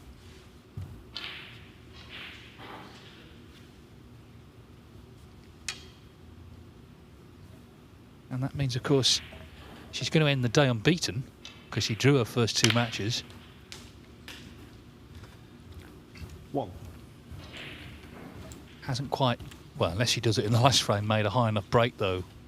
Gary Wilson's had a couple of centuries, so she's not going to win the group, but it's a very creditable performance. She's played some good stuff. She actually had a 96. She had a chance to make a century in an earlier match, missed a black just along the top cushion. Well, I used the word impressive in a different context a few moments ago, and that certainly applies to her. I think she's got incredible potential. Seems to be improving all the time and feeling at home now on the Pro Tour.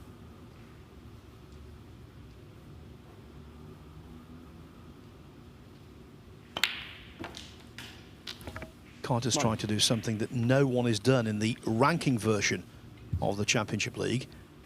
There have been 5 stagings. The winners, Karen Wilson, Dave Gilbert, Luca Brissell, Sean Murphy, and of course Carter himself. The Invitation Championship League, that has been successfully defended. John Higgins has done it twice, and back-to-back the last 2 years, Mark Selby.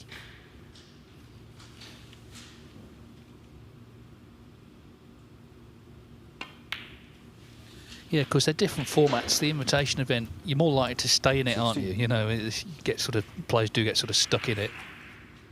So you have more than one chance to win a group. Here you don't. If you don't win this group, then you're out.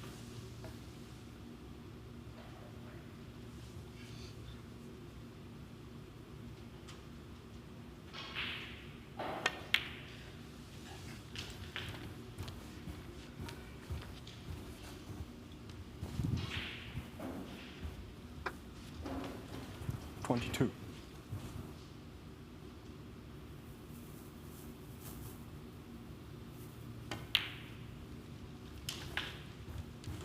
.23.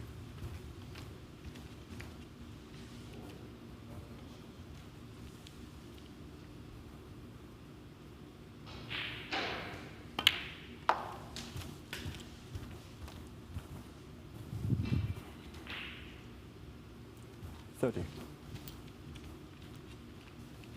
So Ali Carter, 2 centuries and 3 half centuries already. Looking for another telling contribution here. 31.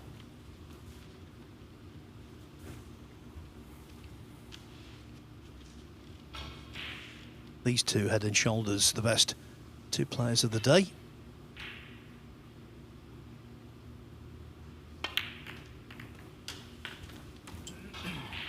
Oh, and that was beautifully played. Economy of effort, just flicking into them, but because of the contact point being precise, they opened wonderfully.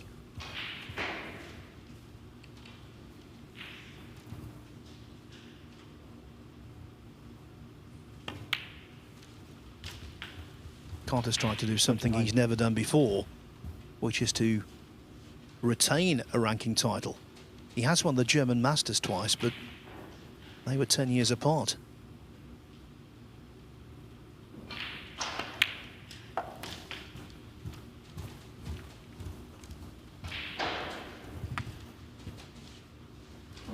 46.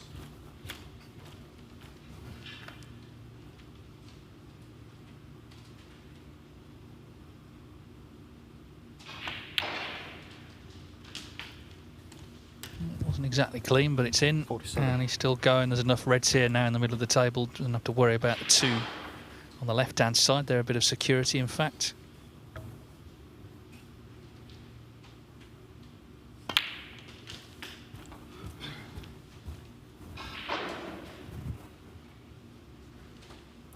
$54.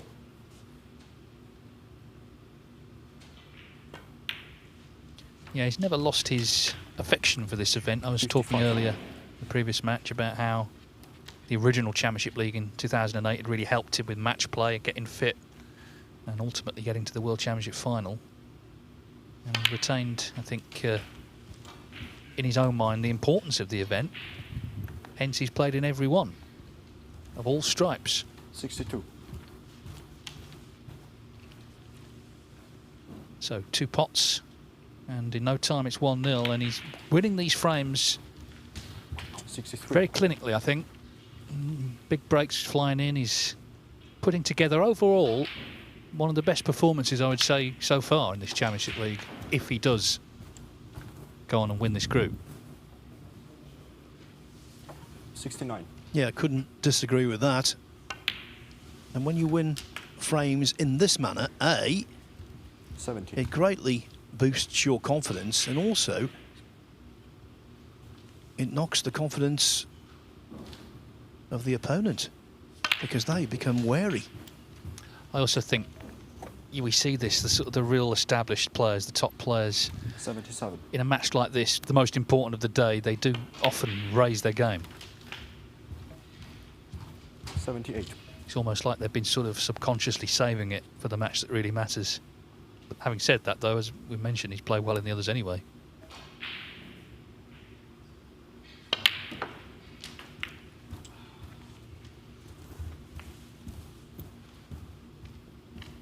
He's a super competitive type, 85. is Carter. Yeah, I mean, I'm sure he would like to have beaten the 135 there. He had a chance to. Going to be harder now because he has to stay on the black here. He's trying to, but he can have to be 86. pink, and so he can equal it. Obviously, that last red's on the cushion. If he equals it, then it goes on the next highest, which is him on 119.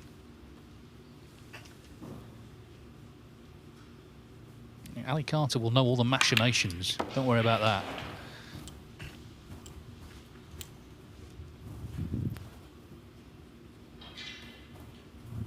$92.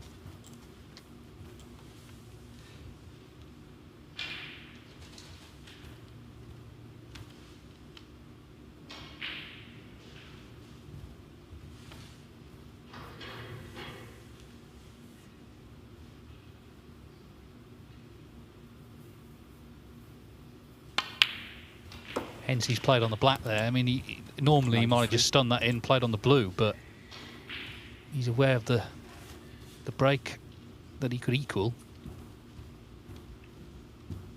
Has to take the black.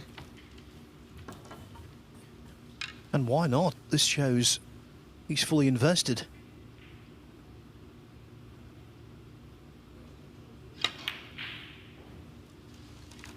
Not to be. That was for the third century of the day, but he's more interested in trying to equal the high break, which of course is held by Liam Davis. But of course, if Ali Carter wins the match, that's redundant anyway, and he leads 1-0.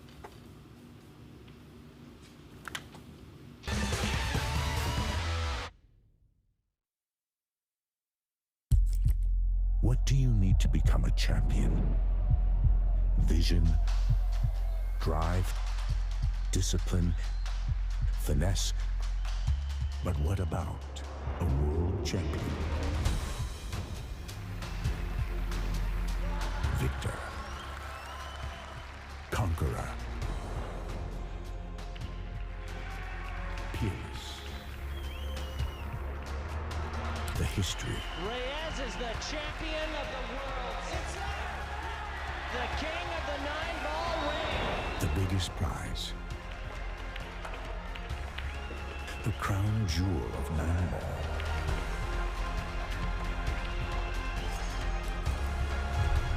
A return to the kingdom where a champion will rise. The World Pool Championship.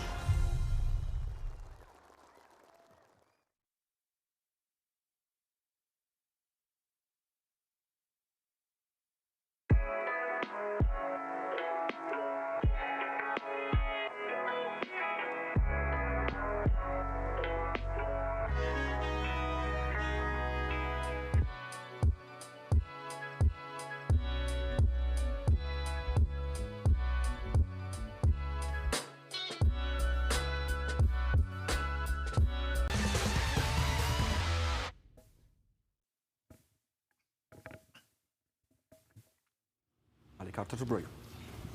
So, Ali Carter 1-0 up. Realistically has to win this match. If it's a draw, then Liam Davis is 1-3-5. Because frame difference is the same. Would decide it, and Carter there was trying to either beat it or equal it. That's why he sort of sacrificed the century in the end. But in general, he's playing well enough to suggest he's going to win anyway. Liam Davis, though, has shown great steel today.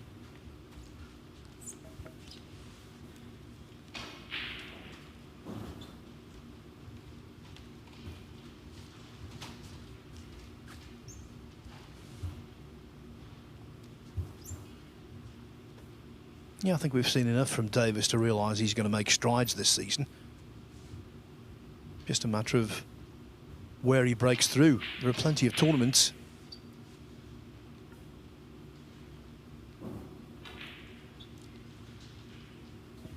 Yeah, I mean, it's true, you know, there are no easy matches, but you do need a little bit of luck with the draws. Although, having said that, I mean, this season he's drawn Mark Davis and Jimmy White, who've, you know, got decades of experience between them.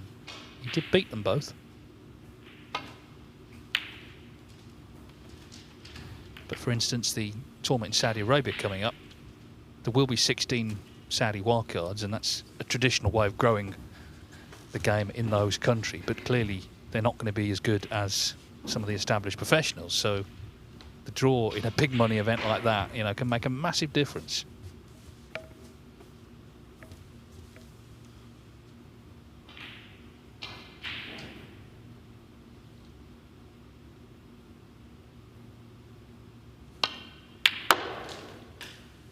Well cued. Enough of a trace of check side of the cue ball as well to avoid that lone red on the right hand side of the bunch.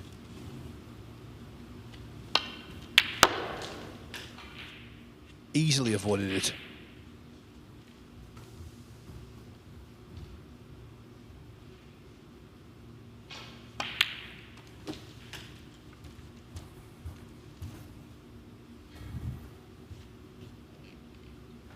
Three.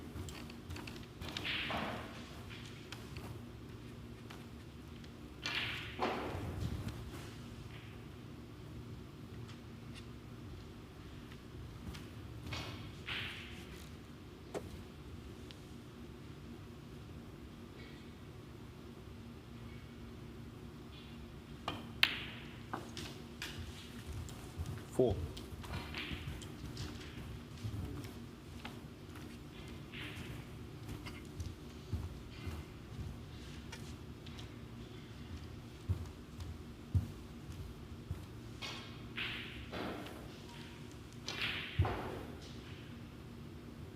Well, barring snookers, it's going to end in a 2-2 draw on table 2. Alex Clinshaw winning frame 4. So Bai Lu has drawn all 3 of her matches, and that means the group is between Amir Sarkosh and Gary Wilson. There's live pictures of table 2. Wilson's going to have to win that match because he's only got 2 points. Sarkosh could draw it, and he would be, let's be honest, a bit of a surprise winner. Gary Wilson was a big favourite coming in, but it is in Wilson's hands when that match gets underway shortly. Yes, another group where the break could be very useful. And Wilson's had 1-2-4 and superseded by 1-2-9. They are gold dust, these big centuries. 46. Well, yeah, but he's only on 2 points, so he would have to win the match. The break actually won't make any difference between the two of them because Sarkos is on 4 points. 11. Anyway, Ali Carter, he's taking care of business here so far.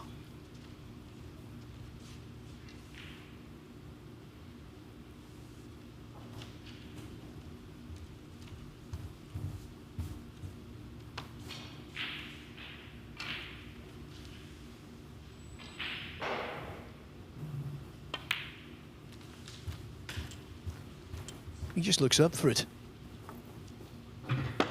Any 16 cobwebs coming into the new season have been clearly dusted away. Yeah, I mean, you go in the players' room sometimes here, and it can resemble like a doctor's waiting room. You know, people are sort of just hanging around, but these players, particularly the top players, when they get out into the middle, something changes.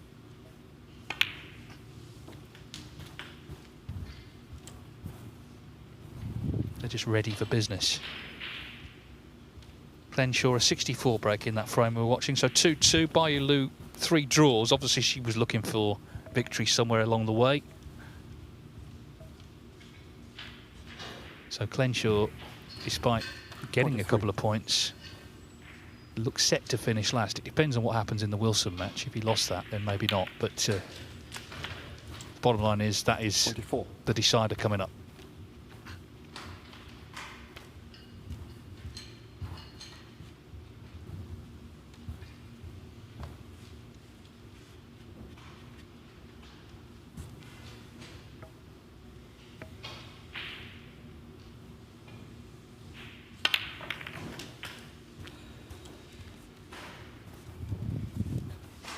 In the first frame, he went into the bunch 31. At moderate speed, and they opened up so easily. Now you can see there from the overhead shot he was playing with a lot of right-hand side below centre striking.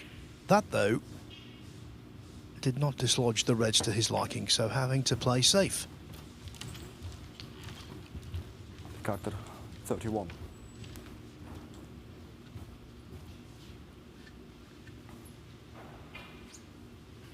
Well, useful little lead, and just putting Liam Davis under it. You know, he's on the cushion here and just not really getting anything to look at yet in the match in terms of pots.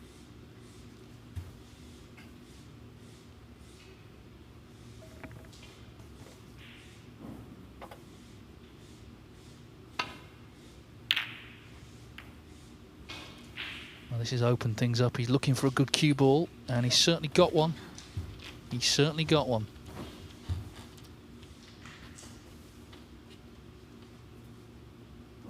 Little tap on the table from Carter.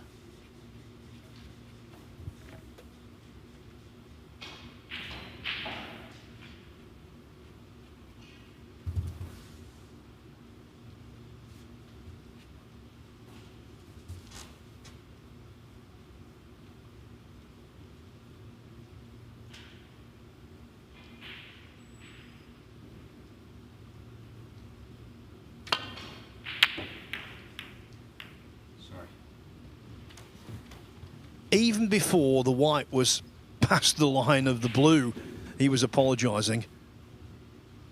What a way to get the cue ball back into bulk, having missed the red.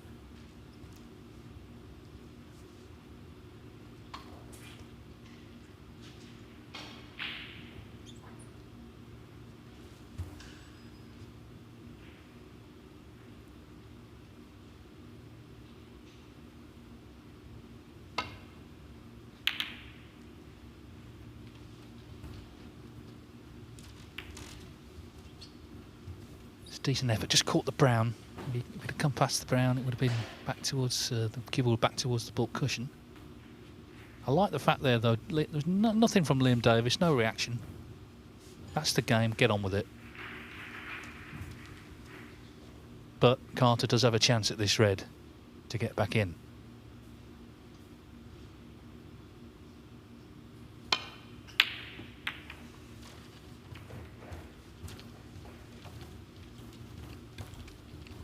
Yes, that was diluted jeopardy on that shot, of course.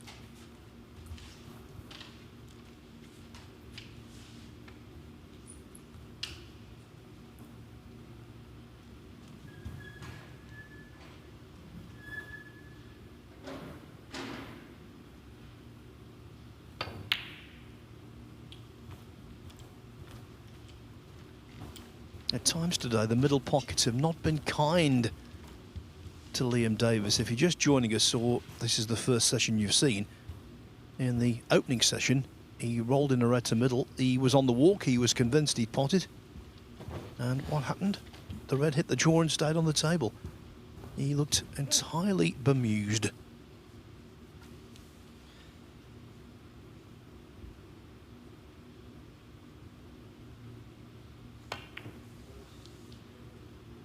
But the red he left there was ultra thin.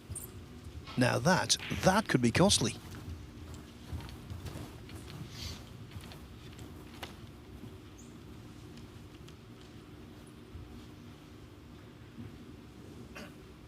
Well, this is the first real chance he's had in the match, Liam Davis. Got to do something here, surely. 1. This was always going to be his sternest test of the day, of course, against a 6-time ranking event winner.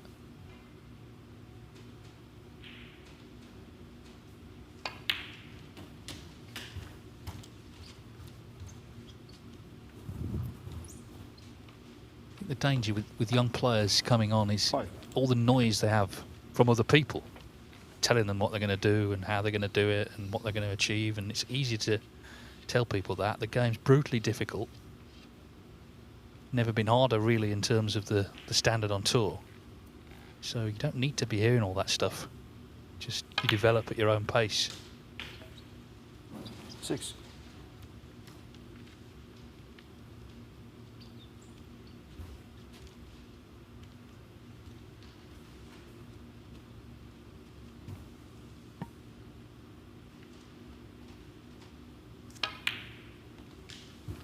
Yes, and conversely, there have been many players over the years, Dave, who've turned pro with very little fanfare and had great careers. 13.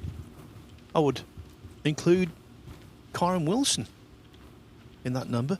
Fergal O'Brien, former British Open champion as well.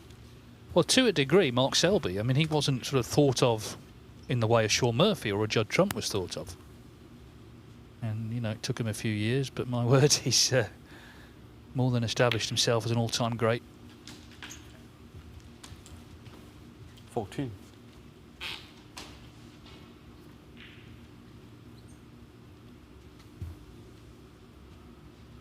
But players do go on the tour with those around them having great expectations, and Liam Davis included. 19. Mind you, when you see the way he cues and how correct he is, you can understand why, because junior and amateur wise, he did very well indeed.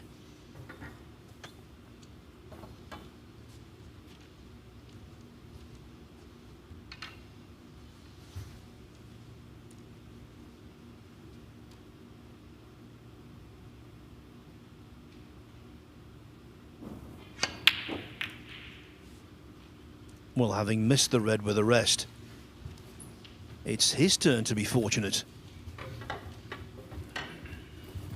Liam Davis, 19. Carter, though, happy enough that he comes back to the table still in front.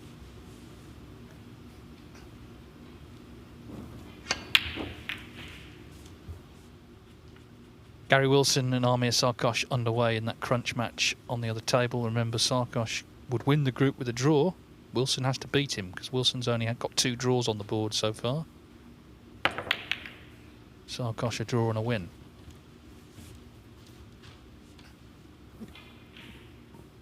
Yeah, every single frame that Wilson's won today, he's done so with a big score, but it's been in the scrappier frames he's failed. Now then, cue ball tucked under the top cushion. That's the negative aspect of the shot, but look at what's been left.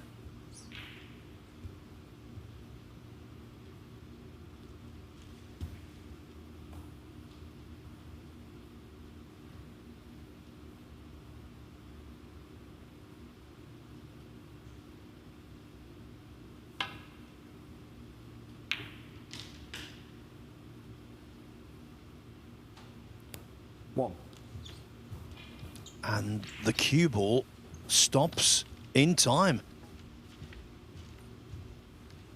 A second opportunity for the youngster to draw level.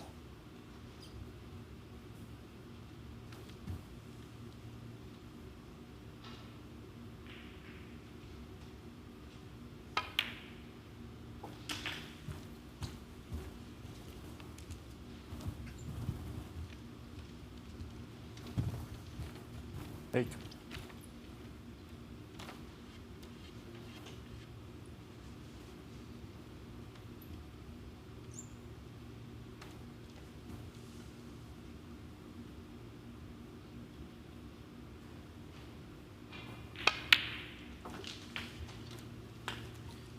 Where he is in the rankings, it's the second season of a 2-season card he's got.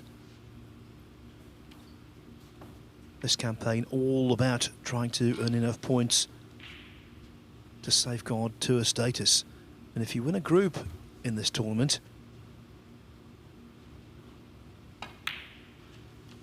that goes some way to helping the cause. Yeah, his projected end of season ranking right now is 74, 14. but I was looking at it and he's 17,000 points off 64, so that's actually a lot. But listen, it's a long season, we're only just getting going.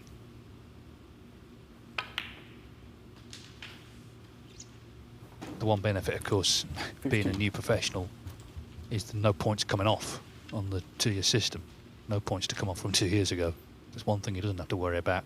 Right now, he's just focusing on this visit. It's a good chance this, you've got to say, to level the match. And, well, put it this way, Phil, if he led 2-1, then Ali knows what he's got to do in frame 4. He's got to make a 1-3-6 or a 1-3-5, certainly. 22. And that might seem implausible. It would be a long shot, of course. But we've seen some extraordinary high breaks in the nick of time over the years.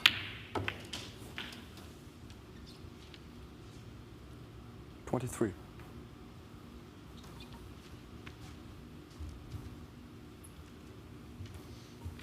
When the high break feature was brought in to the determining factors for these groups, I was a little sceptical, but I think it works brilliantly.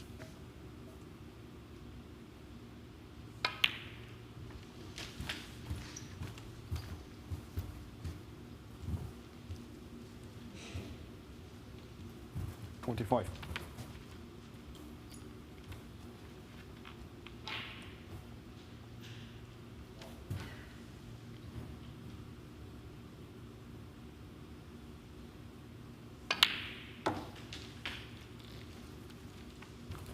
Amongst the players with last gasp big breaks to get the job done, the likes of Jackson Page and Dave Gilbert. Jordan Brown nearly did it, didn't he? He just fell short, I think, against Jack Jones.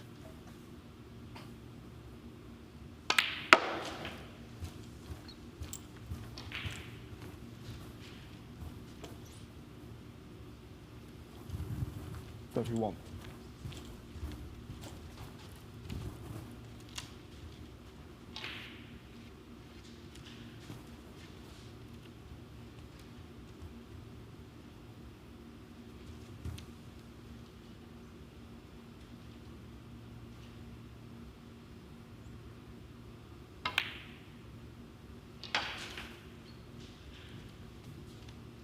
$32. As is so often the case, position onto the last red here, crucial.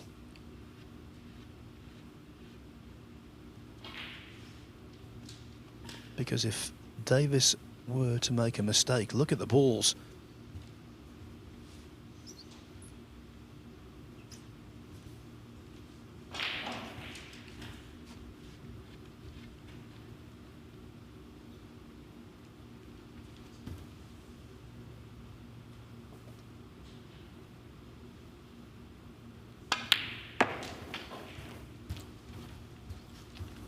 Well, you sort of fancy him for it, but it's magnified, of course, 36. by the importance of the match, the importance of the frame. So this is, for him, his biggest shot of this match so far, because if he pots it, he surely levels the match.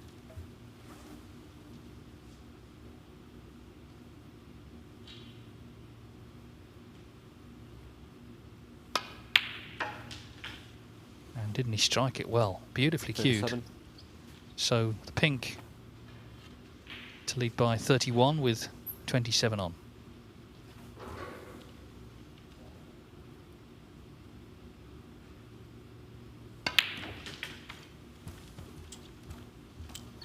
Just before Davis potted that last red, we had a glimpse of Carter in his chair watching on.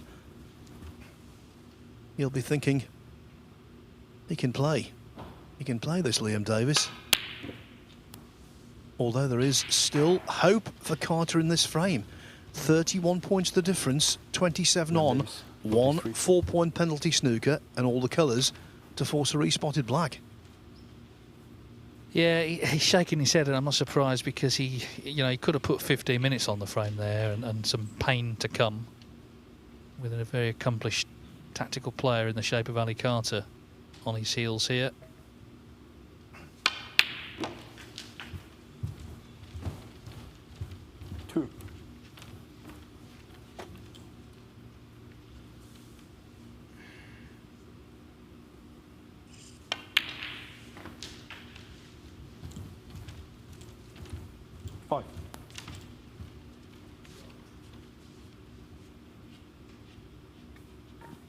Now, by potting the brown, that would reduce the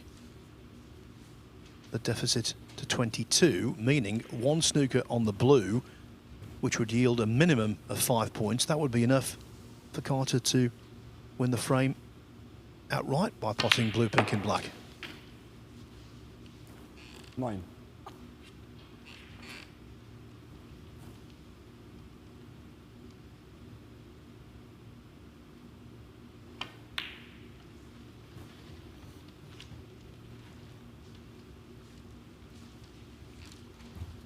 Ali Carter, 9. Yeah, and the blue is not near a cushion, is it? So, this could be missed.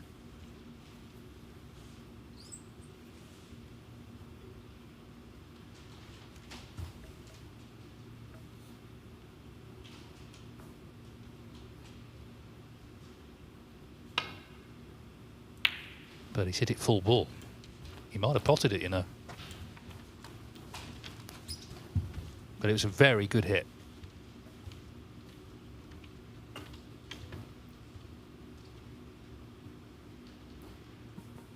It was no coincidence where Carter left the cue ball in potting the brown, ideally on the blue for a snooker. Now he's not got that control.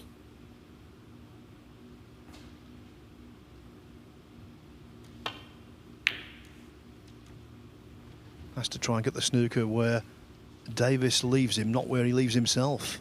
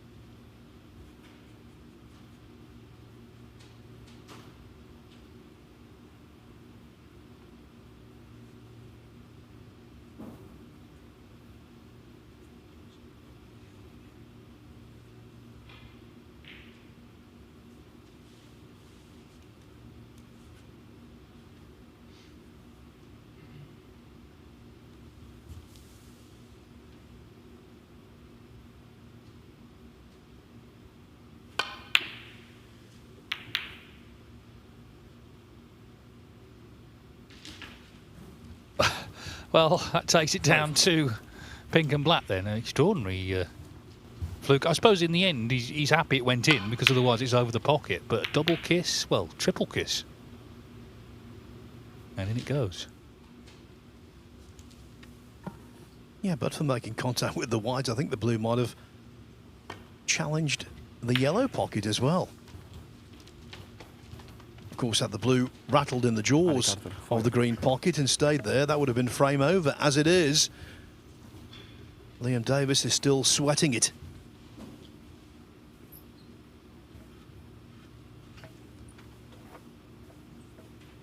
It feels like quite a big target this, but let's see.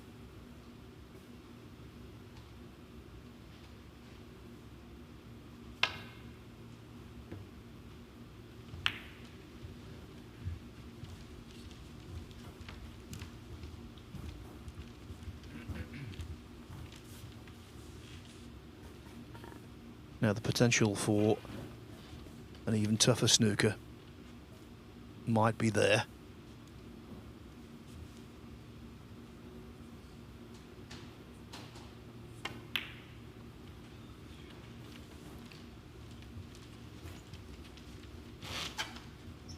Well, had that gone in, that would have been embarrassing. Yeah, I mean, if you pot all the balls, you can't get a snooker. As simple as that.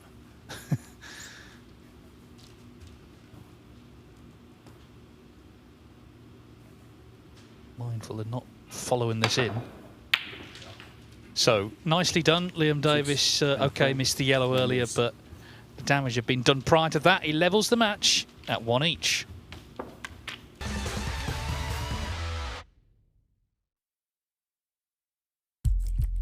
What do you need to become a champion? Vision, drive, discipline, finesse. But what about a world champion? Victor, conqueror, peerless. The history. Reyes is the champion of the world. It's the king of the 9-ball ring. The biggest prize. The crown jewel of 9-ball.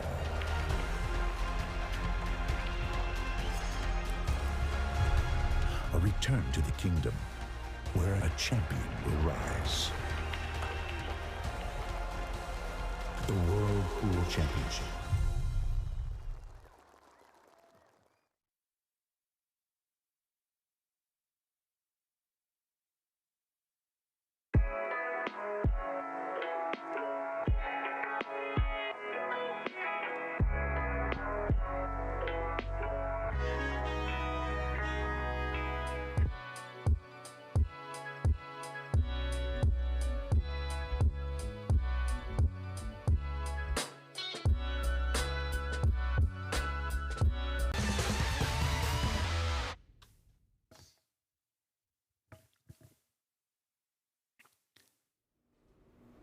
Now this is table 2. They're just in the first frame, Gary Wilson and Amir Sarkosh. Wilson needs to win this match. If he does, he'll win the group.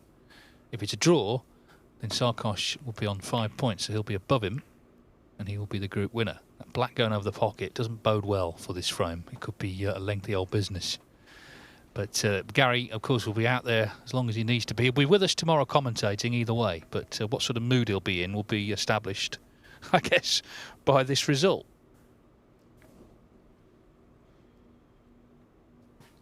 Well, I've watched the first half of the opening frame, and what I will say is that Wilson's playing hardball.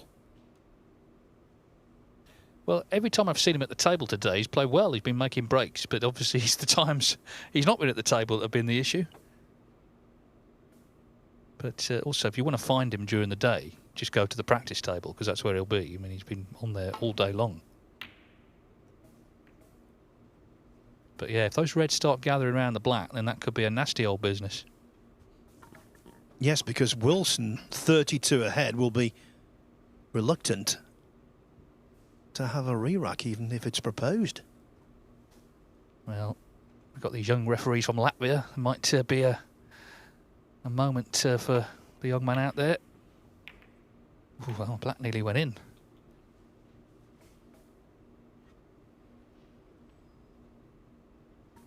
Well, the red down the rail will go past the black, so that would solve the issue. Indeed, the black might be making that a big pocket.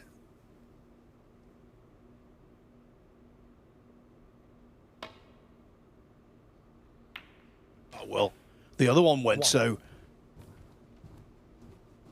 forget the re-rack now. It's the break. Well, we've got 2 more frames, big frames here.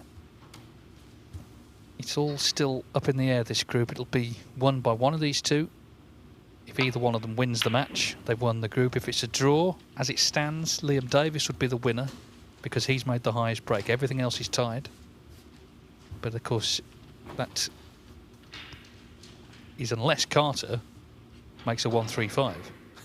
So, as I say, it's all still up in the air.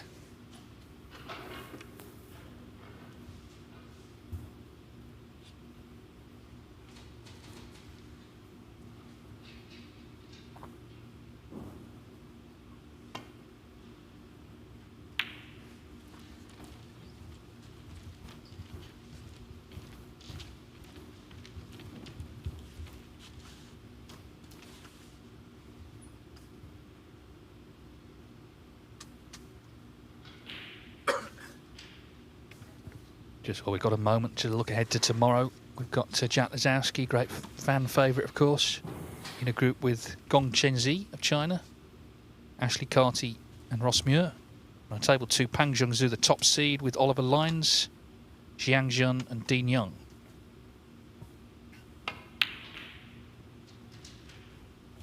Beautiful shot from Liam Davis. Just needs the cue ball to hold up. Just run on a little bit.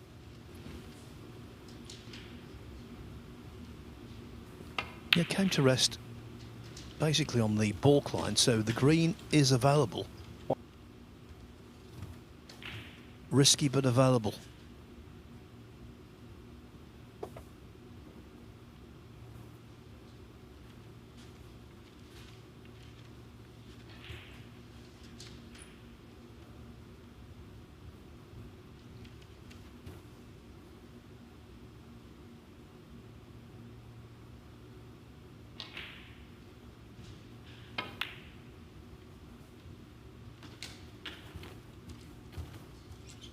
In the modern game, that is the shot choice. You can't fudge these days, you have to go for it. Gary Wilson has done enough to win that frame, so 1-0 up next door. In a match he has to win to ensure he comes back in a couple of weeks' time. Well, actually, the end of next week, we start stage 2.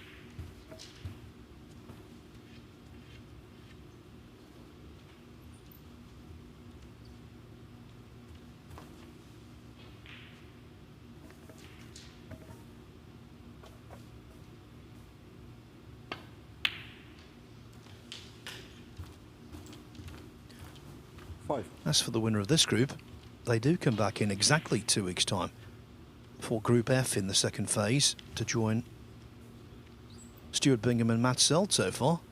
So if Carter comes through, it's the only way is Essex group. But the way Davis is performing, I think it's going to be a tough task.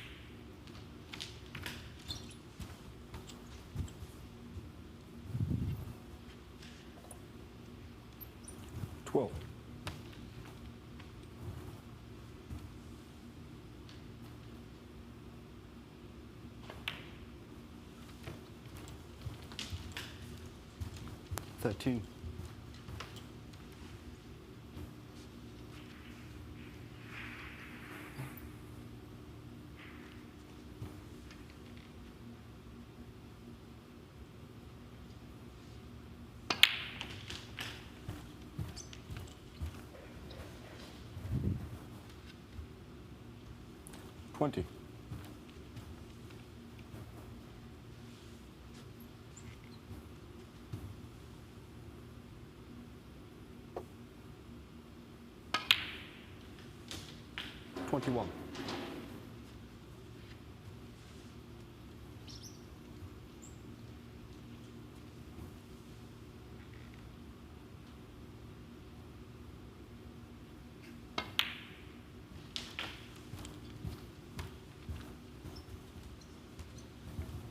So running out of loose threads.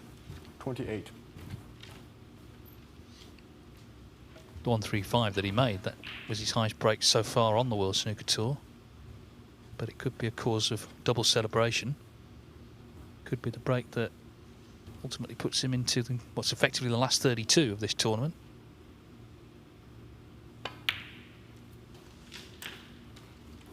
$29.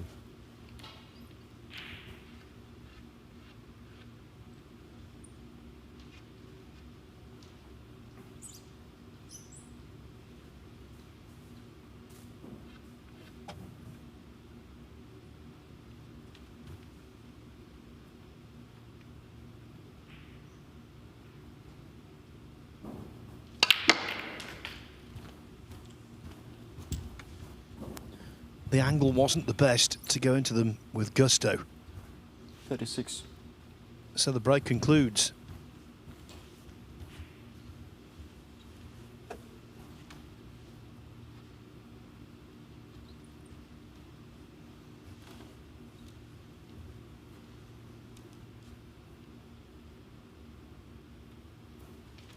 Then it is 36.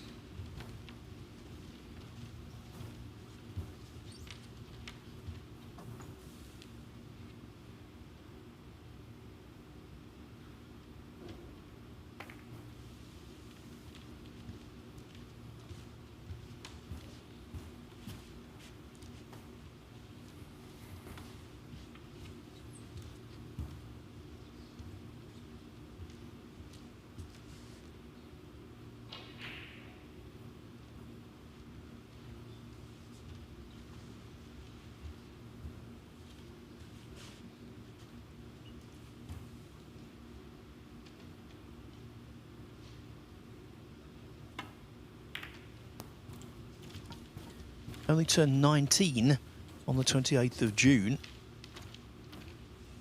What I like about his game, apart from his obvious ability, his poise. Doesn't flap. The speed at which he approaches every shot is very consistent. He's measured.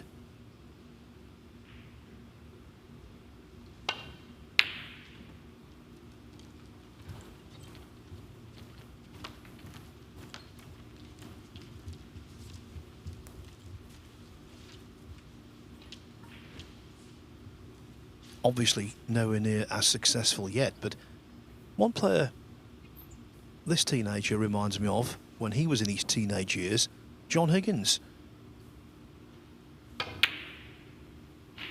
who before his 20th birthday had so many moves, whether it was potting, break building, or indeed when it came to the tactical aspect of the game. In that regard, he was well in advance of his years, Dave. Well, he was the first teenager to win 3 ranking titles, so very much so. Ding later also did the same, but Higgins was, as you say, not only a winner, but a rounded player. Alan McManus worked with him when he was about 15, and of course Alan is so knowledgeable himself, and he imparted a few words of wisdom, and he said John Higgins was like a sponge. He just soaked it all up. He said he only had to tell him once, and that was it. It was in for life. Well, it was his second ranking title that told me, as you say, a rounded player. He won the Grand Prix in the October. Then the following February, he beat Steve Davis in the final of the International Open. It wasn't a classic match. Lots of frames were defensive. And yet, when it came to tactical knowledge, Higgins more than held his own.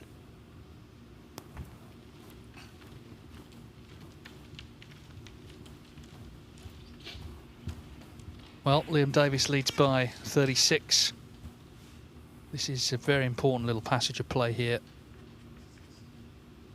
particularly for the man at the table. If he loses this frame, he's in big trouble, Carter, in terms of winning the group. Looking at this red to right middle, big shot.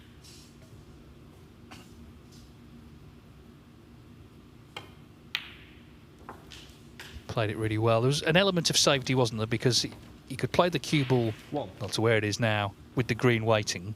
So it wasn't all or nothing, that shot, but still needed good cueing to pot it.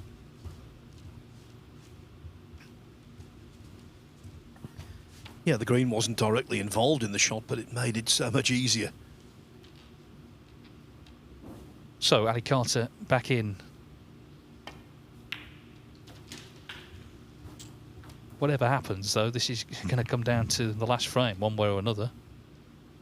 It may be that Liam Davis will need to win it. 4. If Ali Carter needs to win it, remind you, he would have to make a 1-3-5 break. At least. I mean, just saying that kind of sounds ridiculous, but these players are good enough to do it. Well, if that was the case, maybe Liam Davis would adopt the break used by someone he looks up to, Mark Williams, taking the cue ball off 2 cushions and trickling it 5 into the pack. Yeah, and then start pot a red, put a colour safe, all of that. Mess the table about. We will see what the scenario is heading into that frame.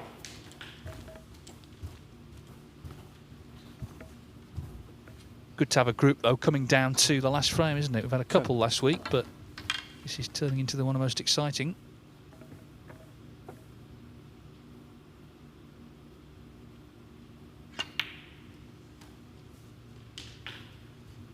Of course, Carter wants to remove any drama. 11. Wants to win this one at this visit and then make a quick 80 in the next and get on the motorway.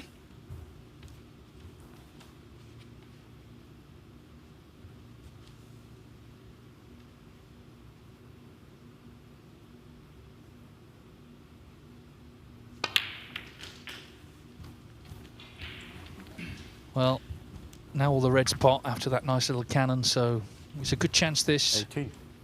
You feel.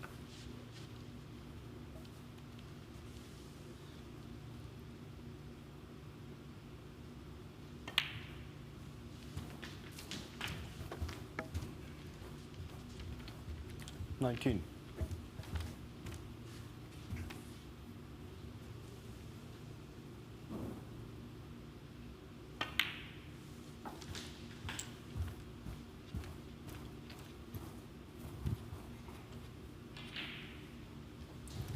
$25.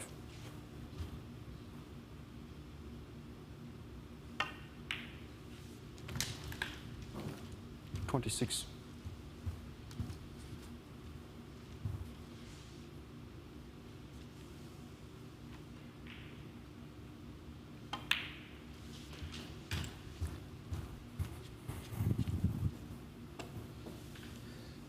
$31.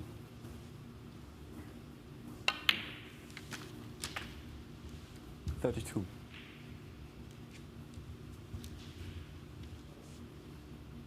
So the pink takes Carter 2 points in front.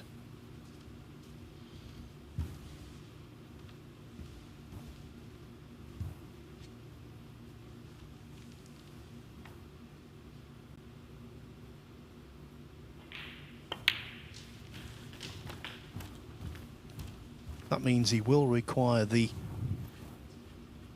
potential stumbling block, i.e. the red that's close to the yellow.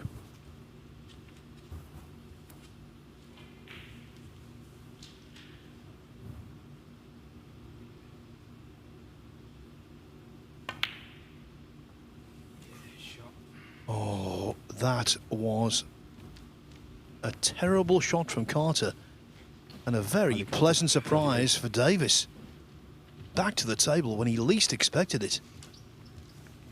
Yeah, didn't see that coming. Maybe he was sort of thinking about the red you mentioned in a few shots' time, but maybe it's also just the growing tension of the match.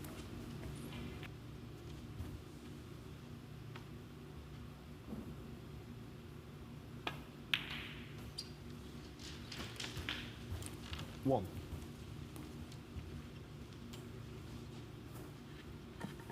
Players like to think they're in control of their own destiny. And you can be. But often it's not what you get, it's what your opponent misses. And Carter's mistake was a shocker. Yeah, here it is again. And I said earlier, you know, he's not really made elementary errors today, but this was one.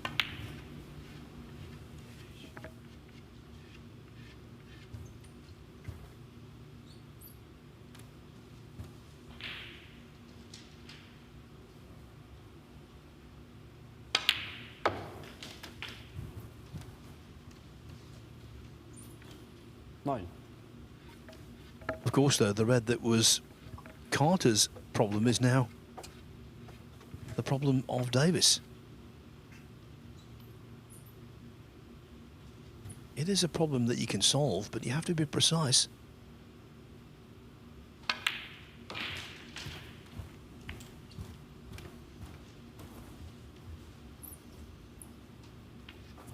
$14.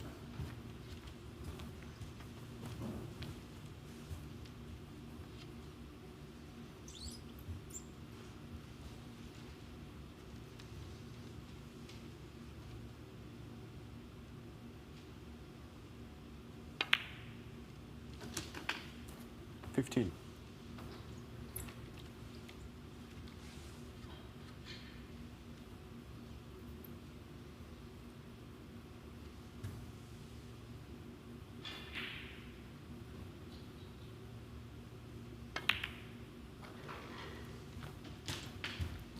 Judged the cannon nicely, also judged the positional shot onto the yellow to facilitate the cannon. So 2-1 for Davis, highly likely.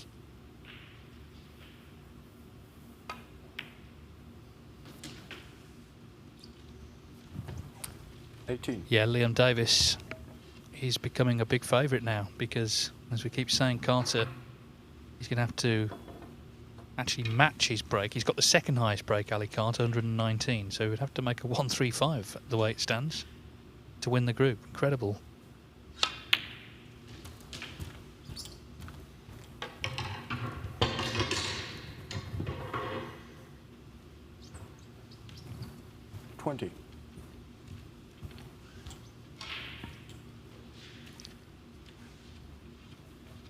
Davis 18 in front, consequently yellow, which is a little thinner than he wanted it, and then green will do the job.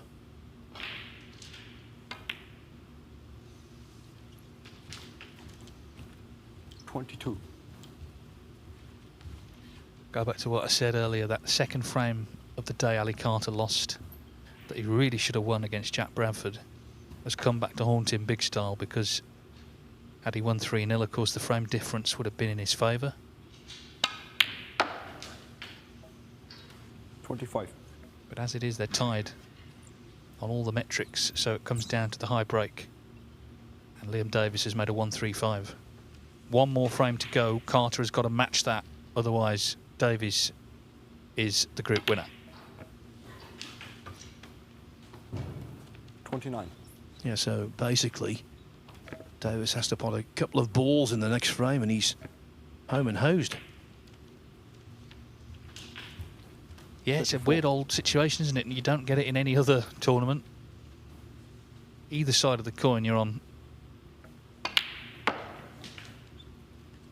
40 on the frame. So Ali Carter missed that red very unexpectedly, and Liam Davies in the driving seat in the group. Ali Carter, to win it, will have to make a break of at least 135 in frame 4.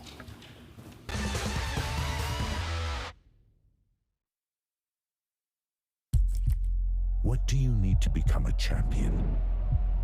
Vision, drive, discipline, finesse.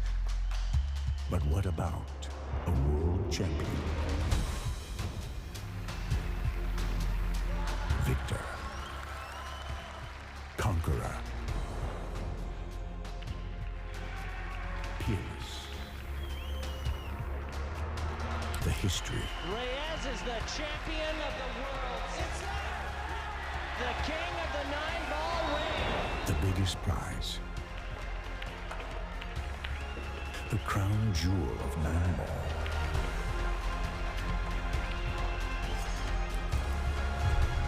A return to the kingdom where a champion will rise. The World Pool Championship.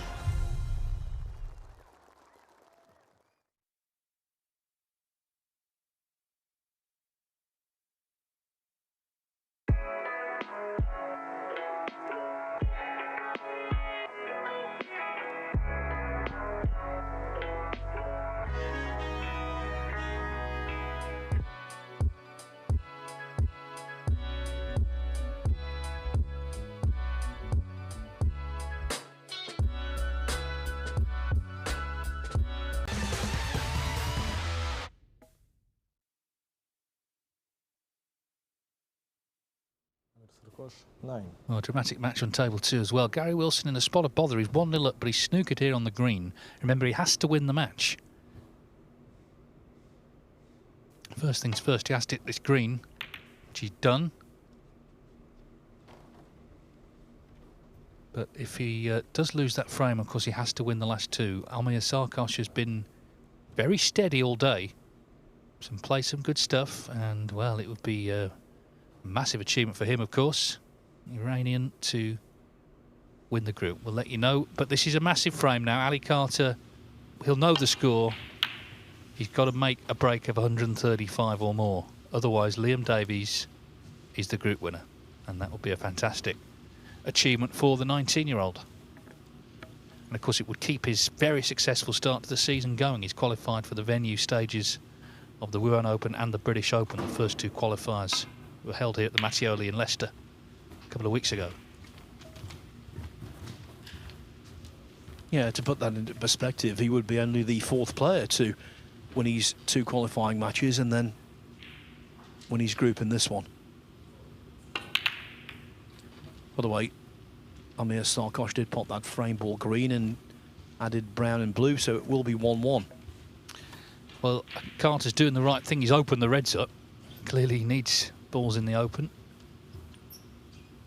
Black nicely available. Blue on its spot, so in a few shots' time, if he got in, the chance would be there, but it's asking a lot, isn't it? It really is. I mean, just to make a century would be asking a lot, but specific break at 135, very tough.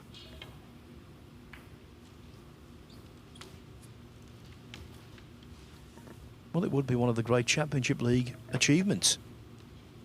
But that doesn't mean to say Liam Davies is discounting the possibility.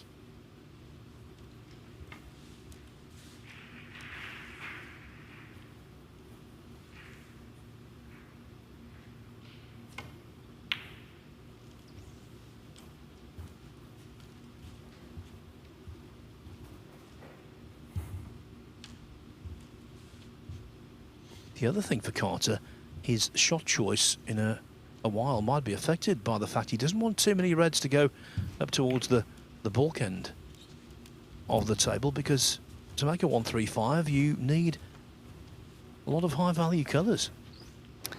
Well, it was last year, wasn't it? Dave Gilbert went into the last frame against Schuster needing a big break. I can't remember exactly what he needed, but he made a 136. Oh no, Carter's gone in off. That could be absolute curtains for him, and he knows it. He's left choice of reds to middle. Can't afford for Liam Davies to be potting reds. That could be the end for Carter. Yeah, red, any colour red from Davies, and I think that would be it.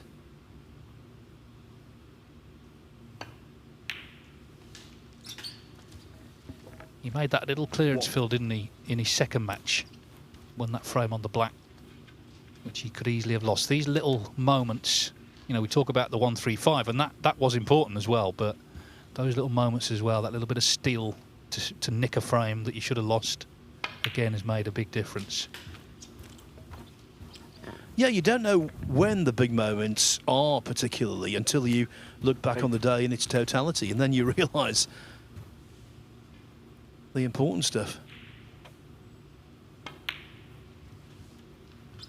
Well, it's an unusual position to be in. He's 13 points in front, and basically the group is over because he's potted enough reds already.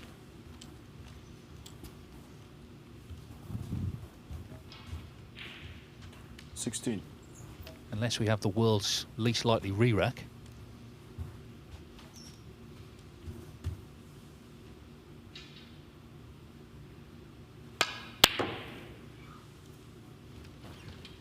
You see, you could take that on. I know that sort of almost looked reckless, but it isn't in the context of what we're talking about.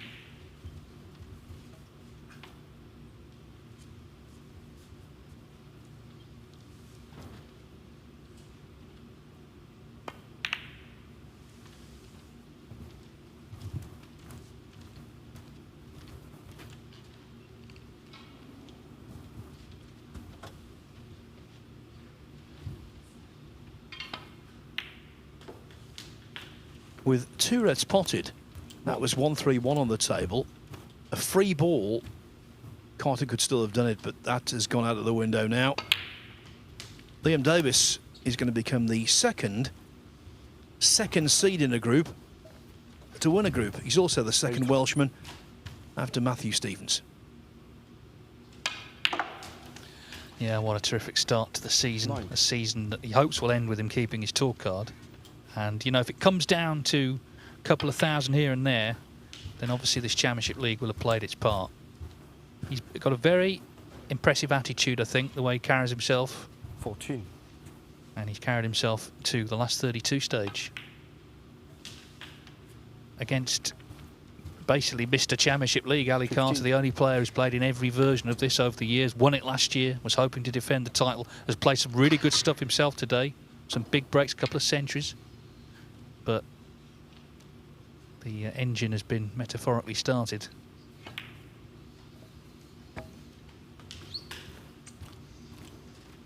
Second season pros who are still teenagers can sometimes look a little green, a little raw. Uncut diamonds, if you like. Liam Davis doesn't look that way. He looks like a smooth operator. 23. He looks professional. Well, we've been pleased to be joined by Lee Walker all day, and listening to Lee, you can understand that Liam Davis has a good man in his corner. Lee will be back, by the way, on Saturday. Actually, he's got another player he's working with, Farrakh Ajaib, who's playing on Saturday. He'll be with us again. And I'm sure he's absolutely delighted to see Liam win this match the way he has, and this group the way he has. Ali Carter, as we know, cannot concede until 36. Snookers are required, but he's going to let Liam Davis pot as many of these as he can, of course. 37. Well, if he's got a spare 250 quid, Dave, he could concede, but I can't see it happening.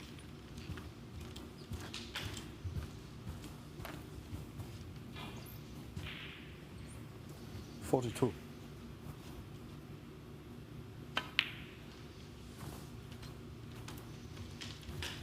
$43. And with no pressure on this, you get the feeling Carter's wait to get to the car will not be greatly delayed.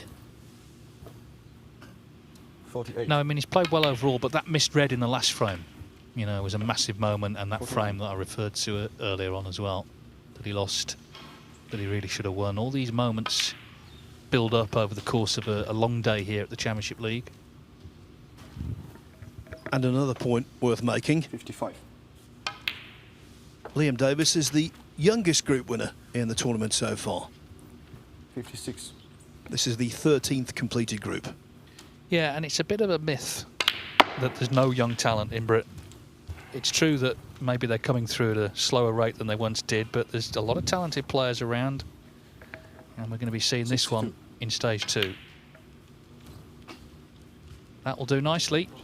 Yeah, there is 62. So Liam Davies then, 19 years of age, from Tredegar in Wales, is the winner of this group of the Championship League. Ali Carter, the defending champion, will not be going through to the second stage.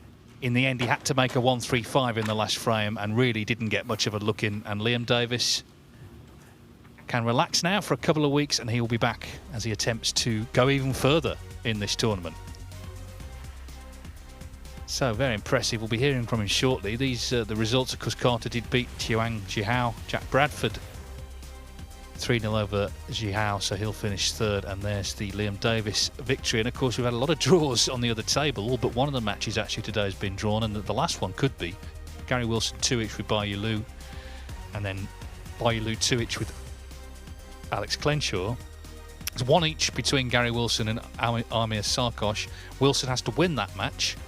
Sarkosh can afford a draw, so Sarkosh needs one more frame. You can watch that, of course, right now, but Wilson a few points in front, very early stages, so that's firmly in the balance. But this is to confirm our group table, and of course, in the end, Liam Davies won all 3 matches. It was it was closer than that, really, but that is the end position. Liam Davies 9 points, so a maximum number of points. Ali Carter 6, Jack Bradford in third place on 3. But a terrific performance from Liam Davies, as I say, very assured, and we can hear from him now. He's speaking to Phil.